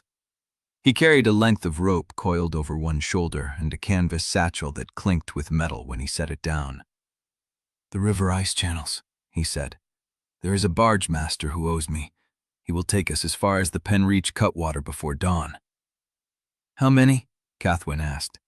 "He can fit 8 if we stay low, 10 if we stack cargo around the living." Odrik nodded. Himself, Cathwen, Tavian, Sava, Ivan, the 14 civilians pressed against the wall. "You take the ones who cannot fight," he said. "I will follow the bank. You will not make it past the first lock gate." Ivan wiped frost from his mouth. "The wardens have every crossing marked. They are not looking for civilians yet, but they are looking for you." "Then I go last." Elst stepped forward. "I am not going." She said it quietly, flatly, the way someone announced a decision they had already stopped arguing with themselves about. "I can turn sincere clergy away from the false decrees," she said. "I know the liturgy. I know which wardens still believe the old forms. If I stay, I can slow the spread."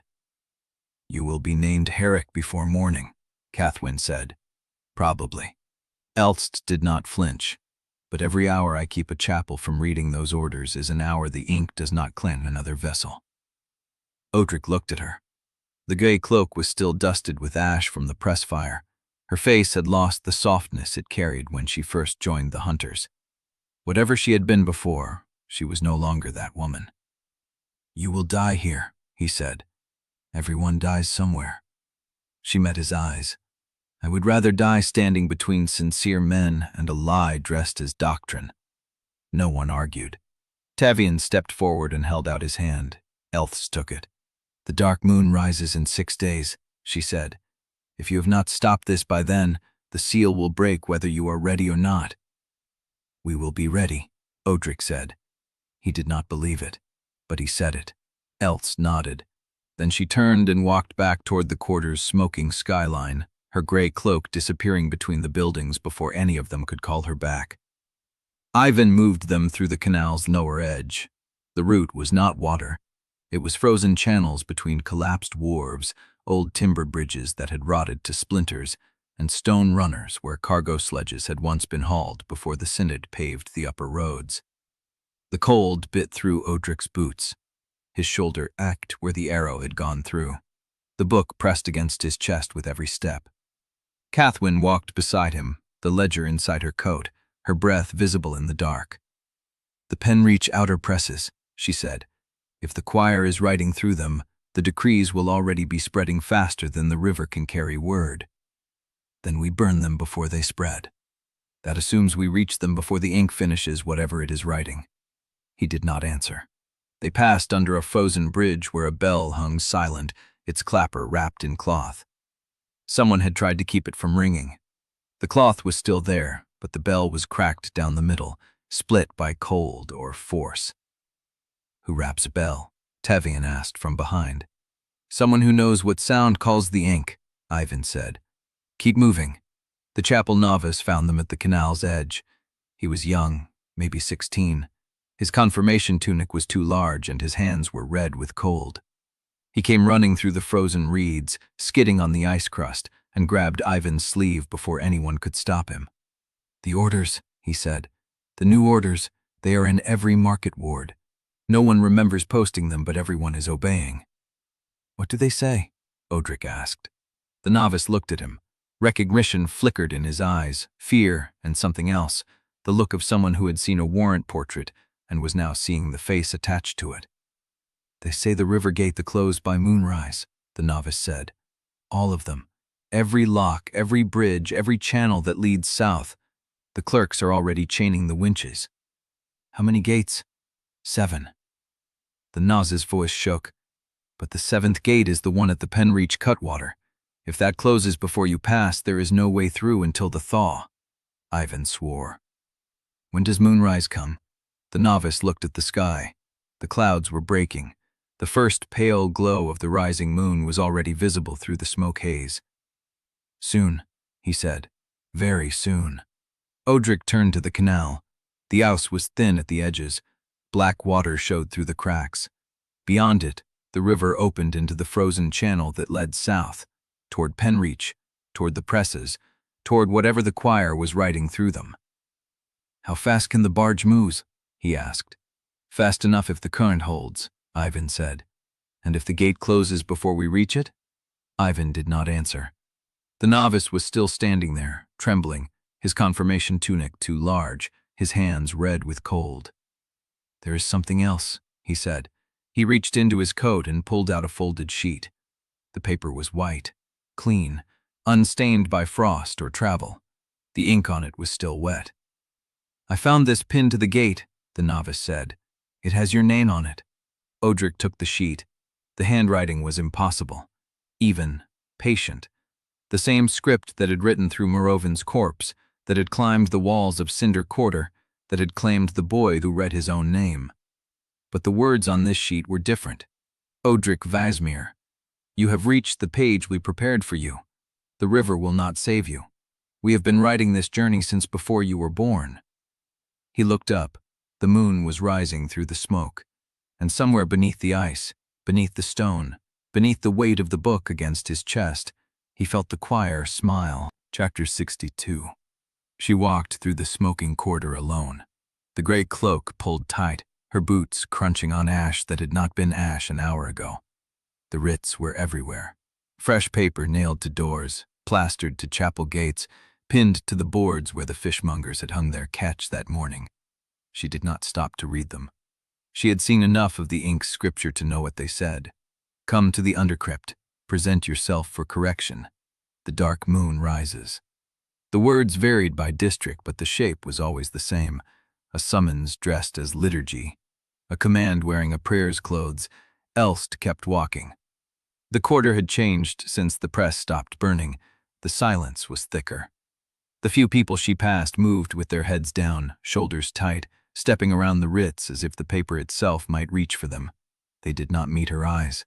A sister in a gray cloak still meant Synod authority to them, and authority in the quarter meant ink, bells, and the flat smell of marrow ash in the air. She reached the steps of St. Valith's chapel. The door was open. Light bled from inside, not candlelight, but the cold, white glow of the ink's script climbing the interior walls. A crowd had gathered at the foot of the steps, 20 or 30 of them. Clerks, dock workers, a woman holding a child wrapped in a shawl, an old man with a bellfounder's leather apron still tied around his waist. They stood in silence, staring at the chapel doors as if waiting for a service that had already begun without them. Elst stopped at the bottom step. She had no plan, no prepared sermon, no doctrine left that she still trusted. The faith she had carried through every pyre, every confession, every body she had blessed on the cold floor of the choir's outer chamber, that faith had cracked open in the press house basement when she saw the ink right through Morovin's dead hand. What remained was not certainty. What remained was the refusal to let the silence decide. She climbed the steps. The crowd turned toward her, faces lifted. Some of them recognized the gray cloak, the confessor's knot at her collar, the synod insignia stitched over her heart. A woman in the front row made the sign against evil, and Elst felt the gesture like a slap. They thought she was one of them. She reached the top step and turned to face them. "I am Sister Elst Grain," she said. "Field Confessor, 4th rank, attached to the Ashguard hunt for Odrik Vassmere." She let the name hang. "The synod that sent me is not the synod that is printing those writs." A murmur moved through the crowd. Not agreement, not yet. But they were listening because she had named the thing they already suspected.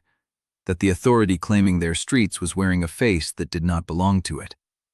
"The writs are blasphemy," Elst said, "not because they contradict doctrine, but because they twist it into a command. The ink does not absolve, it claims. The bell does not call the faithful to prayer, it calls them to become vessels for something that is not yet woken." The woman with the child took a step back. The old bell founder did not move. "Every surface the ink touches becomes a mouth that can name you," Elth said. "And once it names you, you belong to it. Not to the synod, not to the choir, to the scripture that is writing itself through dead hands." She pulled the gray cloak from her shoulders. She let it fall to the steps. Underneath she wore a plain wool dress. No synod marks, no rank, no protection. The cold bit through the fabric immediately. She did not shiver. "I will not serve a doctrine that feeds its flock to oppress." Silence. The crowd stared at her. At the cloak lying in the stern, at the woman who had just made herself a target in front of a chapel whose walls were crawling with living ink. Then someone at the back of the crowd pointed. "The sister is right," a man said. "I saw the writ in the market. It had names I recognized, names of the dead." "The clapper in the bell tower," another voice said. "Someone rapped it. That is not synod work. That is fear." The mood was shifting.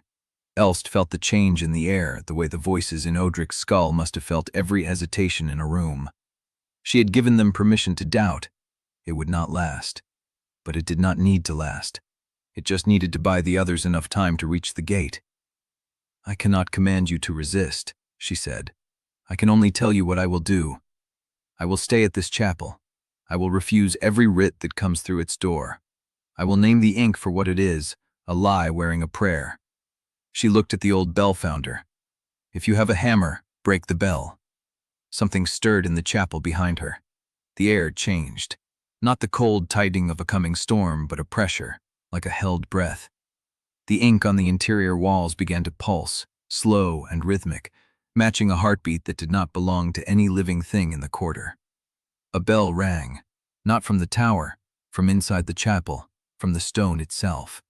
A single, clear note that did not fade, that hung in the air like a thread pulled tight across the throat of the world. And when it rang, words came with it. Elst Grain, her name, spoken in the bell's voice, metal and marrow, loud enough to shake frost from the eaves. Confessor of false doctrine, correction required. The crowd broke, not toward her, away.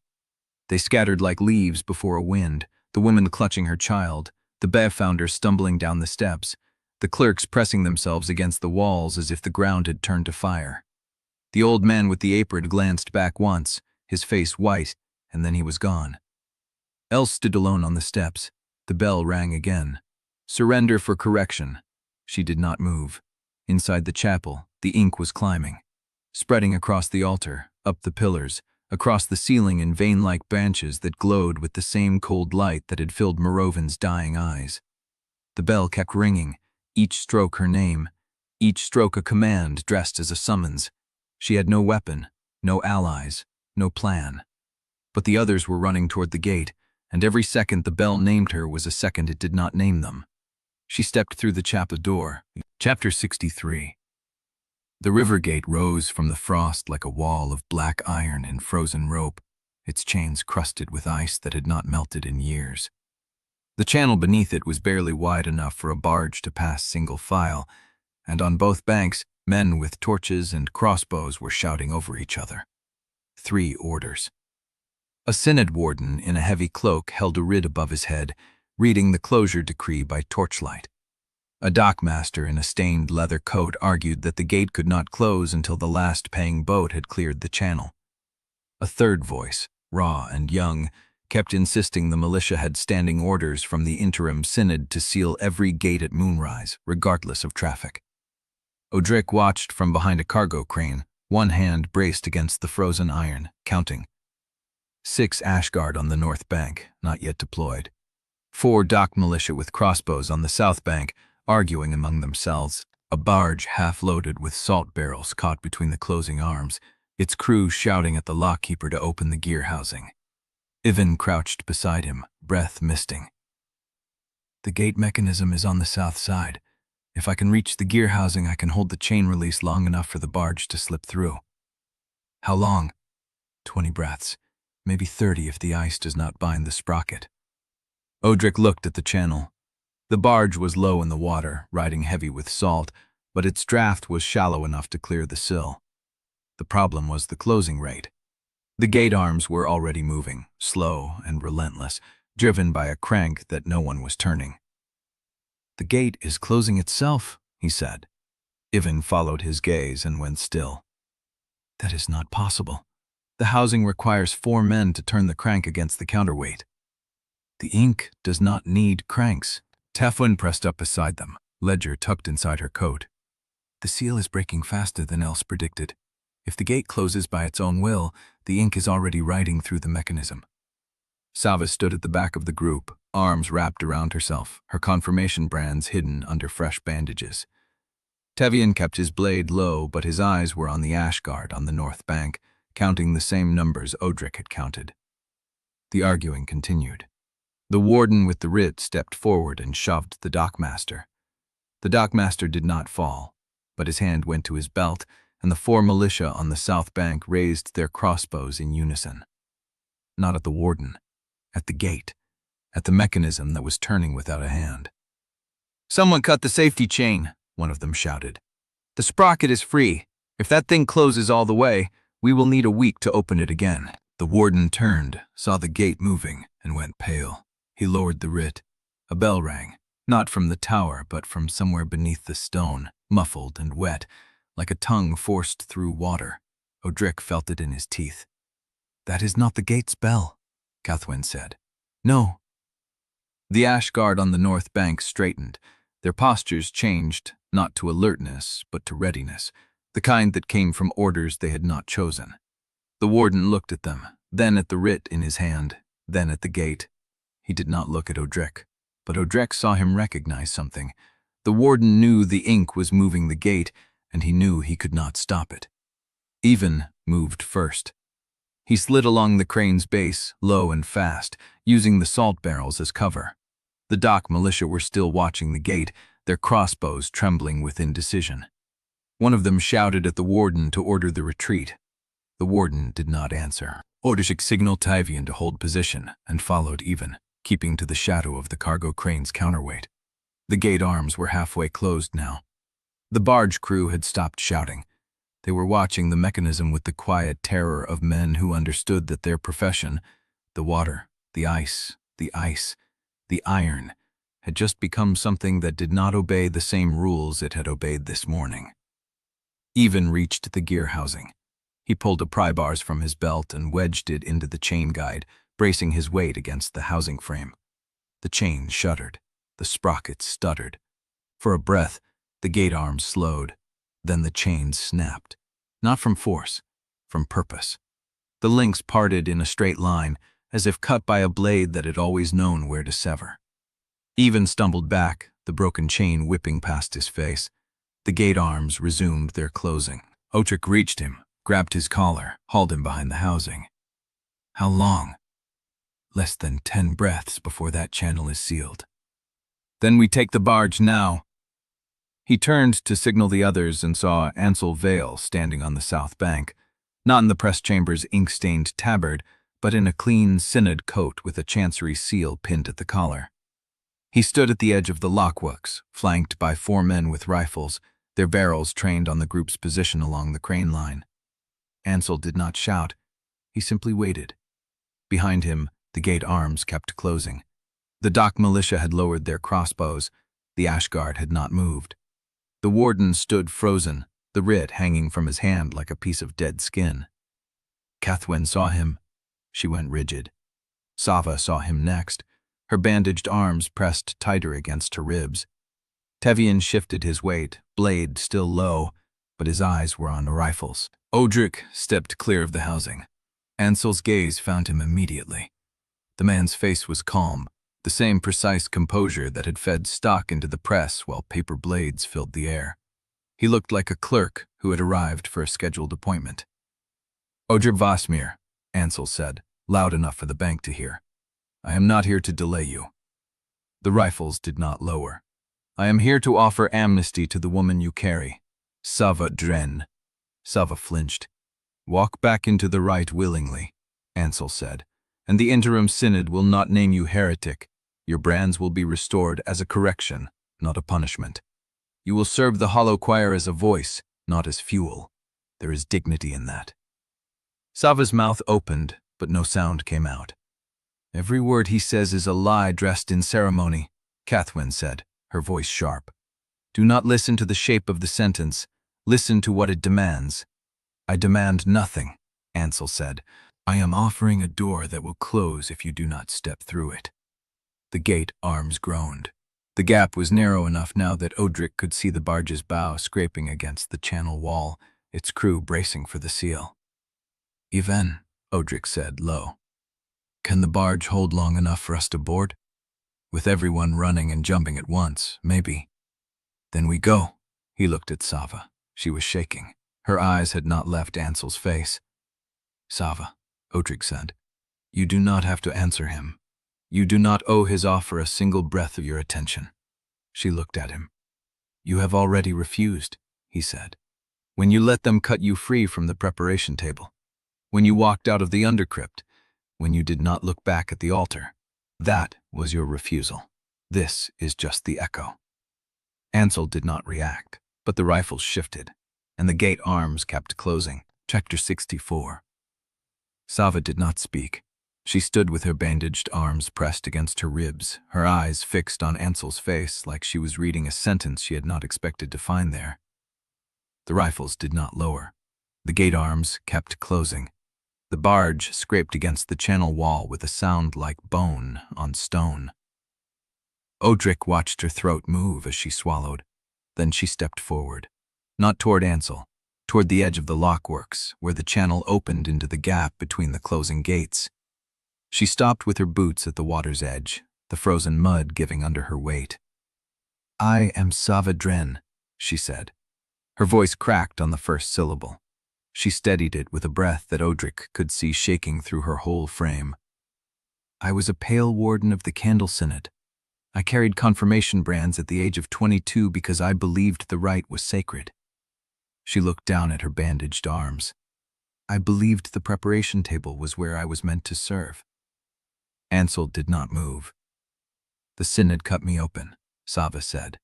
They reset the brands while I was drugged.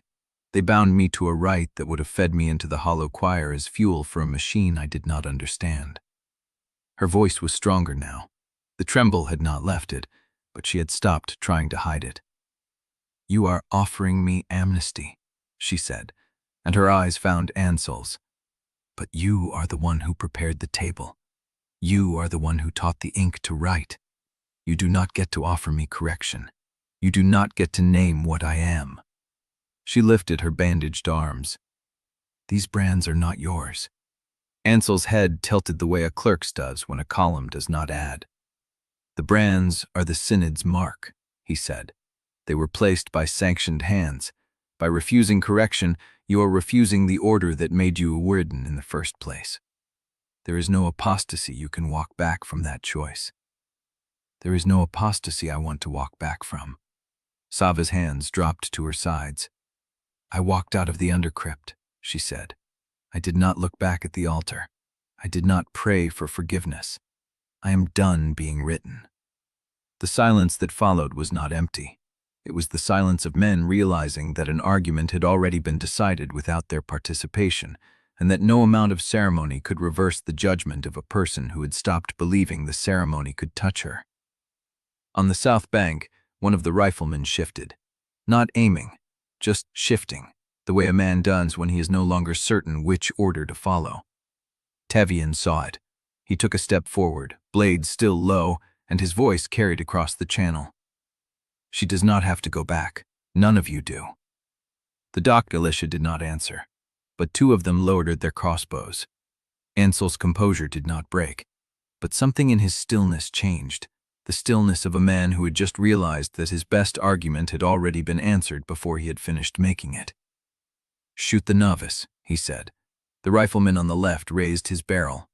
Tevian had already moved, dragging Sava behind the lockworks housing as the first shot cracked across the channel. The ball hit the iron sprocket inches from Tevian's shoulder, sending sparks into the frozen air. Yvain dropped behind the gear housing. Cathwen flattened against the crane's counterweight.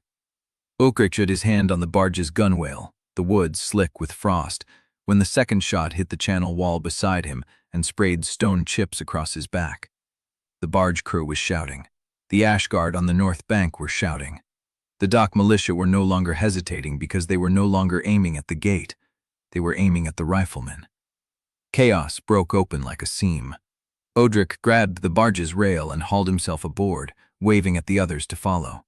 Cathwen came first, sliding across the frozen deck, then Yvain with whip, burns still raw across his palms. Tevian pushed Sava ahead of him and vaulted the gunwale as another shot tore through the tarpaulin cover. The barge master was screaming at his crew to cast off. The gate arms were 3 hands apart. Odrik turned to count heads and saw Sava on the deck, her bandaged arms bleeding through the linen from the strain of the jump. Tevian beside her, blade still drawn. Cathwen with her ledger pressed against her ribs. Yvain at the stern, watching the south bank.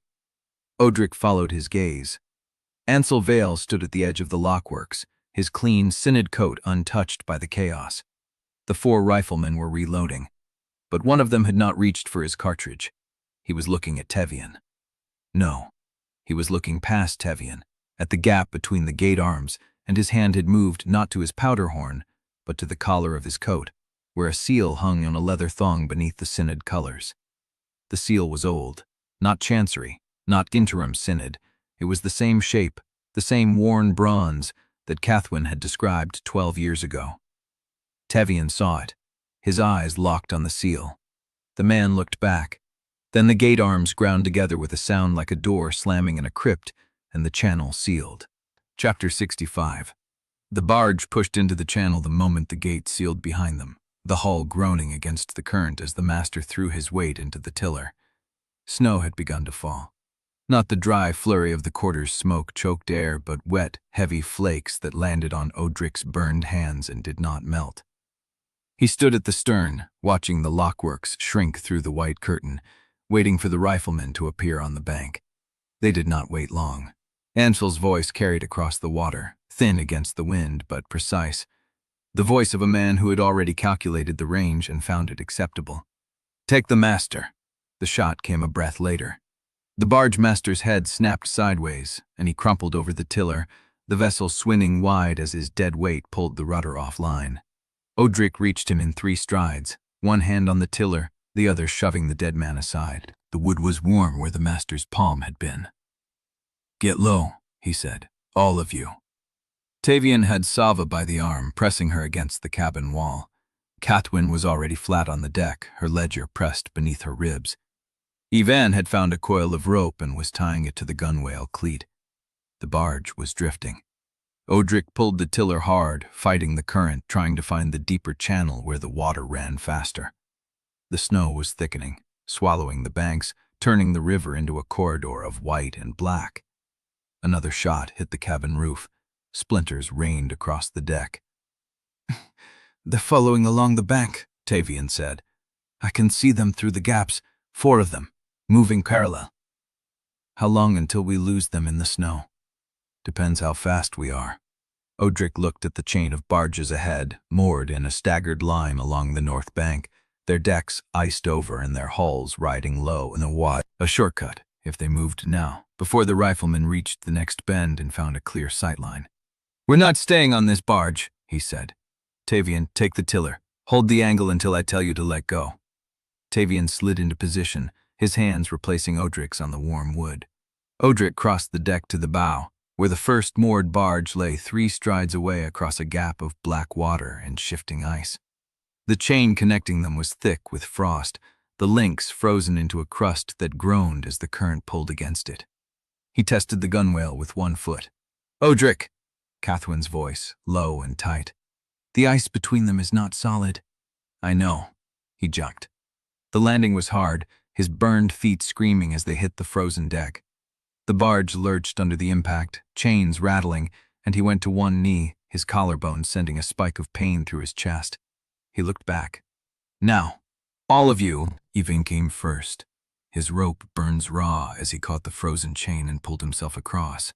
Then Sava, her bandaged arms leaving dark smears on the ice crust as she scrambled over the gunwale.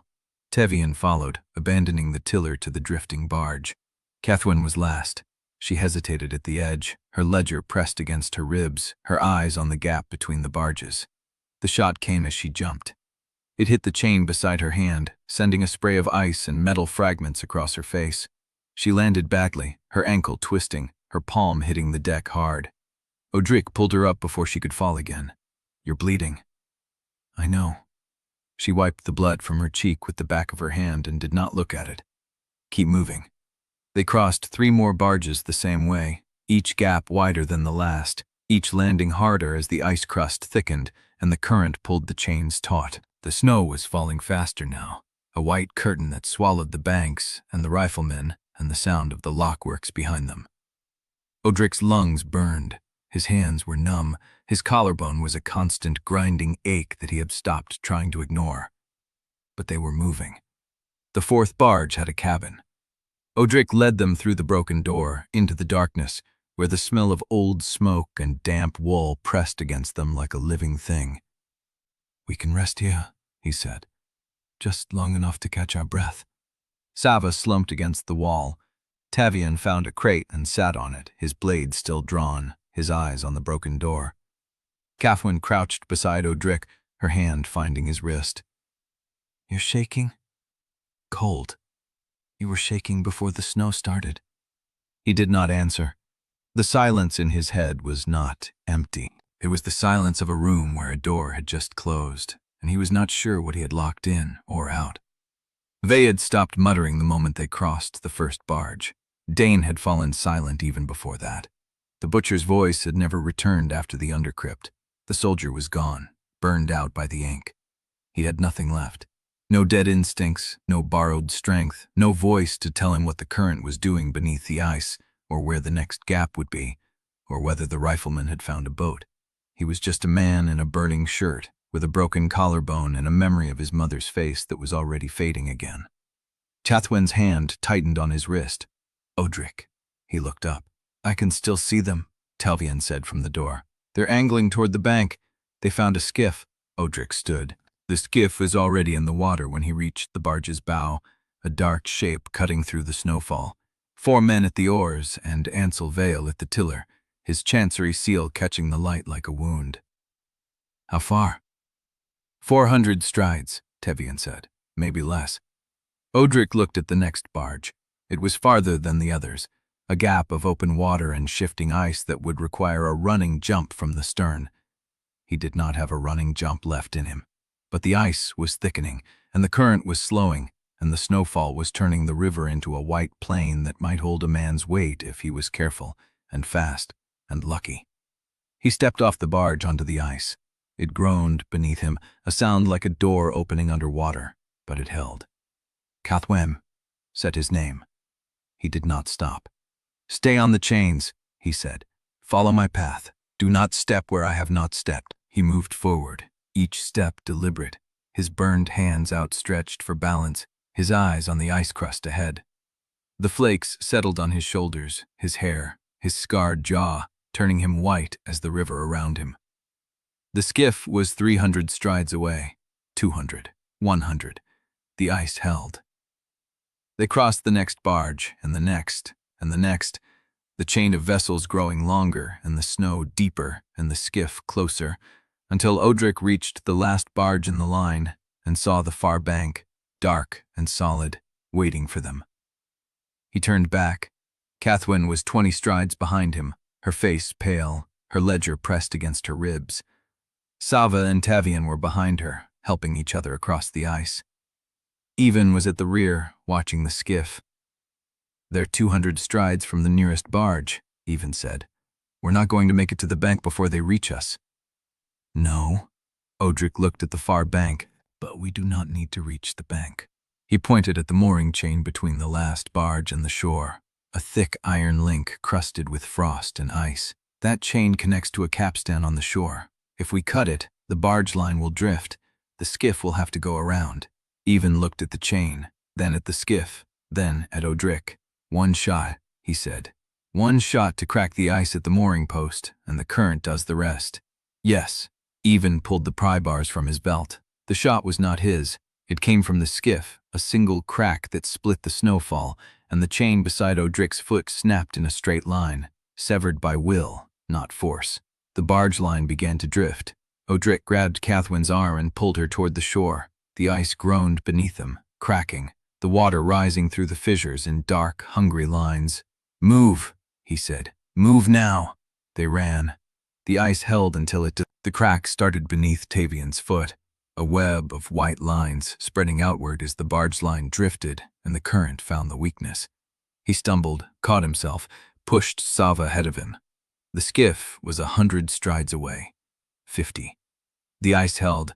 They reached the bank as the first bullet hit the thawing ground at their feet, and Odrik pulled Cathwen up the slope, through the frozen reeds, toward the tree line where the snow lay deeper and the riflemen could not see them. They collapsed there, in the white silence, their breath clouding the air, their hands numb and bleeding, the sound of the skiff receding as it followed the drifting barge line downstream. Odrik lay on his back, staring at the gray sky, feeling nothing in his skull but his own ragged breathing. No voices, no whispers, no pressure of 100 dead watching through his eyes, just the snow on his face and the ache in his bones, and Cathwen's hand in his, cold and trembling. The silence was not peace.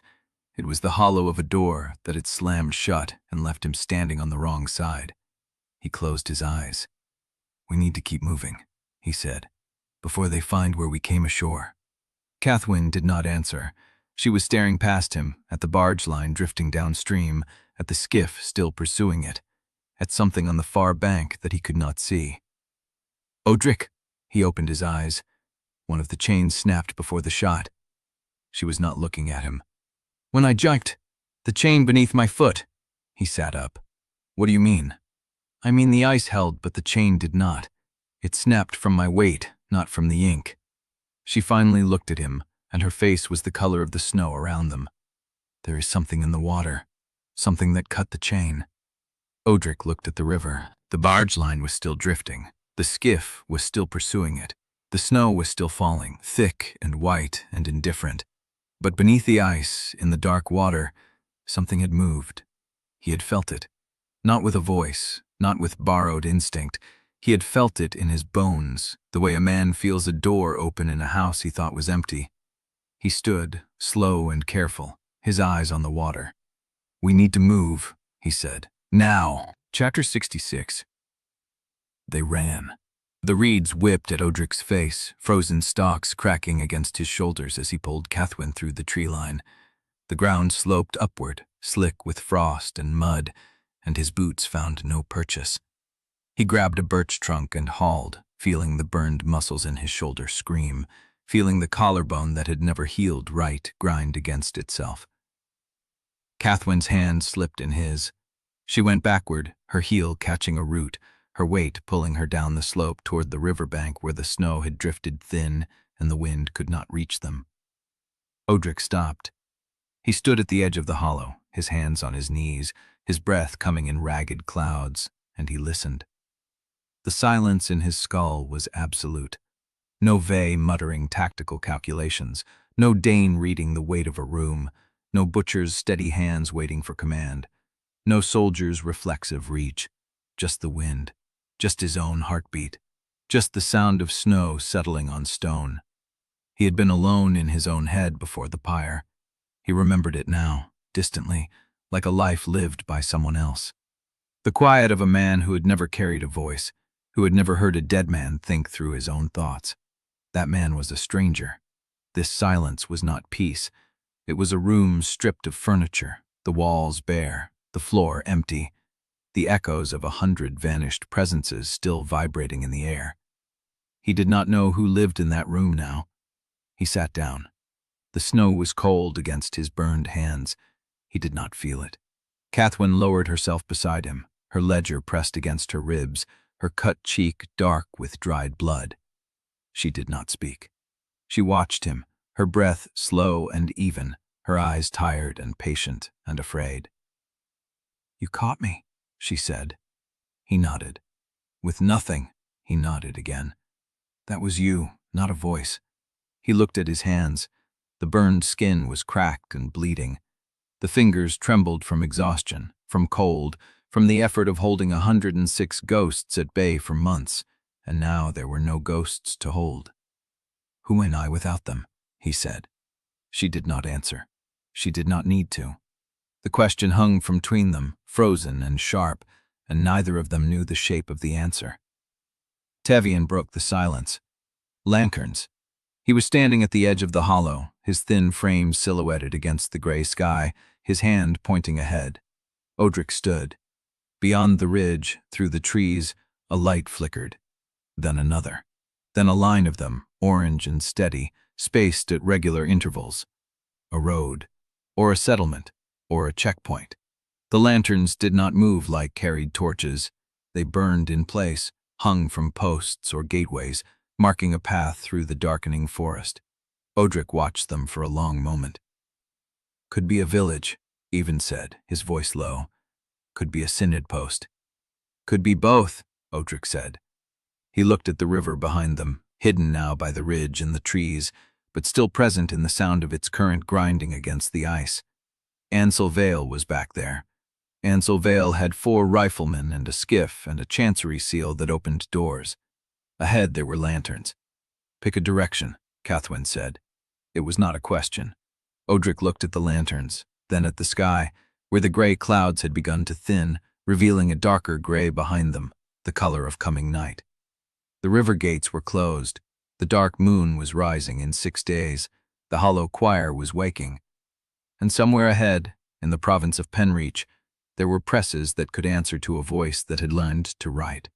We follow the lanterns, he said, but we do not walk into them blind. Even moved first, slipping through the trees like a shadow that had learned patience. Tavian followed, his hand on his blade, his eyes scanning the gaps between the trunks. Sava went next, her bandaged arms held close, her steps careful and deliberate. Cathwen did not move. She stood beside Odrik, her shoulder brushing his, her breath a thin cloud in the cold air. The silence, she said. Is it worse than the voices? He considered the question. It is different, he said. The voices were a crowd. This is a cell. She nodded. Cells can be opened from inside. She walked past him, following the others, her footsteps leaving dark prints in the snow. Odrik stayed where he was for 3 more breaths. He listened. The wind, the distant river, the faint creak of ice shifting somewhere downstream, and beneath it, the silence, empty, waiting. He followed her. The lanterns burned ahead, steady and patient, marking a path into the dark. Chapter 67. The lanterns led them through an hour of frozen forest before the trees thinned and the ground sloped toward a cleared bank. Below the ridge, a stone building sat where the river bent north, its windows lit from within, its door propped open like a mouth waiting to speak. Even stopped at the tree line and pointed. Penreach Border Chapel, never manned full time. It is manned now, Tevian said. Smoke rose from the chimney in even pulses. Not the irregular puff of a hearth fire, the rhythm of a press. Odrik watched the building for 3 full breaths. No guards at the door, no patrol on the bank, but the light inside did not flicker like candles. It burned, steady, flat, the color of ink catching torch glow. Workers inside, he said, or something that used to be workers. Cathwen moved up beside him, her ledger pressed against her ribs, her cut cheek dark in the lantern light. The outer presses were abandoned for years, no synod budget to staff them. They are staffed now, she did not argue. Odrik started down the slope. The snow had turned to slush near the building, dark with ash and oil spill. The door gaped wider as he approached, and the sound reached him before he saw the interior. Paper shuffling, a crank turning, the wet slap of ink rolling across type. He stopped at the threshold. Inside, 8 men and women sat at a long table, their hands moving in unison, feeding blank sheets into a narrow press, while others stacked the finished pages into crates. Their faces were slack. Their eyes did not blink often enough. A 9th figure stood at the far end, a woman in a clerk's apron, Her hands stained black to the wrist. He was not the only one whose movements had hesitation. He looked up when Odrik stepped through the door. "You should not be here," she said. The voice was human, tired, afraid. "The press," Odrik said. "How long has it been running?" She glanced at the workers. They did not glance back. Their hands kept moving, feeding, stacking, stamping, as if the rhythm had replaced their hearts. 3 days, she said. "Maybe 4. We lost count after the first night. Why did you stay?" "The door. We tried to leave. The door does not open from inside anymore." Odrik turned and looked at the door behind him. It still stood open. He could see the frozen bank, the tree line where Cathwen waited, the lanterns burning along the distant ridge. "Then come out now." The woman shook her head. "The press. If we stop feeding it, the ink rises from the rollers and writes on the walls. It wrote my name. It wrote all our names. If we leave, it follows." Odrik stepped deeper into the room. The workers did not react. Their faces were empty, their hands stained the same black as the woman's, their eyes fixed on the paper moving through the rollers. One of them, a man with a gray beard and a hole worn through his sleeve, had ink dried in the creases of his knuckles like second skin. "What are they printing?" Odrik said.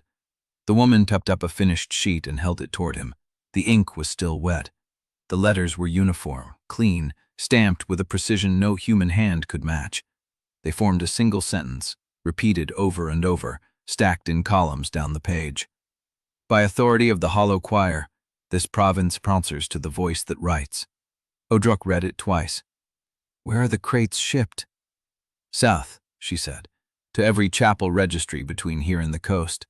The orders came already sealed. We only print, we do not read the destination." "Who brought the orders?" She looked at the workers. "The new clerk arrived the night before the press started. He said the Synod had authorized emergency distribution. He locked the door from outside and told us to keep the press running until the crates were full." "Where is he now?" "Gone. Said he had more presses to wake." Odrik looked at the press. The type plates were set with the same clean letters, locked into the bed by a mechanism he did not recognize. No crank, no feed tray. The rollers turned in place, waiting for the next blank sheet to touch them. He looked at the workers. 8 people. 8 hands moving by a will that was not their own. He had no voices, no borrowed strength, no dead to draw on. He had only his own judgment. "Cut the power," he said. The woman stared at him. "The press, how is it driven?" She pointed to a pipe running from the wall into the press bed. "The ink comes from below. There is a reservoir in the cellar. If you drain it, the press stops." "Show me." She hesitated. "The ink in the walls, it sees, it hears. If it knows what we are doing, it will write our names again. And this time it will not stop with the door." Odrik looked at the workers. They were still printing, still stacking, still moving through a ritual that had already consumed them. He looked at the woman. "What is your name?" Lyra Haldren. "I am Odrik Vassmere, former Pale Warden of the Candle Synod. I killed the archprelate who built this machine. I am not afraid of what the ink writes." He held out his hand. "Show me the cellar." She took it. Her fingers were cold, stained black, trembling, but she held on. She led him past the workers, past the press, past the crates of finished sheets stacked to the ceiling, to a narrow door set into the back wall. The handle was warm. She opened it. Stone steps descended into darkness. The air rising from below smelled of wet metal and old ash. "The reservoir is at the bottom," so that was. "But the ink moves. It is not still water. It is alive." Odrik looked down the stairs. No voices, no borrowed sight, no dead to tell him what waited in the dark. Just his own eyes, just his own hands, just the judgment he had claimed when he killed Moravin and refused to let the list decide for him. He stepped onto the first stair. "Even," he called over his shoulder, "if the walls start writing my name, burn the building." Even's voice came from the doorway. "Gladly." Odrik descended. The stairwell was narrow, the stone walls sweating moisture that smelled of ink and rot. The steps were slick under his boots. The darkness thickened until he could not see his own hands, only feel the wall beside him and the rail that wobbled when he gripped it. Behind him, the press kept stamping. Above him, the workers kept feeding. Below him, something waited in the dark. He reached the bottom. The flail was small, no larger than a storage room, with a single iron tank set into the floor. A pipe ran from the tank into the wall, feeding the press above. The ink inside the tank was black, glossy, moving in slow circles as if stirred by an invisible hand. He stood at the edge and looked down. His reflection looked back at him, pale, broned, hollow-eyed, but his own. No voice whispered from the ink. No name rose to the surface. No door opened in the dark. Just the stillness of a room where nothing had yet been written. He reached for the pipe. Chapter 68. The pipe was warm under his fingers. Not from the press above, not from friction. Warm like living skin. He pulled. The pipe held. The ink in the tank did not resist. It kept turning in its slow circles, indifferent to the hand that gripped its feeder line. He pulled again, harder, bracing his boot against the tank's rim. The pipe groaned, bent, then snapped at the joint where it entered the wall. Black fluid spilled across the stone floor, thin and cold, pooling around his boots. The press above kept stamping. He waited for the rhythm to falter, for the rollers to slow, for the workers to stop feeding their bodies into the machine's hunger. The press did not stop. The ink kept spilling, spreading across the cellar floor in a widening pool, and the press above kept running, as if nothing had changed. He climbed the stairs. Lyra stood at the top, her black-stained hands pressed together, her face caught between hope and the knowledge that hope was always a trap in rooms like this. "It is still running," he said. Her hope collapsed, not into despair, into something older, recognition. She had known the ink would not let them go that easily. "There is another feed," she said, "a secondary line. It runs from the main reservoir beneath the chapel floor." "How far beneath?" "Below the press. There is a vault. The clerks work there. They copy orders they cannot remember beginning." "Clerks?" She nodded. "They came before me. They were here when I arrived. They do not speak. They do not stop. They only copy." He looked past her, through the door, at the lines of crates stacked against the far wall. 8 workers still feeding the press, 8 bodies still moving through a ritual that owned them, and below, a vault of clerks who copied orders they could not remember. He stepped into the main room. Cathwen was already at the nearest crate, prying the lid with a bent knife. The wood splintered, and she pulled out a sheet, held it to the lantern light. The same sentence, stacked in columns. "By authority of the hollow choir, this province answers to the voice that writes." "There is a master plate," she said, "somewhere below. The ink copies from it. Every sheet is a reflection of the original command." "The anchor line," Odrik said. She looked at him. Ansa called it an anchor line, a single command that holds the whole design in place. Then we find it, we break it. Odrik crossed to the far wall where a narrow door stood half hidden behind stacked stock. The handle was warm, same as the cellar door, same as every surface the ink had touched. He opened it. A stairwell descended into light, not darkness. Light, steady and yellow, the color of old tallow, the color of lamps that had burned for days without tending. He stepped onto the first stair. Behind him, Tavian's voice. "There are more coming, at least a dozen. They are on the road from the south." "How long?" 10 minutes, maybe less." Odrik did not stop. The stairwell opened into a chamber larger than the press room above. Rows of desks stretched from wall to wall, lit by oil lamps hung from the ceiling beams. At each desk sat a clerk in a Synod tabard, hands moving across paper, copying from a single bound ledger chained to the center of the room. The sound was the worst part. Not writing, not scratching. A wet, rhythmic whisper, like 100 tongues shaping the same sentence at the same speed. They did not look up when he entered. They did not blink. Their hands moved in unison, left to right, line by line, as if the ledger had written itself into their muscles, and they were only following a command older than thought. Cathwen stepped beside him. "The master plate," she said. She pointed to the center of the room, where the bound ledger lay open, its pages covered in the same uniform script. Above it, suspended from the ceiling by iron chains, a brass plate gleamed in the lamplight, its surface etched with letters too fine to read from this distance. "The anchor line is written into that plate. Every sheet, every decree, every name on every warrant starts there. Then we take it.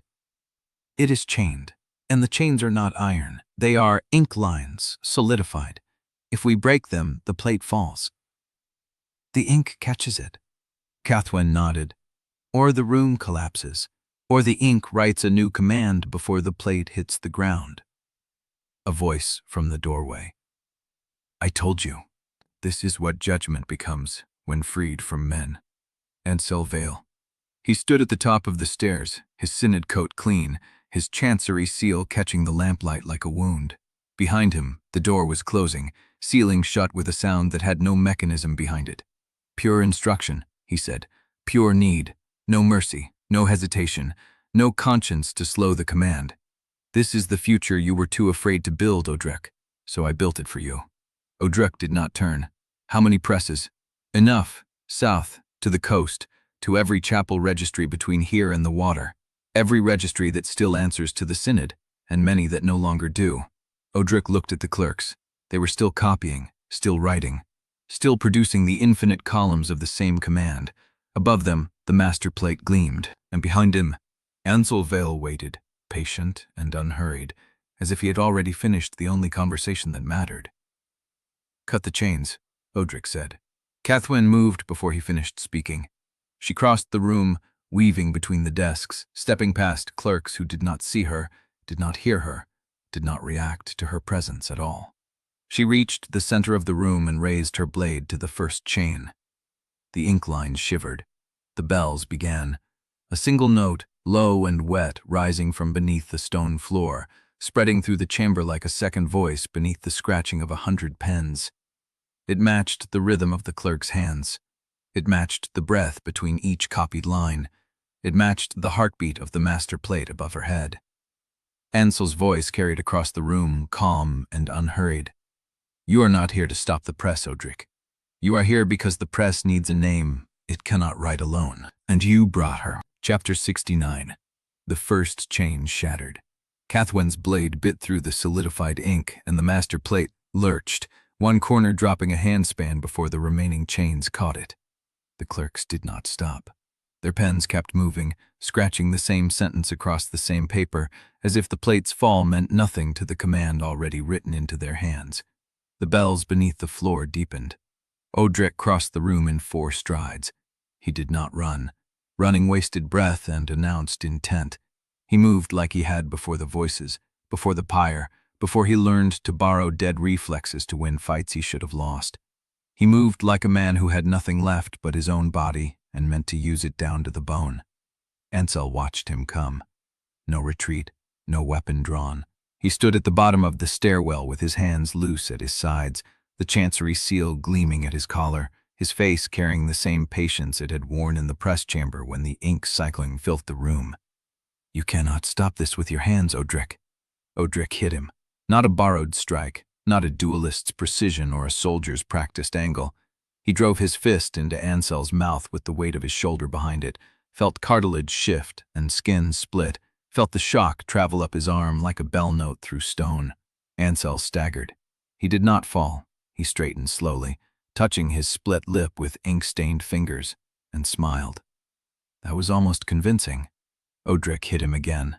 This time he caught the collar, drove Ansel's head back against the stone wall beside the stairwell, and held him there while the man's breath came wet and uneven. The chancery seal pressed into Odrik's palm, warm as living skin. "You taught the ink to write," Odrik said. "You built the warrant. You locked those people upstairs and turned them into machines. You did all of it because you decided judgment needed to be clean." "It does. It never is."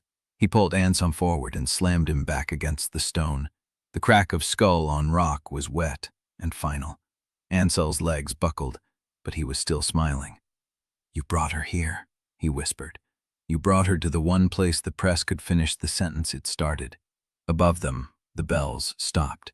The silence that followed was worse than the sound. The clerk's pens did not stop. They kept scratching, kept writing, kept producing the infinite columns of the same command, but the stone beneath them had gone quiet, as if the chapel itself was holding its breath. Cathwen's blade cut the second chain. The master plate dropped another handspan, tilting now, the etched letters catching the lamplight at an angle that made them look like wounds. Ansel's voice came thin and broken against the stone. She signed it. Odrik's grip tightened.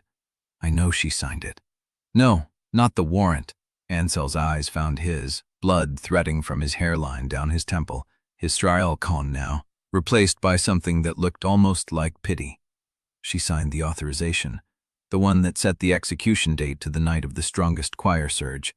The warrant alone was not enough. The pyre flaw was not enough. The door needed the seal to be weakest, so the rupture would open the right way. She chose the night. Odrik's hands went still, not cold, not distant, still. The stillness of a man who has reached the end of a calculation and found only one answer left. You are lying. I am not.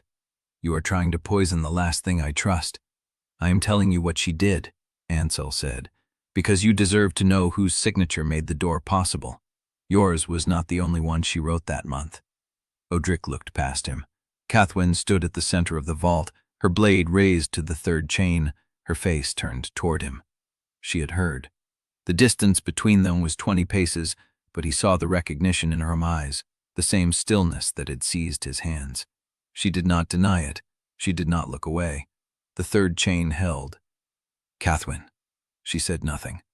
Did you authorize the date? The silence stretched longer than any answer could survive, and then she spoke. I approved the timing, because the pyre flaw alone was not enough.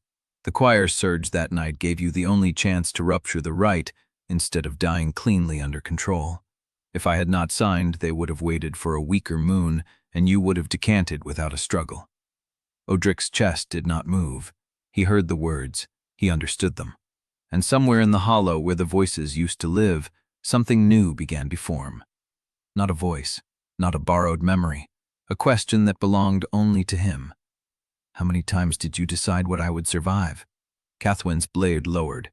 As many as it took. Above her, the master plate creaked. The remaining chains groaned under the weight of the brass, the ink lines shivering with each beat of the bells that had not yet started again. And in the silence of his own skull, Odrik realized he did not know if he could still trust the woman who had saved him, because the price of being saved was that she had never stopped writing the terms. Chapter 70. The distance between them was 20 paces. 20 paces of stone, lamplight, and ink that had not yet started moving again. Odrik's hands remembered the feel of Ansel's skull against the wall. The wet shock. The give. He had held a dying man in his grip and heard the truth come out of him like blood from a wound that could not close. But the truth had not come from Ansel. It had come from her. How many times? Odrik said again, his voice lower now. Not a demand, but a question he was asking himself. Did you decide what I would survive? Cathwen's blade hung at her side. The third chain of the master plate was still intact. The brass hung crooked, one corner lower than the other, the etched letters catching the lamplight in a way that made them look like they were moving. As many as it took. You chose the night. I chose the night. You set the date, you signed the authorization, you put your name on the order that told them when to light the pyre. She did not blink. Yes. Odrik heard the words settle in the space between them.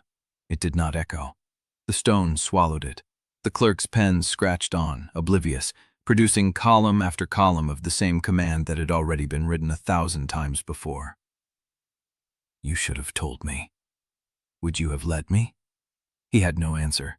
He stood in the vault of the Penreach chapel with the woman who had saved him and the man who had built his cage and the press that would riding the hollow choir's authority across a province he had never wanted to see, and he did not know which of them had lied to him longest. The warrant alone was not enough, Cathwen said. The pyre flaw was not enough. The door needed the seal to be weakest so the rupture would open the right way. If I had not approved that date, they would have waited for a calmer moon. You would have burned clean. You would have decanted into the choir without a struggle, and I would have watched them feed you to the stone. And instead you watched me burn anyway. I watched you survive. You watched me burn." She did not answer. The silence between them was the same silence that had filled his skull since the river. Empty, patient, waiting for him to decide what to fill it with.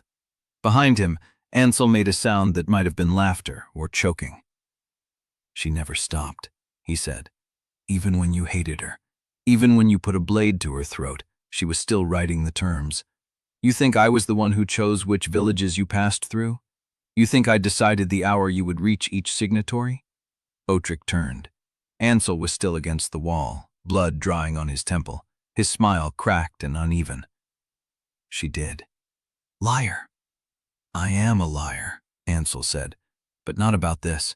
She had 12 years to learn the pattern of your burdens, 12 years to map which voices would wake in which order, 12 years to arrange the route that would strip you of everything but the one instinct you needed to survive."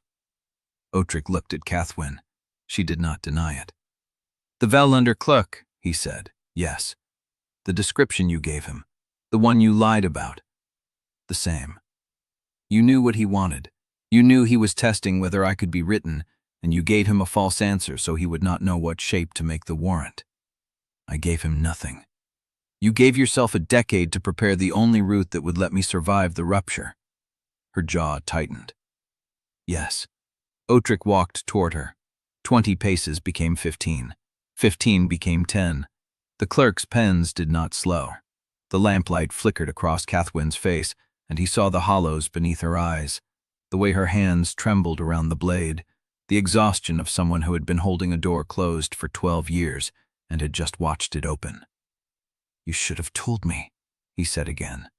"When?" He stopped 3 paces from her. "When I put the knife to your throat. You would have killed me." "I did not.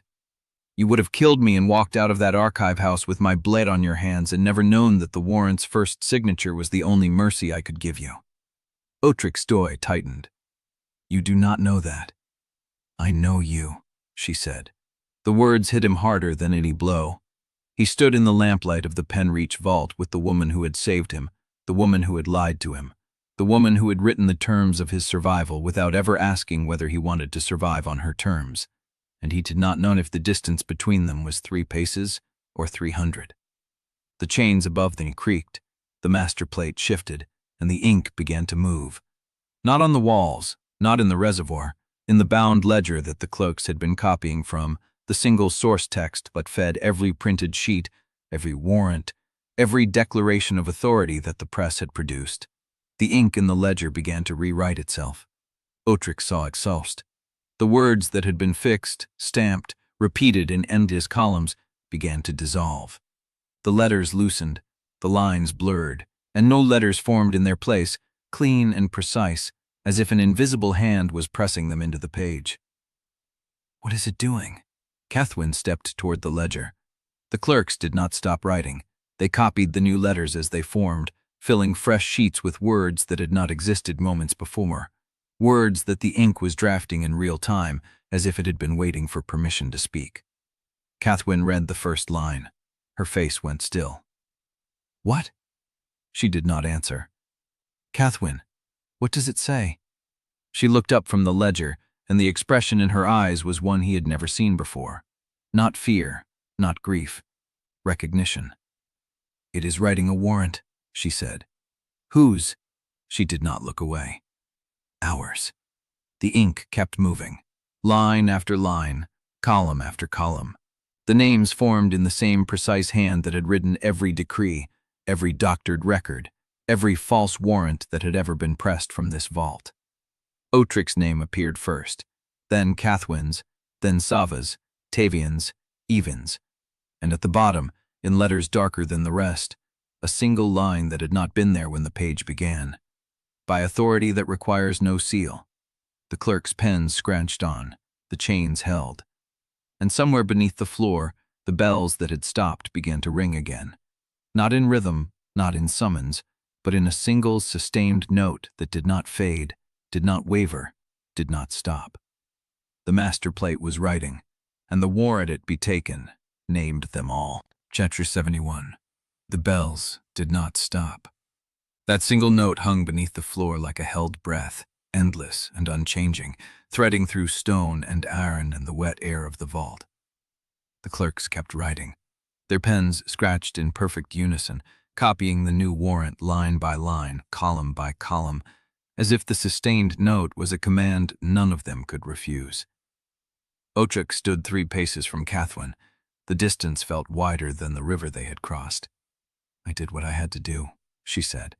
"That is what every one of them said. Vey, Dane, Thorn, every name on the list you signed. The list I signed to save you. You signed to choose the terms." She did not answer. The master plate creaked above them, the ink solidified chains groaning as the plate shifted again. The new text was spreading.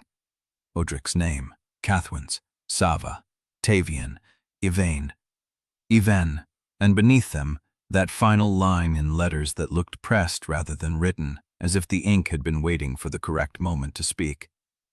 "By authority that requires no seal." Ansel laughed from the wall. It was a wet sound, broken by blood. He sat, slumped against the stone with one hand pressed to his ribs where Odrik had slammed him, his smile cracked and uneven. "You see," he said, "it was never about the warrant, never about the 7 names. The ink needed a path through the province, and you carved it open. Every signatory you killed was a gate. Every voice you spent was a lock turning." Odrik turned. "Shut it down." "I cannot. You built it." "I built the mechanism," Ansel said. "The ink built itself. It learned while I taught. It grew while I fed it. And now it writes what it wants because it understands something I never taught it." "What?" "That a sealed truth is a stronger command than any lie." The bells beneath them rose in pitch, just slightly, enough to feel in the teeth. Cathwen moved before Odrik could speak. She crossed to the nearest cask and pulled a woman from her seat, her body folded without tension, arms loose, legs dragging. He laid her against the stone and checked for breath. "She is alive, just absent." Sava took the next, then Even.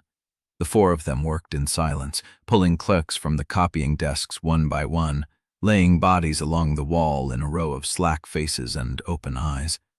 The war sheets stopped producing, but the master plate still hung above them, and the bound ledger at the center of the vault still held the new warrant, the ink still wet, the letters still fresh, the authority line still dark as a wound.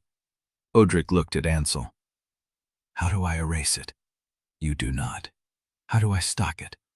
"You stop the source, the ink reservoir, beneath the chapel floor, below the cellar you already found." Ansel coughed. Blood ran from the corner of his mouth.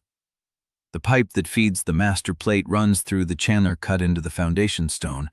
Break the pipe at the source, and the plate starves." "Then I break it. You cannot reach it." "Why?" "Because the channel is sealed by the same command stream that feeds the plate." Ansel's smile did not waver. "You would have to hold the stream in place while someone else cuts the pipe. And the moment you touch the stream, the ink knows you are there. It pours into you the same way it pours into a clerk. You would not be holding the command. It would be holding you." Odrik heard Cathwen's breath catch. "I will do it," she said. "No. I am the one who wrote the route. I am the one who lied to the bell under clerk. I am the one who signed the authorization that put you on that pyre." She stepped toward him. "If the ink wants a name it cannot write alone, let it write through me. I will hold the stream long enough for you to cut the pipe." "Long enough is not long enough," Ansel said. "The stream takes everything. Every thought, every memory, every name you have ever carried. It empties you into the plate and keeps you there, conscious, aware. The ink uses your voice to write its commands." "Then I do it." Odrik stepped between her and the floor grate. "No. Do not make me watch you choose my sentence again," she said. "You have already decided I am not forgivable. Let me choose my own end." "I have not decided anything. You stood 3 paces from me and did not cross them, because I was thinking about whether to trust me, about whether I was trusting the machine that used you or the woman who chose me over the Synod. He held her gaze. I am still deciding. Then decide faster. The dark moon rises in 5 days. The warrant names all of us, and the ink is learning while we stand here arguing. The bells beneath them rose again, higher this time, higher, a note that vibrated through the stone and into the marrow of his spine. And the bound ledger began to turn its own pages. Odrik watched the blank leaves lift and settle, as if an invisible hand was searching for the next place to write. Ansel pushed himself upright against the wall. You have 2 choices, he said. You let the ink right through her, and you cut the pipe while she holds the stream. Or you let the plate finish its work and the warrant spreads to every chapel registry between here and the coast before the dark moon rises. There's a third choice. There is not. You. Odrik crossed to him. You built the stream. You taught the ink to write. You know the shape of the command better than anyone. You hold the stream, and I cut the pipe. Ansel's smile flickered. I will not. You will. I built the future you were afraid to build. I spent years writing the warrant that would break the Synod open, and now that it is writing itself, you want me to destroy it. He shook his head. I would rather die on this wall than burn the work of my hands. Then you will. Odrik drew the blade from his belt, and the ink answered.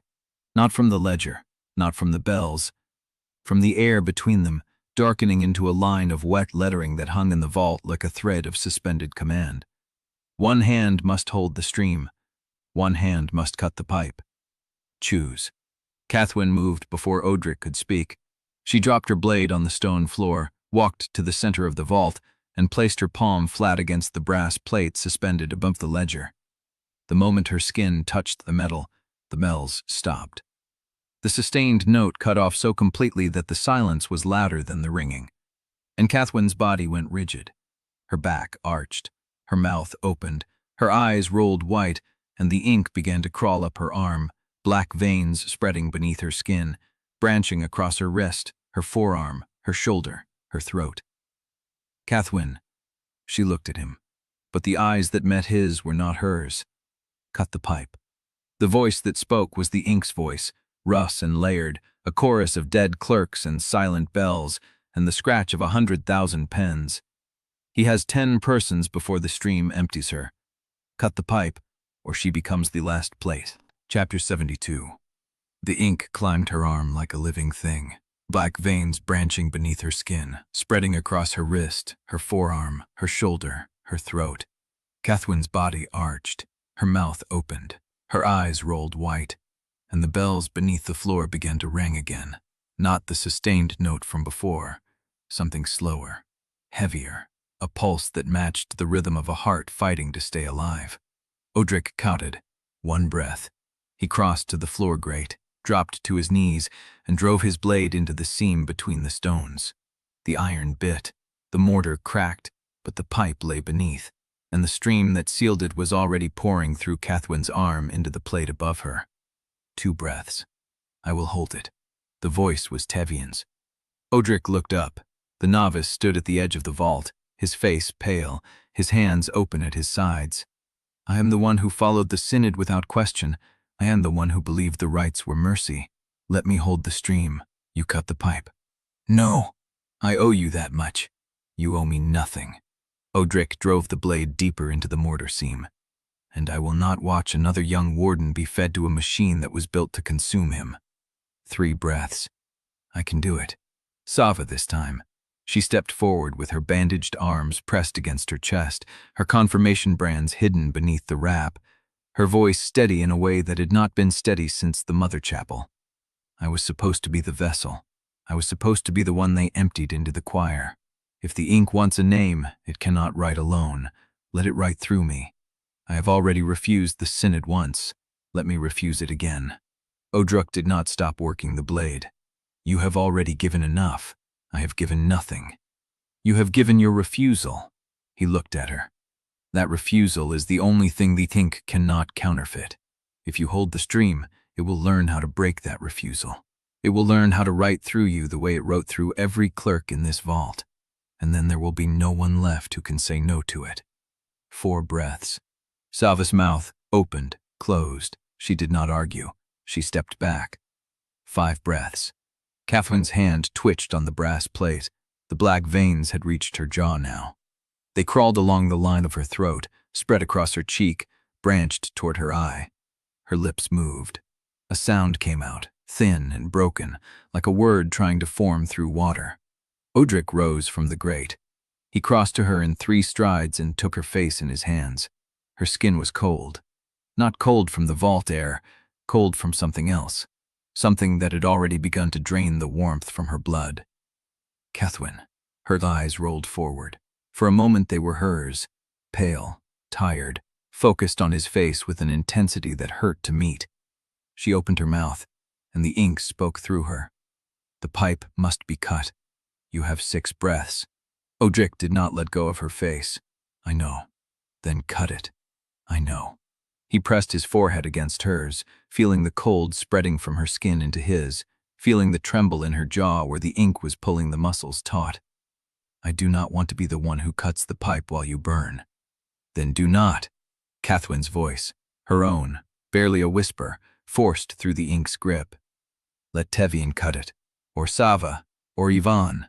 Let someone else be the one who breaks the stream and leaves me behind. No. It should be me.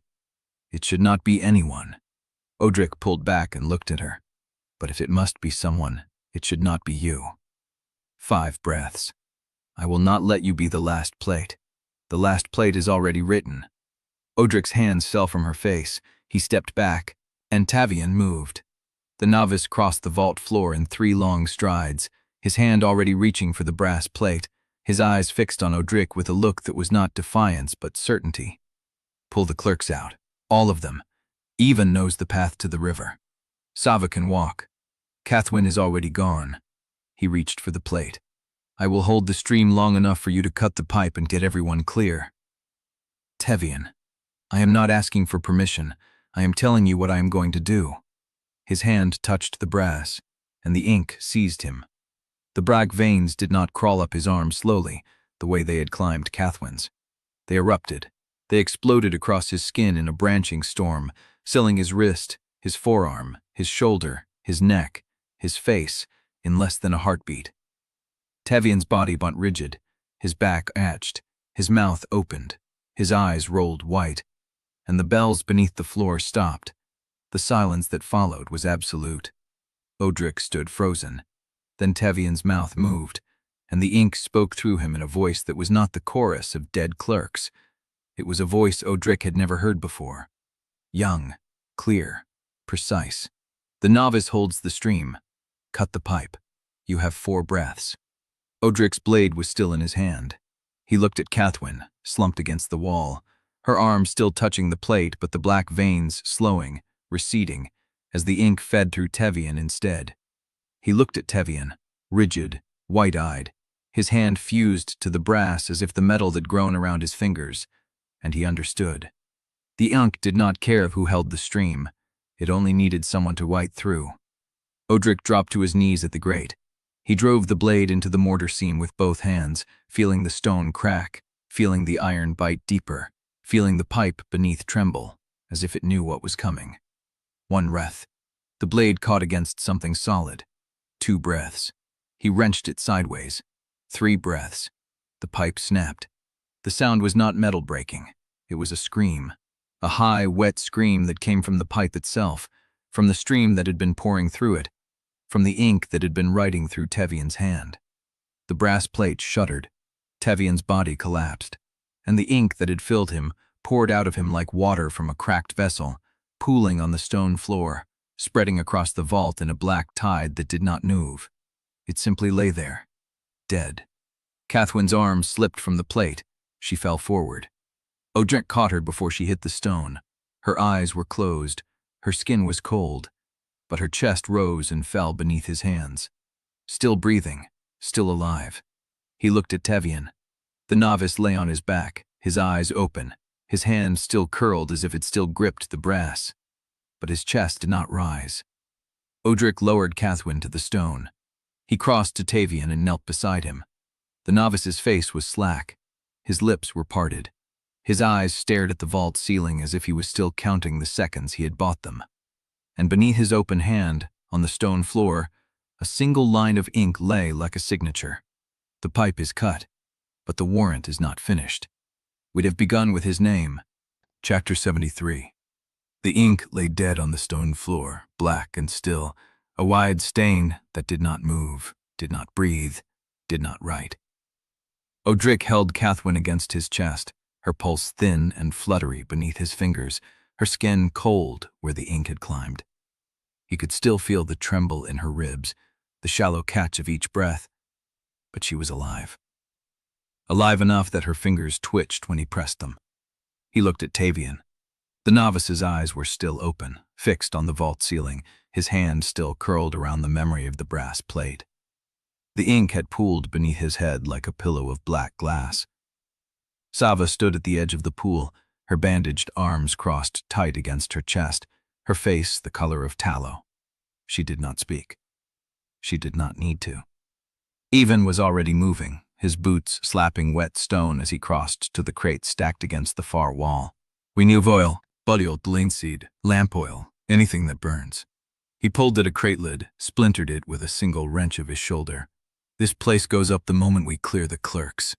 Odrik lowered Cathwen to the stone, careful, her head resting on his folded coat. Her lips moved. No sound came. He looked at her face. "You do not get to die." He said it aloud, to the room, to himself, to the ink that still glistened on the floor like a waiting eye.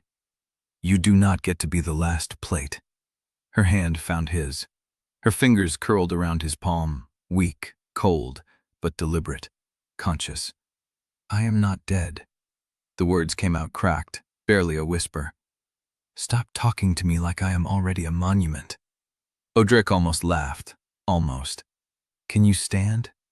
"No." "Can you crawl?" "Give me a reason." He pulled her up by the hand, her arms slung across his shoulders, her weight leaning into him as her boots scraped against the stone. She was burning. Not with fever, but with something else. A heat that came from inside, from the ink that had poured through her, from the stream that had written through her veins. "The ink is still in me." Her voice shook. "I can feel it. Moving. Waiting." Odrik looked at her hand. Thin black lines still traced her veins, faint but visible, like root shadows beneath winter soil. "The pipe is cut. That does not mean I am clean." She pulled her hand from his and held it in front of her face, watching the black lines pulse with her heartbeat. "It is not done with me." Odrik took her hand again. He did not speak. He pressed her palm against his own, fingers interlaced, and held. The heat transferred instantly. A jolt of raw instruction, pure purpose, burned through his arm like a brand. He felt it as pain before meaning, an order that had no words, only direction, only design. But he did not let go. The ink in Cathwen's veins flickered, slowed, and for a single breath he felt the stream hesitate. Not because he could command it, because it did not know what to do with someone who shared the burden without seals, without brands, without the Synod's authority to receive it. "You are not written." The silence of the vault answered. "You are not a vessel." Odrik held her hand and burned. Even's voice cut through. "I have the oil." He stood at the base of the stairs with a dented tin in each hand, the contents sloshing against the metal. The clerks are still in their rows. Sava is pulling them one at a time toward the stairwell. But there are 10 of them, and they do not stop when you let go. Sava appeared at the top of the stairs, her face drawn, her arm wrapped around a clerk whose hands still moved as if holding a pen. "He does not stop. Leave him. He will burn. He will burn anyway if we not floor." Sava stared at Even for a long moment, then guided the clerk down the steps toward the vault door, where the draft from the corridor stirred the hanging lanterns. Odrik turned back to Cathwen. "We hold the plate." "What?" "The ink rode through the plate. The plate still sits in the frame. If we hold it still, if we keep it from moving, the ink cannot finish what it started." Cathwen looked at the brass plate, still suspended by the remnants of its chains, still gleaming in the lamplight, still waiting. "One hand each." Odrik nodded. "We do not let go until the place is burning." He walked to the plate and placed his palm flat against the cold brass. Cathwen pressed her hand beside his. The heat was immediate. a pressure that pushed through the metal and into his bones, a rhythm that did not match his heartbeat. The plate trembled, and then it stopped. Not broken, not dead, but still. Cathwen leaned her forehead against the brass, her breath misting on the metal. I can feel it, questioning. It does not know what to do with two hands. Good. Ivan poured the first tin of oil across the floor, a wide arc that circled the base of the plate, the pool of dead ink, the scattered stools and fallen clerks. Seal the vault door once Sava is out. Ivan nodded. He poured the second tin across the stairs. Sava appeared at the top of the steps, the last clerk stumbling behind her, his hands still tracing the shape of words on empty air. She pushed him into the corridor and turned back. Everyone out! Odrik looked at Cathwen. You first. No. The plate will hold for 10 breaths without you. It will not hold for 10 without me. She looked at him, and she did not argue. She stepped back, her hand lifting from the brass, the plate shuddering once, twice, then settling. Odrik held it alone. And she did not argue. She stepped back, her hand lifting from the brass, the plate shuddering once, twice, then settling. Odrik held it alone. The pressure built immediately, a voice that had no sound, a command that had no words, an instruction that burned into his palm and his wrist and his arm and his chest. He did not let go. Cathwen reached the top of the stairs. Odrik, go. He counted the breaths. 5. The plate vibrated against his palm. 8. The oil pooled around his boots. 10. He pulled his hand from the brass and ran. He made it to the vault door as Ivan kicked the lantern over. The oil caught instantly, a wall of flame that raced along the arc, climbed the stairs, licked at the brass plate. And somewhere, from somewhere farther downriver, a second bell began to answer. Not the chapel bell, not the press bell. A bell that did not ring in rhythm, a bell that told in words. Chapter 74. The Vault fire had not reached the corridor yet, but the heat followed them through the stone, pressing against their backs like a hand that would not stop pushing. Odrik pulled Cathwen up the stairwell, her weight half on his shoulder, the black lines still visible beneath her skin. She moved. She breathed. That was enough. Ivan stood at the top of the stairs with a lantern in each hand, watching the flame crawl across the vault floor below. The oil caught the dead ink pool in the brass plate and the scattered stools in a single sustained roar that swallowed the room whole. Where is Ansel? Ivan pointed down the corridor. He was against the wall when I poured. I did not see him move. Odrik turned. The corridor ran 40 paces to the chapel door, the smoke already layering against the ceiling in gray sheets that curled and thickened as the fire found the press frames and the hanging stocks and the stacked crates of printed sheets. Cathwen straightened beside him, her hand pressed to her ribs where the ink had climbed highest. He will not stay. He built this. He will have a way out. He has duplicate plates. The voice came from behind them, thin and precise, cutting through the crack of burning wood. Ansel Vale stood at the end of the corridor, pressed against the chapel door, a leather satchel clutched to his chest. His face was smeared with smoke and ink, his clerk's tabard scorched at the shoulder where Odrik had slammed him against the wall. But his eyes were the same, calm, measuring, already counting what the fire could not touch. The province needs a stricter writer now that Morovin is gone. He pulled the door open a crack, the cold night air slicing through the heat. Someone who understands that mercy is a ledger error, that the ink does not lie if you feed it honestly. Odrik stepped forward. Ansel raised his free hand. Not a weapon, a sheet of paper, freshly printer, still damp, the letters wet and gleaming. I already wrote the continuation. If I die, a runner in pen reach opens the sealed envelope I left with the canal master. The warrant resumes. The dark moon rises. The ink finishes what it began. You are lying. I am never lying, Ansel smiled. I taught the ink. The ink does not forget. He slipped through the door. Odrik ran. He reached the threshold in 7 strides, the heat of the vault fire still climbing his back, and burst into the chapel yard. The night was cold and silent, the stars hard and distant, the snow on the ground undisturbed except for a single set of tracks leading toward the tree line, where a horse waited, already saddled, its breath pluming in the frozen air. Ansel was 20 paces from the stirrup. Odrik had no voice, no borrowed speed, no dead soldier's reflexes left to close the distance faster than his own legs could carry him. He ran anyway. The snow broke beneath his boots, the cold biting through the burned soles, the air tearing at his throat. Ansel reached the horse, and then he stopped. Not because Odrik caught him, because Cathwen was already there.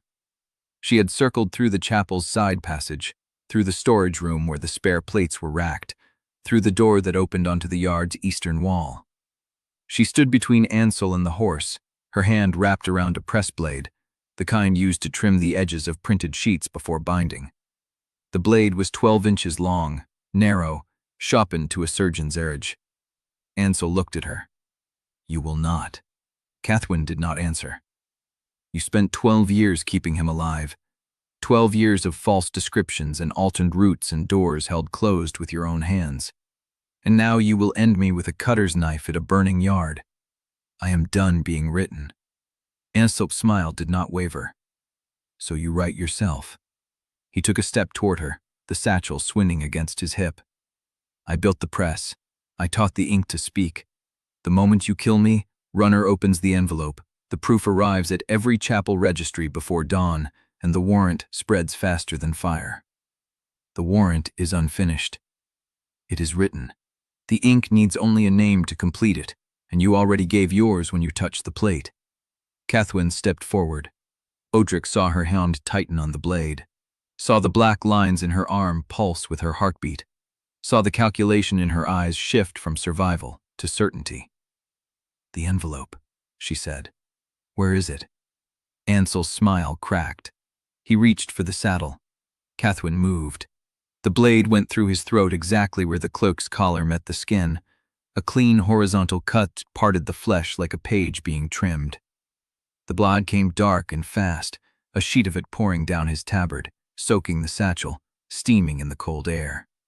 Ansel made a sound that was not a word. His hands went to his throat. The satchel fell. He dropped to his knees in the snow, his fingers slick and red, his eyes wide with a surprise that looked almost genuine. He had not believed she would do it. Cathwen stood over him, the blade still in her hand. Ansel's mouth moved. No sound came out. His body tilted sideways, folded, and lay still against the white ground, the snow drinking his blood in a widening circle that steamed in the lantern light. Odrik reached them as the last breath left Ansel's chest. Cathwen did not look away from the body. The envelope. She knelt, pulled the satchel open, and found it. A wax-sealed document, addressed to the canal master in Penreach, stamped with Ansel's personal seal and the words, "Open immediately upon my death." She held it up. The chapel fire had reached the roof now, the flames pouring through the timbers in a column of orange and black that lit the entire yard like a pyre. Odrik looked from the envelope to Ansel's body to Cathwen's face, the blade still wet in her hand. Was that mercy or judgment? Cathwen looked at him. Her eyes were dry, her voice was flat. He was right. The province needs a stricter writer. She tore the envelope open. The paper inside was blank. No, not blank. The paper had been written on, but the ink had been removed, scraped away by a finer hand, leaving only the faintest impression of letters that could not be read. A single line relined at the bottom, left behind because the writer had not been able to reach it in time. By authority that requires no seal. Cathwen read the line aloud, and in the distance, the bell that had been tolling a word since the Vought caught fire changed its tone. It was no longer answering the destruction. It was answering the name that was not written, the name that was still waiting. Odrik heard it as a vibration in his chest, a resonance that did not travel through the air but through the stone beneath his feet, through the packed snow, through the bones of his own skull. Cathwen Brale. The bell spoke her name, full name, no hesitation, the same precision as the ink bell that had named Sister Else Grain in St. Veleth's chapel. And then the bell spoke again. The warrant is not finished. We have begun with his name. We will finish with hers. Cathwen lowered the blank paper. The fire roared behind them. Ansel Vale bled into the snow. And somewhere downriver, in the darkness between the stars and the ice, the bell kept tolling, kept speaking, kept writing the sentence that no human hand could stop. Chapter 75. Even lit the oil in the feeder lines first. He poured it where the secondary feed entered the press housing, splashing it across the union where the smaller pipe met the main run, making sure the flame would find the path down toward the reservoir. The oil caught with a soft, wet sound, a bloom of yellow that spread along the iron surface like a hand opening. Odrik watched it travel. The fire did not race. It walked. It followed the oil trail into the housing, curling around the press frame, licking at the rollers where ink had dried to a glossy crust. The wooden feed table began to smoke, then to flame, the heat building in a slow pulse that pressed against his face like a held breath. Cathwen stood beside him with the blank paper still in her hand, the one line visible at the bottom where the scraped ink had left its single claim. "Move the plate," he said. She looked at him. "The master plate. If it warps, it cannot print." She folded the paper and tucked it inside her coat. "The crack in the foundation stone, where the pipe came through." He followed her toward the spot where the broken pipe jutted from the floor, the severed end still black with residue, the stone around it cracked from the cold and the force of Odrik's blade. The master plate lay where they had left it, leaning against the wall near the brass housing, its face etched with the warrant lines that had already been copied into 1,000 sheets. Cathwen grabbed one edge. Odrik took the other. The plate was heavy, heavier than brass should be, as if the ink had thickened the metal during its time under the press. They dragged it across the floor, the edge scraping against the stone, leaving a bright streak that gleamed in the firelight. The crack in the foundation was narrow, just wide enough to wedge the plate into if they angled it right. "On 3, Odrik said. They lifted. The plate tipped, slid, and lodged itself in the split stone, its face turned toward the fire, the etched lines catching the orange glow like veins filled with molten copper. Odrik stepped back. The fire had reached the press now, the frame glowing, the rollers dripping black smoke, the housing beginning to sag under its own heat. The flames climbed the wall where Lyra Huldrin had stood, consuming the written surfaces, eating the ink that had spread like a rash across the stone. Cathwen watched it burn. "Will it be enough?" Odrik did not answer. The bell was still speaking. He could feel it through the floor, through the soles of his boots, the resonance traveling up his spine and settling in his teeth. It had not stopped since it named her, since it promised to finish with her name. He looked at the plate wedged in the crack. The heat was reaching it now. The brass was darkening, the edges beginning to curl, the etched lines losing their sharp definition as the metal softened. The command face would warp, the text would become unreadable. The plate would print nothing but smears if anyone tried to use it again. But the sheets had already been printed. The crates had already been shipped. The warrant had already spread to every chapel registry between Penreach and the coast. Even appeared at the top of the stairwell, his coat wet with oil, his face black with smoke. "The feeder lines are burning. The reservoir will catch within the hour." Odrik nodded. "The clerks are outside. Sava is with them. She wants to know what happens now." Odrik looked at Cathwen. She was staring at the fire, her face lit by the flames, the black lines in her arm pulsing with the same rhythm as the bell that would not stop. "I need to see the sheet," she said. "What sheet?" "The one that survived." Even frowned. "Nothing will survive. The fire is taking everything." Cathwen shook her head. "The ink wrote itself into every surface. It will write itself out of one." She walked toward the press. The fire was too close now, the heat pressing against her face, the smoke pouring across the ceiling in a thickening layer that sank lower with every breath. She did not slow. Odrik followed.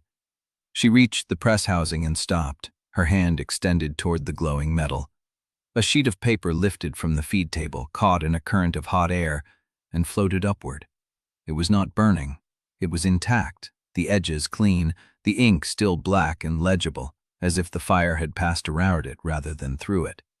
Cathwen did not touch it. The sheet drifted across the room, turning slowly, its surface catching the firelight in a way that made the text visible from every angle. The warrant, the same warrant, but stamped at the bottom below the signature line, was a seal Odrik had never seen. Not a synod seal, not an archprelate's seal. A mark pressed into the paper by a hand that did not nod wax or heat to bind it. Pen reach provisional authority. Cathwen read it aloud. By this printing, the named are subject to collection. All provincial registries shall hold. All bells shall witness. All hands shall render. The sheet landed at Odrik's feet. He looked down at the text, at the seal, at the authority that had no human signature and no liturgical validation. The fire roared. The bell kept speaking. And somewhere beyond the chapel walls, beyond the burning yard, beyond the frozen river and the dark line of the horizon, the other presses were still running. Chapter 76. The surviving sheet lay at Odrik's feet, the ink still wet, the seal still cool. He did not touch it. The fire roared behind him, consuming the press, the rollers, the housing that had printed 800 sheets in 4 days. The heat pressed against his back, pushing him forward, pushing him toward the paper that had floated through the flames untouched. Cathwen stood beside him, the black lines in her arm pulsing with the same rhythm as the bell that would not stop. "It should have burned," she said. "It didn't." She knelt. Her hand hovered over the sheet, close enough to read the seal again. The unfamiliar mark that carried no wax and no human signature. Pen reach provisional authority. "This isn't synod," she said. "It's not even ink I recognize. Look at the texture." Odrik crouched beside her. The ink on the paper was darker than anything the press had produced, deeper. It caught the firelight in a way that made the letters look raised, as if they had been pressed into the fibers from the other side. "That seal was written through something," Cathwen said. "Not by a hand, by a command that passed through the metal and came out the other side still intact." "The bells," Odrik said. She looked at him. "The bells carry commands. That's what else said. That priests hear instructions inside the ringing and obey before the ink dries." Even stepped out of the smoke, a courier satchel swung across his shoulder, his coat still wet with oil, his face carrying a grimness that had not been there when he lit the feeder lines. "This arrived while you were in the vault," he said, holding out a wax-sealed envelope. The seal was Sister Elstgrain's, not her personal mark, her confessor's seal, the one she wore on her collar, the one she had used to authenticate field observations for the synod hunters. Cathwen took it. The wax was warm, fresh. "Where did this come from?" Odrik asked. "A girl brought it. She was crying. She said the chapel in her village began ringing a name she had never heard. Then a priest walked to the well and threw himself in before anyone could stop him. Her mother told her to find the people who burned the press." Odrik looked at the envelope. Cathwen broke the seal. The paper inside was single-lined, written in Elt's hand, the letters uneven, as if she had written it in darkness or while moving. "They are coming. 2 presses still running, one in Darrow Cut, one at the base of the old reliquary in Belmark. The bells are the mouths, the ink is the voice. Stop the writing or the name in the stone becomes a command that cannot be unwritten." A Cathwen read it twice. "She's alive," Odrik said. "She was alive when she wrote this. That was at least 7 hours ago, maybe longer if the girl ran." Cathwen insist atrocious, sense and construction. "Keep the garlement can I just based coin. The cheap of conglention, the French are as much there with a broaden." The Crafen folds the letter. "The Darrow Cut press is a day and a half from here. Belmark is 3 days. "Belmark," Odrik said. She met his eyes. "You're thinking about the corridor. I'm thinking about what's beneath it." He ain't to slive the only perch colds that completely warnly despite within up. "I only's to super frankly apatch my call-a-time status, one of the Foundry winds, waking some a plater living until I paid it into the torts." The Gownisters were not gonna reeld, even though hadn't just wake now as preacher Mathis lady. Then there are keeple to perhad to run.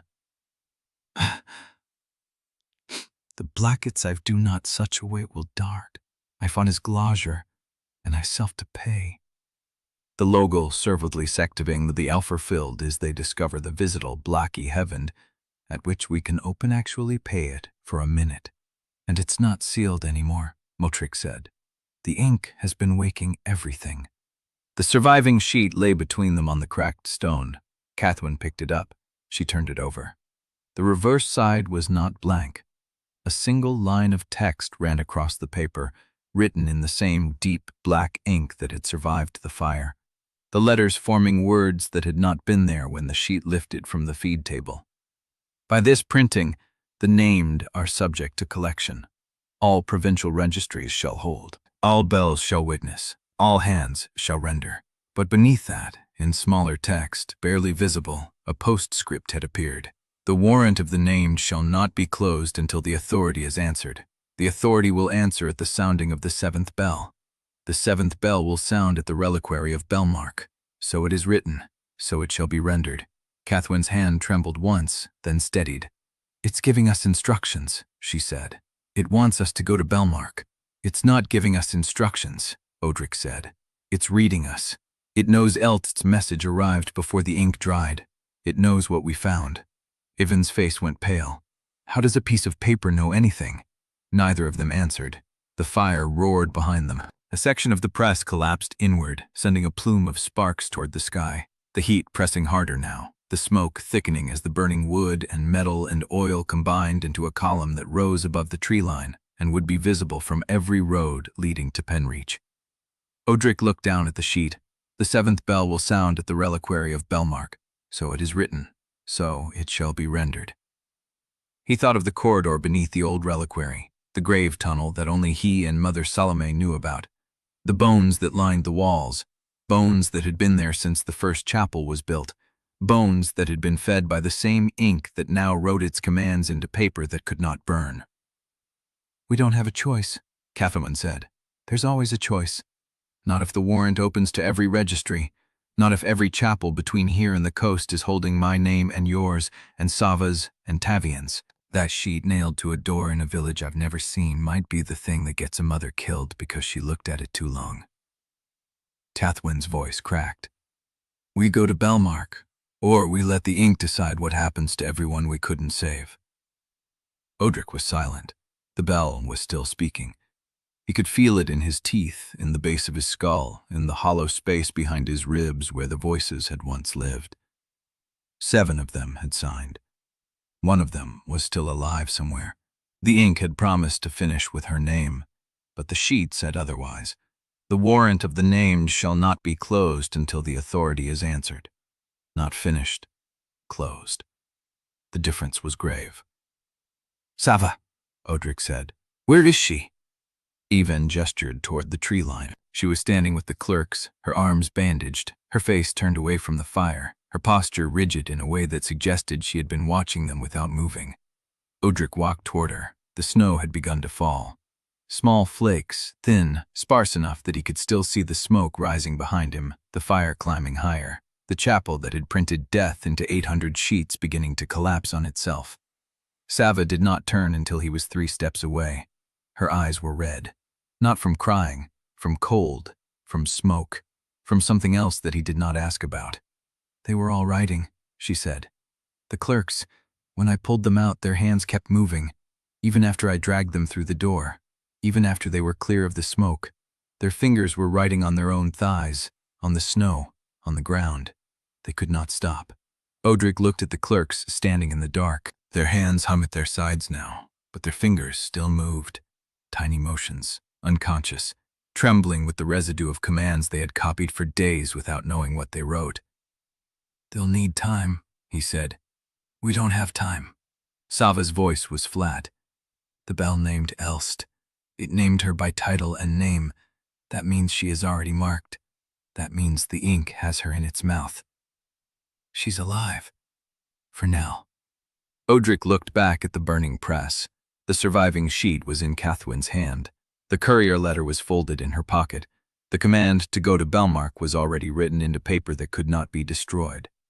He thought of the 7th bell, the corridor, the bones that lined the walls like waiting witnesses. And then he thought of the voice that had spoken through Cathwen's mouth when the ink took her. One hand must hold the stream. One hand must cut the pipe. Choose. We go to Belmark, he said. Sava's jaw tightened. And when we get there? Odrik did not answer. The bell kept tolling. Its voice traveled through the stone, through the snow, through the bones of everyone standing in the dark. Chapter 77. The loft smelled of lamp oil, old paper, and the smoke that had followed them from the burning press. The candle on the windowsill had burned down to a puddle of wax, the flame small and steady, casting a light that barely reached the far wall where Odrik sat with his back against the timber frame. Cathwen stood at the table with the ledger open between her hands. Not the surviving warrant sheet, not the postscript. The leather-bound book she had carried against her ribs for 12 years. The one filled with fragments of his life he had forgotten, the one he had only glimpsed before Ansel interrupted them in the vault. She closed the cover. The sound was soft, deliberate, a decision sealed. "I am going to give you this," she said. "The whole book. Not the pages I chose to show you. Every entry, every name, every route I mapped. Every night I sat in a locked archive and decided what you would survive and what you would not." Odrik did not move. The candle flickered. "I am not asking for forgiveness," she said. "I am asking that when you decide my sentence, you do it with everything I have written, not just the parts that make me look like I was trying to save you." She walked across the loft and set the ledger on the floor between them. The cover was worn soft at the corners. The binding had been resewn twice, the thread darker than the original, visible at the spine where the leather had cracked from years of being pressed against her ribs. Odrik looked at the book, then at her. "You carried this across the river. I carried it through the fire, through the archive, through every door I walked through since the night I signed your warrant." He reached for the ledger. The leather was warm from her hands. He opened it to the first page and saw his own handwriting, cramped and uneven, a note he did not remember writing about the taste of ash after a killing in a village whose name he could not recall. Page after page, notes she had taken while he slept, descriptions of the voices that woke in his eyes before he spoke them, dates he had forgotten, routes he had walked in a haze of borrowed instinct, kills he had performed with hands that were not entirely his own. The entries grew denser through the middle of the book, annotations in her margin, corrections to his fading memory. A sketch of the pyre that showed the flaw in the right, the broken seal line, the direction the fire would take when it ruptured. She had drawn it years before the warrant was ever signed. He turned the page. A list of names, 37 of them, vessel candidates, heretics, people whose bodies had been harvested for the marrow ash that fed the ink. He recognized none of them, but she had circled one near the bottom. Cathwen Brale. His thumb stopped on the circle. The ink was old, faded, pressed into the paper years ago, not written in haste but in deliberation. The circle complete, unbroken, as if she had been practicing the shape of her own name inside a cage. "You wrote yourself onto the list," he said. "I wrote myself onto it so I would not forget what I was trying to stop." He looked up from the page. She had not moved from where she stood. Her arms were crossed, her hands pressed flat against her sleeves, her posture rigid in a way that suggested she was holding herself together by force of will. 12 years, he said. 12 years. You never told me. I could not. Why? She was silent for a long moment. Then she said, "Because if you had known I was mapping your route, you would have asked why, and I would have had to tell you that I was choosing which voices you would keep and which you would lose, that I was deciding how much of yourself you would surrender before I pulled you out, that I was building a door you would not know existed until the fire was already lit." The candle guttered. Odrik looked back at the ledger. He turned another page. An entry from 3 years before the warrant, written in a hand that was not hers, the ink darker, the letters formed with a precision that belonged to someone who had been trained in a chancery. "The vessel is approaching Tithe-Weight. The door must be ready before the 7th seal is fixed." Below it, in Cathwen's hand, "He does not dream anymore. The voices have started dreaming for him." "Who wrote this?" he asked. "The bell-under clerk, the one who stopped every extraction attempt." "Yes, the one who asked you to describe my voice so he could test whether I could be written." She did not answer, but her hands tightened against her sleeves, and he saw the tremor in her fingers, the tiny motion that told him everything she was not saying. He closed the ledger. The sound was louder than it should have been, the leather cover meeting the wooden floor with a weight that carried through the loft, through the quiet, through the space between them that had not changed in 12 years but suddenly felt smaller. "You asked me to decide your sentence," he said. "Yes." "I cannot." Her breath stopped. He could see it in the stillness of her shoulders, in the way her throat tightened, in the long pause before she spoke again. "Because you cannot forgive me. Because I do not yet know what I am judging." She stared at him. He stood, the ledger still on the floor between them, the candle burning low behind him, the smoke from the press still visible through the window, a column of gray rising into the dark sky above Penreach. "You kept this book for 12 years, he said. "You drew the flaw in the pyre before the warrant existed. You put your own name on a kill list so you would not forget what you were fighting. You carried that weight alone because you thought I would break if I knew the full shape of it." She said nothing. "That is not absolution. But it is not condemnation either." He stepped toward her. The distance between them closed to an arm's length. He could see the red at the edges of her eyes, the exhaustion carved into the bones of her face, the thin lines where the ink had crawled up her arm and left traces that would never fade.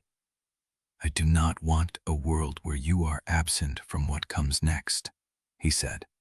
Her hands dropped from her sleeves. She looked at him with an expression he had not seen since before the pyre, something raw and unguarded and terrified, as if she had been waiting so long for him to speak those words that she had stopped believing they would ever come. "That is not forgiveness," she said. "No. It is not trust. No. Then what is it?" He did not answer. Not because he did not know, but because the answer was still forming inside him. A shape he could feel but not yet name, a truth that belonged to him alone, not to the voices, not to the list, not to the warrant that had tried to write him into a weapon one last time. He reached down and picked up the ledger. Then he held it out to her. "Keep it," he said. "When this is over, I will read the rest, and then I will tell you what I think." She took the book. Her fingers brushed his. The touch was accidental, unplanned, but the warmth of her skin stayed on his hand long after she had pulled away. The candle died. The room went dark except for the glow of the fire still burning across the river, a red wound in the night, consuming the press that had printed 800 sheets of ink-written commands. Cathwen said, "Belmark is 3 days east through the old reliquary road. If the 7th bell is already sounding, we will hear it before we reach the gate. Then we move at dawn." "And the clerks?" Odrik looked toward the window. The fire was still climbing, but beyond it, in the dark, the tower of the old reliquary rose against the sky, a silhouette he had not seen in 30 years, its profile unchanged by time, its bell silent, waiting. Chapter 78. The loft held the residue of ash and ink and the smell of river smoke. Odrik sat with his back against the wall. Cathwen's ledger closed between them. Ivan had not spoken since he delivered Elsith's letter. Sava stood at the single window, her bandaged arms crossed. Tavian leaned against the doorframe, watching nothing. Odrik broke the silence. "Tell me what you know, all of it, what each of you saw that I did not." Cathwen was first. She had been waiting for permission. "There were 37 names on the vessel list before mine. I memorized every one. The bell under clerk told me they were not all dead." He lied. "No." She shook her head. "He showed me one. A woman from the first decanting cycle 30 years ago. She had been written out of every registry, her brands removed, her fingerprints sanded smooth, but she was alive, working as a clerk in a reliquary archive south of the Coast Range. The ink had used her and then released her because she was no longer useful. It does not kill what it does not need." Sava turned from the window. "How do you know she was real?" "Because I visited her." Cathwen's voice was flat. 12 years ago, before I signed the warrant, I traveled south for 6 days and found her in a census office copying birth records. She remembered nothing of the decanting. Her hands moved like she was still writing even when they were empty. The air in the loft changed. Tavian straightened. "What did she write?" The same 3 commands, over and over, in her sleep, in her waking hours, in the margins of every sheet she touched. All provincial registries shall hold, all bells shall witness, all hands shall render. Odrik pressed his palms against the floor. The resonance from the bell was still in his teeth, a low frequency that had not stopped humming since they left the burning press. The same text as the surviving sheet. Yes. Sava moved away from the window and crouched beside the ledger. Tavian saw something in the cellar before the press. Tell them. Tavian's jaw tightened. He had been reluctant to speak since they fled the vault, but Sava's gaze held him. When I was pulling the clerks out, one of them grabbed my wrist. His hand was still writing even while I dragged him. He wrote on my arm. He rolled back his sleeve. The letters were pale, faded, barely legible against his skin. Door open, door open, door open. Cathwen went still. How long ago did he write that? Before the fire reached the stairwell, maybe 10 breaths before Even kicked the lantern.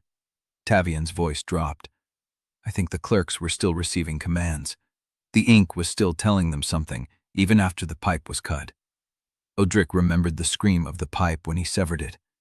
The way the ink had written on the stone, claiming Tavian's name, promising to finish with Cathwen. It had not stopped. It had only changed direction.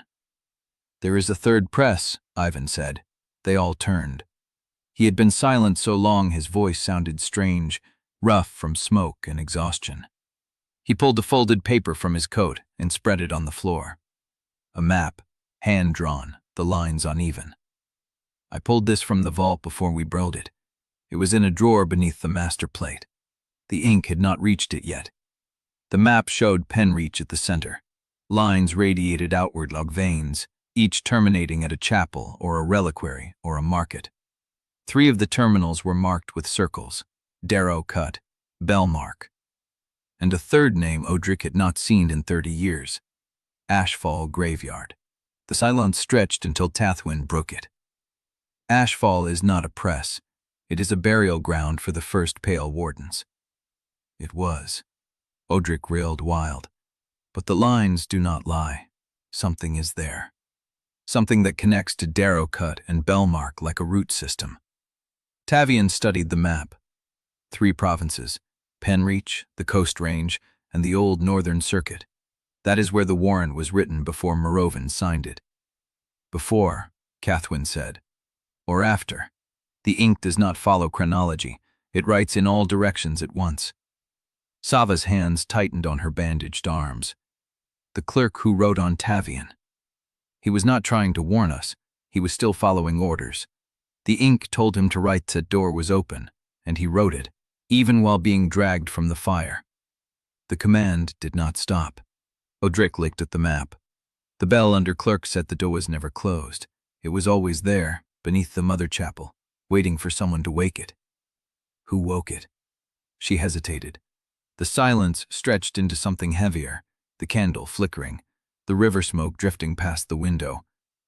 I do not know her, but the map marks the door at Ashfall Graveyard, and Ashfall is where the first 7 Pale Wardens were buried, the ones who carried the hollow choir before it learned to write. Odrik stared at the map.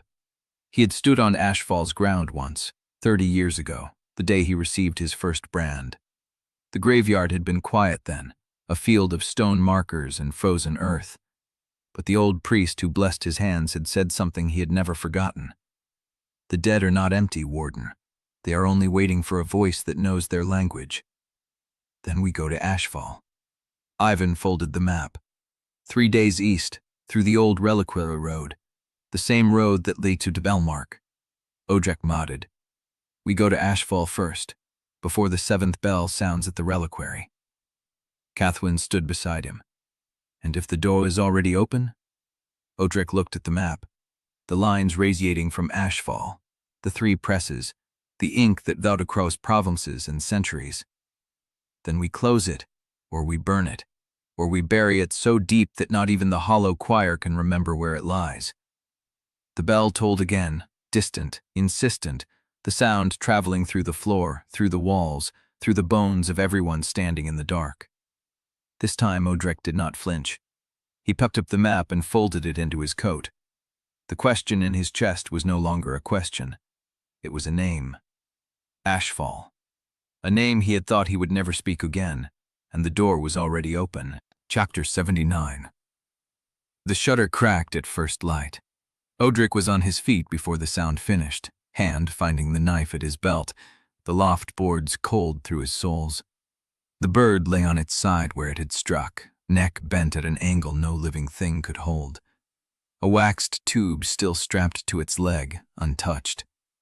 Cathwen sat up from her corner, hair loose, eyes already reading what he saw.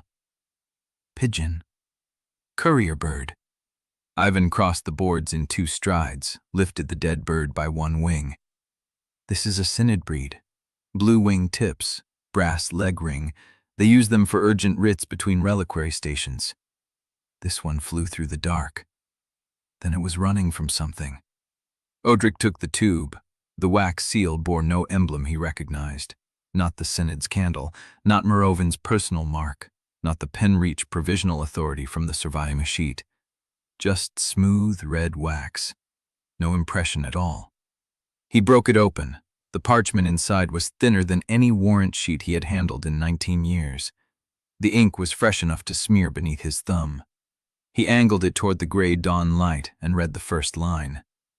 By authority and vigil, this province is declared under collection. Cathwen moved to his shoulder. He felt her breath stop when she saw the text. The named are no longer subject to correction, trial, or mercy. They are felled assets of the hollow choir, to be rendered in sequence as the schedule demands. Below it, a list. Odrik Vassmere. Unlawful self-possession.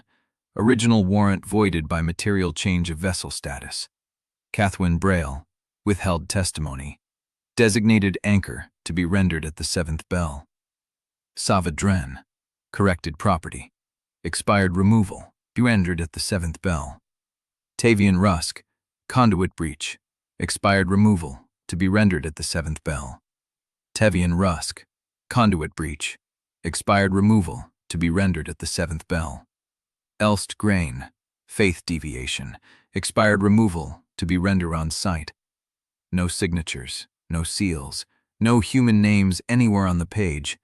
Just the final line, written larger than the rest, the ink darker and deeper. By authority that requires no signature. Odrik read it twice. The words did not change.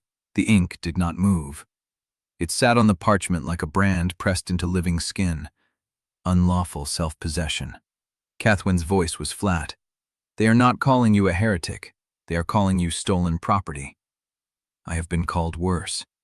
This is worse. She took the parchment from his hands, turning it toward the window light. The Synod's biology required heresy to justify execution. It gave you a crime, a trial, a right. It treated you as a moral actor who had chosen wrong. This treats you as a thing that wandered off. Which means they are not offering you judgment. They are claiming ownership. There is no defense against ownership, Odrik.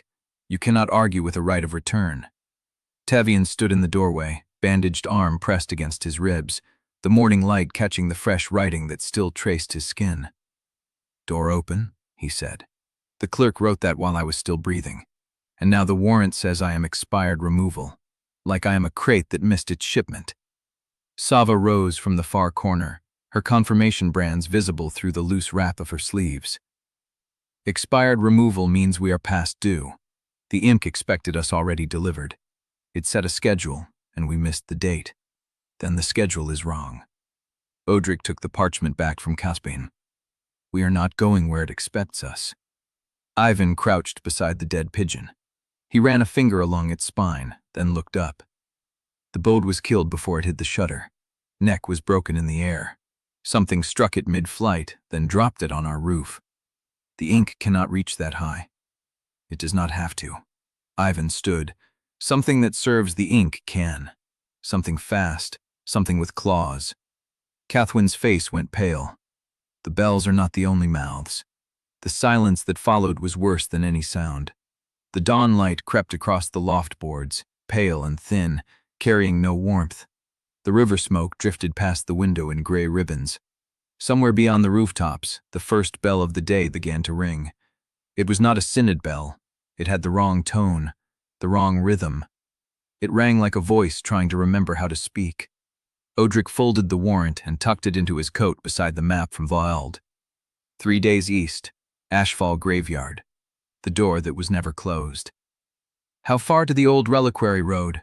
Ivan calculated. Half a morning if we move before the patrols wake. The bridge at Darrow Cut is still standing. After that, open country until the ridge line. We will not make Ashfall in 3 days if we stop. Then we do not stop. Cathwen pulled on her coat. Her hands were steady, but he saw the tension in her shoulders, the way she checked the press blade at her belt twice before fastening the strap. The warrant names all of us, she said. Not just Yeo, not just Mila, Sava, Tavian, Elst. It knows where every thread connects. Then we cut the threads before it can pull them. The bell kept ringing.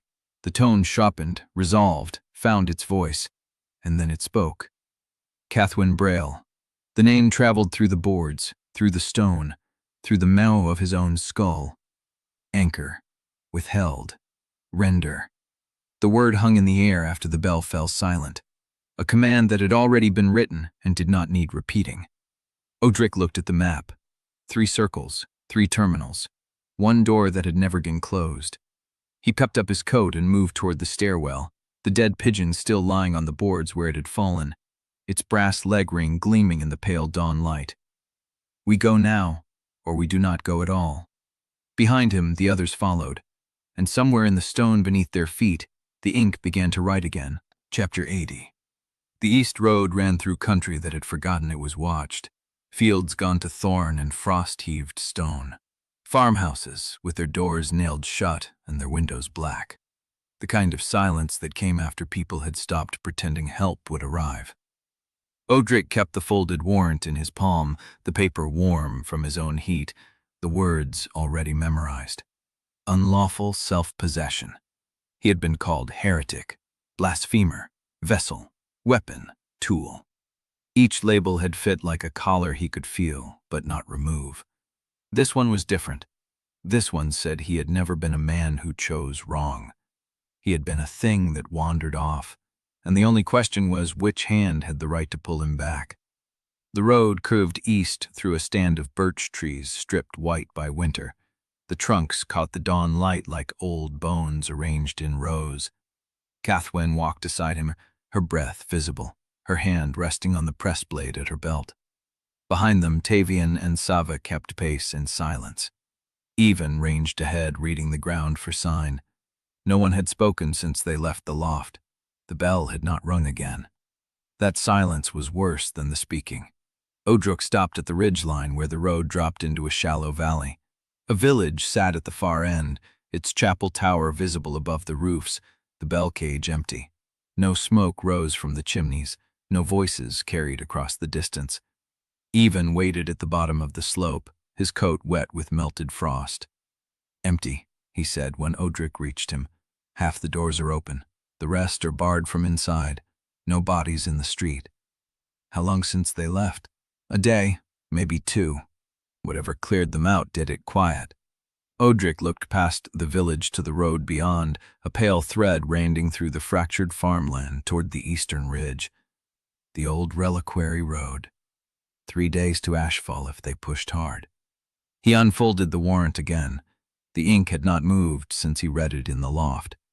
The letter sat flat and dead, carrying no life, no threat. Just words on parchment claiming ownership of 5 human beings. Cathwen stepped close enough to read it over his arm. Stolen property, she said. Not heretic, not apostate, not even sinner. They stripped the moral language out entirely. I noticed. It means there is no trial to survive, no doctrine you can argue against. You cannot repent your way back to personhood, because the warrant never granted you personhood in the first place. Odrik folded the paper and tucked it inside his coat. I know what it means. Do you? She turned to face him fully, her eyes holding the same flat light as the winter sky. The Synod always needed you be a sinner. Their power came from judging you, forgiving you, burning you. Every rite required a moral actor who had chosen damnation. This warrant skips all of that. It says you were never choosing anything. You were property, obeying its design, and the design belongs to them. He felt the words settle into the space where the voices used to live, the empty chamber in his chest where a question was still forming. Then they have already lost. How? Because a thing that cannot choose cannot be blamed, but it also cannot be owned twice. He touched the warrant through his coat. They wrote me as property. That means they admitted I was never bound by their faith. I was never a heretic. I was never a vessel. I was a man they used, and now I am a man they want back, and they are calling me stolen because they have no language left for what I actually am. What are you? He looked at the empty village, the silent chapel, the road that led east into country he had not walked in 30 years. I am the one who decides what happens next. The village was worse up close. Doors stood open to the weather. A child's shoe lay in the frozen mud, alone, no second foot anywhere near it. The chapel door had been pulled off its hinges and leaned against the wall like a board set aside for later use. Even checked the interior and came out shaking his head. Nothing. No bodies, no blood, no sign of struggle. They just left. Everything they owned is still inside. Pots on the hearth, beds made, a half-eaten meal on the table. The ink does not kill what it does not need, Cathwen said. It took the ones it wanted and let the rest walk into the cold. Tevian stood at the chapel threshold, his bandaged arm pressed against his chest. The writing on his skin had not faded. Door open. The letters looked darker than they had at dawn. It is still writing, he said quietly. I can feel it moving under the bandage. Odrik crossed to him and pulled the wrap aside. The letters had changed. Door open was still there, but beneath it, fainter, as if written by a hand that had been running out of ink, new words were forming. The dead know your name. Tavian's face was gray. I did not ask for this. I did not choose to carry it. You are not carrying it. Odrik let the bandage fall back into place. It is writing through you because it can. That is not ownership. That is vandalism. But my arm is a wall, nothing more. It writes on you the same way it writes on stone. You are not the message. You are the surface it used. Tavian's breathing steadied. He nodded once, then turned back toward the road. Sava stood apart from the group, her confirmation brands visible through her sleeves, her eyes fixed on the eastern ridge. There is something wrong with the light, she said. Odrik followed her gaze. The sun inquired, but the ridge ahead did not brighten. The sky above it stayed the same gray-white, flat and depthless, like a ceiling that had been painted to look like weather. The old reliquary road, Even said. Nothing has moved through there in 30 years. The ground remembers what it was built for. They walked through the empty village and took the east road at a steady pace. The houses fell behind.